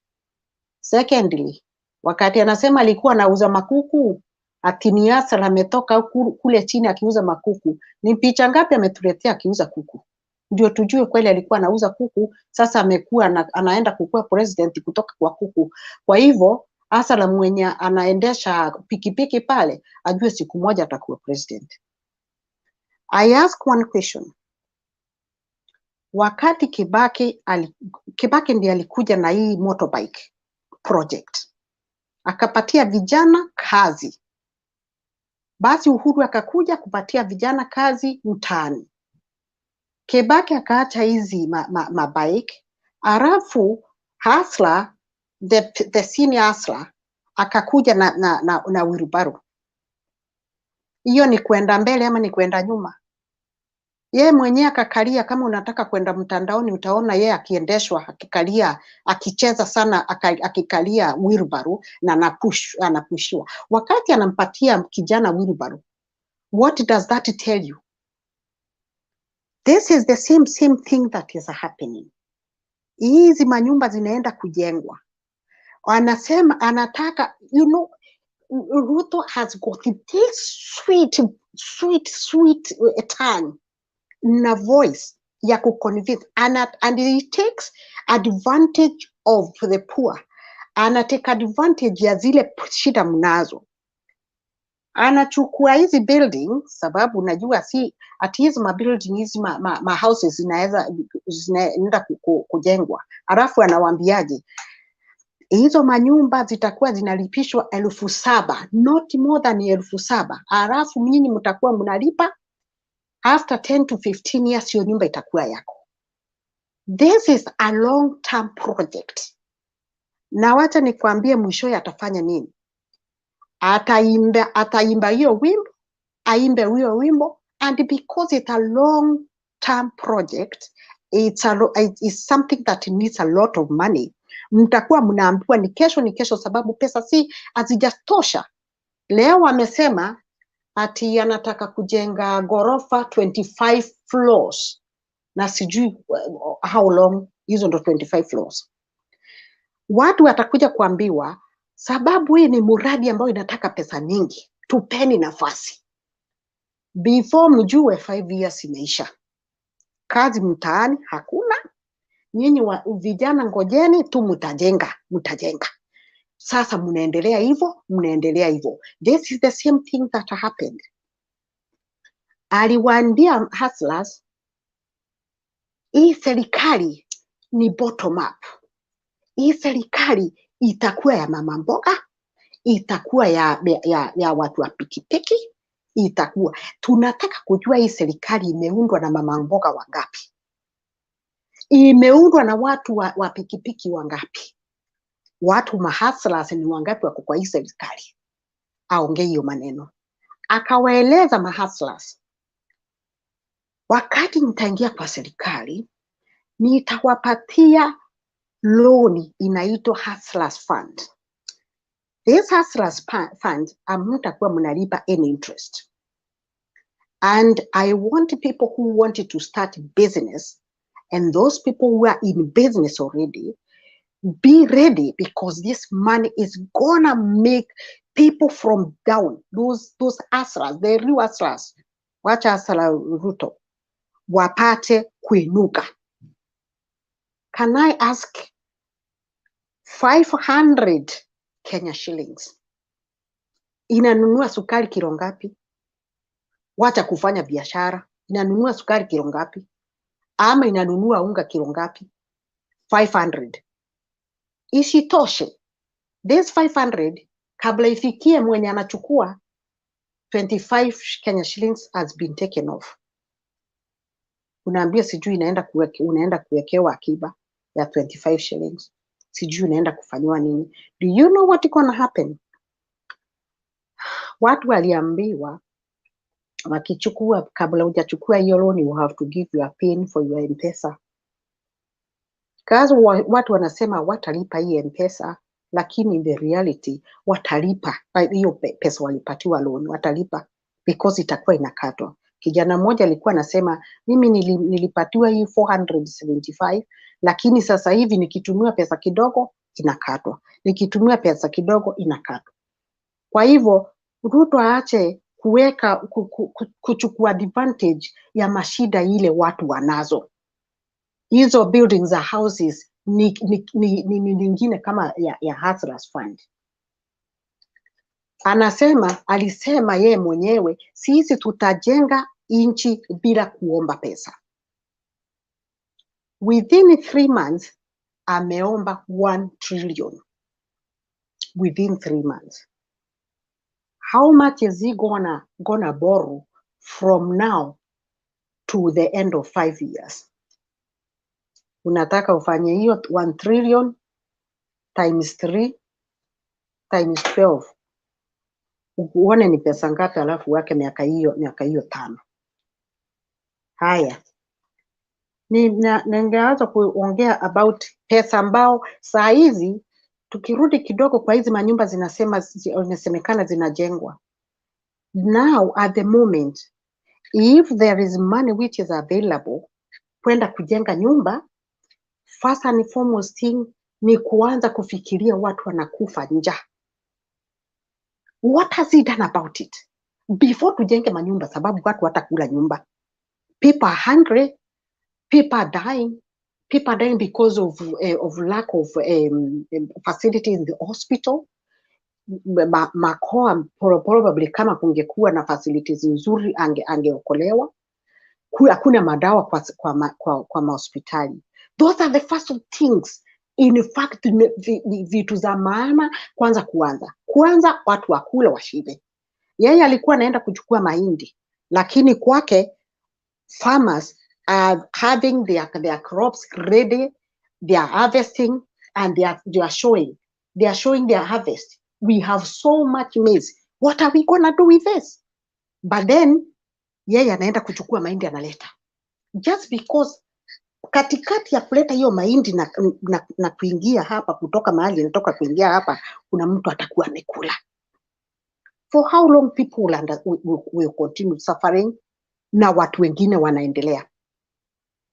Alafu katikati ya hizi unasikia pesa zinakuliwa katikati ya kuleta vitu na kufanya miradi. Hii miradi yote unasikia ni miradi ndio pesa zianze kutoka. Hiyo miradi unasikia kujenga manyumba kuzao nini. Kwani hizi pesa zinatumika ama hizi pesa zilikuwa zimeibiwa na tukasikia kuna watu wamepelekwa kotini na pesa zikasimamishwa. Lakini yeye kuingia hizo pesa zirudishiwa watu wake wale walikuwa hata hiyo ilikuwa ni maneno ya siasa. Hizo pesa zingekuwa zinasaidia hawa watu wanakufa njaa. Kitu ingine nimesikia leo ameongea na nikashangaa kabisa, where are we ending to? Kenya Power imeambiwa hata kama kuna mtu alisema wewe mwenyewe kwa national media eti if unakuta mtu ameweka stima kwa nyumba yake hata kama hakuauliza nyinyi Kenya Power, you want to put meter. It doesn't matter how hizo stima zimewekwa. Just go and put meter and it starts charging them. What does that tell you? You don't care about security ya watu. You don't care whether hizo stima zimewekwa na njia gani. Umewekwa by professionals. You do not care about raia. Bora, if it is an estate, now that could be somebody who has built a big estate and ameleta makateo pale wameweka stima, and because it's somebody known by him, let that electricity be installed, insisted, and put meter on, start charging them. That is to show a lot of responsibility. Na mtu ambaye afikirii his own citizen. Ninaweza kusema mambo nyingi sana zinaonekana ni zile tu tulikuwa tunaambia watu. Sababu na who doesn't know Ruto? Who doesn't know Ruto? But the Kenyans, they chose to listen and they take before they even digest. They think that is whatever they have been told. Kenyans have to change, by the way. Kenyans have to change. You cannot be told something just because you have been told. Twende hapa, you have to be asking a question. And this is the high time. Kenyans must start asking questions. Why have I been told this? Everything you are to digest that thing and think about it, sit on it before you even give an answer. Si ile wimbo mtu amekuja akaanza, wewe unaendelea kuimba tu. Sababu si nyimbo zote I mean, it's not all songs that goes with your rhythm. Kwa hivyo tunatakikana wana Kenya waanze kufikiria, na vile tumesema hapa, maneno za kuja hapa to sugarcoat, because watu wanakuja hapa sugarcoat, just sugarcoat what is happening is normal. I mean, Kenya should not be complaining anyway, just because tumeambiwa ati I am the president, na Gachagua anakuja kusema people will go to daydream. You go and dream and dream and dream. By the time you finish dreaming, you find Ruto is still there. But you want Kenyans to know there is power in people. There is power in people. And it's the people who bestowed that power to him is the same people who can bring him down to his knees. Kenya economy now is suffering. It is on its knees. For so long, I don't think the Kenya economy has been this way. And this is the high time. People should hold their hands, whether we can or whether we cannot see beyond what we are being told. Let's follow. And when we reach where we cannot see, we will stop and think. We are going forward. When we reach where we cannot see, we will stop and think. But before we stop, when we can see ahead, let's go ahead. That is all I can see. Thank you very much. Asante. Mzalendo, tunaomba utoke kwa curtain so that we admit you into the show. We don't want people behind the curtain. Thank you so much, Wamama Kibao Mbele. Na sijui kama uko Kenya, mimi nasikia kwamba that transaction fees the bank zimeongezeka. So I'm trying to understand, Wamama Kibao Mbele, Brother Benson, Domi.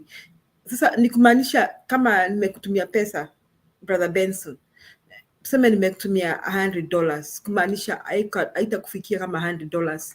Ukienda kutoa kwa M-Pesa itakuwa less. What is the implication?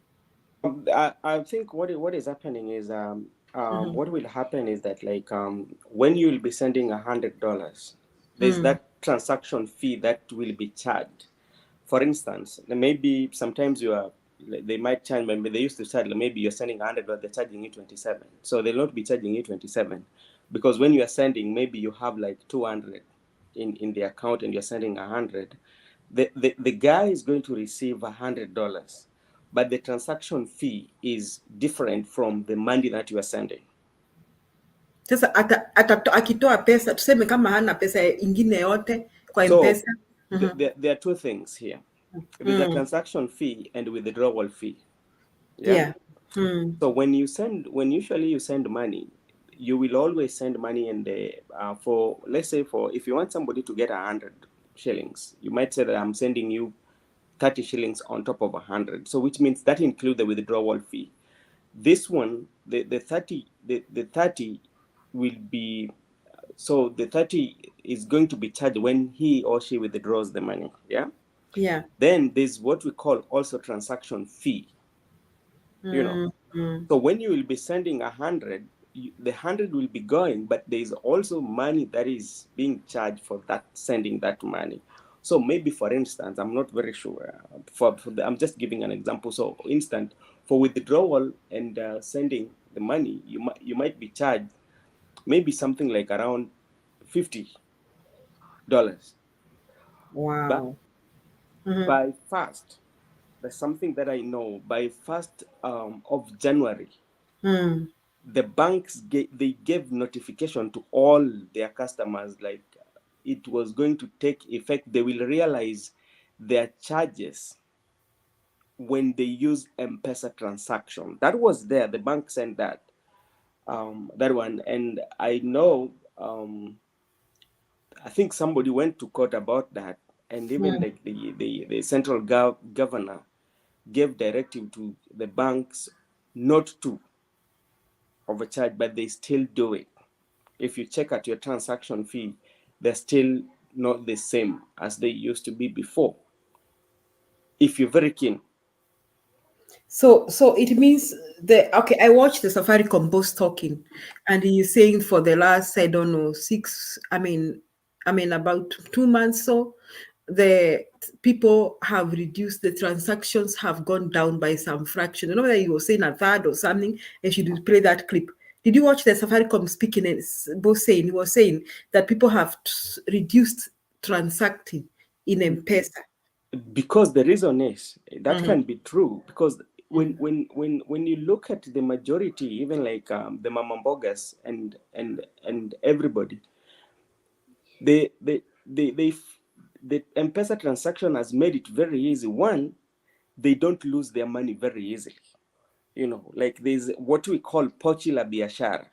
You can pay them through there, even if it is a small amount, you know. So sometimes, even in the matatus, when you do the Nairobi rides, I was doing it, even in the villages, there's a way in which they give you the number on the bus. You just pay through M-Pesa. You don't have to carry the cash to do that. Like the cash transaction is kind of like going down. So when these charges were being flouted, like people are saying, I rather use cash to pay you rather than doing transaction that is going to take like more than what I expect, you know. So that might be true if they said that, and people Yeah, are that scared makes of sense. those charges. Yeah, that makes sense because earlier years when M-Pesa came, I also learned I could do my shopping in the supermarkets with just my phone, and Yeah, you can I do that. found it so easy. Or even my child found herself as a supermarket, na kuna kitu alikuwa nataka ningelipa tu kutoka kwa nyumba kama nimelipa. Sasa Yes, it was so it's easy, and yeah. Kenya was becoming a cashless society without even having these credit cards we have Yes. here. And it's if you come to the West and explain to them about M-Pesa, they can't believe it. They're like, wow, this Yeah, is awesome. people, I tell you, sometimes, you know, Julia, I'm one person who, like, when I go to the grassroots, you know, and Mhm. just to listen to how things are, you know. And majority even of our old mothers or old mothers who have their sons here, it has made it very easy for them, for their son to send money, because you don't have a third party. Provided your mama has some phone, mom, I'm sending you and the mom gets it. You know, like mom does not need to go to the third party. So, you know, Yeah. also they get scared, like, oh, my son will be sending this, and like they're taking a lot of this, you know. So sometimes I think they should think of ways to So what do you places. think is the effect? I think if you, as you say something, the effect is that first and foremost, those of us who are in the Western world or the diaspora who, like, during COVID, the diaspora really supported Kenyans. Yani ulikuwa hata kama kuna dada yako unaona kama uko na kichwa mzuri huwezi kanyamaza ukifikiria dada yako analala njaa ama ndugu yako watoto wake analala njaa. You know, if you have a good head, you cannot do that. You'll do something about it. And it was so easy. Some of us use Sendwave, the other platforms that are there, and the only thing that we look at is the exchange rate. I mean, you don't have to think about that nitachajua pesa ngapi. Lakini hivi sasa, Brother Benson, if I'll be thinking of sending a relative money and I'm thinking haitamfikia, lazima nimuongeze pesa fulani ndio apate hii. Don't you think people will reduce that kind of support? What do you think? What I think is this: when you'll be sending money, you know, the only, I think, like the only way that might affect them, they they will get the money, but what they are going, the transaction fee, that is what is going, withdrawal fee is going to be higher maybe on their side. So maybe if you send, let's say like you send maybe around 5,000 and they're going to check like, you cannot withdraw the 5,000 without the transaction fee. You know, so which means like when we are withdrawing 5,000, they will tell you, okay, it's not enough. So they have to, that. But like for people who are in diaspora, when they send that, sometimes you might not see that effect. The only people who will see the effect are the majority of our parents or our sons and daughters who are living in Kenya. You know, they're the people who are going to see that effect, especially the women who are doing businesses who transact mostly through the M-Pesa. That's where like they might see the bigger effect. Because you hear when like the majority of us who are in diaspora, what you look so much into is what is the exchange rate today, but you don't look at the other costs that are coming with it. But our people back at home are so much concerned with not the exchange rate, but the transaction. What am I going to pay for that? You know. Yeah, that is really sad. Well, Mama, you wanted to say something, bring in Domi. Uko muted. Yeah, thank you. Nilikuwa nataka kusema kidogo tu juu ya hiyo pesa. Saizi nimesikia hata akina mama, unajua wakina mama wa mama mboga wale wanauza matunda nini, they had already started also using M-Pesa for transactions. Unaenda unanunua, wanalipa. Unalipa tu na M-Pesa, wanakupatia tu namba yao. Nowadays they have stopped. That is lastly wakati nimekuwa Kenya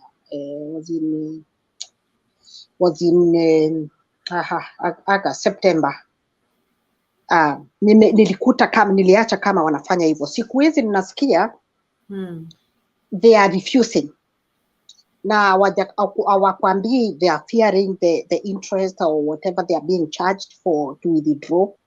Wanakuambia simu yangu ifanyi, niko na what do they call it, fuliza. Wanasema wako na fuliza, ukiwekea hizo pesa zitaenda, all that kind of thing. But remember, I don't know whether people know that wakati watu walikuwa najaza those forms, we need to find out from the people who actually applied for this ASLA fund. Walikuwa wanaambiwa waweke pini zao za M-Pesa. So whatever you do, you will not be told that your interest as you pay, because of course as loan ni loan tu, hii ni loan na ni loan ya binafsi, mtu binafsi, si ya serikali. Hii ASLA fund is something that is made, sijui kama mnasikia, si ati ni loan ambayo imepatiana na serikali. As we said earlier on, if the government was involved, of course it's something which should have gone through the parliament to be passed, but it's something that the president just went and talked, and it started straight away. So this is between the president and the Safaricom. They know what they are doing. Kwa hivyo hizo ma interest vile wanalipa, hata kama watu wanasema atulipi, unless wewe utumie hiyo Safaricom. Okay, because you hear them saying hawalipi wa mama. Some may not pay. What will they do to them? They don't have bank accounts. They are not planning to buy land, you see? Yeah. So if they don't pay, what is the worst I can do? Because I know people when you wamebadilisha namba zao wameenda kwa ile line nyingine. Sijui ni Airtel ama nini. Inaitwa Airtel ama inaitwa which is the other line? Airtel, yeah. Yes. But so what that is what I'm sorry, Julie, what I'm saying is lazima watu wabadilishe namba zao. Na in fact I'm expecting wakati Raila ataongea on Sunday, I'm expecting him to talk to people about transferring to Airtel. This is something which happened even in 2017. You remember 2013? So I'm expecting Raila kusema watu waondoke Safaricom, because Safaricom is working with the government. And this is the same thing that happened those years, if you can remember. Kwa hivyo probably I'm expecting Raila kuongea maneno za hiyo sababu if people will not change their lives, either you buy another line or if you have another old line, but the problem is that they have given all their information, they have given maybe the date of birth, they've given the wherever they were involved, and this is the thing, something that is will be tallying with another number if they take. So unless you change your number, or else you are not going to be using your money. By the way, you'll be surprised that the people are going back to the bank system. While M-Pesa ilikuwa, do you know Kenya was very far compared Kenya, even to the Western world. I'm telling you, exactly. America, they don't have that thing. They have a thing called Cash App, but Cash App doesn't work like M-Pesa. So it doesn't. It doesn't work like M-Pesa. So Americans don't have that thing. You tell them, they don't get it. You try to explain to them that this is not a credit card or a debit card, but they don't get, because they don't have that technology. But now they have ruined it. They have ruined it. And now people just have a bank account somewhere. Unaweka pesa yako, unachunga hiyo pesa yako, iko pesa fulani. Now you are careful with these banks too, because they are working with cohorts with the government. And you also need to be careful which bank, because some of these, I'm telling you, some of these banks are going to collapse. They are going to collapse. One thing is sure, Safaricom is going to collapse proper in Kenya. And another thing we are sure, some of these banks are going to collapse. So I think it's high time Kenya's got the multinational banks, the international banks, where maybe your money may be safe. Otherwise, usishangae kama kwamba kuna watu watakuwa wakioperate na cash, Benson. Watakuwa na pesa yao nyumbani, hawataki kuhusiana chochote na Safaricom na hizi benki zenyu, kwa maana hata wakienda bank kuna hii fee ya transaction, na hii pesa ni kidogo sana. I mean, you are asking me you are taking something from my 500 bob. 500 bob is not even to feed your family for dinner in Kenya. Alafu you want a bit of that money? Are you normal? Are you crazy or something? Domi karibu. Mzalendo, naomba utope kwa curtain ndio tukuingize kwa studio. Karibu Domi. Okay. When you are talking of transactions, especially when you are talking of small businesses, you'll find out that most of these small businesses operate with a very low capital. And majorly what they do is, mtu ananunua chenye ananunua, is buying there in the store, then he goes to sell just across the road. And probably he's going to buy about, probably they buy even 3 times from the store. Now, when you're using a pesa, he's going to do several transactions in a day.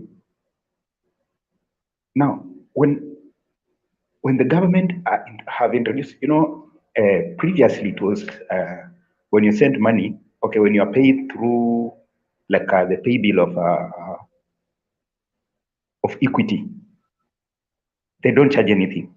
They don't charge any transaction fee, and it made it very easy for these traders to do that business, to do their business in that way.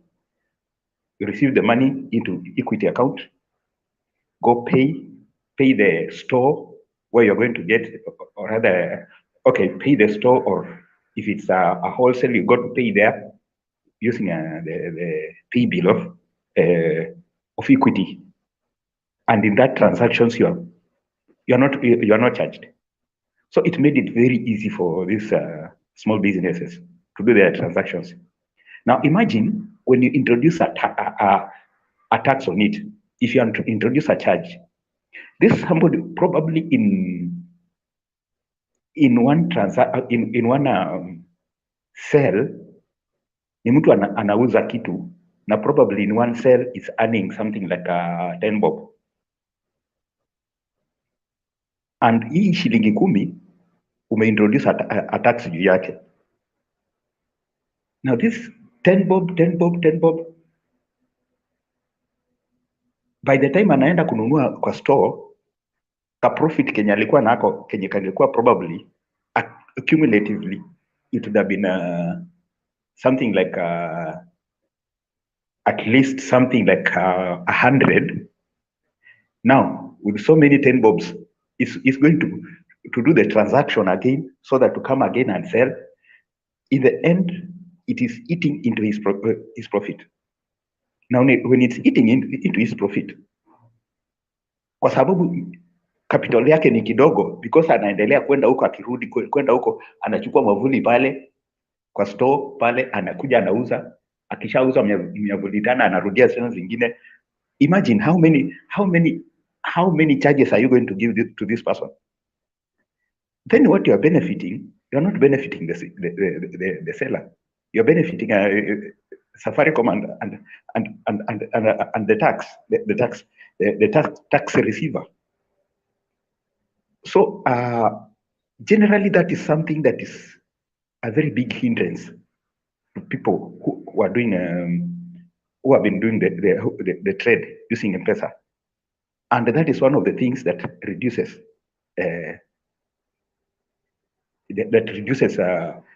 transactions. And by the way, for such a traders, the more he transacts, the more he earns. Now, if at all now he has to reduce number of transactions, it's also going to reduce his profit. In other words, idea, it means it just boils to telling us that the government was not really for the hustler. And if anything, I may say that I can say without fear of doubt that is a clear statement to tell us that the sitting government is not there for a hustler. It is majorly a revenge mission or a competition between somebody who feels that he's supposed to be as rich as those other people. He's supposed to be a dynasty, as they call themselves. Okay. What I'm saying here is competition yenye watu wako nayo, and in fact it's just ni wivu. Let me make it easier. Ni wivu Ruto ako nayo na matajiri, na yeye angekuwa anatamani yeye pia angekuwa tajiri kama hao. Somebody has said here, and I think I believe what he was saying is true. Pesa ya serikali inapitishwa parliament. It's supposed to go to the parliament, they legislate, they make laws about it. I'm wondering how this money was released to the so-called hustlers without any legislation. Really? Without any budget? Really? How? I think it tells me, it only, as I said, I don't need somebody to tell me about it too. It's just 1 + 1, it's 2. It cannot be government money. That is personal money. Somebody is doing business. Because if it was government, why put there an interest? Or if it's supposed to be an interest, afadhali ungeweka something like 1% to cater for these small charges. If anything, the government is supposed to take care of all other charges, so that to help a common man. So I think it's just a clear this a scam. You see, saa zingine, we need just to think. The problem with Kenyans is that we sometimes refuse just to think. Facts are on the table. Now, look at this the so-called hustler. What can build that hustler is this, and it was a very simple thing. Ebu angalia huyo mama mboga. I'm assuming that kama okay, hao mama mboga wamepewa pesa, wanaenda kufanya biashara. You are giving this person 500 shillings. Aenda afanyie biashara. Another rich man pia amejiandikisha, amepewa that 500 shillings. Now, what was it? Who was the target? Because something without structures is just a scam. Hii pesa ilienda kwa matajiri na maskini. Hata ni ile tu kwa sababu we cannot go into people's accounts kuangalia. Most likely watu wenye walifaidika hiyo ni watu wako na pesa, kwa sababu kuna watu walikuwa wanapata 1000, kuna wengine walikuwa wanapata 500. Wenye walipata 1000, okay, there's somebody who got 2000 anyway, lakini this person mwenye alipata 2000 is somebody who has money, because okay, they will talk of, oh, we want to see how you have been transacting. Now this is somebody who does not need that loan. Mwenye anahitaji loan ni yule mwenye hana, but he's being given 2000. The person who needs that 2000 is given 500. Really? Hiyo ni kusaidia maskini aanzishe biashara? In addition to that, everybody has been given that money. Sasa hata yule mwenye hako anauza mboga pia ataenda kuanza kuuza mboga. Mama mboga kwa hiyo kijiji walikuwa watu 5. Sasa wameongezeka, wamekuwa watu 10. They are selling to how many people? To a community probably of 100 people. So are you increasing the profit of these guys? No. How was IT? The best way is create employment. Create another way of employment. Watu, so that the mama mbogas that are 10, that are 5, wapunguke wawe wawili. These mama mbogas will not even need a capital. Hawatahitaji capital because they know hii pesa unachukua sahi, hawa watu, hii population iko hapa, by evening utakuwa umepata hiyo profit, because there is so much sales that you are going to make. But now you are dividing the sales. Mama mboga 10 vile walikuwa 5 walikuwa wanapata 200 shillings. Sasa wameongezeka, wamekuwa 10, kila mtu 100. They cannot even feed their houses.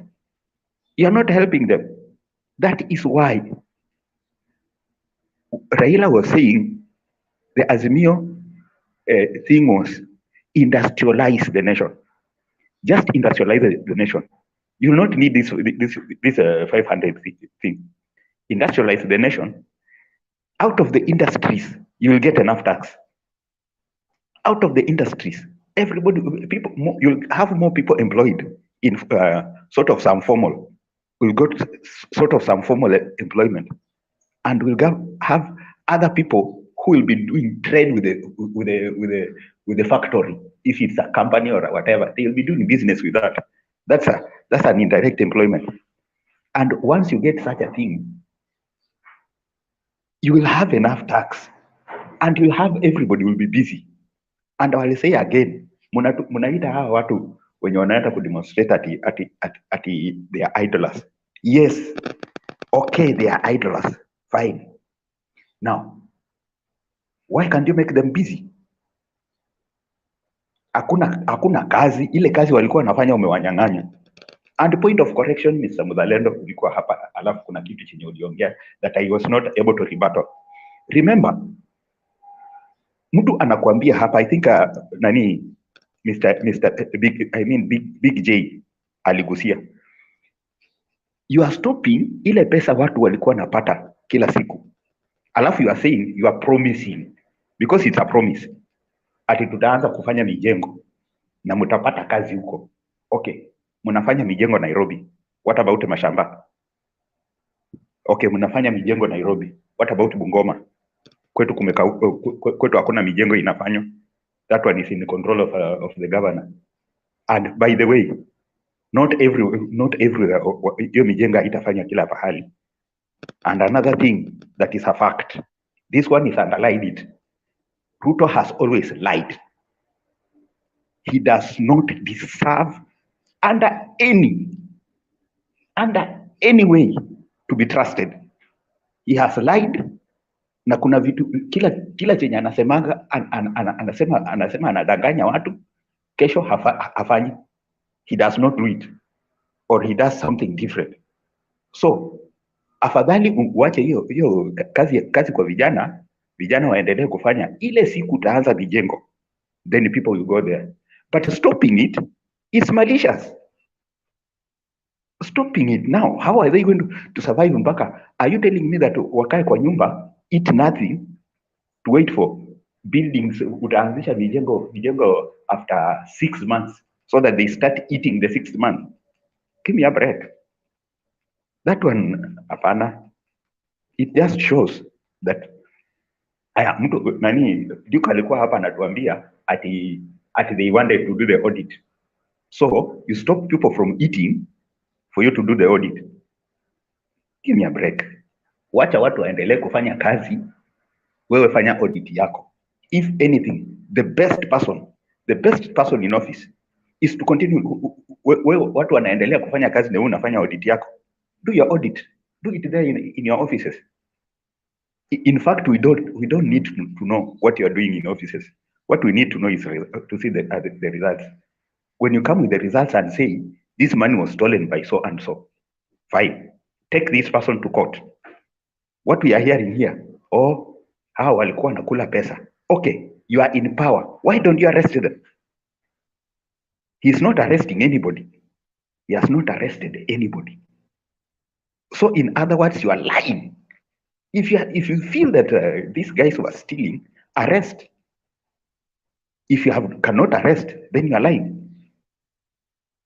You cannot tell us every day that you stopped because it's kuna watu wachache walikuwa wanafaidika. Okay, fine. Stop wale watu wachache kufaidika na washike waweke ndani kama wako na makosa, kama walikuwa naiba.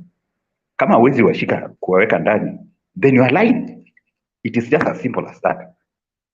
Because mtu kama tuseme if it's somebody like somebody who is outside the government can give us such a thing. I don't have the power to arrest. But you are in power. You are the president.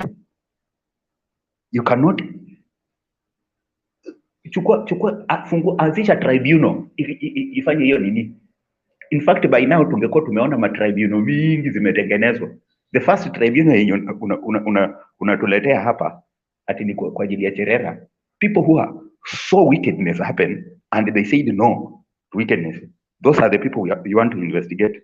While those thugs that have stolen, wenye wameua watu kama my home MP who shot somebody mbele ya watu in the open and right now is walking free. Such as people, we don't see any. Hiyo kesi hata pahali imefika, you hear that what people are scared to follow it up. My friend, that is why I will tell you again, tunaelekea Limuru na tunasema tunaenda Mombasa. My friend, if we agree with that, then I don't think akili yetu itakuwa inafanya kazi. Uko kwa basi inaenda, unasema uko kwa basi inaenda Mombasa. Then inaelekea Limuru ikienda hivyo, inapanda uplands and you are seated. Then there is a problem in your head. We cannot continue that. Okay, that's what I will say. Asante Domi, hiyo hustler fund, hata au mama mboga, they won't increase. Let me tell you how much would you do with 500? Do you know of anybody who got the hustler fund na kaanzisha biashara? I want those who are watching, the members of the panel, the people in the comment section, kama uko na a good examples of people who got the 500 book and started a business. You can give us that statistics. Wakakuwa hustlers, maisha yao yakabadilika, wakaanzisha biashara na wakabadilika. So Domi, that hustler fund is just a scam. What is going to happen, Domi, is that they after a few months they'll be forgiven. So we'll never know how much money was given and how much money left the government coffers and where the money is, because itasemekana kama kwamba hustlers hawawezi lipa, wamesamehewa, hiyo pesa ilimeenda tu hivi, swept under the carpet. We know, this government is like, you people mulisikia wale wezi walikuwa Mount Kenya walikuwa wanaitwa Wanogo na Washosho na Rasta. There are 3 famous thieves: Rasta, Wanogo na Washosho. So today we are seeing real Rasta, Wanogo na Washosho several times wako kwa cabinet secretary. I mean, Domi, you asking who to prosecute who? Ruto will prosecute. I mean, will prosecute. Will he prosecute Gachagua? Ama he'll prosecute himself? Yeye ndiye ajipeleke kotini kwanza ama apeleke Gachagua? Anapeleka nani? How do you ask a thief to catch? How you ask thieves to catch each other? How do you ask somebody working with thugs and murderers, rapists, thieves, land grabbers to arrest small thieves of 500 bob? I mean, that won't happen. So hiyo hustler fund, me I belong to the school of mwenye amechukua abadilishe simu tunaenda Airtel. Then Julia, Yes. if I might not be wrong, Mhm. even the ASLA fund, you know, it was not anchored in law, and like even the law that governs the privacy issue, data privacy was not there. And if you look at 2007, when Kibaki came into power, I think what Kibaki did, if I might be wrong, Kibaki gave the money to the banks, and that one like made people to go to the banks, and people got so loan from there, and the economy grew. The idea was very good for the ASLA, but like what happened was like they had to to pass through the parliament, and things to do with the privacy issue and things to do with where is this money coming from. You know, that's what is killing it. And if you're very keen enough, Muslims are not taking that money. Islam, if you're very keen enough, they're not taking that money. If you're very keen, ask somebody, or if you have somebody who is coming from Islamic religion, or somebody who is of that faith. Majority of them, not majority, but like the larger percentage of them do not take the money. So I think as much as they might say he's doing good thing, we need to be very realistic and say something that might save the country. I've never seen a government doing business with the people that is protecting. Yeah, I've never seen, because that is like a government doing business with it. If you look at even like in colleges whereby you are given, those who are very lucky to get help, you know, those ones are anchored in law. They are anchored in law. There's a law that guides them on how, when you get a job, you will have to repay back the help, student loan. It's there. So I think if we are very, very, very, very like kind enough to ourselves and to our country, and like I said, the idea is very good, but why can't you do it in a way that even respects the country, such that it makes a sense? 500 cannot make you do a business if you're somebody who is doing a very good business. Let us just be realistic, or not that we want to say like maybe I'm a Azimio or I'm not Azimio. No, let us just ask ourselves like, how will 500 as a small boy in the village, or a young man in the village who wants to start a business even for 20,000, and he applies for this and he gets only like 500, and with the economy that we have, the situations that we have, how can this man do business and pay this money within 14 days? That's what they say. So sometimes it doesn't make sense. So they should do something about it if they are there, but I don't know what they can do so that people might benefit. But like, to me, it doesn't make sense. I might be wrong, but it doesn't make sense. 500 shillings with the life situations back at home. You know, sometimes we might come here on social media, especially like if you're supporting the president. It's okay to support the president, but at the same time, look at your neighbor. You might be very lucky that you are here, you know, on how you can get that money, but look at your neighbor somewhere who sometimes even misses a meal, and you are saying the 500 can help or can assist them to start business. Let us bring ideas that might grow our country, or let's bring ideas that will grow our sisters that we live with.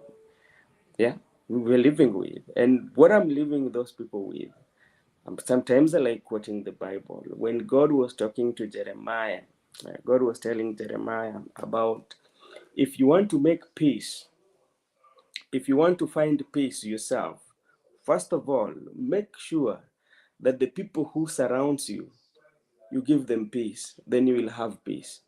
But if you're only one person who is rich in the region and you expect to be very peaceful at night, I tell you, my friend, you are not going to be at peace with yourself. You might make those electric fence, but when a tree falls, you will still wake up and say, these people wants to kill me, because you did not create, you did not bring security around people who are, I mean, the surrounding, you people that surround you, you did not give them peace. So the people who are supporting the president, if they can listen to you because you love him, he listens to you. Tell him that this is not working. And for sure, Hustler Fund will flop. It will flop big time. I'm telling you. Thank you.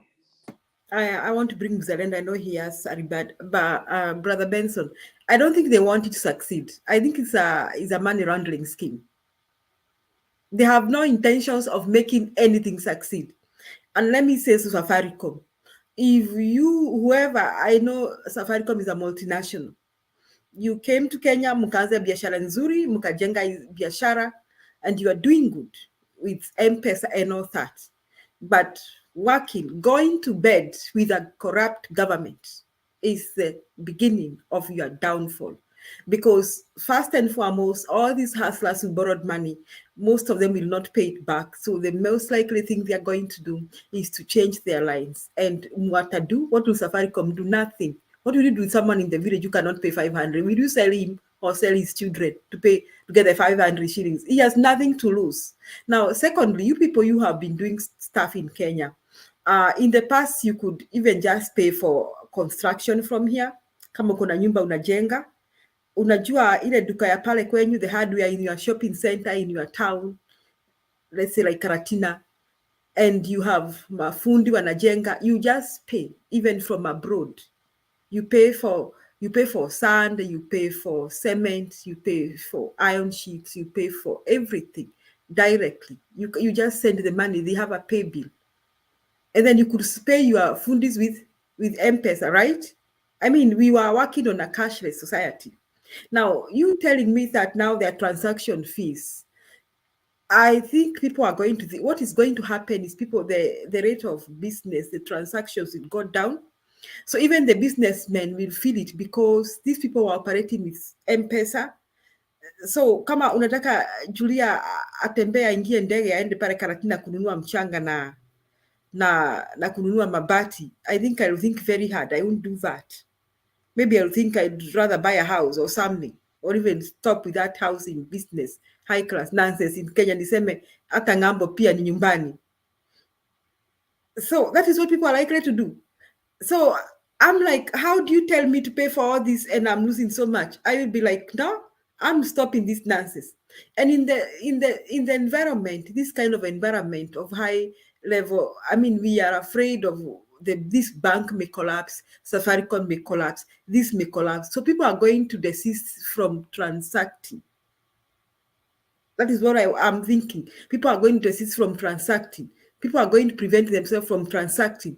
So this will be the source. If Kenya Kwanza had big plans to make a lot of money from tax haitapatikana, because now people will simply just do what they need to do to survive, to eat and sleep and go home. Lakini maneno mingi ya biashara mingi, people will stop doing that. So the businesses, the transactions will go down and the business will be affected. So in totality, the tax may not even increase. So the Kenya Kwanza government has no intentions of fighting corruption, and they have not indicated so. in any way. They don't even talk about it anywhere in the public forums.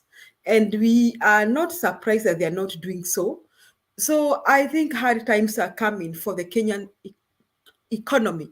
I think let us tighten our belts. Karibu Mzalendo. On the issue of Safaricom increasing its charges, I think there's been. I'll only talk about things that I've heard from our legislators and things that have been there in the past, and this is something that that has been a problem between Safaricom and other players in the telecommunication industry.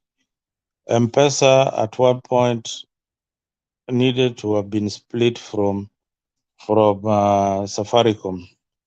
So Safaricom,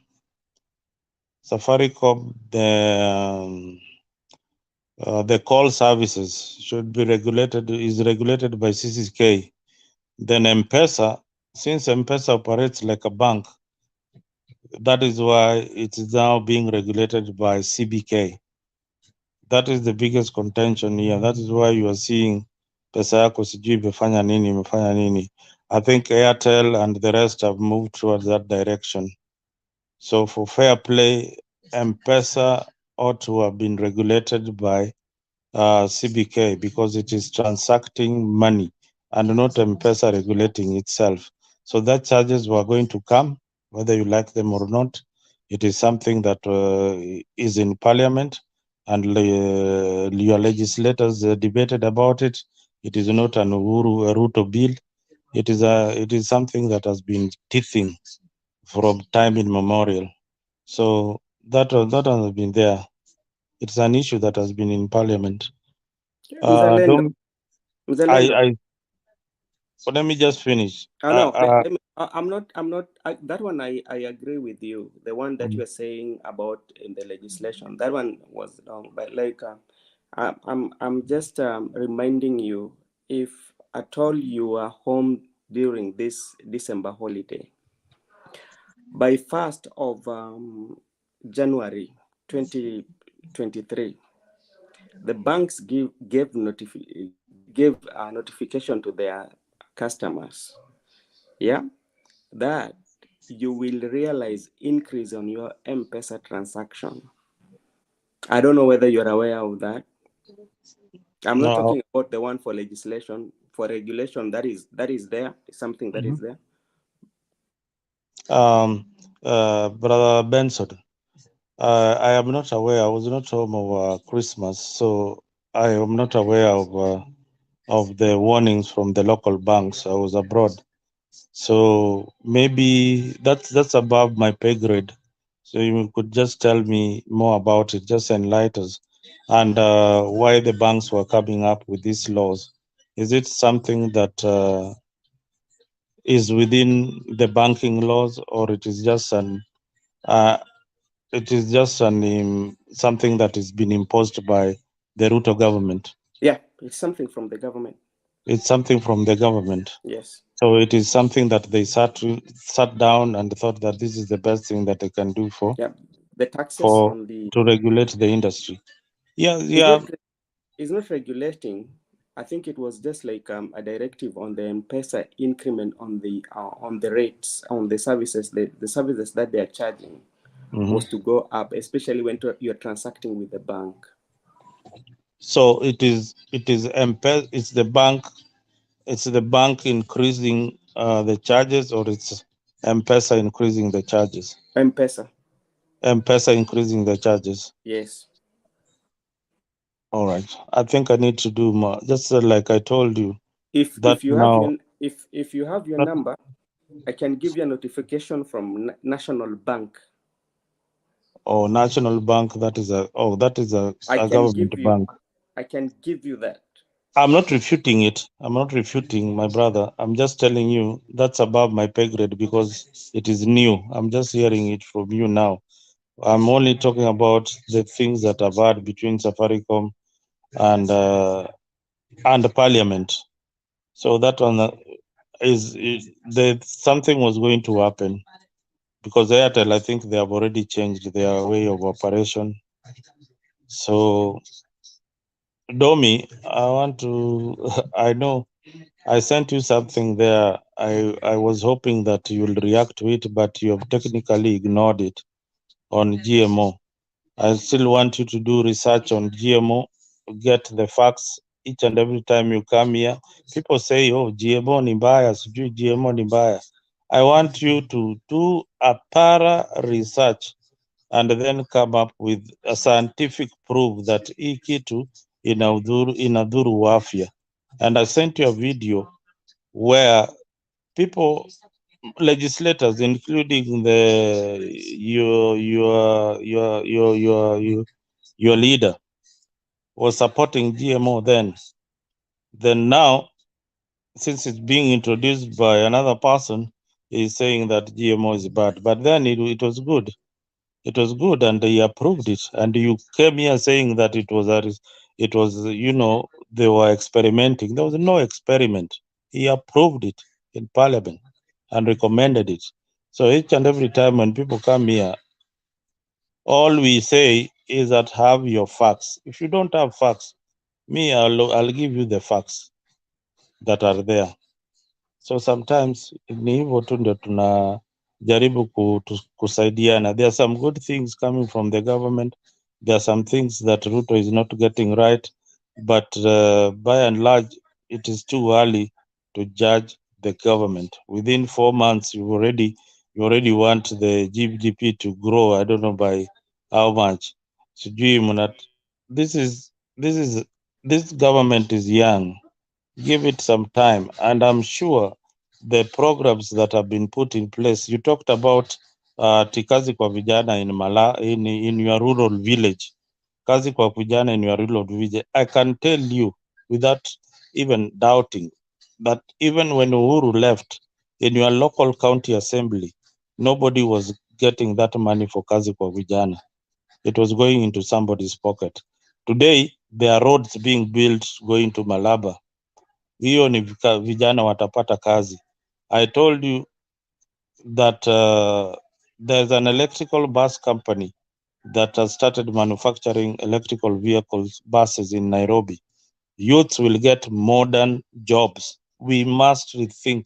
We can't do things the way we have been doing year in, year out. Ati unaambia watu waende wachimbe mtaro na kuna mashini za kuchimba mtaro siku hizi.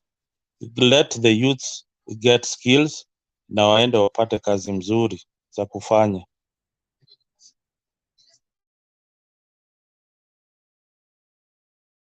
Asante, I know Dom, you want to say something about the GDP. The GDP has dropped Zalendo for the last 3 months. I look for that clip by Mutahingunyi, according to IMF. So why it has dropped? We don't even want to grow. We want him to keep us where Uhuru left us. We are not even asking him Ruto to do miracles. We want him to keep us where Uhuru. Kwanza afikue vile Uhuru alikuwa, alafu aanze kusema I'm improving on this. Si kuturudisha nyuma that we are paying more on food, more on everything. No, you can't tell us to take that. So we are not asking Ruto to do any miracles, to build houses for us or make homes for us. We want him to sustain us the way Uhuru sustained us. Then from there he can say, okay, me and Uhuru, we were at this point. Now we want to do better. Sasa utusiambie we are being impatient. No. We don't want him to destroy what Uhuru was saying. Even this thing of kazi kwa vijana. You don't make people jobless and then you start telling us that you are going to create jobs, which you have not created yet. You create the jobs first and then you tell us, wale vijana wenyu wanalima mitaro. Nimewatoa kwa mitaro, siku hizi wanafanya kazi hapa. We have not seen that. We just see public declarations on the streets that hii kazi kwa vijana, tunaanza nyumba, we are doing. Mimi, mama yangu used to say, I don't know, just that you people, you are not Kikuyus. Eh? She used to say that the clan of I will do. She doesn't belong to that clan of I will do. I will do. I will do. She used to tell me, no, my daughter, say I have done. not I will do. Sasa hii serikali ni I will do. Mzalendo, we agree with you that these youngsters can do better things. But before he takes that income from them, let him create the income generating activities and projects, and then let him tell us that we had 10,000 youth in Nairobi. They were working kazi kwa vijana. Hivi sasa wako hapa. We want data. We want statistics. We want to see those people working. Tutaki hadithi ndefu, promises. So still your story ya kazi kwa vijana, I disagree with you totally and totally. Maneno ya GMO mzalendo, if you are in the US, you go to Walmart, things are labeled. They are clearly labeled organic products. Why do they label them? Yes, they have accepted the technology, but these people are very clear. So that when Julia wants to buy food, she buys at her own, she makes a decision, a sober decision, kwamba sitaki organic leo nataka hii. So I have no one to blame or to, even when I go to buy eggs, you know, there are those that are cage free and all that. I can look and see and decide, and they are well labeled. So I have no one to blame. If I have consequences, it is me who has decided. Lakini ni Kenya gani hii mahindi ilitolewa Mozambique ikaingizwa, and then suddenly we had two big ships with a lot of corn at the port. Now somebody talked, I think it's ni Mama Kibambele Amadom, somebody said here that Uhuru destroyed some ships that had fake cars and substandard cars. And even we know kuna biashara zilikuanga hapa River Road na I think Koinange streets of substandard products that Uhuru got rid of. That is why the likes of Kuria and others were so mad with Uhuru. You see? And then I think some time back, Uhuru destroyed some ships that had drugs. Now, these two ships that came with this corn from Mozambique, nobody told us kama ilikuwa GMU. Nobody told us the fate of those two ships. I don't know whether there were two ships or how many ships or how many containers there were. Now, this is the kind of a government we are seeing. Now, Mzalendo, you know clearly that Kenya, even the Bureau of Standards is not strict. Kenya Bureau of Standards is not strict. And now you want us to expose our dear Kenyans. First and foremost, they are desperate and they are hungry. Wakipelekwa unga ya 50 na ni ya GMO hata kama iko na chemicals, they'll buy because they are needy. Kenya is not like America. Americans protect their own people. So you buy things at your own, you decide what to buy because everything is clearly indicated. Kenya will not do that. We know the kind of people we are dealing with. So another thing, keep pinning dummy down about GMO. Even you have no scientific data about GMO. So if dummy, come on, dummy, and atawe hauna. You don't, Muzalendo, don't tell us here. And there are lots of, no, Muzalendo, that is your own view. So there's a lot of debate. There's a big debate about GMO. So you cannot claim here to put down dummy at hana scientific data. Pia wewe huna scientific data about the benefits of GMO. You don't have. So all of us have this information here and there. We are trying to add 1 + 1. So me as Julia, if I'm afraid of that, and I hear come up, there are chances of maybe catching cancer or something. If I have an alternative, I'm going to avoid it. But me, I can say maybe I'm lucky, I can avoid it. I am not boasting about that. I just thank God for placing me in a position where I can avoid. But can Kenyans do that? No. So the government of Kenya must protect Kenyans. And what is the government doing? Taking advantage of their vulnerability.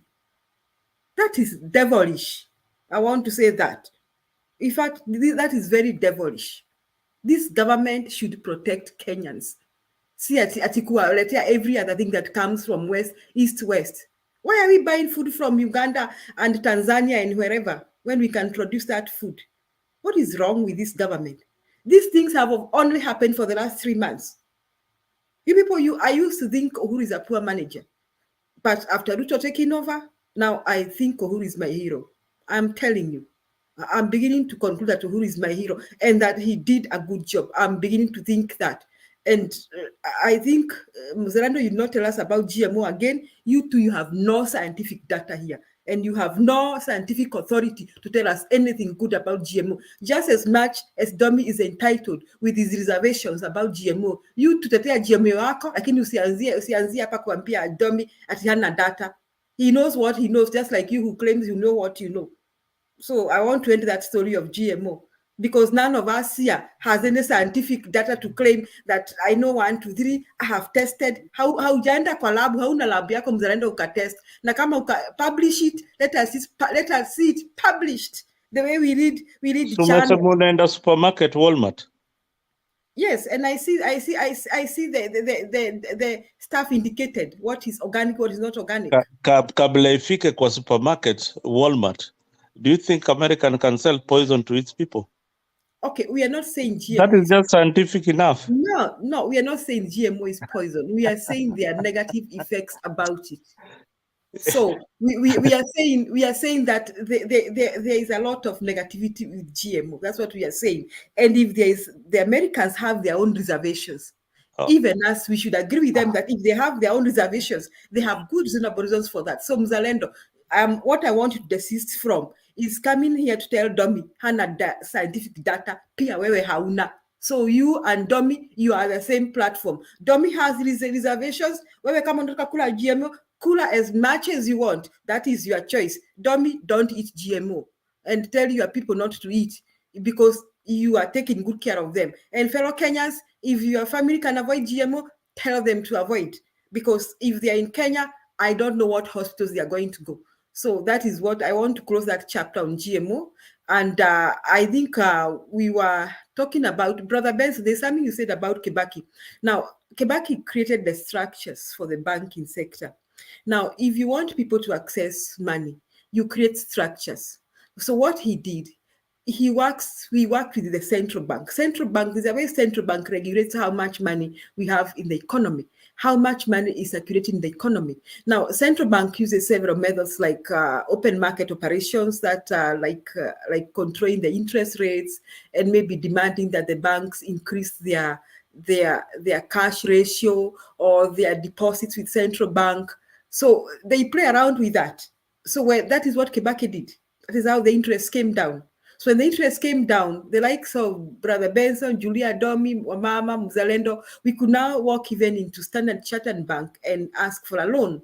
Then Kibaki also created some structures for the SACCOs. So, we had the SACCOs that were like, we had Mwalimu SACCO, I think we had Health SACCO, I think we had Ufundi SACCO, we had lots of SACCOs by the civil service and other companies. So the SACCOs were able to borrow money from Cooperative Bank on behalf of their members. So the Cooperative Bank was lending the SACCOs money at a lower interest rate, less than 10% per annum, so that the members of the SACCO could borrow money at about 12% per annum. That was translating to 1% per month. So that is what Kibaki did. He didn't go to, hakuenda kwa serikali akatoa pesa, akaletea wananchi. Those things don't work. Those things, giving people money. I talked about this before the election. When people here, like Mzalendo and the others, were telling us that Kenya kwanza inakuja kuletea watu pesa mifukoni. I said, this is high class nonsense. You cannot give, even if you give me 50,000 Domi, I have my needs. I need to pay school fees for my children. I need to feed my family. Sasa unaniletea 50k nifanye nini? Nitalipa fee ya form 1 kama niko na form 1, kama kulikuwa na njaa, nitanunua unga ya hiyo mwezi, and within 1 month I can assure you I won't have the 50,000. So Kibaki knew this. You don't give people money.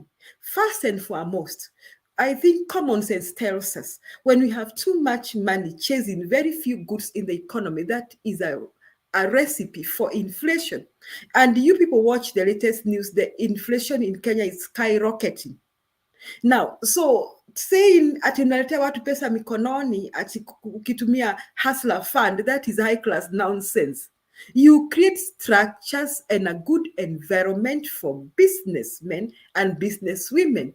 Create good structures for the banking. Stop increasing the transactions for the banks. Reduce the transaction costs. Now, lower the interest rates. Facilitate people to be in SACCOs where they can access loans without necessarily providing title deeds and all that. then create an environment where people don't struggle to get licensing for businesses. Kama unataka watu wafanye biashara kwa open market soko, construct those markets for them, create structures for them, have good roads that access our markets and our sources of our goods.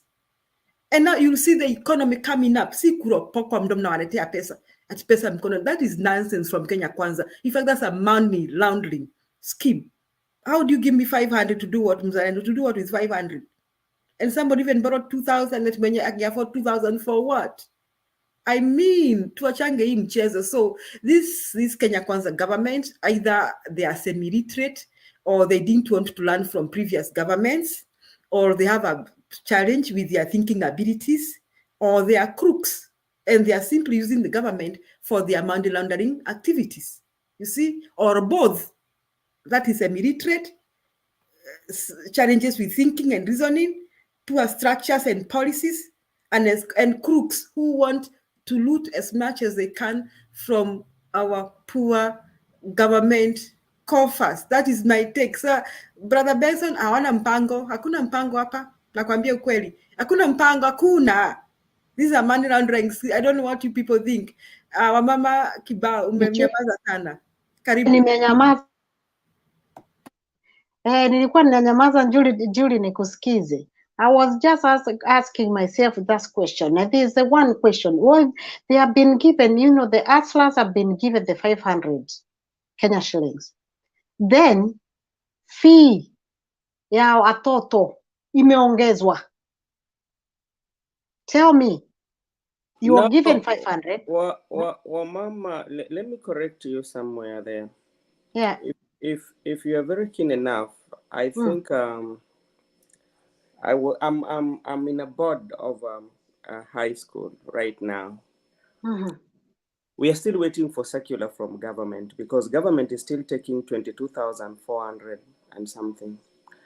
When you look at especially the county school, the rate at which they charge is around 40,000 in a year. But the head teacher is yet to give us a circular from the government that is saying that 22,000 has been taken away and the fee is going up. There's another one that is saying the junior high school, I think they're going to get per student, they're going to get, I think, between 7,000 to 15,000 for their school fee for the whole year. That is, one is going, and I think there's a money that was disbursed for textbooks. So on the fee, we are still using the one that Uhuru put in place. We are still yet to see if we receive one, I will give you communication because I'm a board member. Okay. In one of the high school. I will let you know if Thank that's you. If that's I want to talk. That one I'm very sure it's still government is still taking 22,400, and you will find like most of the schools are paying up to 40,000. So you will see the fee is around 60,000. If you add for the government and the one for the one that you're paying on normal. So somebody can correct that, but I'm yet to receive a written documentation from the head teacher. Then I will let you know if that thing happens. Okay. I will not talk about that. Wait for you to update us then about that. But I heard the president talking about the universities. Na yeye mwenyewe mimi nikamsikiza. He was talking about if a parent is able to educate their children in primary, high school, in good schools, why should we not let those parents continue paying the university? Why should we be paying for them? Sasa tuseme pesa za university, they cannot be compared with, that money cannot be compared with the money that is paid in the high school. It cannot be compared with the money paid in the primary school. I might be taking my child to even a boarding school where the boarding schools are so many now. You can be paying very little money for boarding school, which it doesn't, it doesn't charge too much money.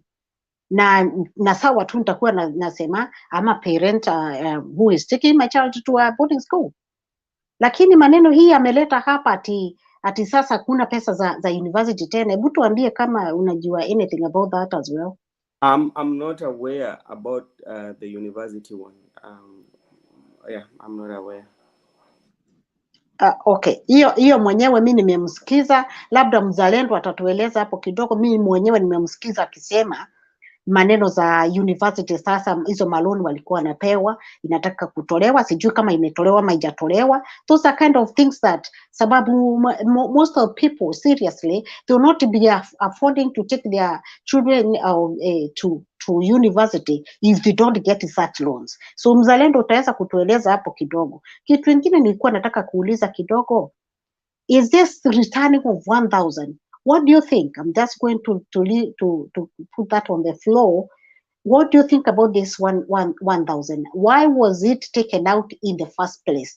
Na as I throw this to the floor, I'm just thinking about we are going to Uganda, kind of zile njia za Uganda, the way the Uganda operates with this big money. When the 1,000 was in Kenya, I think was abolished by Kibaki. I'm not sure about that. But before, when we had this 1,000, it is the inflation was really very high at that time before Kibaki aingie. Na najua Kibaki alikuja akatengeneza uchumi na uchumi ikaamuka kweli kweli. Nimesikia Ruto akisema anataka kurudisha Kenya mahali Kibaki aliacha. I am not sure about that as well. But kwa nini hii 1,000 inarudi? I just wanted to throw that to the floor. Okay, you're talking about the 1,000 shillings note? Yeah, I think the members, especially Rio, will talk about that. Now, Brother Benson, are you a member of the board of, is it a day school or a boarding school? It is a day school, and what happens is this: when there's a fee increment, like there's a money that is coming, especially the one that is coming from the government. Sometimes we do usually get the secular, but as we speak right now, the money that the government is paying in most of the people who have gone to county school, I can even share with you, the is around 22,400. So let me ask you, Brother Benson, it is good you are here. I know that the government buys textbooks, right? Yeah. And the government gives enough money to buy exercise books. Exercise books Kenya, is it notebooks, right? Mm-hmm. And the government gives the 22,000. Is it the 22,000 part of the notebooks thing? No. When they give you 22,000, yeah, this money is not given to the school. This money, when you look at your fee structure, if you have any of your fee structure, you will see the fee structure. They will see they've given you in partition. Then you'll see GOK, Government of Kenya, is 22,000. So the whole money that you should be paying for the school should be the money that you are paying. And like, for instance, in the school where I am, that I'm not going to name, the total money that like most of the students are paying in a year, they're paying almost 40,000. Yeah.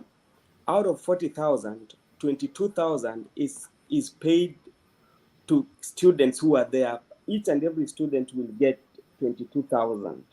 Yeah. But the money does not go to the students, it goes to the school. No, it goes to the school. So the student will pay, you will only pay 40,000. The student will pay 40,000. So I'm yet, if somebody is here who also is in the education sector can correct me, but that is something that is there. We are yet to receive a notification that says that subsidy is out. So I always ask myself, I always ask myself that, now that you are here, I always ask myself a question. Why do students in a day school pay? because pay anything in the first place. One, the books are bought by the government. Yeah. Tuition is paid for by the government, right? Yeah. And the teachers are paid by the government. Yeah. Now the buildings are already there. Yeah.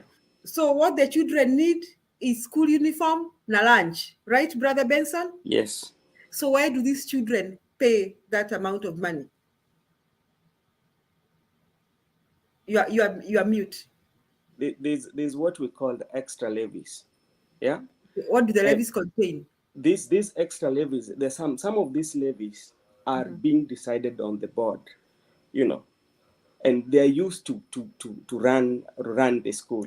For instance, sometimes when you come to a school, the school is not painted and you want the school to be painted well, or there are some extra things that you want to do. These are the things that are going to be discussed by the board. Then they will be discussed again by the parents. After that, they will be paid by the parents. And mostly, if this money is paid, when audit will be done with the government, we will have to disclose, like during this time, we have an extra levy of maybe 20,000, and this is how it was used, So yeah, some of the are used to run the school, because like government cannot provide everything. That is because like even me, when I was still out, I used to complain about all this and like asking. So when you go in there, you will see. One, again, sometimes the government does not provide teachers. You don't have, like, for instance, you are in a high school, you don't have a very good literature teacher, you don't have a teacher that can teach FASI and all that. So what you have to do as a school, it is the BOG, the board, they have to discuss and say, how are we going to get this money? And sometimes, like even as the board, especially where we go extra mile and we contribute just to facilitate some of the things, So that is something that you have to know. So I don't know, maybe some other schools are doing it, but that is something that I know. Thank you very much, Brother Ben. So that is something that needs to be looked at, because I seriously feel parents are exploited. And I know the members of the board most of the time have good intentions. But if you try and account for that money, Brother Benson, some of these expenses, sometimes I always think they are unnecessary expenses. Like telling the parents to raise money to buy a school bus. I think that is very unnecessary. And I think the government should come. There's a time before, I think it was still Ruto's government, especially after Kibaki, that there was a policy that schools should not even do fundraisings. Do you remember that? That schools should not even do fundraisers. And what shocked me is that as that policy was passed by the cabinet secretary, William Samuel Ruto went for a fundraise in Muranga High School, where he gave several millions of money, on the contrary of the policy that had just been passed. And Muranga High School parents were up in arms because they were asked to cost thousands of money for that fundraise. I look it up and show you. Muranga High School. He went there for that fundraising. Because, Brother Benson, now that you are going to be probably even the chairman of a big school, I want to tell you without fear of contradiction that the school principals and the members of the board are looting the Kenyan parents in the name of projects and all those extra unaccounted for levies. Why should I paint for my son's school? Let the government paint that school. Why should the parent be made to paint the school in the first place? I think that if there are textbooks for the students, if there are notebooks for the students, if the teachers are paid for the government, the other thing I should be asked for is the lunch for my child and the school uniform, and to make sure my child reaches that school. That is my opinion.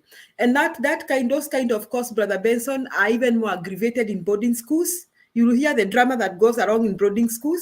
There's so much drama of this project, mara walimu wanataka tuition, ati walimu wanataka motivation, ati walimu wanaenda trip Mombasa. Hata kuna walimu walipelekwa South Africa, wengine wakapelekwa Middle East, wakapelekwa. All that, parents pay for that. Now, I want to go back to talk about the subsidies. I want to be clear this before Mzalendo comes in. Let me help you clear the issue of the fee. Benson, I think if he's saying is the BOM, there's a difference between that BOM and the teachers and maybe the school bursar who sends the students fee maybe that is supposed to be paid. So the information that I'm going to give you, you'll find that what the parents are paying is above what I'm going to give you, but I'm going to give you the information according to the ministry or the government fee structure guideline for the secondary schools 2023. And according to the government, they still insist that the day school should be 100% free, but I know that is not the case where you stay, because the government is saying that the day school, they call it the free day school secondary education school fee, should be 22,244, which will be fully paid by the government, and parents should not pay anything. So if you go to these day schools, they'll start charging things like, I don't know, lunch and whatever. So if you go through these breakdown, the government is saying the tuition is around 4,144. There's medical insurance, there's activity, there's other overheads, maintenance and improvement. That is why you should not be paying to paint the school. And they clearly say parents should not pay for the day secondary school, but I know that is not the case. If you go to the boarding schools, there are different categories. So let me start with the one that you call this the county schools. The government is paying 22,244, then the parents should pay 53,554. So if maybe the government was not paying that 22,244, the parents should be paying 75,798. Then there's these schools that are called the national schools. In a national school, the government is still paying 22,244, and the parents are supposed to pay 40,535. And we have the special schools. In a special school, the government should be paying 57,000 and the parents should be paying 12,794. So if you go to most of the schools, that is the guideline that the government gave. But if you go to these schools, you will find that they charge more than that. There is a way they also structure their school fee above what the government has told them to do. Then secondly, before, that is from 2020, when there was this corona, from March, the government through the Ministry of Education decided to subsidize this amount that the parents are paying so that they can cushion parents on the virus. And remember that the school terms were also interfered with. So this is what the Kenya Kwanza government removed, that capitalization. There was that amount that the government paid, so that instead of this parent in boarding school paying 53,000, they were paying less than 7,500. But when Kenya Kwanza came, they removed that 7,500. But when you ask them, they're telling you that the government did not remove anything. They are talking of that 22,244 that is paid up to date and used to be paid there. They are not telling you that these 22,244, the government used to pay it. Then on top of it, Uhuru's government directed that they pay, and the government is paying another 7,500. So in total, you'll find that government was paying around 30,000 during COVID and post-COVID. But currently, the government has gone back to the initial 22,244, which was introduced immediately. They introduced the free secondary education. So you'll agree with me that even this, the free primary and secondary education in the public day schools, the government is saying should be totally zero, that your children should just be walking there with the school uniforms and bags, because the books are also produced there. But that is not the case. So that one will tell you the situation the parents are. Thank you. Asante Leo. That's what I was trying to tell Brother Benson, that I was trying to tell Brother Benson, Benson a minute. I was trying to tell you, Brother Benson, because you never know for how long you're going to work for those schools, and don't run away from the school. You're going to help them. I want to tell you this. I have worked in the Kenyan schools for many years, and I was even an administrator one day. I mean, for some time, for about 5 years. I sat in the board of management. And I sat in a board, a wonderful board, that sat to make decisions using the Basic Education Act. Hao watu walikuwa nakutana, Brother Benson, wako na constitution hapo. In days of procurement, they had the Procurement Act with them. A case in point in that which I won't mention. I chaired the procurement of a school bus at a cost of 13 million from Thika Motors. Now, I want to tell you here, without fear of contradiction, that neither the principal nor the chairman board of management interfered with that procurement. The tender we gave to Thika Motors. Nobody interfered, nobody asked them for any commission, nothing. And the cost was exactly the cost that we made, we decided on. And because that principal school was very transparent, it took her only 3 school terms to pay for that. She acquired a loan from Equity Bank. She did not ask the parent a single coin for that school bus. She used the school savings and she paid the loan from Equity Bank 3 school terms. She paid the loan clean, 13 million. They had a new bus. The chassis was brought from Japan. Thika Motors built the bus and brought it to the school. And every process, she involved the teachers and the students. The students decided the mode of the bus, the shape, the color, the painting, the seats, everything inside. Now, wanafunzi waliendea hiyo bus Thika Motors. So I want to tell you, there are people who are doing the right thing in Kenya. Now, Leo has just said here that even national schools, the children should only pay 40,000 for their boarding. How much? They pay over 100,000. Now, day schools, Brother Benson, let me tell you, those children should literally walk to school with their school uniform. Let their parents now figure out lunch itatoka wapi.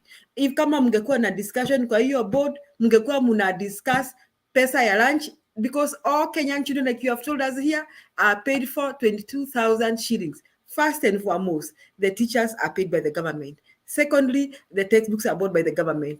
Thirdly, stationery is bought by the government. Now, what I want to agree with you, Brother Benson, penye nitakubali kana kwamba maisha inaweza kuwa ngumu kwa hao walimu wakuu is when they don't have enough teachers and they have to hire a teacher under the board of management. That one is really tough and is really available for primary school teachers. I think that is when now the parents wanafinywa. Lakini maneno ingine, I think these parents should not pay. So about the education subsidy, I think we are confusing 2 things. This 22,000 is already budgeted, is under the present budget of the Kenyan government. So there is no way the government can withdraw it. It's true. It cannot be changed. But the subsidy, I think there was something about the COVID subsidy. That is And what the subsidy was introduced during COVID. The 22,244, it is not only budgeted for, it is in the Education Act. You know, currently Kenyan government is saying that we are having free primary and secondary education. That is why each year after KCP, they even send the chiefs. If you've been in these schools, I was in one in Nairobi, and the chief will come and ask you, how many students did you have? How many have joined Form 1? So they want to ensure that 100% transition, saying that no child should be forced to repeat class 8, or no child should not fail to join Form 1. So that one cannot be removed. It was not removed. So the amount in question is this 7,500 that was introduced to cushion parents during COVID. It is the one that has been removed. But instead of the government telling you that we've removed that amount, maybe because the COVID effects are over, they are lying to you that that amount has also not been removed. So we should not confuse. The 22,244 is there. It will never be removed unless that act is changed.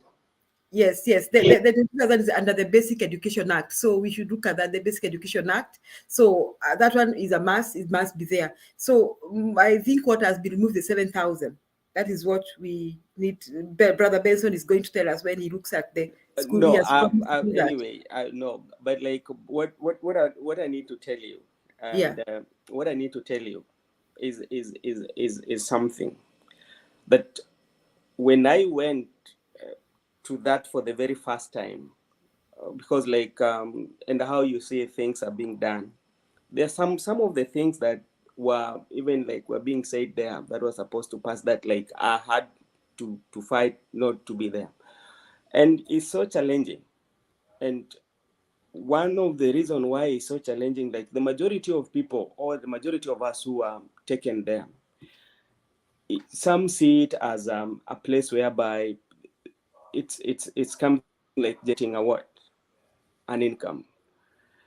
Then some, so it's quite challenging, so much challenging, even to the head teacher. Even the money that they're saying like they're giving you for painting Mr. Leo, sometimes is not enough to paint the classes that you have to make them to look standard. You know, it's not enough, you know. So that's why sometimes, like, even with, sometimes we bring these levies, we know we are bringing them, but like, we bringing them based on the fact that these are community school and we want to build our community. But with the time, if things work well and people come to understand that education is very important, then these things are going to come out. We are going to, the extra levy will take them out, you know. That's what I want to, but it's quite challenging, especially to the head teachers, to do some of the things. That's why sometimes you find this levy are being, extra levies are being added. Yeah, Brother Benson, we understand you. I know you're trying to understand these head teachers, but I think I'll still say they exploit the children. They exploit they exploit the parents, and that should not happen. I'm telling you, I worked in a school where the fee was about at 7,000, an extra county school performing position 25 in the whole country, really performing school, girls school, with over 99% going to university. Na huyo principal hakuwa anasumbua walimu na pesa, hata pesa wazazi, ati pesa ati ya tuition ya nini, hakutakanga hizo story, ati mnalipa extra ndio mlipe tuition. She didn't want that kind of story. She didn't want, and she would motivate her teachers, yes, but she would say out of savings, if you have any savings, we're going to motivate our teachers. Lakini maneno ya kupanga wazazi kwa ita mkutano, ati walimu anaenda huko anataka hii, she never used to do that. So me, I know it is possible. It is possible to follow the government's guidelines. I know it is possible. It's just that these people, they just have that mentality ya Wakenya ya kukula penye umesema, kukula penye unafanya kazi. Karibu mzalendo. Thank you very much. I mean, Benson, you've today, I mean, answered a question whereby we've spent almost 1 year being, not even almost 6 months, being told that the subsidies were removed by Ruto. Thank you for that clarity. And Leo, you are laboring very, very hard to say that the 7,000 should have continued. I'm sorry. I mean, sorry to interrupt you. I don't want you to change. But what you're saying, I still maintain the subsidy was removed. What I'm talking of, the 22,000 is not subsidy. Yes, it is yes. called capitation fee. So yeah, get the difference. Capitation has been maintained. Fee and subsidy are two different things. Are you getting that? Jesus of Nazareth. The 22,000, don't change the topic. You've been caught pants down. The 22,000 is still there. What you are trying to say is that the COVID money, the 7,000 that was removed, ought to have been returned. I mean, that money was supposed to cushion the parents during COVID. We no longer have that money. COVID, we don't have COVID anymore in the schools. So I am very, very glad, Benson, for bringing that issue. And you are an Azimio supporter. You've told them that, you know, the government actually maintained the 22,244, and it was not removed. And it is in all the schools, be it secondary, be it boarding, be it day school, be it the schools with people living with disability. The government has maintained that. Thank you for that clarity, because there's a propaganda here that the government removed all the subsidies in secondary school. Thank you so much. Mzalendo, I don't know why you are struggling to understand. 22,000 is subsidy, inaitwa capitation. Leo is talking about it here. It's under the government, Basic Education Act. So it has been there and it's going to be there.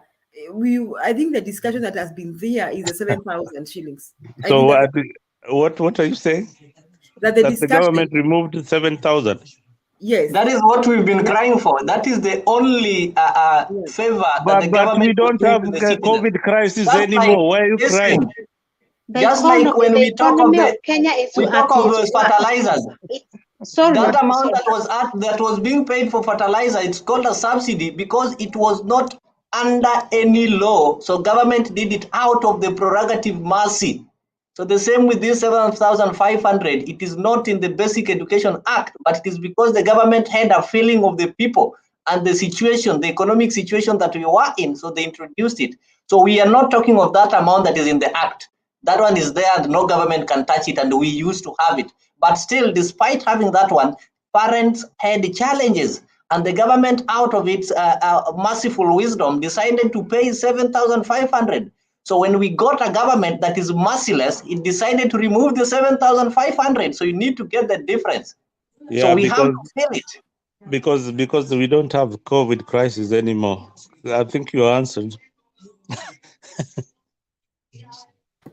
Thank you, Muzalendo, for reminding us that we have such a merciless government that removes subsidies for food, for education, for mafuta. Wakenya wenzangu, this is a merciless government. Merciless.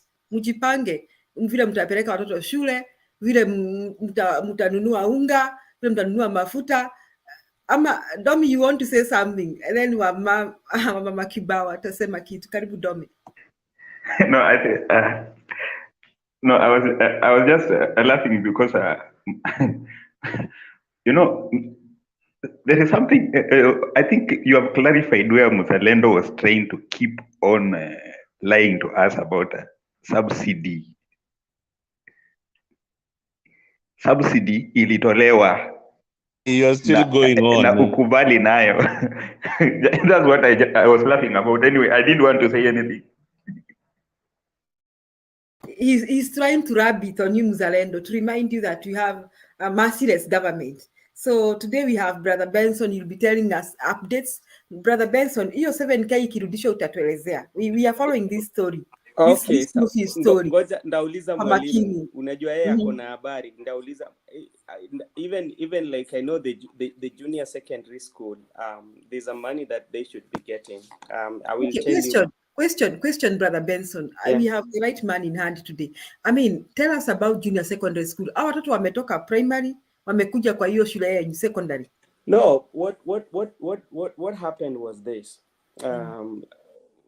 The Ministry of Education and the government officers, they came to those schools and did what we call inspection. After doing inspection, they approve or disapprove. If you are disapproved, you become a feeding school. You will feed the nearest school that is next to you.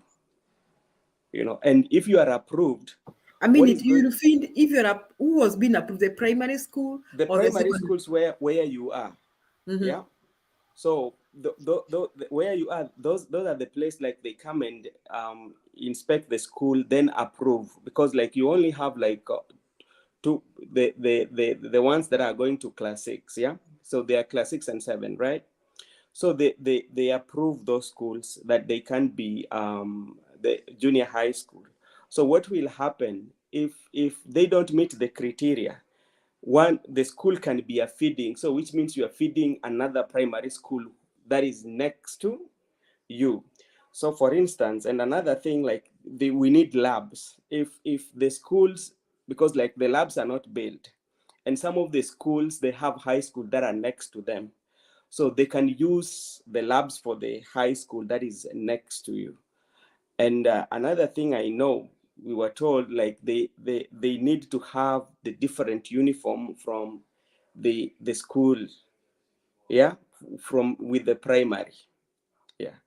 So that is something that is there. And another thing that the teacher was telling us, this is when we were in the meeting, the teachers are going to come, they're going to bring in new teachers. And in the primary school, there are teachers who kind of like went through and have degrees.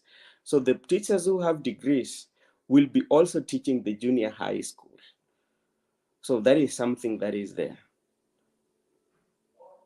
Wow, that is interesting.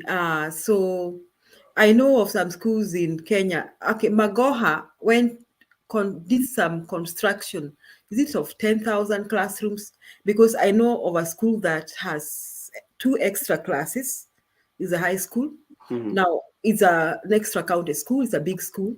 So the school was prepared to receive the junior high school. So they are going to have two sections of the school. There's a junior high school that is coming in. Then there's this hii form 1 ya kawaida. Wako na room ya hii form 1 ya kawaida. Sasa hiyo shule ni shule ya wasichana. Sasa nikana kama itakuwa na mix day. Yeah, they can have the mix because and then they have the girls body. Yes. Why when you are class 8? Is that what is happening to some of the schools? Yeah, like to me, what I know, like for instance, I'm just talking about when you are in primary school. Let's say like you have a primary school within the area, and this primary school, they have to come and do inspection. If it meets the requirement, then the junior high school is going to be in there. They're not going anywhere. Yeah. So what will happen, the new teachers that will be hired will come and teach here. They will teach the junior secondary. But when the primary does not meet the criteria, the primary will become a feeding source to the other school. So which means these students who are here will be transferred to the nearest schools around that area. Okay, that is another thing that we have to debate upon. You give us feedback. I want to welcome Leo. Leo, as you talk, tell us about what Mama Makibao said. She talked about, did Ruto really say that he's going to withdraw help? I mean, did he say that he's going to stop the funding for the universities? People, did you know that it costs, I think there is cost. You know what, mmesoma hivi karibuni, you are young, if you went to a Kenyan university, the total cost for going to the university may be about 200,000 per year for every degree. That could be among the lowest. It is only that the fee is usually paid by the government. So these youngsters pay about 16,000. But the bulk of it, that's why we have what we call government-sponsored students. Government-sponsored students. So government-sponsored students don't pay much. And on top of that, if they cannot raise that 16,000 and meet the cost of their boarding, vitabu, wanapewa help. I want to say without shame that I'm a beneficiary of help. And I went to the university when I think the fee was I don't know when it was 8,000 or it was still 16,000. But everything else I was paid for by the government. I even had a book allowance for 3,000, Brother Benson. We had a book allowance of 3,000 in the bookshop ya university. Sasa ungeenda uchukue vile vitabu unataka ama vitu ya kuandikia. Alafu hata calculator. I remember I got my first scientific calculator from the bookshop ya university. Then we were being given loan, so we had money for our accommodation and money for our, chakula. I went to the university when Moi just stopped the free university education. So the people I met were in second year and they had benefited from free university in first year. So second year, they were going to pay. So when we joined, we were also going to pay.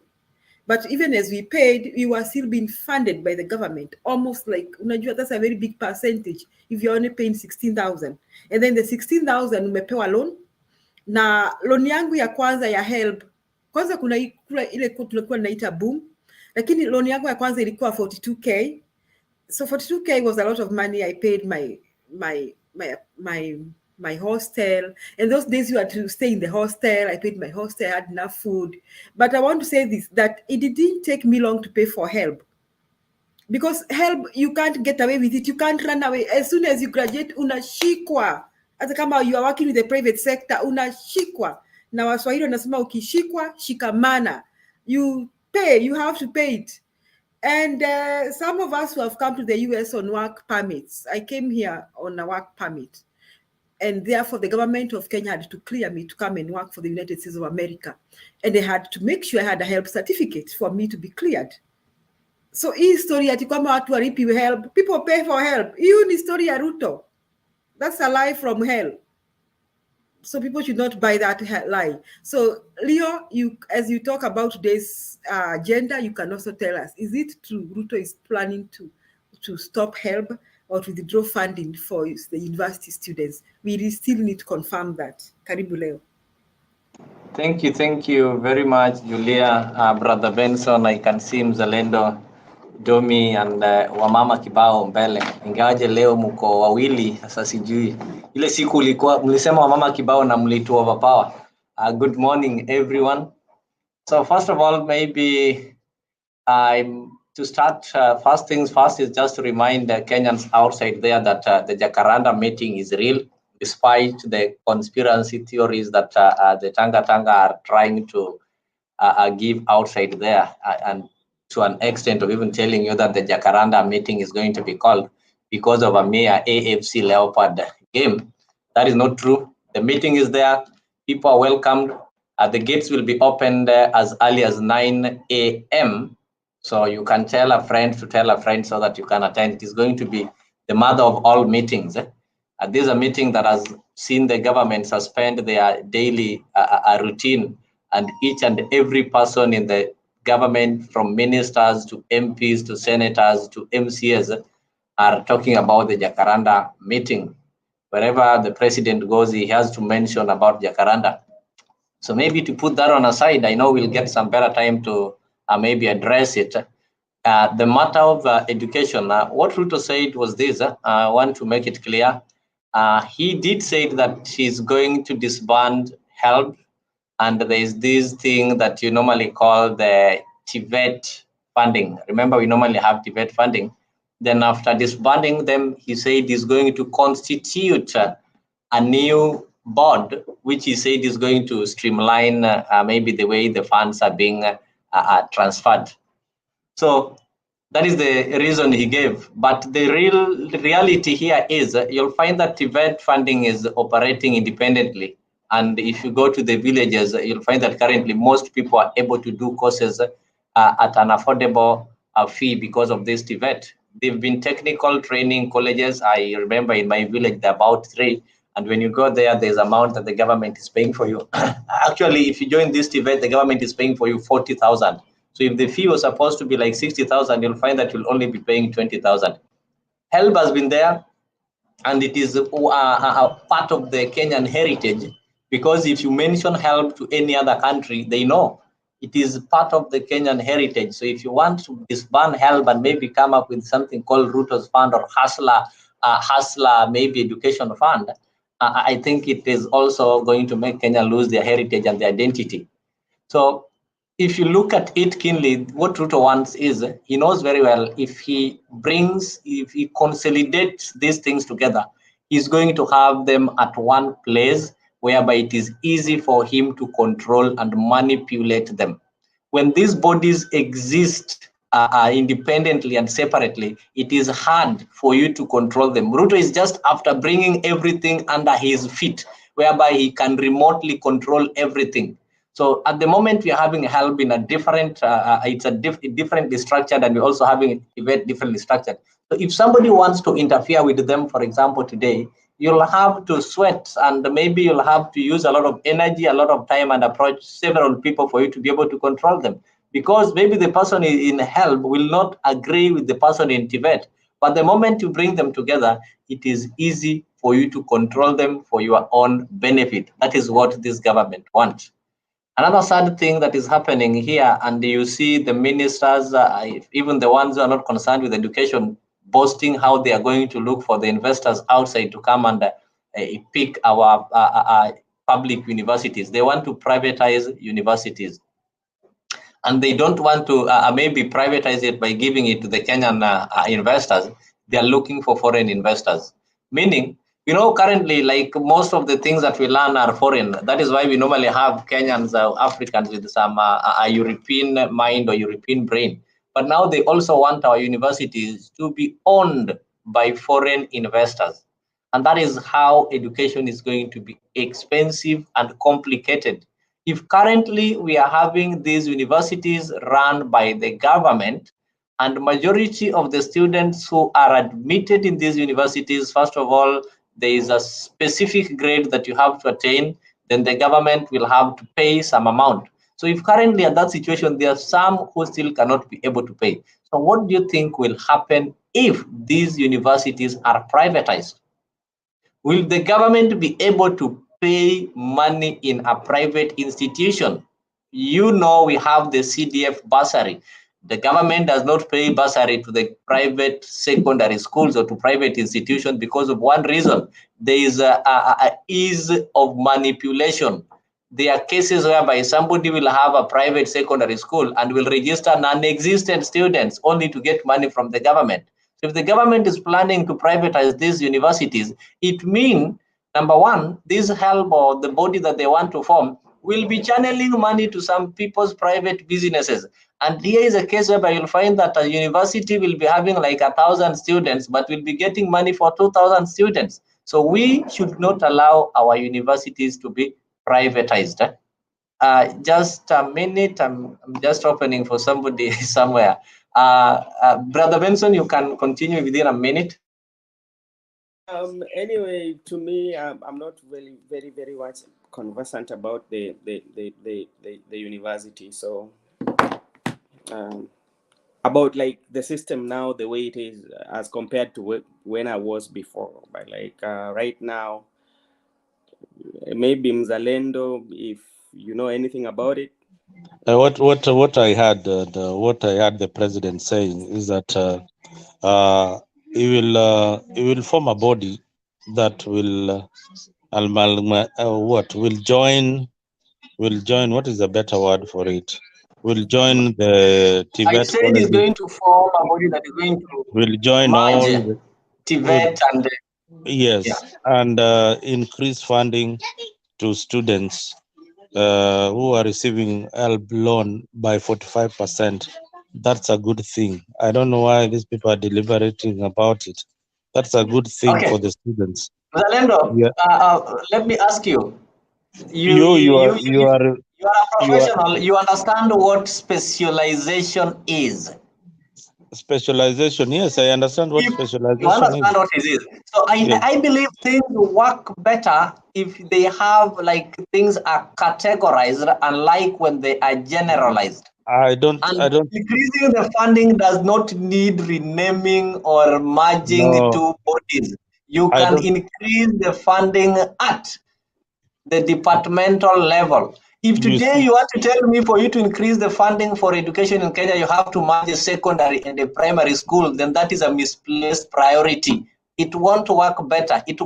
Things work efficiently when we have specific departments dealing with specific issues. You know that one very well. Even where you are working, your offices you're having departments. Why do you have departments? For efficiency. Unless you want to bring confusion, is when you will centralize things and merge them and put them together. That is, I can assure you there will be no efficiency there. So that is where the president is taking us. But all in all, what this president is doing is simple. This is a busy body. Yesterday, he told you he wants to return the Huduma number. You know his sentiments on Huduma number. They want to have an Huduma number in the next 12 months. So the president is busy. He's a busy body. He just wants to keep on doing and undoing things that were there before. Yeah, the Mount Kenya people were trying for 1 man, 1 vote, 1 shilling, only for them to come up with one constituency, 1 bar. So the government is so idle. They don't want to deal with the things on the ground, the real things that are happening, but they want to divert the attention of citizens and keep on telling them that we are working so that we get lured and think that these people are busy. I was so disappointed yesterday when I saw the president speaking as if he's still on a campaign mood, telling people that watu wamepeleka watoto wao ng'ambo na wengine wamepeleka watoto wao Eala na nyinyi anataka kuwapeleka pale wapi?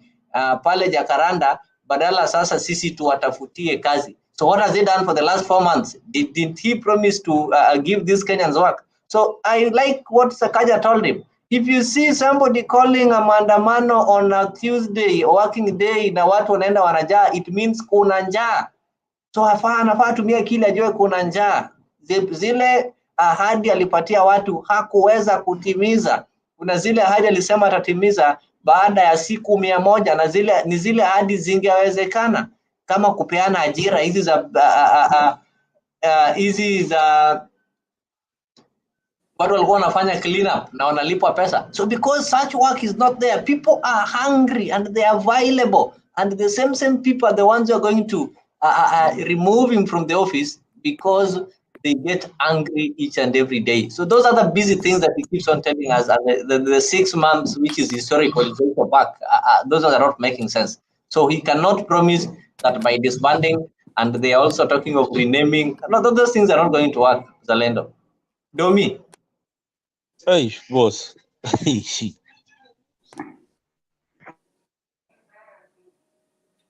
Leo, you've spoken. Okay, sasa unajua there is something that you have touched that I think it makes a lot of it's very weighty, and I think for any organization, if we go into it, then it means that in the end move, you know, being a busybody, you want to. There was a day somebody was giving us a story of the time of Hitler. There is a concentration camp. Walikuwa wanaambiwa carry these bricks to that side. Mnabeba mnapeleka. Kesho mnaambiwa beba hizo bricks mrudishe pahali mlitoa. Wanabeba wakalipeleka. Do you know it got to a time when they said no, we are not going to do that.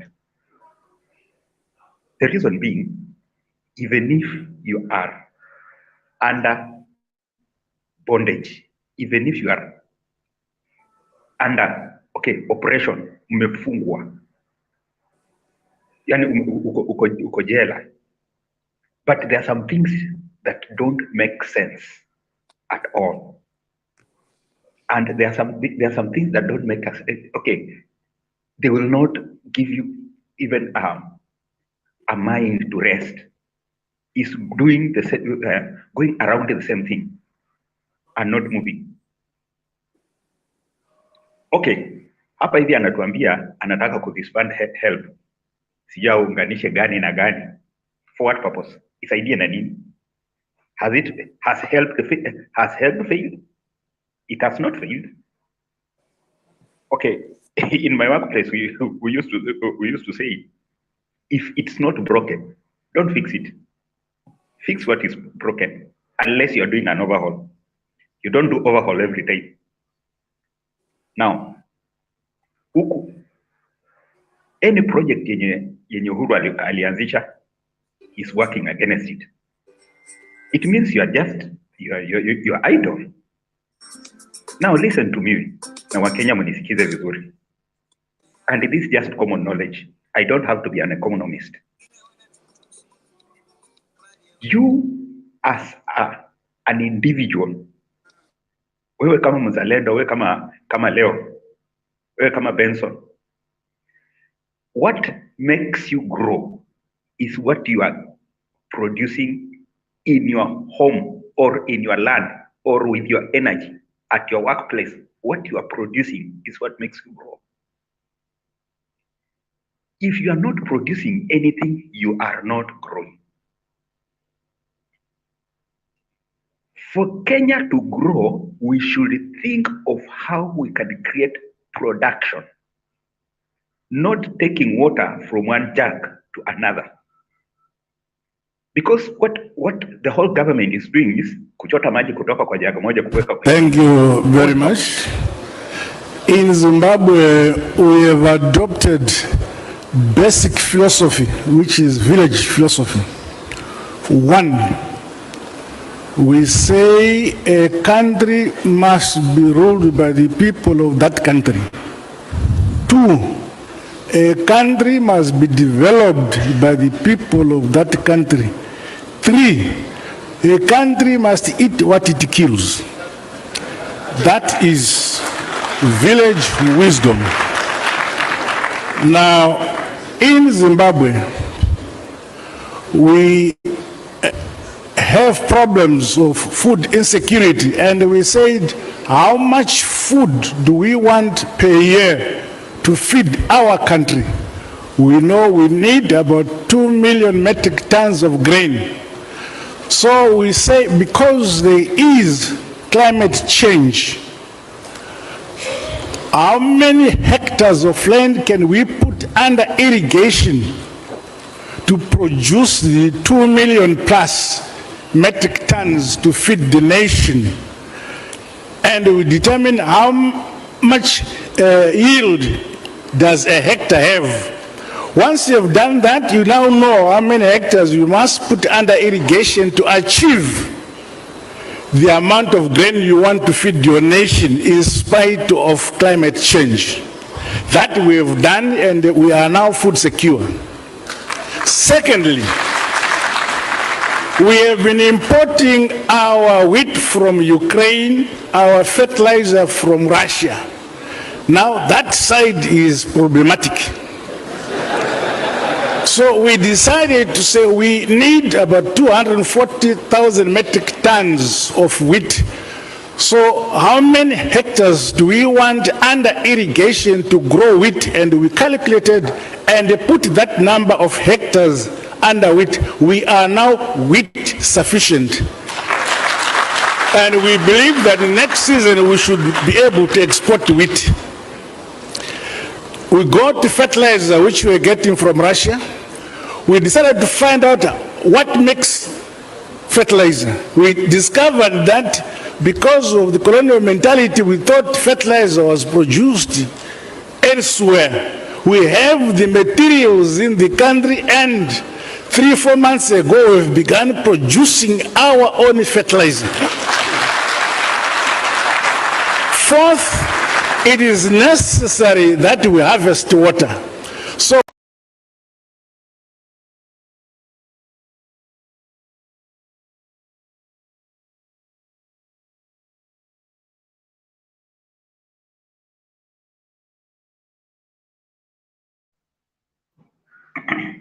sorry for that. I did not see it coming.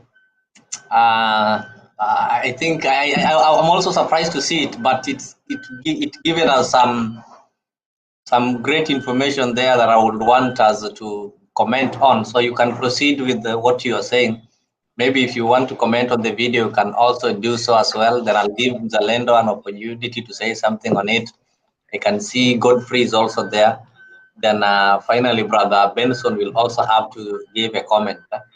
Sometimes it is good to have such interruptions.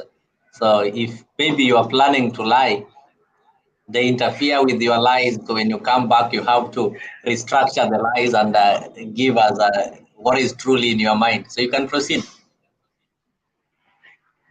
I think it came the very right time, and that was what I was talking about. You cannot grow unless you are producing in your own land. Now, it is easy for somebody to come and tell us that you have reduced the price of fertilizer. Now, it is a direct challenge. In fact, it's just a direct challenge. What is that guy saying? They are stop depending on fertilizer from outside. They are making their own. That is now what we are talking of, a growing nation.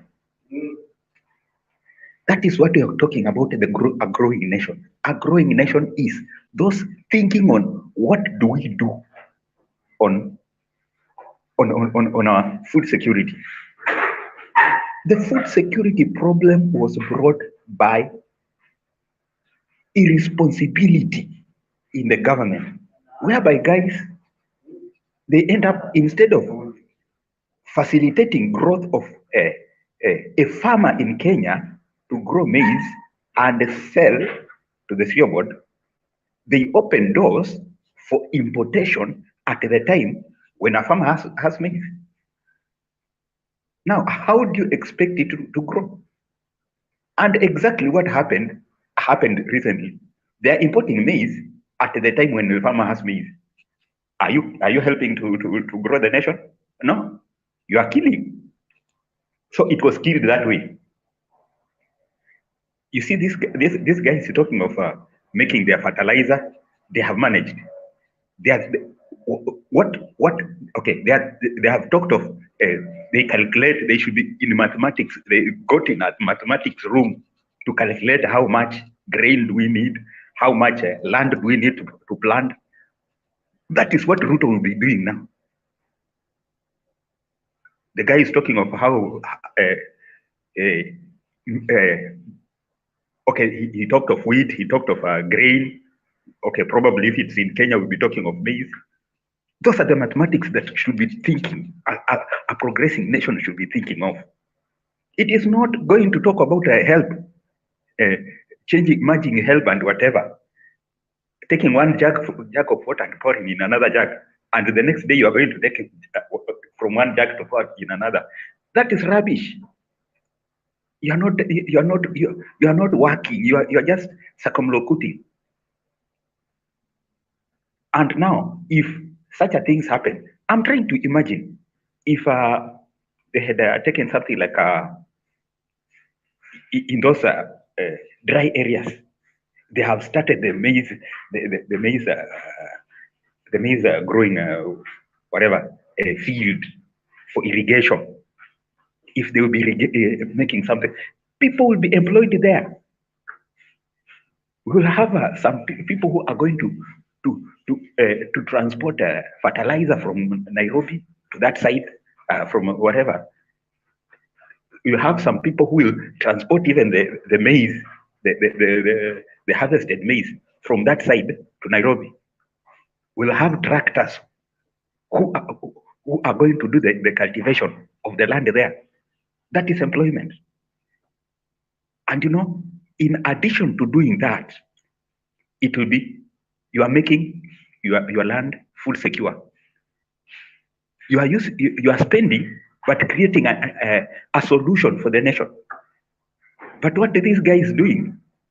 Wachana na kazi mitaani, tunapeleka, tutajenga. When are you going to build? And it's you now. Right now, anaita watu idlers.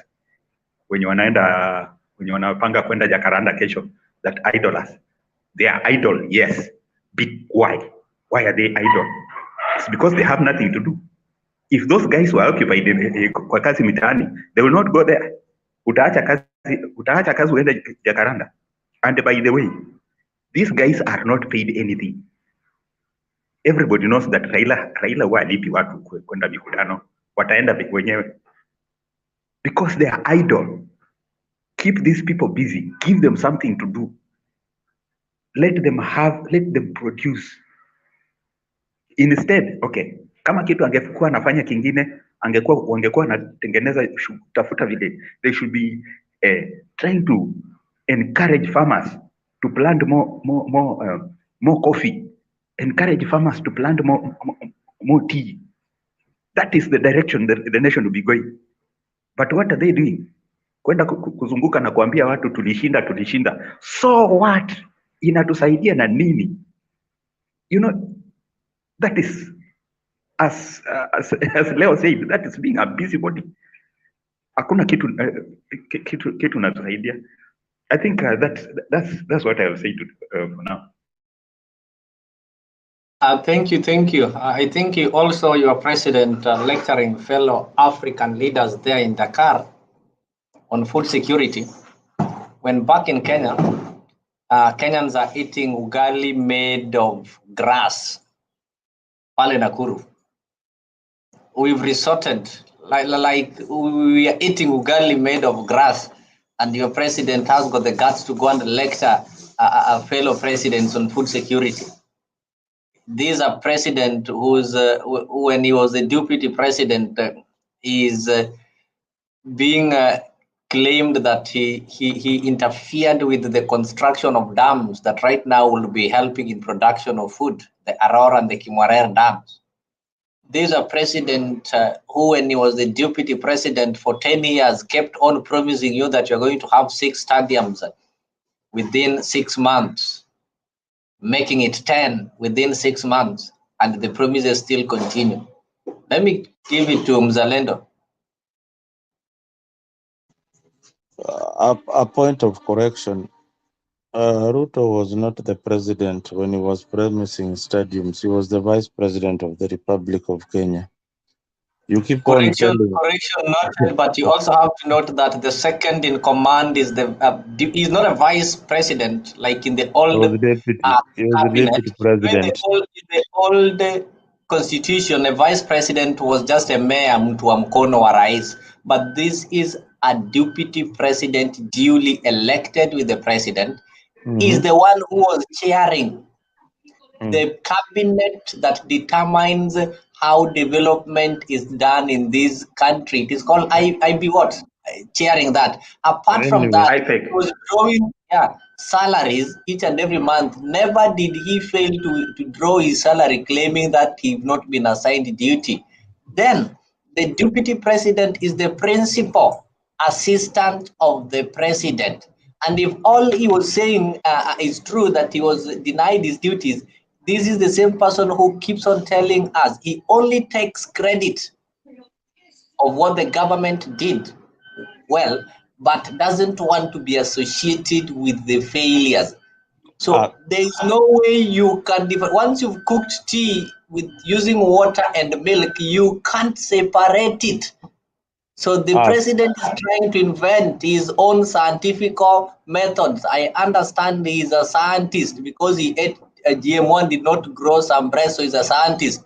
He is inventing his other scientific methods of separating this milk from water just by. So it doesn't make sense. So this is somebody who was promising at the capacity of a president. When the president was away, who was in that office? Why was he earning the salaries then? What was his role as the deputy president? Matiangi. Another correction. Did Matiangi earning his salary? Was Matiangi residing in the official residence of the deputy president? No. Anyway, that okay, now another correction. It is Ruto himself who said, in the first term, the president gave me everything. I am the one doing everything. It was confirmed by Moses Kuria and Sabina Chege, who said, in the first term, to be honest, when you go to the president, he will say, go to the deputy president, Ruto. He is the one who is handling all the projects. So mzalendo, tafadhali. Just usiongee juu ya hiyo. Okay, wacha niwache kuongea juu ya hiyo na ni concentrate na failure za Ruto as a deputy president while he was working with Uhuru. And Uhuru's gain as a president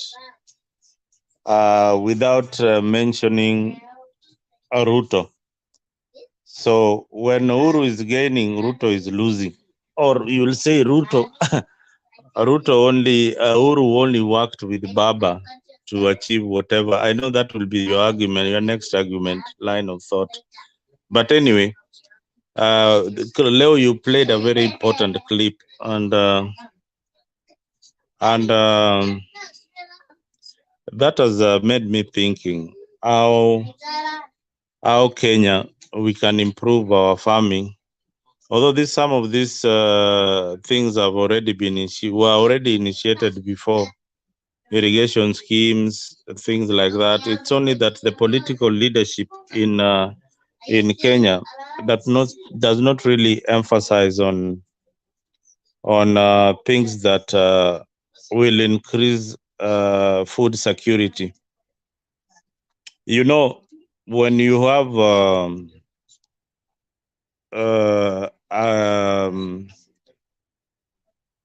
agriculture that depends solely on rain, and with the climate change and things like that, you have to resort into irrigation, but not like 100% of the land in Kenya is for agriculture. And it is sad when you think like 100% or 80% of land in Kenya is for agriculture. You only find like 20% of land in Kenya is capable to do agriculture. and for commercial purposes.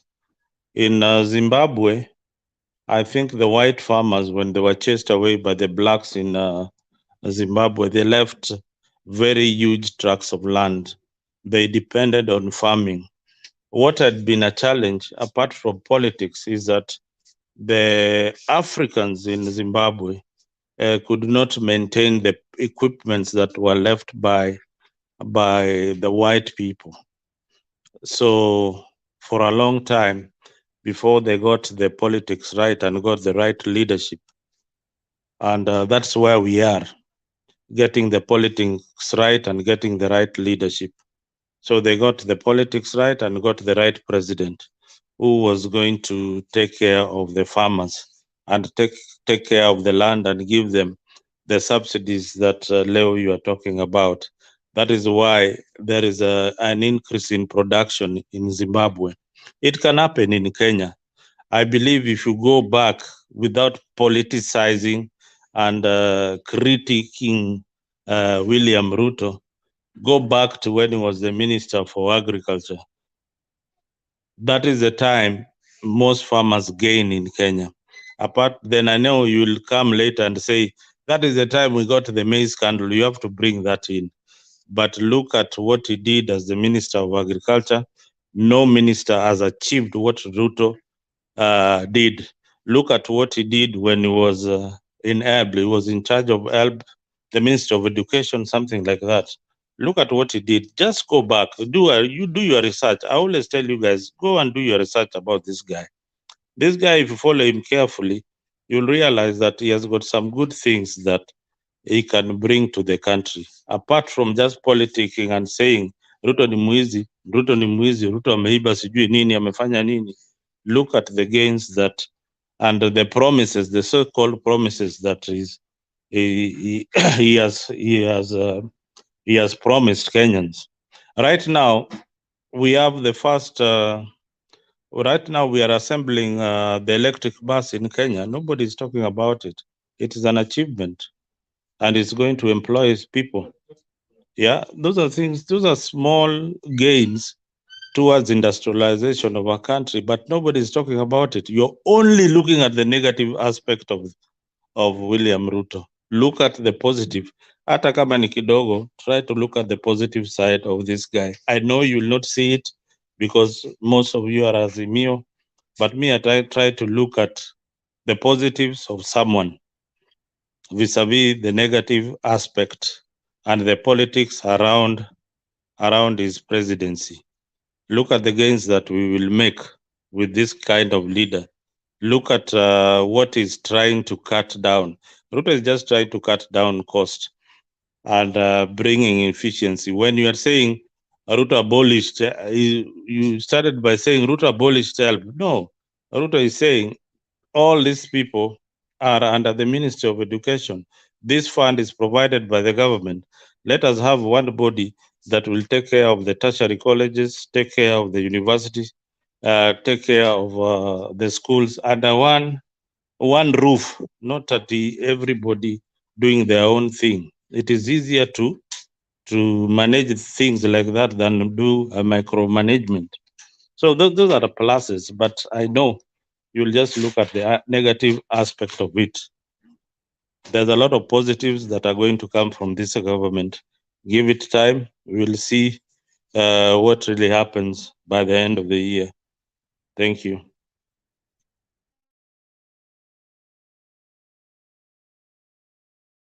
Jeffrey Ouma can go.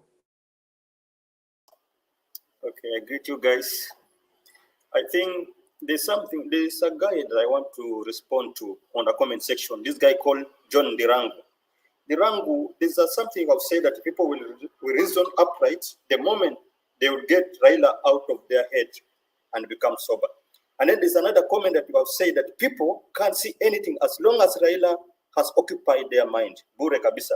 The same Raila is the one who caused the problem we have now in the handshake government. Dirangu, there is something that I want you to know before you start calling people Bure kabisa. All the protest that is being called for right now. Do you know that there's a section of a group of Jubilee people, just a small function, that has been pushing quietly on the thing. They are plotting, in fact, for this protest. They are the ones who are pushing quietly and are backboning it. Yes, Oh, no, okay. I was just answering this guy called Ndirangu because he's talking something from the comment section. I think I actually wanted to block him, but let me not block him. I just want to give him a response, a 45-second response that will cure the disease he's suffering from. And here we are not describing the tribes or whatever. If maybe people are hungry, all the tribes are hungry. If people are jobless, all the tribes are jobless. If people are enjoying, we're enjoying as Kenyans. So maybe just to respond to Mzalendo a bit, Mzalendo, I have to agree with you that William Ruto, as the Minister of Agriculture, he did a lot to his benefit. That is true, he did a lot by ensuring that the major in fact, he's the one who led to the collapse of the sugar industry. Our sugar industry collapsed during Ruto as the Minister of Agriculture. And this one is what opened ways for private investors to start importing sugar from Brazil and other countries into Kenyan economy. He did a lot to ensure that Mumias sugar fell, Cabras, Sony, Muhoroni. So, and you've also mentioned the maize. That is when the maize scandal came for the first time. I know he was not alone. He had some other guys that they were with, but he was the minister. So he showed, that is the time that he showed us that Ruto likes importation. He doesn't like what is Kenyan. Like that video just tells you, for us to grow, we need to be producing. But the mentality of importing will not make us to grow. The only thing that we as Kenyans can export are agricultural products. But if you kill the agricultural sector, we are not going to export anything. So by killing the sugar industry and now expecting us to start, they want to privatize those companies to individuals who will be importing raw sugar. That one is not going to help Kenyans. He did a lot to benefit himself. That is true. And that is why he was able to bribe himself and control our electoral system. So before maybe Godfrey you speak, I can see Kenyan Mwana Hamisi is also there. Leo ni kama amefika kule pwani. Let me just respond to that person who is becoming nuisance there. Let him just watch this. Democracy. The only alternative is revolution. So that's number one. Democracy is a distraction from development. Number two, when I travel, especially Africa, but it's true in the Caribbean also, Black people are more concerned with their tribe being in control than they are with liberation from foreign control. Are you following me? I've seen it. So when the elections is coming up, it's not about freeing us from white supremacy or Chinese imperialism. It's about, are my people going to be the president? Is somebody from my tribe going to be the prime minister? And because they're more... So that kind of mentality is what has brought us in the problem that we have right now.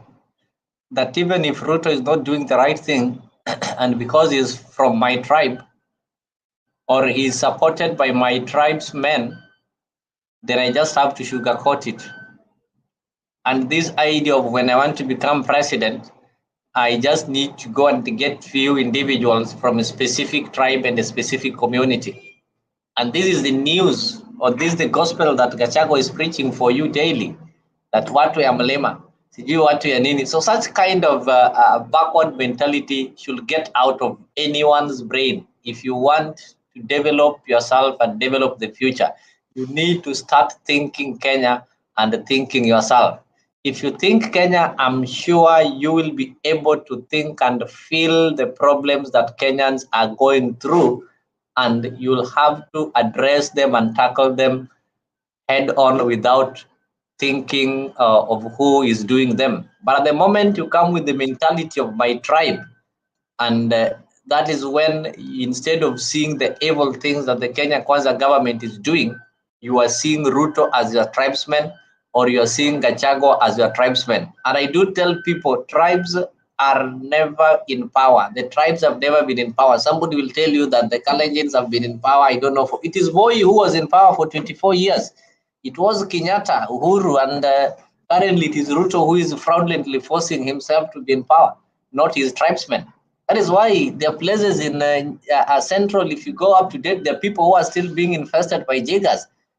So it is individuals who are in power, and we have to challenge these individuals, irrespective of their tribes. But the moment we start challenging their tribes, then we lose it. So if you're coming here with that tribal mentality, it's not going to work. It is not going to help Kenyans. Like tomorrow we are at Jacaranda. The people who will be in Jacaranda are not Luos. The people who will be in Jacaranda are Kenyans who are tired of the situation, are Kenyans who want electoral justice, and are Kenyans who are dreaming of a better Kenya and believe that it can be possible. And the only way it can be possible is when you come out as Kenyans and say that we have the sovereign power and we now want to use our sovereign power directly. Godfrey. Okay, just to add something on what you have been saying, you know, the guy, I don't know how he's thinking, because I believe the protest, okay, let me come in another way. The protest that is going on right now, there's an allegation from some governors in central Kenya, somebody from Tarakaniti, who say that it is just a function of a Jubilee group that is trying to plot and bankrolling the plant. But I don't agree fully with him that is only Jubilee. What I know is all of Kenyans, the people who are facing the hardship, ambao tuko sahi ndani yake. There's another governor, this Selile, alleged that there's a group of tycoon who met in Mombasa to plan on this protest. So just ask yourself a question. If tycoons can meet to plan for the protest, then it means that there's something wrong. Business zao pengine ndo hazifanyi vizuri. Things are not working in Kenya. So when people are crying out, usiseme kuwa ni watu wamejaa na akili ya Raila. It's not only Raila pushing for this. Ni people, watu wameketi chini, wameona this government. The president promised a lot of things, but he's not working on anything. This is a president of promises. Promises everything that he's promising, he cannot deliver. So hii mambo ya kwanza kuambia watu asijati they have to watoe Raila kwa akili zao ndio waweze kufikiria vizuri. That's just backwardness. You talked about something on handshake. Handshake has a lot of benefit. Look at these people in Mombasa. Mombasa ilikuwa inapitia shida mingi sana, but the time kulikuwa na handshake, tumepata a lot of benefits here. Roads zimejengwa. Kibarani ilikuwa ni shida kila siku, jam kila siku, sasa hakuna kitu kama jam. Watu walikuwa wana miss ndege at airport. Mtu anatoka Nyali kufika airport anachukua almost 3 hours, 4 hours. Somebody from port anaweza toka port akaenda Mkindani anachukua 8 hours kwa sababu ya jam. But when you had the handshake, look at what has happened. Kumekuwa na relief. Wacha tu Mombasa, in central Kenya and in Nyanza kulikuwa na a lot of bitterness, but after handshake at least watu wanaongea sai, it cooled down that temperature that was ambayo ilikuwa kitambo. So wacha kudemonize everything. What we know that Uhuru was the best person. Okay, there's some things that he did that was not right, but he was the best governor, best president that we had, because he brought a lot of changes in our midst. Ruto hakuna kitu ambacho mimi naona kufanya. He had been on the seat for almost 4 months. Misioni anything. Look at the Hustler Fund. Hustler Fund ni kitu ambacho imekuja kuharibu tu kusumbua tu watu akili. Akisema kuwa business, which kind of business can you start 500 shillings? There's another guy from UDA say that if you take 500 shillings, utaweza enda uchukue brush pale, uchukue rangi, uende upigie watu viatu rangi. Watu wangapi watakuwa watapigia viatu rangi alafu upate pesa ya kulipa within 14 days? No, tuache kudemonize vitu ambazo haziko. This government is not working. The government is full of, and bado ni kama bado wako kwa campaign mood. Na sisi hatutakubaliana na issue kama hiyo. I think maisha imekuwa ngumu. We need a person who want to take over the country. And what we are pushing on the issue of election. The election haikuwa right. Mtu ambaye alishinda imeonekana wazi and evidence are out there. Ni Raila Amolo Odinga. So when we are fighting for this, we are not only fighting for Raila, and it's not that Raila ndo shida. Watu wameona kuna shida and we have to address it before we go to another step. Hatuwezi sema tuta move on, tuache situation veniko sahi, tungoje 2027. In 2027 things will be worse. So tuache mambo ya propaganda. Ndirangu sioni kama kuna anything ambayo you are trying to tell us hapa. Sisi tunajua things are not working, and that's why we are pushing on all these things. Hata unajua umefanya mpaka hata nikasikia nimeboeka sana. Leo wacha nitakuja baadaye kidogo. Okay, thank you. Yeah, Nirango should know that we are where we are because of bad policies. We are yet to see a positive policy being initiated by this government. What they are doing is undoing what the former regime did and redoing it again. I was so shocked to see the president telling you, not the president. I was so shocked to see the president telling you that he's going to introduce what is called the Huduma number. And these are some of the things he's really been opposing. So we have a confused institution calling itself government. Kenyan Mwanamisi, you can proceed.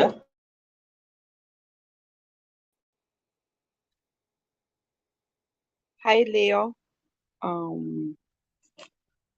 Hao wengine hawaonekani majina yao. Leo ninakujua by face and by sound, by voice. So the other people, please, I greet you and you are all fine. I can hear your voice and we are talking about Kenya.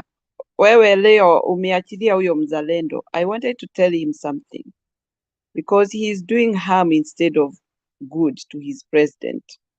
When he is talking about his previous career or what he was in which docket he was, he's blowing the horn. That guy was sacked all those departments he was in because of how poor he was managing. And so those are things that they should not even bring it here because it doesn't help. It doesn't hold water. It's only that they are blemishing their president who they believe on, but we don't believe on him. He's doing very bad stuff in Kenya, and it is good that people have come to realize that he was not elected. I was one of the people who are blaming Kikuyus that they did a very bad thing to vote for him, but we have come to know that the truth.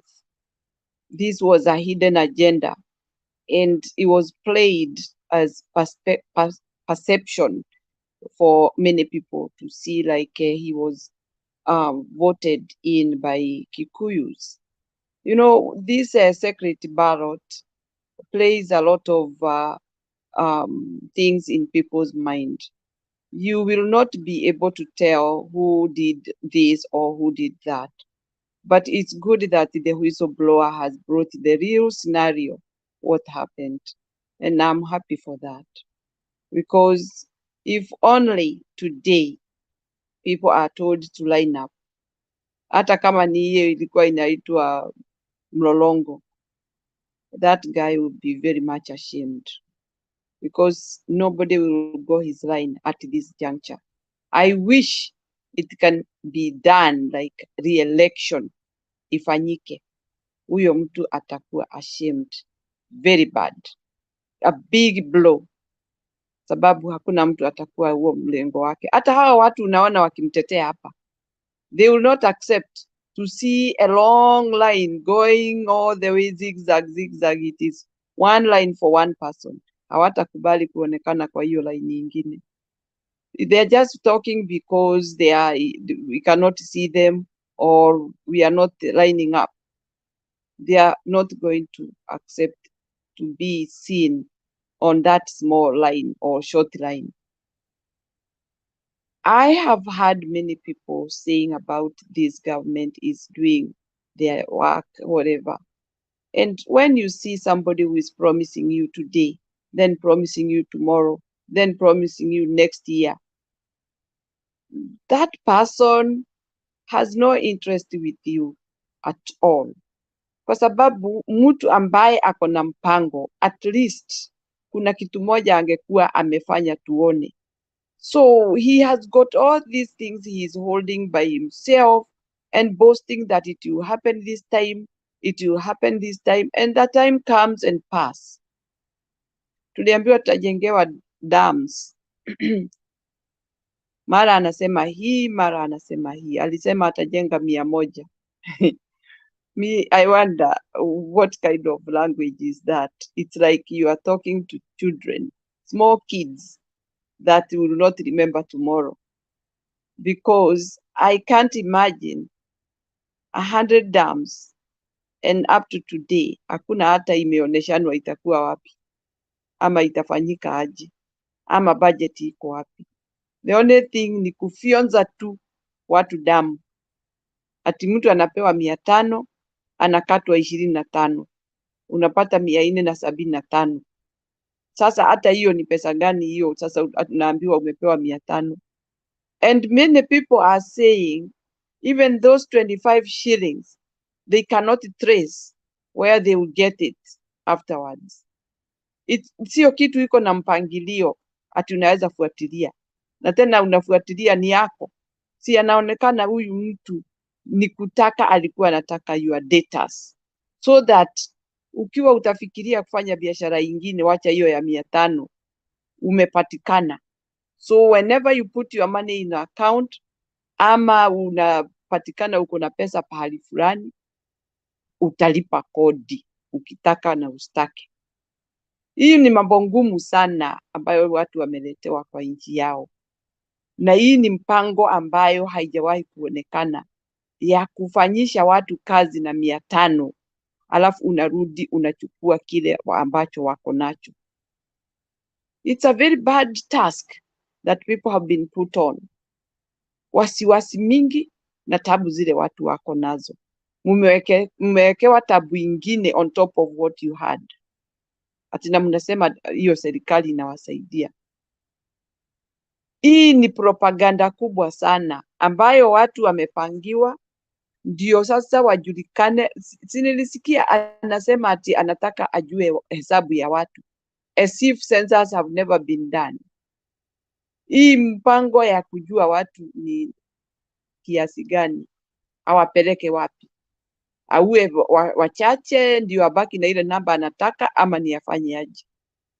Because the interest of him knowing how many people he has, and he has been in government, that is unheard of.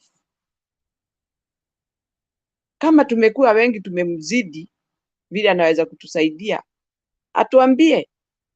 Tunaweza jigawa, wengine waende Uganda, wengine waende Tanzania, waondoke Kenya, ndio baki na ile kiasi anataka.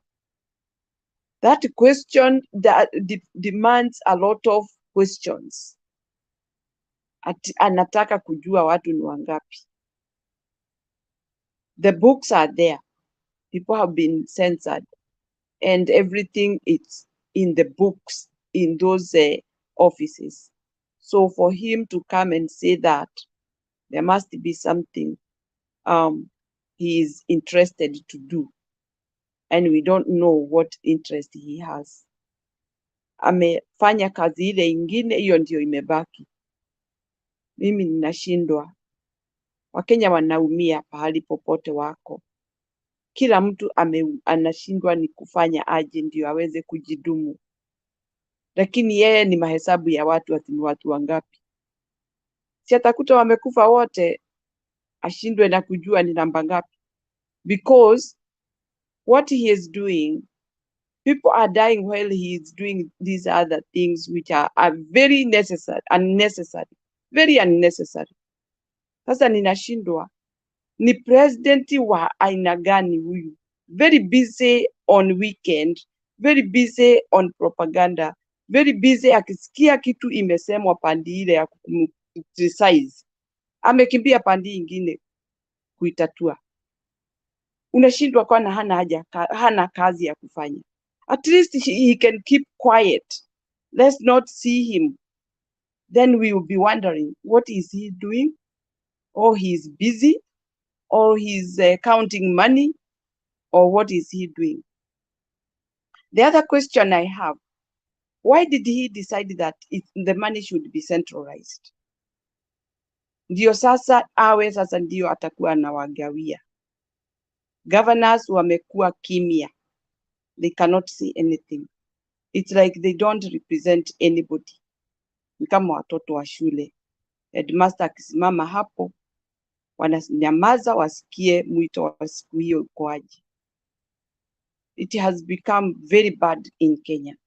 And if those governors, MPs, senators are quiet like that, they have been made mum. What are we expecting, we public? We citizens, what are we expecting? We have nobody to represent us. Because if those are quiet and they are our representatives, sisi tutaendelea na kufanya nini? Sisi tutajua maendeleo yetu itakuja aje? So these are all questions wananchi mnatakiwa kujiuliza. Wale tulituma wamenyamazishwa. Tunaelekea wapi? Na ni mtu mmoja amewafanya wanyamaze. Kwa sababu gani? Ni nini amewapea? Kwani wamedungwa shindano wakanyamaza? Imagine all those people are quiet. We don't hear them talk of any development, and they are the people who are representing us. Every location, hakuna kitu inaendelea. Huyo tu, huyo mrais sijui ni wa aina gani, yeye tu ndiye anasikika anaongea. Na ile mambo inatoka kwa mdomo wake, si ya maendeleo, ni maendeleo ya uongo. Promises. And in fact, those are promises. Sababu angekuwa ametimiza kitu moja. Watu wanaendelea na kuumia kwa sababu mtu amenyamazisha wale wengine. Hawawezi kuongea. Watu wangu hawana chakula. Watu wangu wanataka maji. Watu wangu wanataka stima. Stima imeongezwa. Hakuna mtu anaongea. And in fact, this is something that have been discussed in parliament. Watu wakatae waseme watu allocation yangu, hakuna biashara, hakuna kazi wanafanya, wako na drought, hawana chakula. How do you expect them to pay this high rate of electricity? Those are the things that governors or senators or MPs, whoever represents those wananchi, would be discussing in parliament. But nobody is talking. What has gone wrong? Mimi nilikuwa naona parliament watu walikuwa wana discuss. They debate on something until it is made to a pass. But nowadays, huyu akisema, hiyo imepita. Ruto akisema, hiyo imepitishwa. Wananchi wako wapi? Nani anawasimamia? Nani atawasaidia? Nani atawatetea? Hakuna. Wamekuwa mum. Unashindwa, what is this? Kwani nchi yetu imekuwa watu wote wamelewa, wamenyamaza, wamenyunyizwa sijui ni nini. Wamekuwa watu ambao hawezi kuteta. Yani wakiambiwa wanakuwa wanaambiwa hii na kweli kabisa waliambiwa watakuwa wanasema yes sir. Yes sir. That is what is happening in our parliament. Because parliament is where they discuss the problems of the citizens. And then citizens get the good news. Wameteta hii imekatazwa. Yote ile huyu anasema. Can you imagine everything that he says, even if it is bad, ina pass. Inawekwa tick. Hakuna mtu anapinga. Na yule anajaribu kupinga, ako peke yake. So, the majority wins. Na ni kuwin nini? Kuumiza wananchi. That is why I'm saying Jacaranda big. Ijae huko, watu waeneze mambo ya kuwa ati sisi tunataka freedom. Na freedom ni nini? Kenya yetu iachiliwe, to enjoy Kenya yetu na yule mtu ambaye atatujali masilahi. That is what we want. We don't care those few people who have decided to put everything in their pocket, and then others, the many die, the few enjoy. That is what is going on in Kenya now. I'm on the side of Jacaranda ijae. Hii mambo tuendeshe. Kenya iwe mpya and make it great again. Asanteni sana. Asante sana kwa wito huo, na nadhani na nina hakika Wakenya wamekusikiza. Kesho lazima wale Wakenya ambao wanahisi kuwa vitu haviendelei vilivyo, lazima wajitokeze na wazungumze kwa sauti moja, ili wale ambao wanafikiria wana uwezo wa kugandamiza na kuhujumu Wakenya wajue kuwa sisi kama Wakenya tuko na haki, na pia tuko na haki ya kibinadamu ambayo inaturuhusu kufanya yale yanafaa yaliyo kati ya katiba, ndani ya katiba, ili tuweze kuzungumza na malalamishi yetu yasikizwe. Na tunapoenda pale, nadhani tuko na lalama moja tu, tunataka yule mtu aliyeshinda kwa haki apewe haki yake na aweze kuendesha nchi jinsi inapaswa kuendeshwa. Hatutaki sarakasi, hatutaki serikali ya kiburi na serikali ya kushinda kujipiga kifua kila kikucha.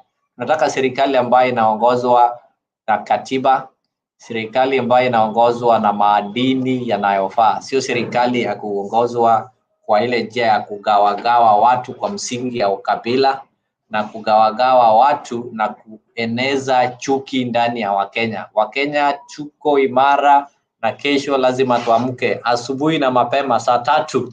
Mtu anafaa kuwa ashawasili, amepata nafasi ya kuketi au kusimama akingojea kusikiza yale viongozi wetu na kiongozi wetu mkuu, rais ambaye sisi sote tulichagua, Raila Amolo Odinga, atakuja kusema. Mambo ya Zakayo the tax collector na watu wake sisi hatutaki kusikia, hatukuwachagua na hatuwezi tukachukua amri kutoka kwao. Watafute wale watu ambao watakuwa wanapatia amri, sio sisi. Brother Benson. Sorry, can I say something before? Okay. Yes, please. Thank you. This kind of reminding us that he is a chief of is it chief of command, or what is it called? The commander-in-chief. The commander-in-chief. That one is in our mind, and we know that. But he should remember, even the commander-in-chief knows that the military have got chain of command. He cannot just go and tell them this is what's gonna happen, because the commander-in-chief, yeah, he has the authority of talking, but you cannot bulldoze military and tell them they have to do this. Even them, they have to sit down and discuss whatever they are gonna do. They are just like independent entity, though it is the security of the country. And I believe they know their job and they know their line. So for him to remind us he is the chief, the commander-in-chief, that was something that is unheard of. We know that, but he cannot tell us that as if he's going to use them to do anything against the citizen of Kenya. Thank you.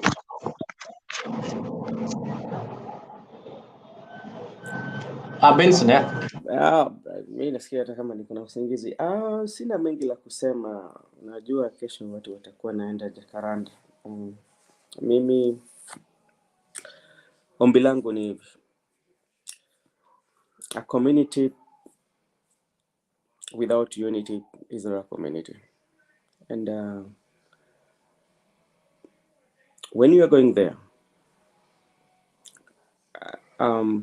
go with a purpose. And let us think beyond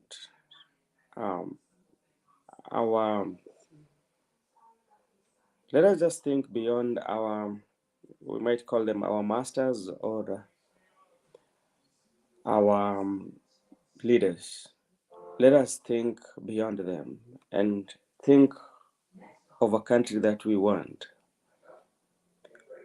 Because what is with this, there's one thing that is usually doesn't expire in the life of everybody or in the life of every country.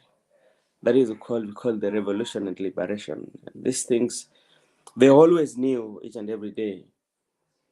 So it is us to liberate our country, and it is us that should have a revolution. And what usually happens is when we are having this revolution, let us have a revolution that is very meaningful. Let us go there with a purpose. Let us not do chaos. That's what I want to ask Kenyans who are in this road. Because it might not come today or tomorrow. But this is something that has started and it will be going. Let us just have this conversation, going to these rallies and talk. And what I would like also to advise everybody here, or to ask everybody here, and let us think beyond ourselves. Let us think of a country that we want. Because in our country, as you said, some of the things are not working well.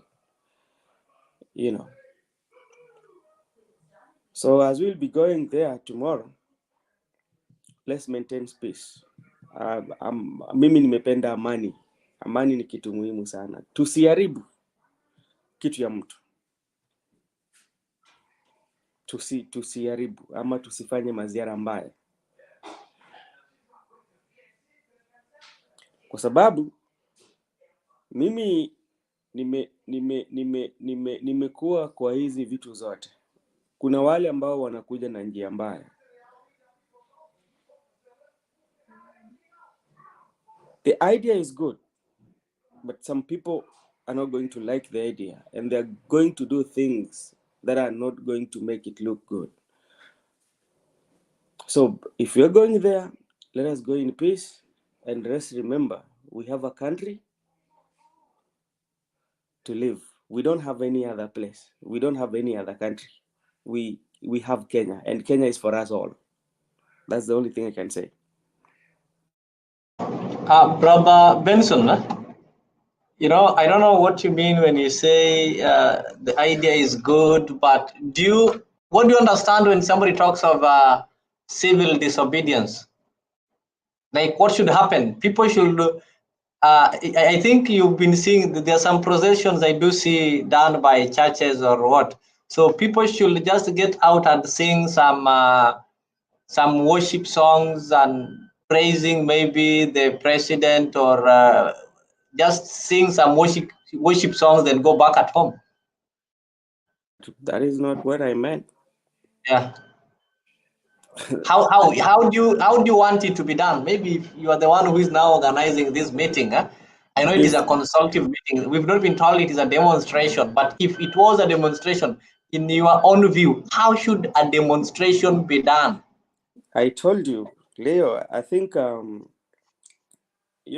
Mutembei started, I just want to give you history. When this channel started, way back, actually we were maybe the pioneers who started. It was very chaotic, and it was people were not agreeing. And as time goes, we learn each other, and we came and we become friends. And there was one thing that I said here, that the street are speaking. And when street will start speaking with itself, we will take our country. But taking a country sometimes does not mean we take it via violence. That is how we take a country. That we take a country by having a conversation, and what you are seeing we are having today, tomorrow we are going to JACARANDA. That's how we take a country. And I'm not saying to worship anybody. you call,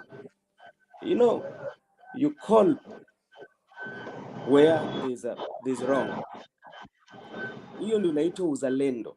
Uzalendo ni kuwa kusema ukweli pali ukweli iko na kokote. Na ukiangalia, check all the clips zenye zimekuwa hapa. Mimi nimekuwa mtu mstaarabu sana. Sijawahi tukanana, na sijawahi sema mabaya kwa mtu. Lakini nimekuwa nimesimama katika ukweli. Yeah? Thank you. I get you. Dancing and sweater, karibu changia. Yeah. So Benson, I get you, but let me tell you, for any demonstration, you have to speak. And in speaking, you have to show some impact. Yes. You saw people met in Kamkunji, nobody stole anyone's thing. Nobody was beaten because we are not enemies. We only have one enemy, which is the government. So to do that, to show that this government is illegitimate, we have to ensure that the services that are provided by illegitimate government stops. How do we do this? It is done worldwide. In this 21st century, in the most developed countries, even like Brazil, if we call a demonstration, that day, no road should be accessible. These roads will only be accessible by the citizens who are demonstrating. In other words, nikiongea kwa sasa lugha ya Kenya, tunafunga barabara zote. Sasa hata kama huyo rais alikuwa anapanga kwenda kunywa chai pale Hilton, anakosa mahali pa kupita. Kama huyo alikuwa anatarajia wata collect some taxes, hiyo siku tunahakikisha hatujapatia au watu wa collect taxes nafasi ya kutufikia. So maybe to show you what we need to do for the government to, government is violent and they have the monopoly of violence. And for you to counter this monopoly of violence, you also need what is called violence of purpose. You don't just be, I don't need to be violent to you. Sasa zile nimeenda maandamano sikui violent kupiga tinapiga jirani ama nini. Violent is purpose is whereby when the government is trying to come violently, you also have to counter them with equal violence. For example, mnataka kuingia pale Jacaranda na askari anasimama hapo anawaambia msiingie, mnamwambia mzee hapa tutaingia. Tunataka kuingia pale IBC na askari anawaambia hapa hamtafika, hii barabara msitumie Tomboya Street, mtumieni Moi Avenue. We choose to use all the roads zenye tunataka and we do it by force. Let me just show you, let me just tell you how it should be done, or maybe what we need to do so that this government can realize that we are really tired. Somebody fikiria watu wetu mikono tuwatoe chini. Kwa siasa ya taifa, baba, hakuna njia ingine. Tunataka tutoke, tuende Ikulu, tutoe huyo mwizi Ikulu. Na mimi nataka niseme namna hii, lazima tuingie town, tufunge mabiashara, hakuna biashara itaendelea hii capital city of Nairobi. Ndio William Ruto ashimu Raila Amolo Odinga. Lazima tufunge biashara hii Nairobi. Baba, tulisikia ule mjinga anaitwa Gachagua anasema ati awachiwe Raila atadili na yeye. Mimi Gachagua nilishamlima nikamweka chini ya kitanda. Ule mtu wa githeri na mchele hawezi tishia baba. Sawa sawa. Baba, wali warawei serikali ya Ruto. Okay, sometimes it needs people to sacrifice for you to get that good thing that you want. This is what I mean. When you close these businesses, I'm telling you, for a week, number one, the government will have lost, that is 7 billion times 7, 21 billion in form of taxes. That's the investors who are the ones who are keeping and oiling this government will go to him and tell him, Mister, we can no longer invest here. It is business unfriendly. If you know very well you did not win, wewe toka, achia mwenye aliwin aendelee na kazi. Na kama utoki, wacha sisi tutoke. Investors wakitoka, hiyo serikali haitakuwa na nguvu. So that is what happens. when people ensure no business takes place at all. It will only take us a week na Ruto mwenyewe atasema mimi naondoka. Lakini mukienda pale eti mumekaa alafu mnarudi biashara inaendelea, wanazidi kucollect ushuru, investors wanazidi kukuja na kuambia hakuna, mtakuwa mnafanya kazi bure. So even wale wanabiashara, they have to sacrifice. That is what is called sacrificing. Okay, Mr. Leo, I agree with you 100%. I agree with you 100%. But we are here. I'm here with you. We will know the results. I'm somebody who, you know, if you've never peace, I'm here with you. Toward me, I think the cause is a very good cause. It's a very good cause. It's a conversation that is going on because there's so many injustices that need to be done, especially even in the electoral justices. But to me, what I'm advising my brothers, I will not be having a chance to be going because I'm away. But like, even with the businesses, let's not do something that is going to hurt the businesses of our brothers or loot something. If we are not collecting taxes, well and good. Let us don't loot. We are boycotting even the business. Godfrey, mbio kabla tuende kwa, anaona Bwire pia amefika hapa, tuko na Kenya Mwanamisi. Godfrey, mbio ulikuwa unataka kusema kitu?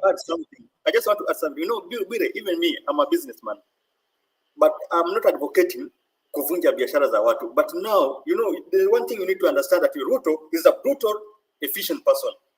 And for us to deal with him, we need to be more brutal, efficient.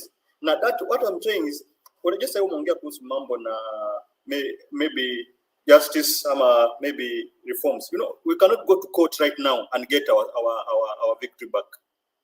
Our victory back, itabidi tuende kwa street. Now, going to street, we are not going to kill people. Look at what happened in 2017. 2017, we were peaceful. But in the police, hapo walianza kutupa tear gas. The police walianza kupiga marisasi juu na ndio ikaleta hiyo chaos. Look at what happened juzi on Monday.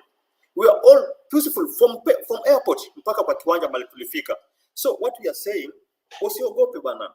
Ruto ni hatari. Na sisi, we need to be more brutal than him to take our victory back.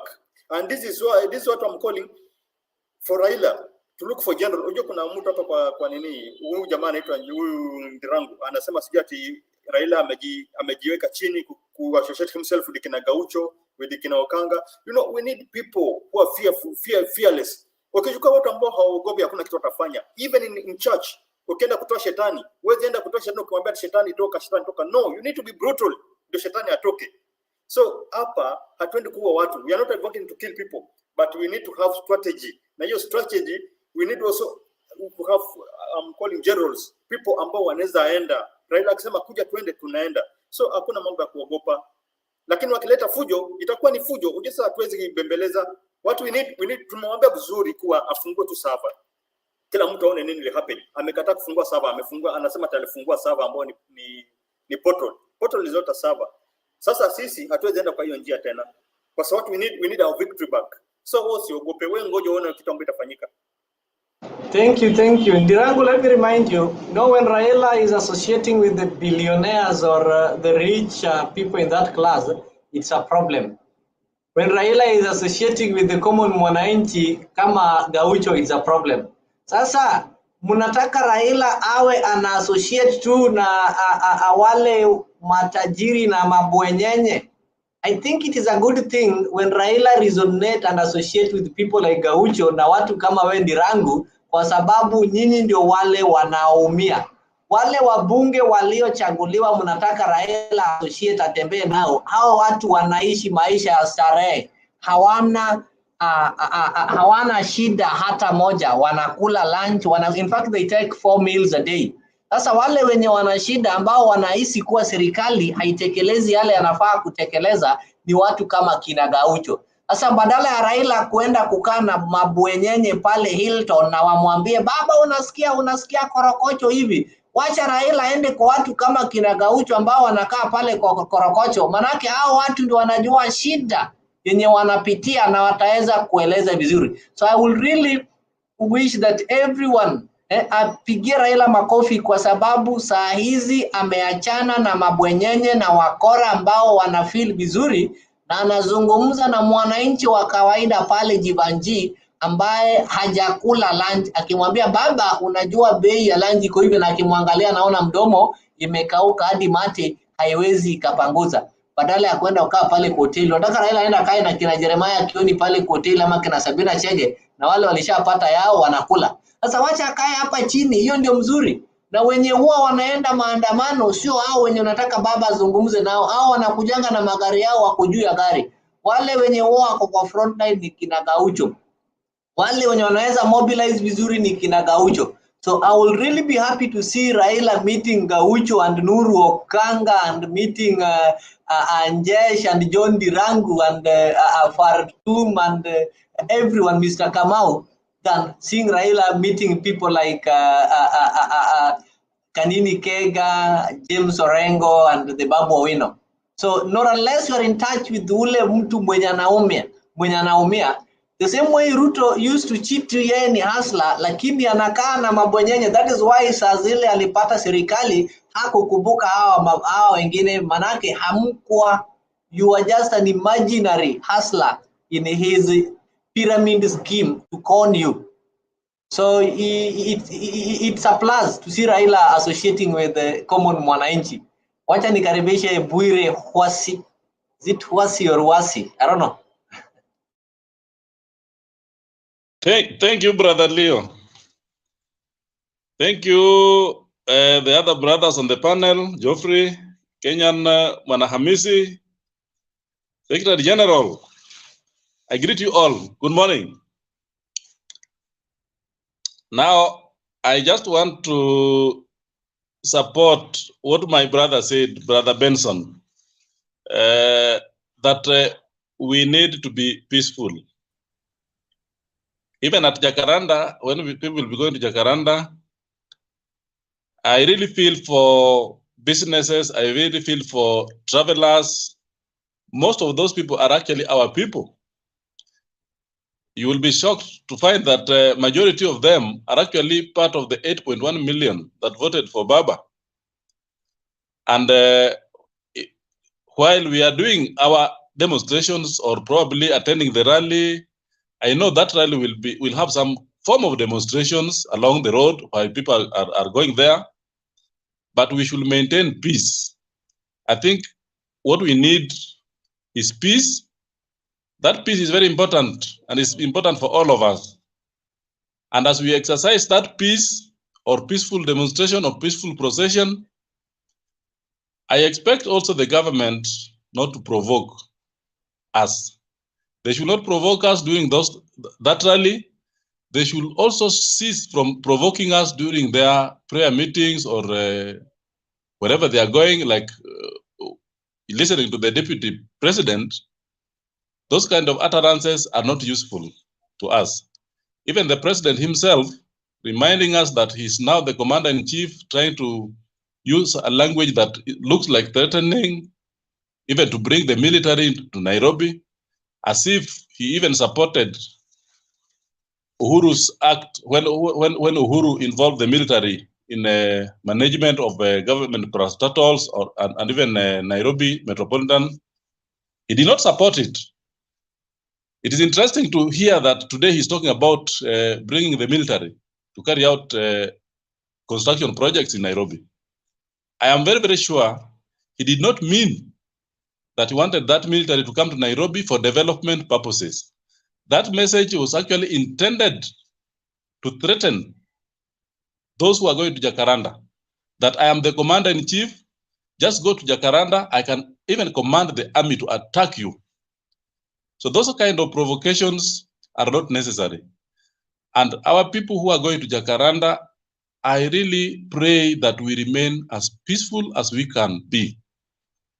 Looking at those businesses around the stadium or along the way to Jacaranda, those are the businesses targeted by this regime. They are the businesses that are targeted by unnecessary tax. They are the businesses that are suffering serious, harsh business environment created by this government. So they are just victims as much as we are the victims of the 2022 election theft. All those business people are victims of this administration. So we should not inflict more pain by destroying property or attacking a fellow Kenyan. That Kenyan is not Ruto. That Kenyan is not, Kenya Kwanza is not UDA. That is just a Kenyan like all of us. So we should maintain peace while we'll be going to Jacaranda. It doesn't mean that peace will not give us what we want. We can get what we want, even if we remain peaceful. We should not be brutal, but we should not be provoked by anybody.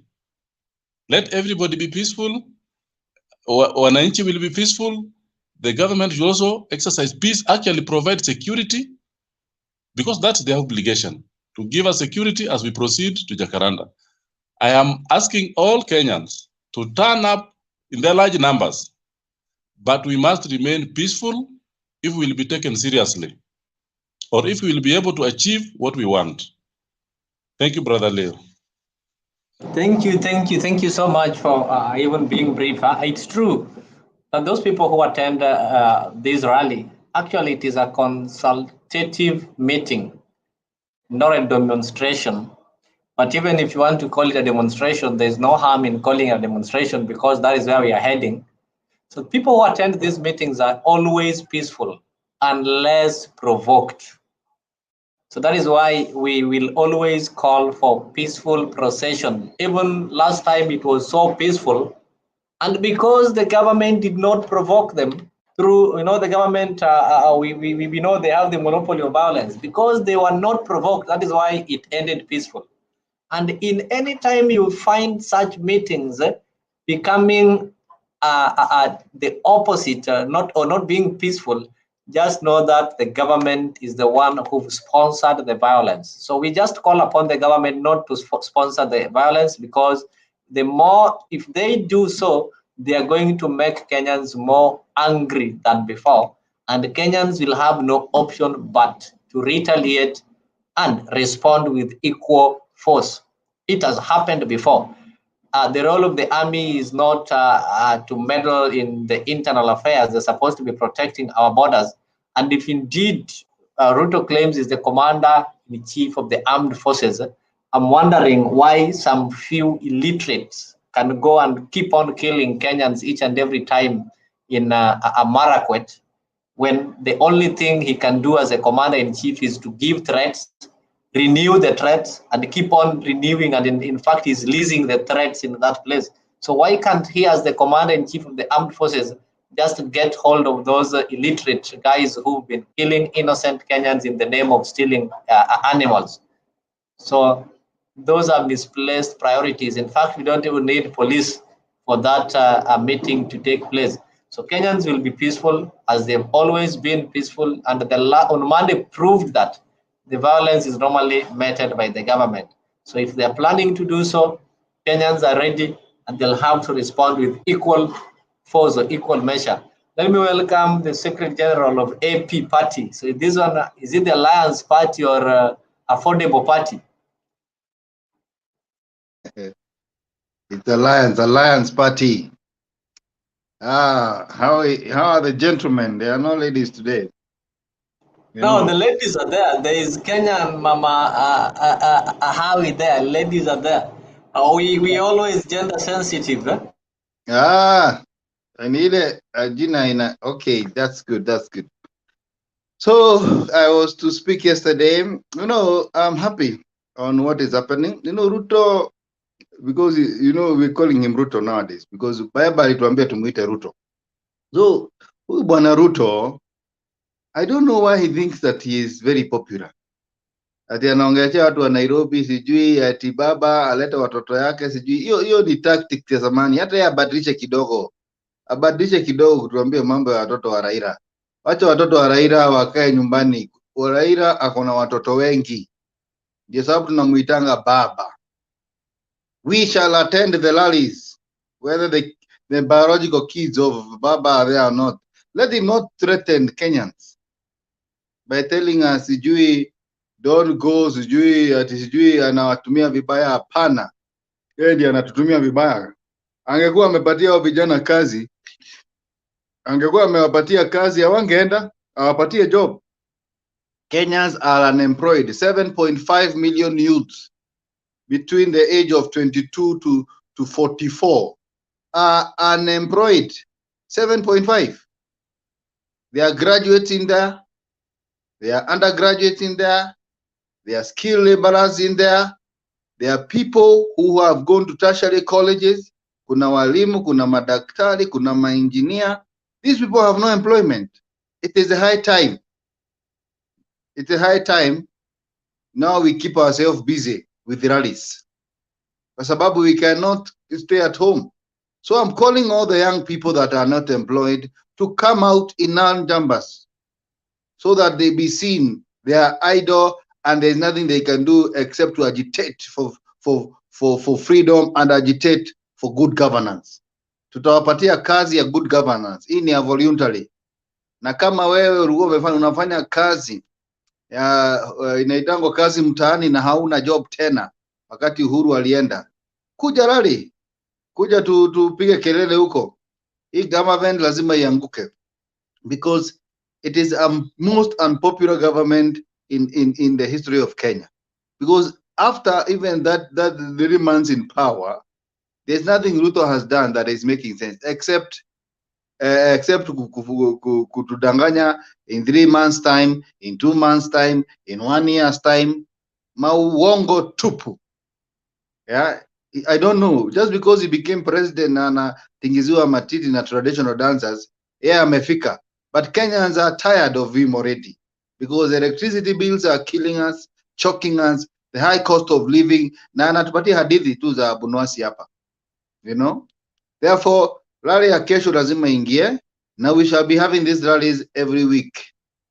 Kila wiki in different corners. In fact, kuna ingine tutafanya kwa street ya Nairobi katikati. Hii mambo ya kama biashara, hata hakuna mtu wa kununua biashara. Ni biashara gani tunaongea juu yake? Which business are working in this country? The economy is asleep. Nothing is coming. The investors have already gone. All the hotels are running away. All the big companies are running away. They cannot operate. Leave alone the ati unasema ati rally zinazuia. Hakuna rally inazuia. Stima inafukuza hawa investors. Stima peke yake. Mafuta inafukuza hawa investors. We are becoming a country that is dreaded by the investors. So there is no business that is going to stop because they have already stopped, because there's nothing that is performing. And that is why you see Mr. Ruto is so much engaged on how to enrich himself and his friends. And that is why you see appointed a lawyer friend to head the Safaricom, so that they be able to steal and plunder the country. Safaricom, I don't think it can survive in the next 2 years. You can see, even people can start noticing that bundles are zinaisha haraka. People can start noticing that even connection is poor. Because when corruption comes in, it doesn't take long before you see the symptoms, the signs of corruption. And there's too much corruption in this government. They are token wanakula wakuwa na dende nyoro. They are becoming billionaires every day because they own the biggest shares. Kwa hivyo we know who owns KPLC. Na kutoka kesho, I think Baba will instruct us to akisha mataa. Tutaakisha taa na tununue, hakuna mahali stima hii ya kidede nyoro tutagomea. Because ya Baba akisema tuache kutumia stima, tutaka kwa giza. We stay in the giza. Na tutagomea kampuni hizo zingine zao zote, because we have to start civil disobedience in this country so that wasikie. We are not going to be violent, we just want civil disobedient. Watu ambao hawasupport hii serikali. Hii serikali ukipatia lifeline kubwa ni miezi 6 ama miezi 3, so that iende under na tuwe na serikali ambayo ina make sense. Kwa hivyo Jacaranda lazima watu waende, na aache kutuambia sijui ati watoto walienda Yara. Hiyo ni nini? Sisi hatujenda mahali, sisi tuko free na we shall attend in millions We shall attend that rally because nothing is working in this country. The governance is poor. This guy talks a lot, acts less. I think, as they say in English, empty debe makes the loudest noise. That is why you see the president, this guy, Gachagua, and this leadership, it is too much noisy because there is nothing they can do. You compare them with Kibaki, even Uhuru. There is nothing they're doing. Ni kelele tu, sijui tutapunguza unga, tutaleta GMO, tutafanya nini. Very corrupt government. And we have to overthrow this government very soon. Because if we do not do that, our children will blame us. How did this happen when you are watching? Very incompetent, very corrupt leaders. Everybody in this government is very corrupt. Sijui mtu moja, give me one, maybe Kindiki, but hao wengine wote ni wezi. They are thieves. And therefore, tomorrow, we raise up very early in the morning. I'll be among the millions of people so that we be instructed the next move. If the president, if Raila Odinga tells us to go to State House, in fact, we should not just march immediately. Next rally should be in State House Girls Stadium, karibu na State House, so that we make noise there. But as we speak, I'm happy. The economy, the dollar is skyrocketing. The inflation is very high. I'm happy that nothing is working for the government. My prayer is being answered every day by God that this government is imposed itself. That is why there is no rain. Hii serikali imelaaniwa kabisa, ni ya mashetani.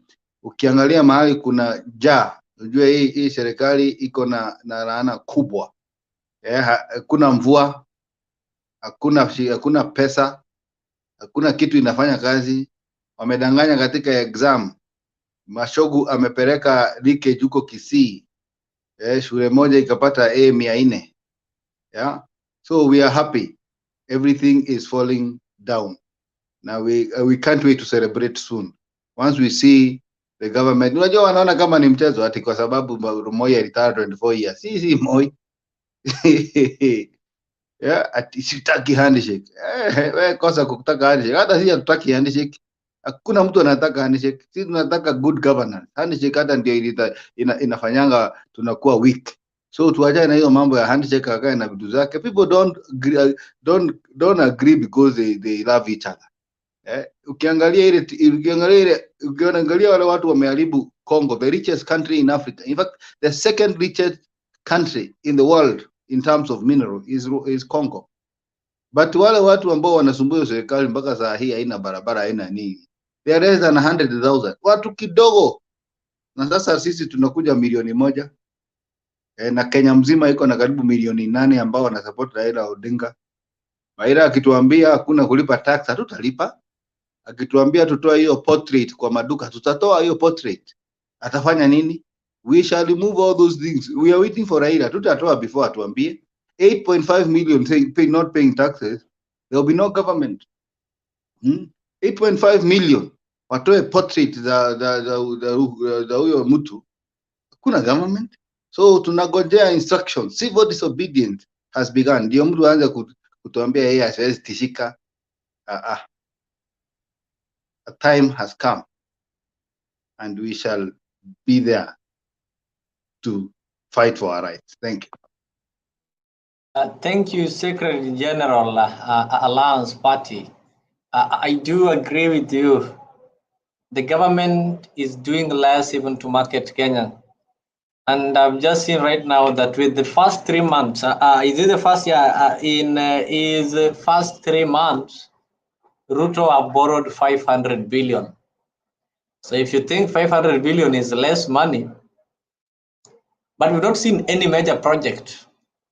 Those things you call the housing or whatever, he is not launching them. He's relaunching them.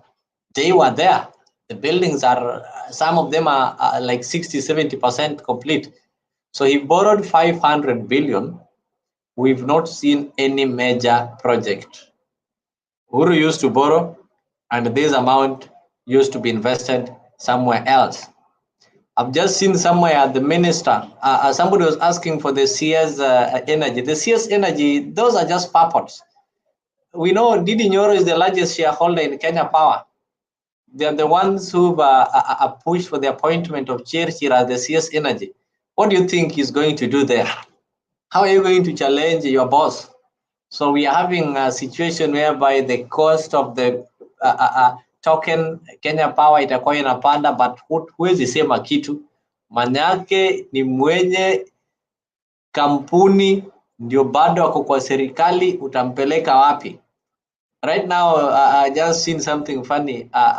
The CS trade, Moses Kuria, went to visit Museveni, and maybe let me just read for you what Museveni wrote or tweeted on that. He said, received Honorable Moses Kuria, Kenya's Cabinet Secretary for Investments, Trade and Industry, who called on me at Nakasero State Lodge this afternoon and delivered a message from His Excellency William Ruto. I thank His Excellency Ruto for opening the market for our milk, eggs, and chicken, among others. And you're seated there listening to Gachagua telling you, biashara ya maziwa, biashara ya sijui sukari, biashara ya sijui kahawa. Kahawa gani? And they've opened the market for milk. You buy a lot of milk, you buy, I don't know what milk from Uganda. You buy eggs from Uganda.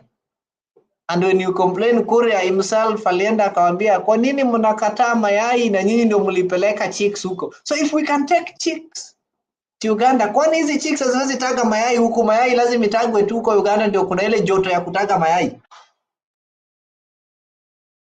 Really? And you still hope that the cost biashara ya maziwa itatengenezwa? So it's not making sense that Ruto is telling you anataka maziwa muanze ku-export mpeleke Congo. At the same time, he is allowing Uganda to come and sell you. What does it mean? For Uganda to sell you milk, it means a tuna surplus. So why would we sell to Congo if we cannot even sell to ourselves? Then watu wa kahawa. Sai dola moja is almost 130 US dollars. Hii Kenya inauzanga kahawa yenu in dollars, but they pay you in Kenyan shillings. So like currently, I think they normally pay you like 100 per kilo, but they sell it in dollars. We bado atakuja amekulipa. Do you know like $50 sahi ni around 7,000. Na we bado utakuja unapewa 5,000 for your, I think, is it 50 kilos? Na hii serikali mnasema watu ya majani chai, watu ya kahawa. Kahawa yako na chai yako inauzwa in dollars. Sasa dola moja ni 130, lakini wewe unalipwa in shillings. Kwa nini wasikulipe in dollars na kahawa yako imeuzwa in dollars? So this is a clueless government. Hakuna kitu ingine hapo. Mwanahamisi.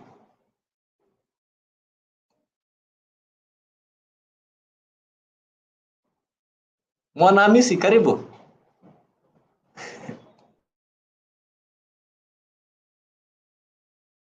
It seems Kenyan Mwanahamisi, are you there? Godfrey, ni kama ametoka kidogo. Yeah, yuko lakini pengine kuna kitu anafanya. But something just to add, you know, with this government, there's nothing you can trust Ruto with. Remember, this guy is the same conman ambaye alikuwa na friend from outside. The conman alikuja hapa Kenya. Alafu Ruto mwenyewe anatuambia kwa through a phone call to Equity Bank, the guy received a lot of billions shillings. Na hizo billions anachukua anaenda kuinvest in Uganda. So, what can we expect from such a person? There's nothing he will offer Kenya. You know, when we call for revolution, we know what we are calling for. This guy, we call him Barnabas. We knew. There's nothing he will help us. Shida ni kuwa capture everything in Kenya. There's nothing you can do. Look at his cabinet. Wezi wakora ndo wamejaa pale. MPs wake wengi ni wakora hao. Sasa sahi hata push for anything. Hakuna kitu tafanyika. Still they will run na wafunge. Hata ukipeleka mtu kotini sahi kama ni mwizi, kesho utamwona ashatoka. Hata kama aliba bilioni ukoona kabisa mtu amebeba na magunia anaenda. Still kesho utamwona ametoka. Alafu kesho natupiliwa mbali wanasema kwa huyu mtu alikuwa anaonewa. So this government hatuwezi ngoja. The same way when Secretary General amesema Hii government imelaaniwa, ni ukweli imelaaniwa. Things are not moving. Sasa nimesikia there's a governor ambaye alikuwa kuwa kuna tycoons walikuwa wamemeet hapa Mombasa wakiarrange the protest ya Raila Odinga. I was saying if the tycoons wanaweza meet, then it means kuna a big problem. Hao watu wafanyi kazi zao zimesimama. Everything is not working in Kenya.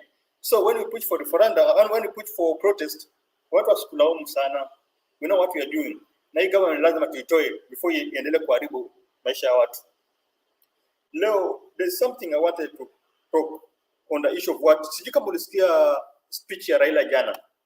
There's something he was trying to pass across na akaguzia kwa kuna 19 foreigners ambao waliingia Kenya na 19 wote wako na record ya criminal. And this issue I think we raised it in court kwa Supreme Court, but Supreme Court still were rubbish everything that we had. So nini nyingine tunangoja? Hakuna kitu ambacho tunangoja. What we need ni government itoke. There's nothing else. The government iwache tu Raila achukue kazi, achukue tikiti yake in peace. Usienda alishinda. And you have evidence out. Ishatoka. Mwenye tumemwambia fungue server, amekataa kufungua server. So watu wasikulaumu sana. Wangoje tu wasikie nini itafanyika kesho, then it moto yake. Although we are not advocating to kill people, but what we need is our victory back. Sawa leo. Yeah. That is really true. Felicitas, unasema Murife run. No, right now we don't need to run. They are the ones who are supposed to run. Manake hakuna kitu wanafanya yenye inaweza tupatia hope. This guy amesema vizuri, just a single call. Billions zilitoka ikaenda kuwa invested in Uganda. He did tell you ni yeye alikuwa ameenda kuinvest. So now the product of his investment sasa mnakuja kuletewa. He's just promoting his personal business. Na watu kama kina Sudi siku hizi naonanga wanaendanga live for some 3 minutes and the people like Sudi want to lecture the deputy commander of the armed of the forces. So I like hii kiburi watu wametoa wapi? They don't have the interest of Kenyans. Whenever he speaks, he takes Kenyans as a market. He goes there to tell people that, look, I have 50 billion Kenyans. You can bring eggs, you can bring milk. Ile mahindi tulilima pale Kongo, wacha hao wa Kongo waendelee kupigana, mwachana nayo mambo wapigane. Mimi nitaleta hiyo mahindi niuzie hao wajinga. Uko na GMO, sawa leta huku. Uko na fertilizer, unaweza kuja nao. Mwingine anapiga simu anamwambia, uko na how do you call it? Uko na mchele, sawa leta. So he doesn't think about Kenya. Hawaendangi pale kusema ati pale Kenya sisi tutaleta maziwa. He knows very well if we produce milk then we should be exporting our milk. But he's allowing other people to import their milk in Kenya. So hakuna njia ingine yote yenye tunadhani hawa watu wanaweza tumia ili kubadilisha maisha ya Wakenya. Hawa watu wako hapa kujinufaisha hao wenyewe kama viongozi. Wanataka kujilipa ile pesa walikuwa wanatumia kukununua wewe wakati wa campaign. They have to ensure they recover that money. I heard somebody asking about kwa nini ile noti ya mzee inarudishwa. Mumeambiwa De La Rue will not be printing new notes because there is low demand of paper currency. But if there is no demand of paper currency, then why do you need the old one? Ama ile old one sasa imechange, sio paper, imekuwa digital. We know. And during campaign, we were told. And we will confirm and will be vindicated if that note comes back. It will confirm and will be vindicated that truly somebody had printed some money and had a container or had a personal central bank. So now they want to bring this money back to the economy. They want to do what in other words is called wash. That is where we are heading. And the effect, the long effect will be inflation. You'll be having money, but this money is not able to give you the value. Today, if you go to a supermarket with 1,000 shillings, what are you able to buy? You know, there used to be those days when we had Nakumat. With 1,000 shillings, I think you'll comfortably come out of any Nakumat supermarket with some 2 paper bags. But right now, with the 1,000 shilling, they don't even pack for you. You come out with some small bag ile imerapiwa. Hata mtu wa boda kuiti pale tikuja. Umejua mtu wa boda, they used to see they used to see how many papers are you carrying, ndio wakuite kuja. But currently ukitoka kwa supermarket na 1,000 mtu wa boda kuiti because there's nothing you can buy with it. Imagine try going shopping with 10,000 kama uko na family. My friend, hiyo pesa itaisha pale kwa counter. Hiyo pesa itaisha pale kwa counter. So these are the same people. Yes, Brian, it is true. When we talk of the young Kanu, whatever, in 1992, we had Jirongos. I think Jirongo was named 500 shillings. That is the amount he used to give people. And we had Ruto. So they are the same people. They want to do the same thing, the same Nyayo mentality. That is what they want to do. Our currency is losing value. And yesterday I had there's a certain madman. There's a certain I don't know where I can group him. He's not even a politician. He's normally called Wanjohi. He was proposing that we should have a 10,000 shilling note, the same way like Americans. You see, they're having their $100, which is worth like our 10,000 plus. Because of saying it is now becoming insecure. If you go to the bank, you may withdraw zile pesa and the notes are too much. But we are heading there. We are heading there. Pesa yetu haina value sahi. Right now, if you give your daughter or your son mwenye ako primary 1,000 shilling, hata kuwa wazimu. They'll comfortably do something with it. But in our days, mimi ungenipatia 500, hata kwanza akili ilikuwa inaenda off for some time. And when we were in high school, somebody giving you 500 as pocket money ilikuwa ni pesa mingi sana. But nowadays, what do you do? Kids are going to school with 5,000 shillings as pocket money because ukimpatia 1,000 ananunua nayo nini? Things may change. Ukiingia kwa hizi vibanda za mtaani, chai wanakuuzia 30 shillings. Na ile maji sio chai mzuri, ndio kunywa chai mzuri you need like 100 shillings. Kumbuka kitambo, kitambo, ulikuwa unaweza tembea kwa street. At least after 10 minutes unaokota hata shilingi 10, unaweza kuokota hata 500, unaweza kuokota hata 100. Nowadays unatembea the whole month hata shilingi 1 pekee uone kwa street. Kila kitu imeharibika bana. And I really concur with you. This issue ya milk in Uganda. Huyu mtu ni business zake bana. Oje the guy hapo na business zake kule Uganda. Business mingi sana anafanya kule Uganda kisiri. So hii vitu ni vitu zake tu ambazo anaingiza Kenya. Hawezi danganya watu kwa anafanya biashara na Uganda. Ni kazi zake tu ambazo anajabu kufanya zile kwa anafanya mahindi ambayo alikuwa anafanya huko, zile mahindi, zile kuku ambazo amefuga kule. Ni vitu zake tu anajabu kuingiza kisiri hapa Kenya na watu wengi bado hawajui. Huyu jamaa hana any interest na wananchi wa kawaida. Juzi jana namuona anapiga kelele, anasema kuwa mtu akamzuia kusaidia wa Kenya. Nini amesaidia Kenya sasa hivi? Tangu akae kwa kiti sasa hivi almost 5 months zinaisha. Sijaona anything ambayo amefanya. So nashangaa akiendelea kuambia watu kuwa wampatie time. You give person time ikiwa at least you see something kwake ambayo inaonekana anaenda kufanya. Kwa sababu utapataje mtu ambaye anaendelea kuharibu? Sasa hii ukitumia mtu pesa through bank unakatwa, alafu tena still hii tax pia bado inakatwa pale pale. Sasa unashangaa hii Kenya tunaenda wapi? Vitu kama hizo tulikuwa nazo kitambo. So I don't know, but what I need ni Raila achukue tu kiti. Hakuna mambo ya kunegotiate hapa. Achukue tu kiti, wapange serikali vile wamepanga. Hapa there is no any other option. The only option that we have is that civil disobedience. We defy everything and we push these guys out. That is the only way we can save the country. Sometimes it takes a sacrifice to realize the long-term goals. Maybe Kenyans have never thought of sacrificing, but this time round we'll have to sacrifice.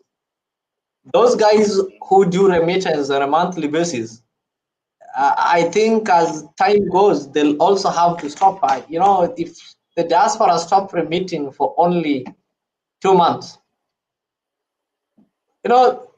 nothing will happen in this country.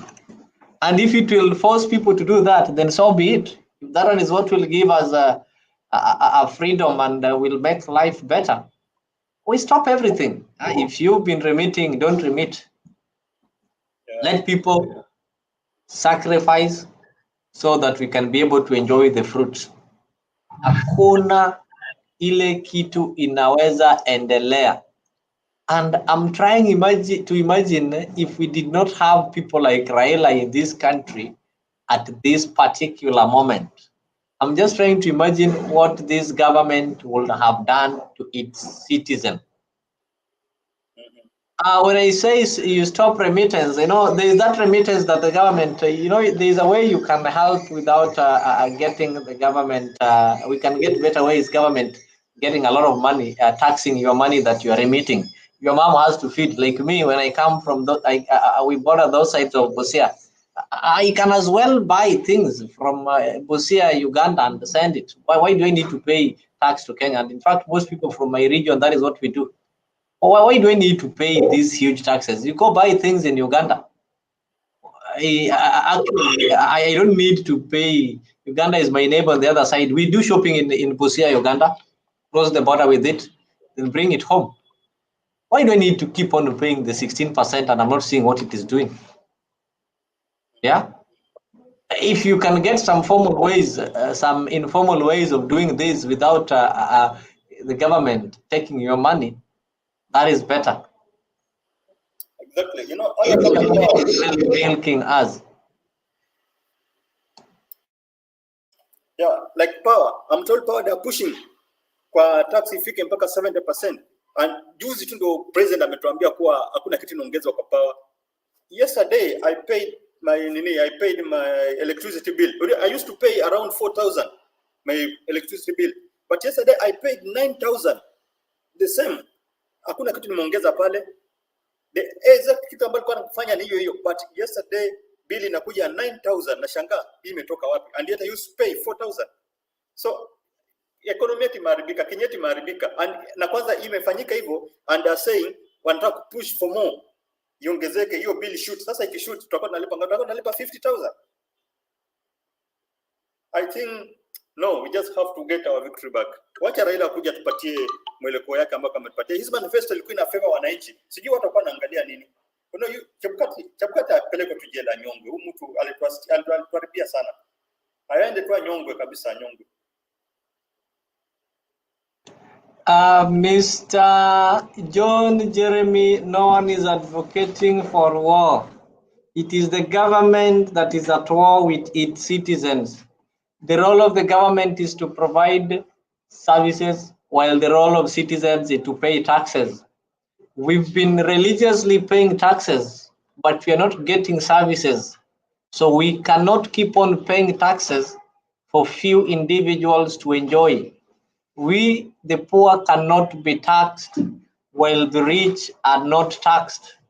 We, the poor, cannot keep on paying taxes to the KRA while the rich boycott taxes and still get rewarded. There is no hope that the rich are going to be taxed because the tax evaders are the ones who are now at the helm of the management of this country. So when a government declares an economic war on its citizens, the citizens have got no alternative. We are also going to declare a social war. So our social war will have to balance the economic war that the government is making on us. So nobody is at war. Nobody is maybe preaching war or drumming war. We are just reminding the government that the game that they are playing with us, we also have got better ways of settling it and sorting it out. And soon, not soon, we've started the movement. We have to restore our country and we have to ensure that everybody gets what rightfully belongs to them.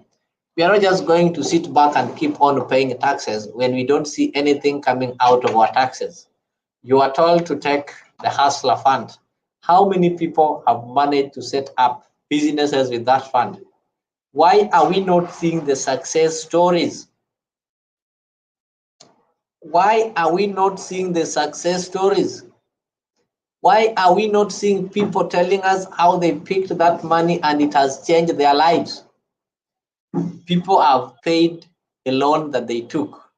Did it change their lives? We are being told people paid. So did it have any impact? If I borrow a loan today, pay it and borrow another one, pay it and borrow another one, it simply means this loan is not helping me. The main reason I borrow loan is to ensure that I become stable so that I don't borrow the next day. So the fact that I borrow each and every day is enough to tell you that that money is not helping me. It is instead enslaving me and giving me a new name. After branding me a hustler, you are now branding me a borrower. I now become a slave of *254#. In fact, they would have used a different USSD card. It is an insult to use our country code 254, such things that are not helpful. Right now, they're telling us they're now having a committee or a board that is going to look into that matter. How do you start something without planning? If it is not a scheme. So I'm still waiting for those success stories. We were told that this hustler fund is going to revolutionize the economic status of hustlers. Not even a single person's life has been revolutionized. More than 10 billion has already been spent. So is this government having priorities? Do they have some better policies? They just wanted to use the hustler. In fact, getting data is normally expensive. So the government got a better way of getting data from you to help the KRA know your financial status. And right now, they'll be sending you some invoices that you see. We looked at your M-Pesa statement. This month you've received 200,000. So we need tax. They'll not know that maybe this 200,000 that was in your M-Pesa was an harambe, whereby you are the treasurer there and everybody was sending money. Or it was a funeral, or it was a money that was sent by your brother who is in US and was building some cow shed somewhere, or was sending you to go and pay some hospital bill for your sick maybe grandmother or grandfather. What they'll need, we need tax. Evidence, they'll attach your M-Pesa statement. So you are fooled because of picking that 500. You thought the government was helping you, not knowing that you are helping the government to comfortably get your information while seated at a Rambe house, watching movies and enjoying 3-course meals. Na wewe umekaa tu hapo ukiteseka. We should not allow that, and we will not allow that. So if you don't want that one to happen, walk to JACARANDA tomorrow and get the right direction that is going to lead this country to a better way, to lead this country, a country that is going to have dignity, where the rights of every individual is taken care of and people get justice and they get the value of their taxes. This money doesn't belong to Ruto. He borrowed 500 billion. We don't know what has been done with this money. They keep on moving from one hotel to another, one denominational prayer to another denominational prayer, giving promises after promises, but we are not seeing anything positive. Nothing positive has been done, and nothing positive is yet to be done. We will talk of it when we see it. Yes. Yeah, I see Felicitas on the comment and anashanga that 9,000. In fact, it's 10,000 because I work I have 2 rooms. One room I paid 3,720. Another room 6,404. That is 10,000 shillings. A room that I used to pay, the 2 rooms I used to pay 4,000 only. So hakuna mali tunaenda. Kesho watu twende Jacaranda. Tufuata vile baba atatuambia what we need, just we need our economy to come back to where we were. At least wakati wakina Kibaki, it was tough, but at least you cannot compare it to what is happening right now. The government imemaliza kila kitu. In fact, we are in business, lakini there's nothing, hakuna pesa kwa mfuko. You do business, pesa kingi inatoka, At the end of the day unapata hakuna kitu kwa mfuko. So guys, tujitokeze tu. Kesho twende Jacaranda, we take back our victory. Yeah, that is the only thing. We have to go to Jacaranda. They normally say, you know, that consultative meeting is for Kenyans like us who cannot make it to parliament. Had we an opportunity of going to that parliament, I think everyone will be in that parliament and give their views. But those people who cannot be in a parliament, Jacaranda is the only parliament where we get our ideas received. And when Baba was in Kamkunji, you'll hear that he is not the one who was speaking. People were literally putting words in his mouth. And whenever he tried speaking, people will tell him what to say. So that is what is going to happen in Jacaranda. Baba is going to pose a question. What do you think we should do? And the people will respond and will tell him that this is what we need to do. So Baba, show us the way and we will do it. You will see and you will realize that Kenyans are tired and Kenya needs a change. And the people who are purporting to be the president and the deputy president doesn't have the interest of Kenyans. They have their own personal selfish interest. And that is what they are currently serving and driving. So we don't need to allow them any opportunity to do that. We don't even need to give them another month. That month is too long. Though it takes time, it might take time before we reach the victory. But the good thing or the better part of it is that we've started the journey. And once you've started the journey, we'll have to complete this journey. We are not turning back. We are not going to get tired on the road until we actually achieve what we are looking for. That is what is going to happen.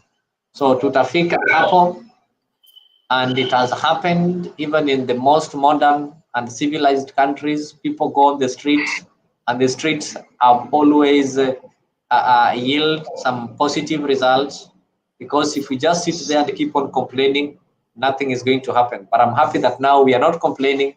We are moving from complaining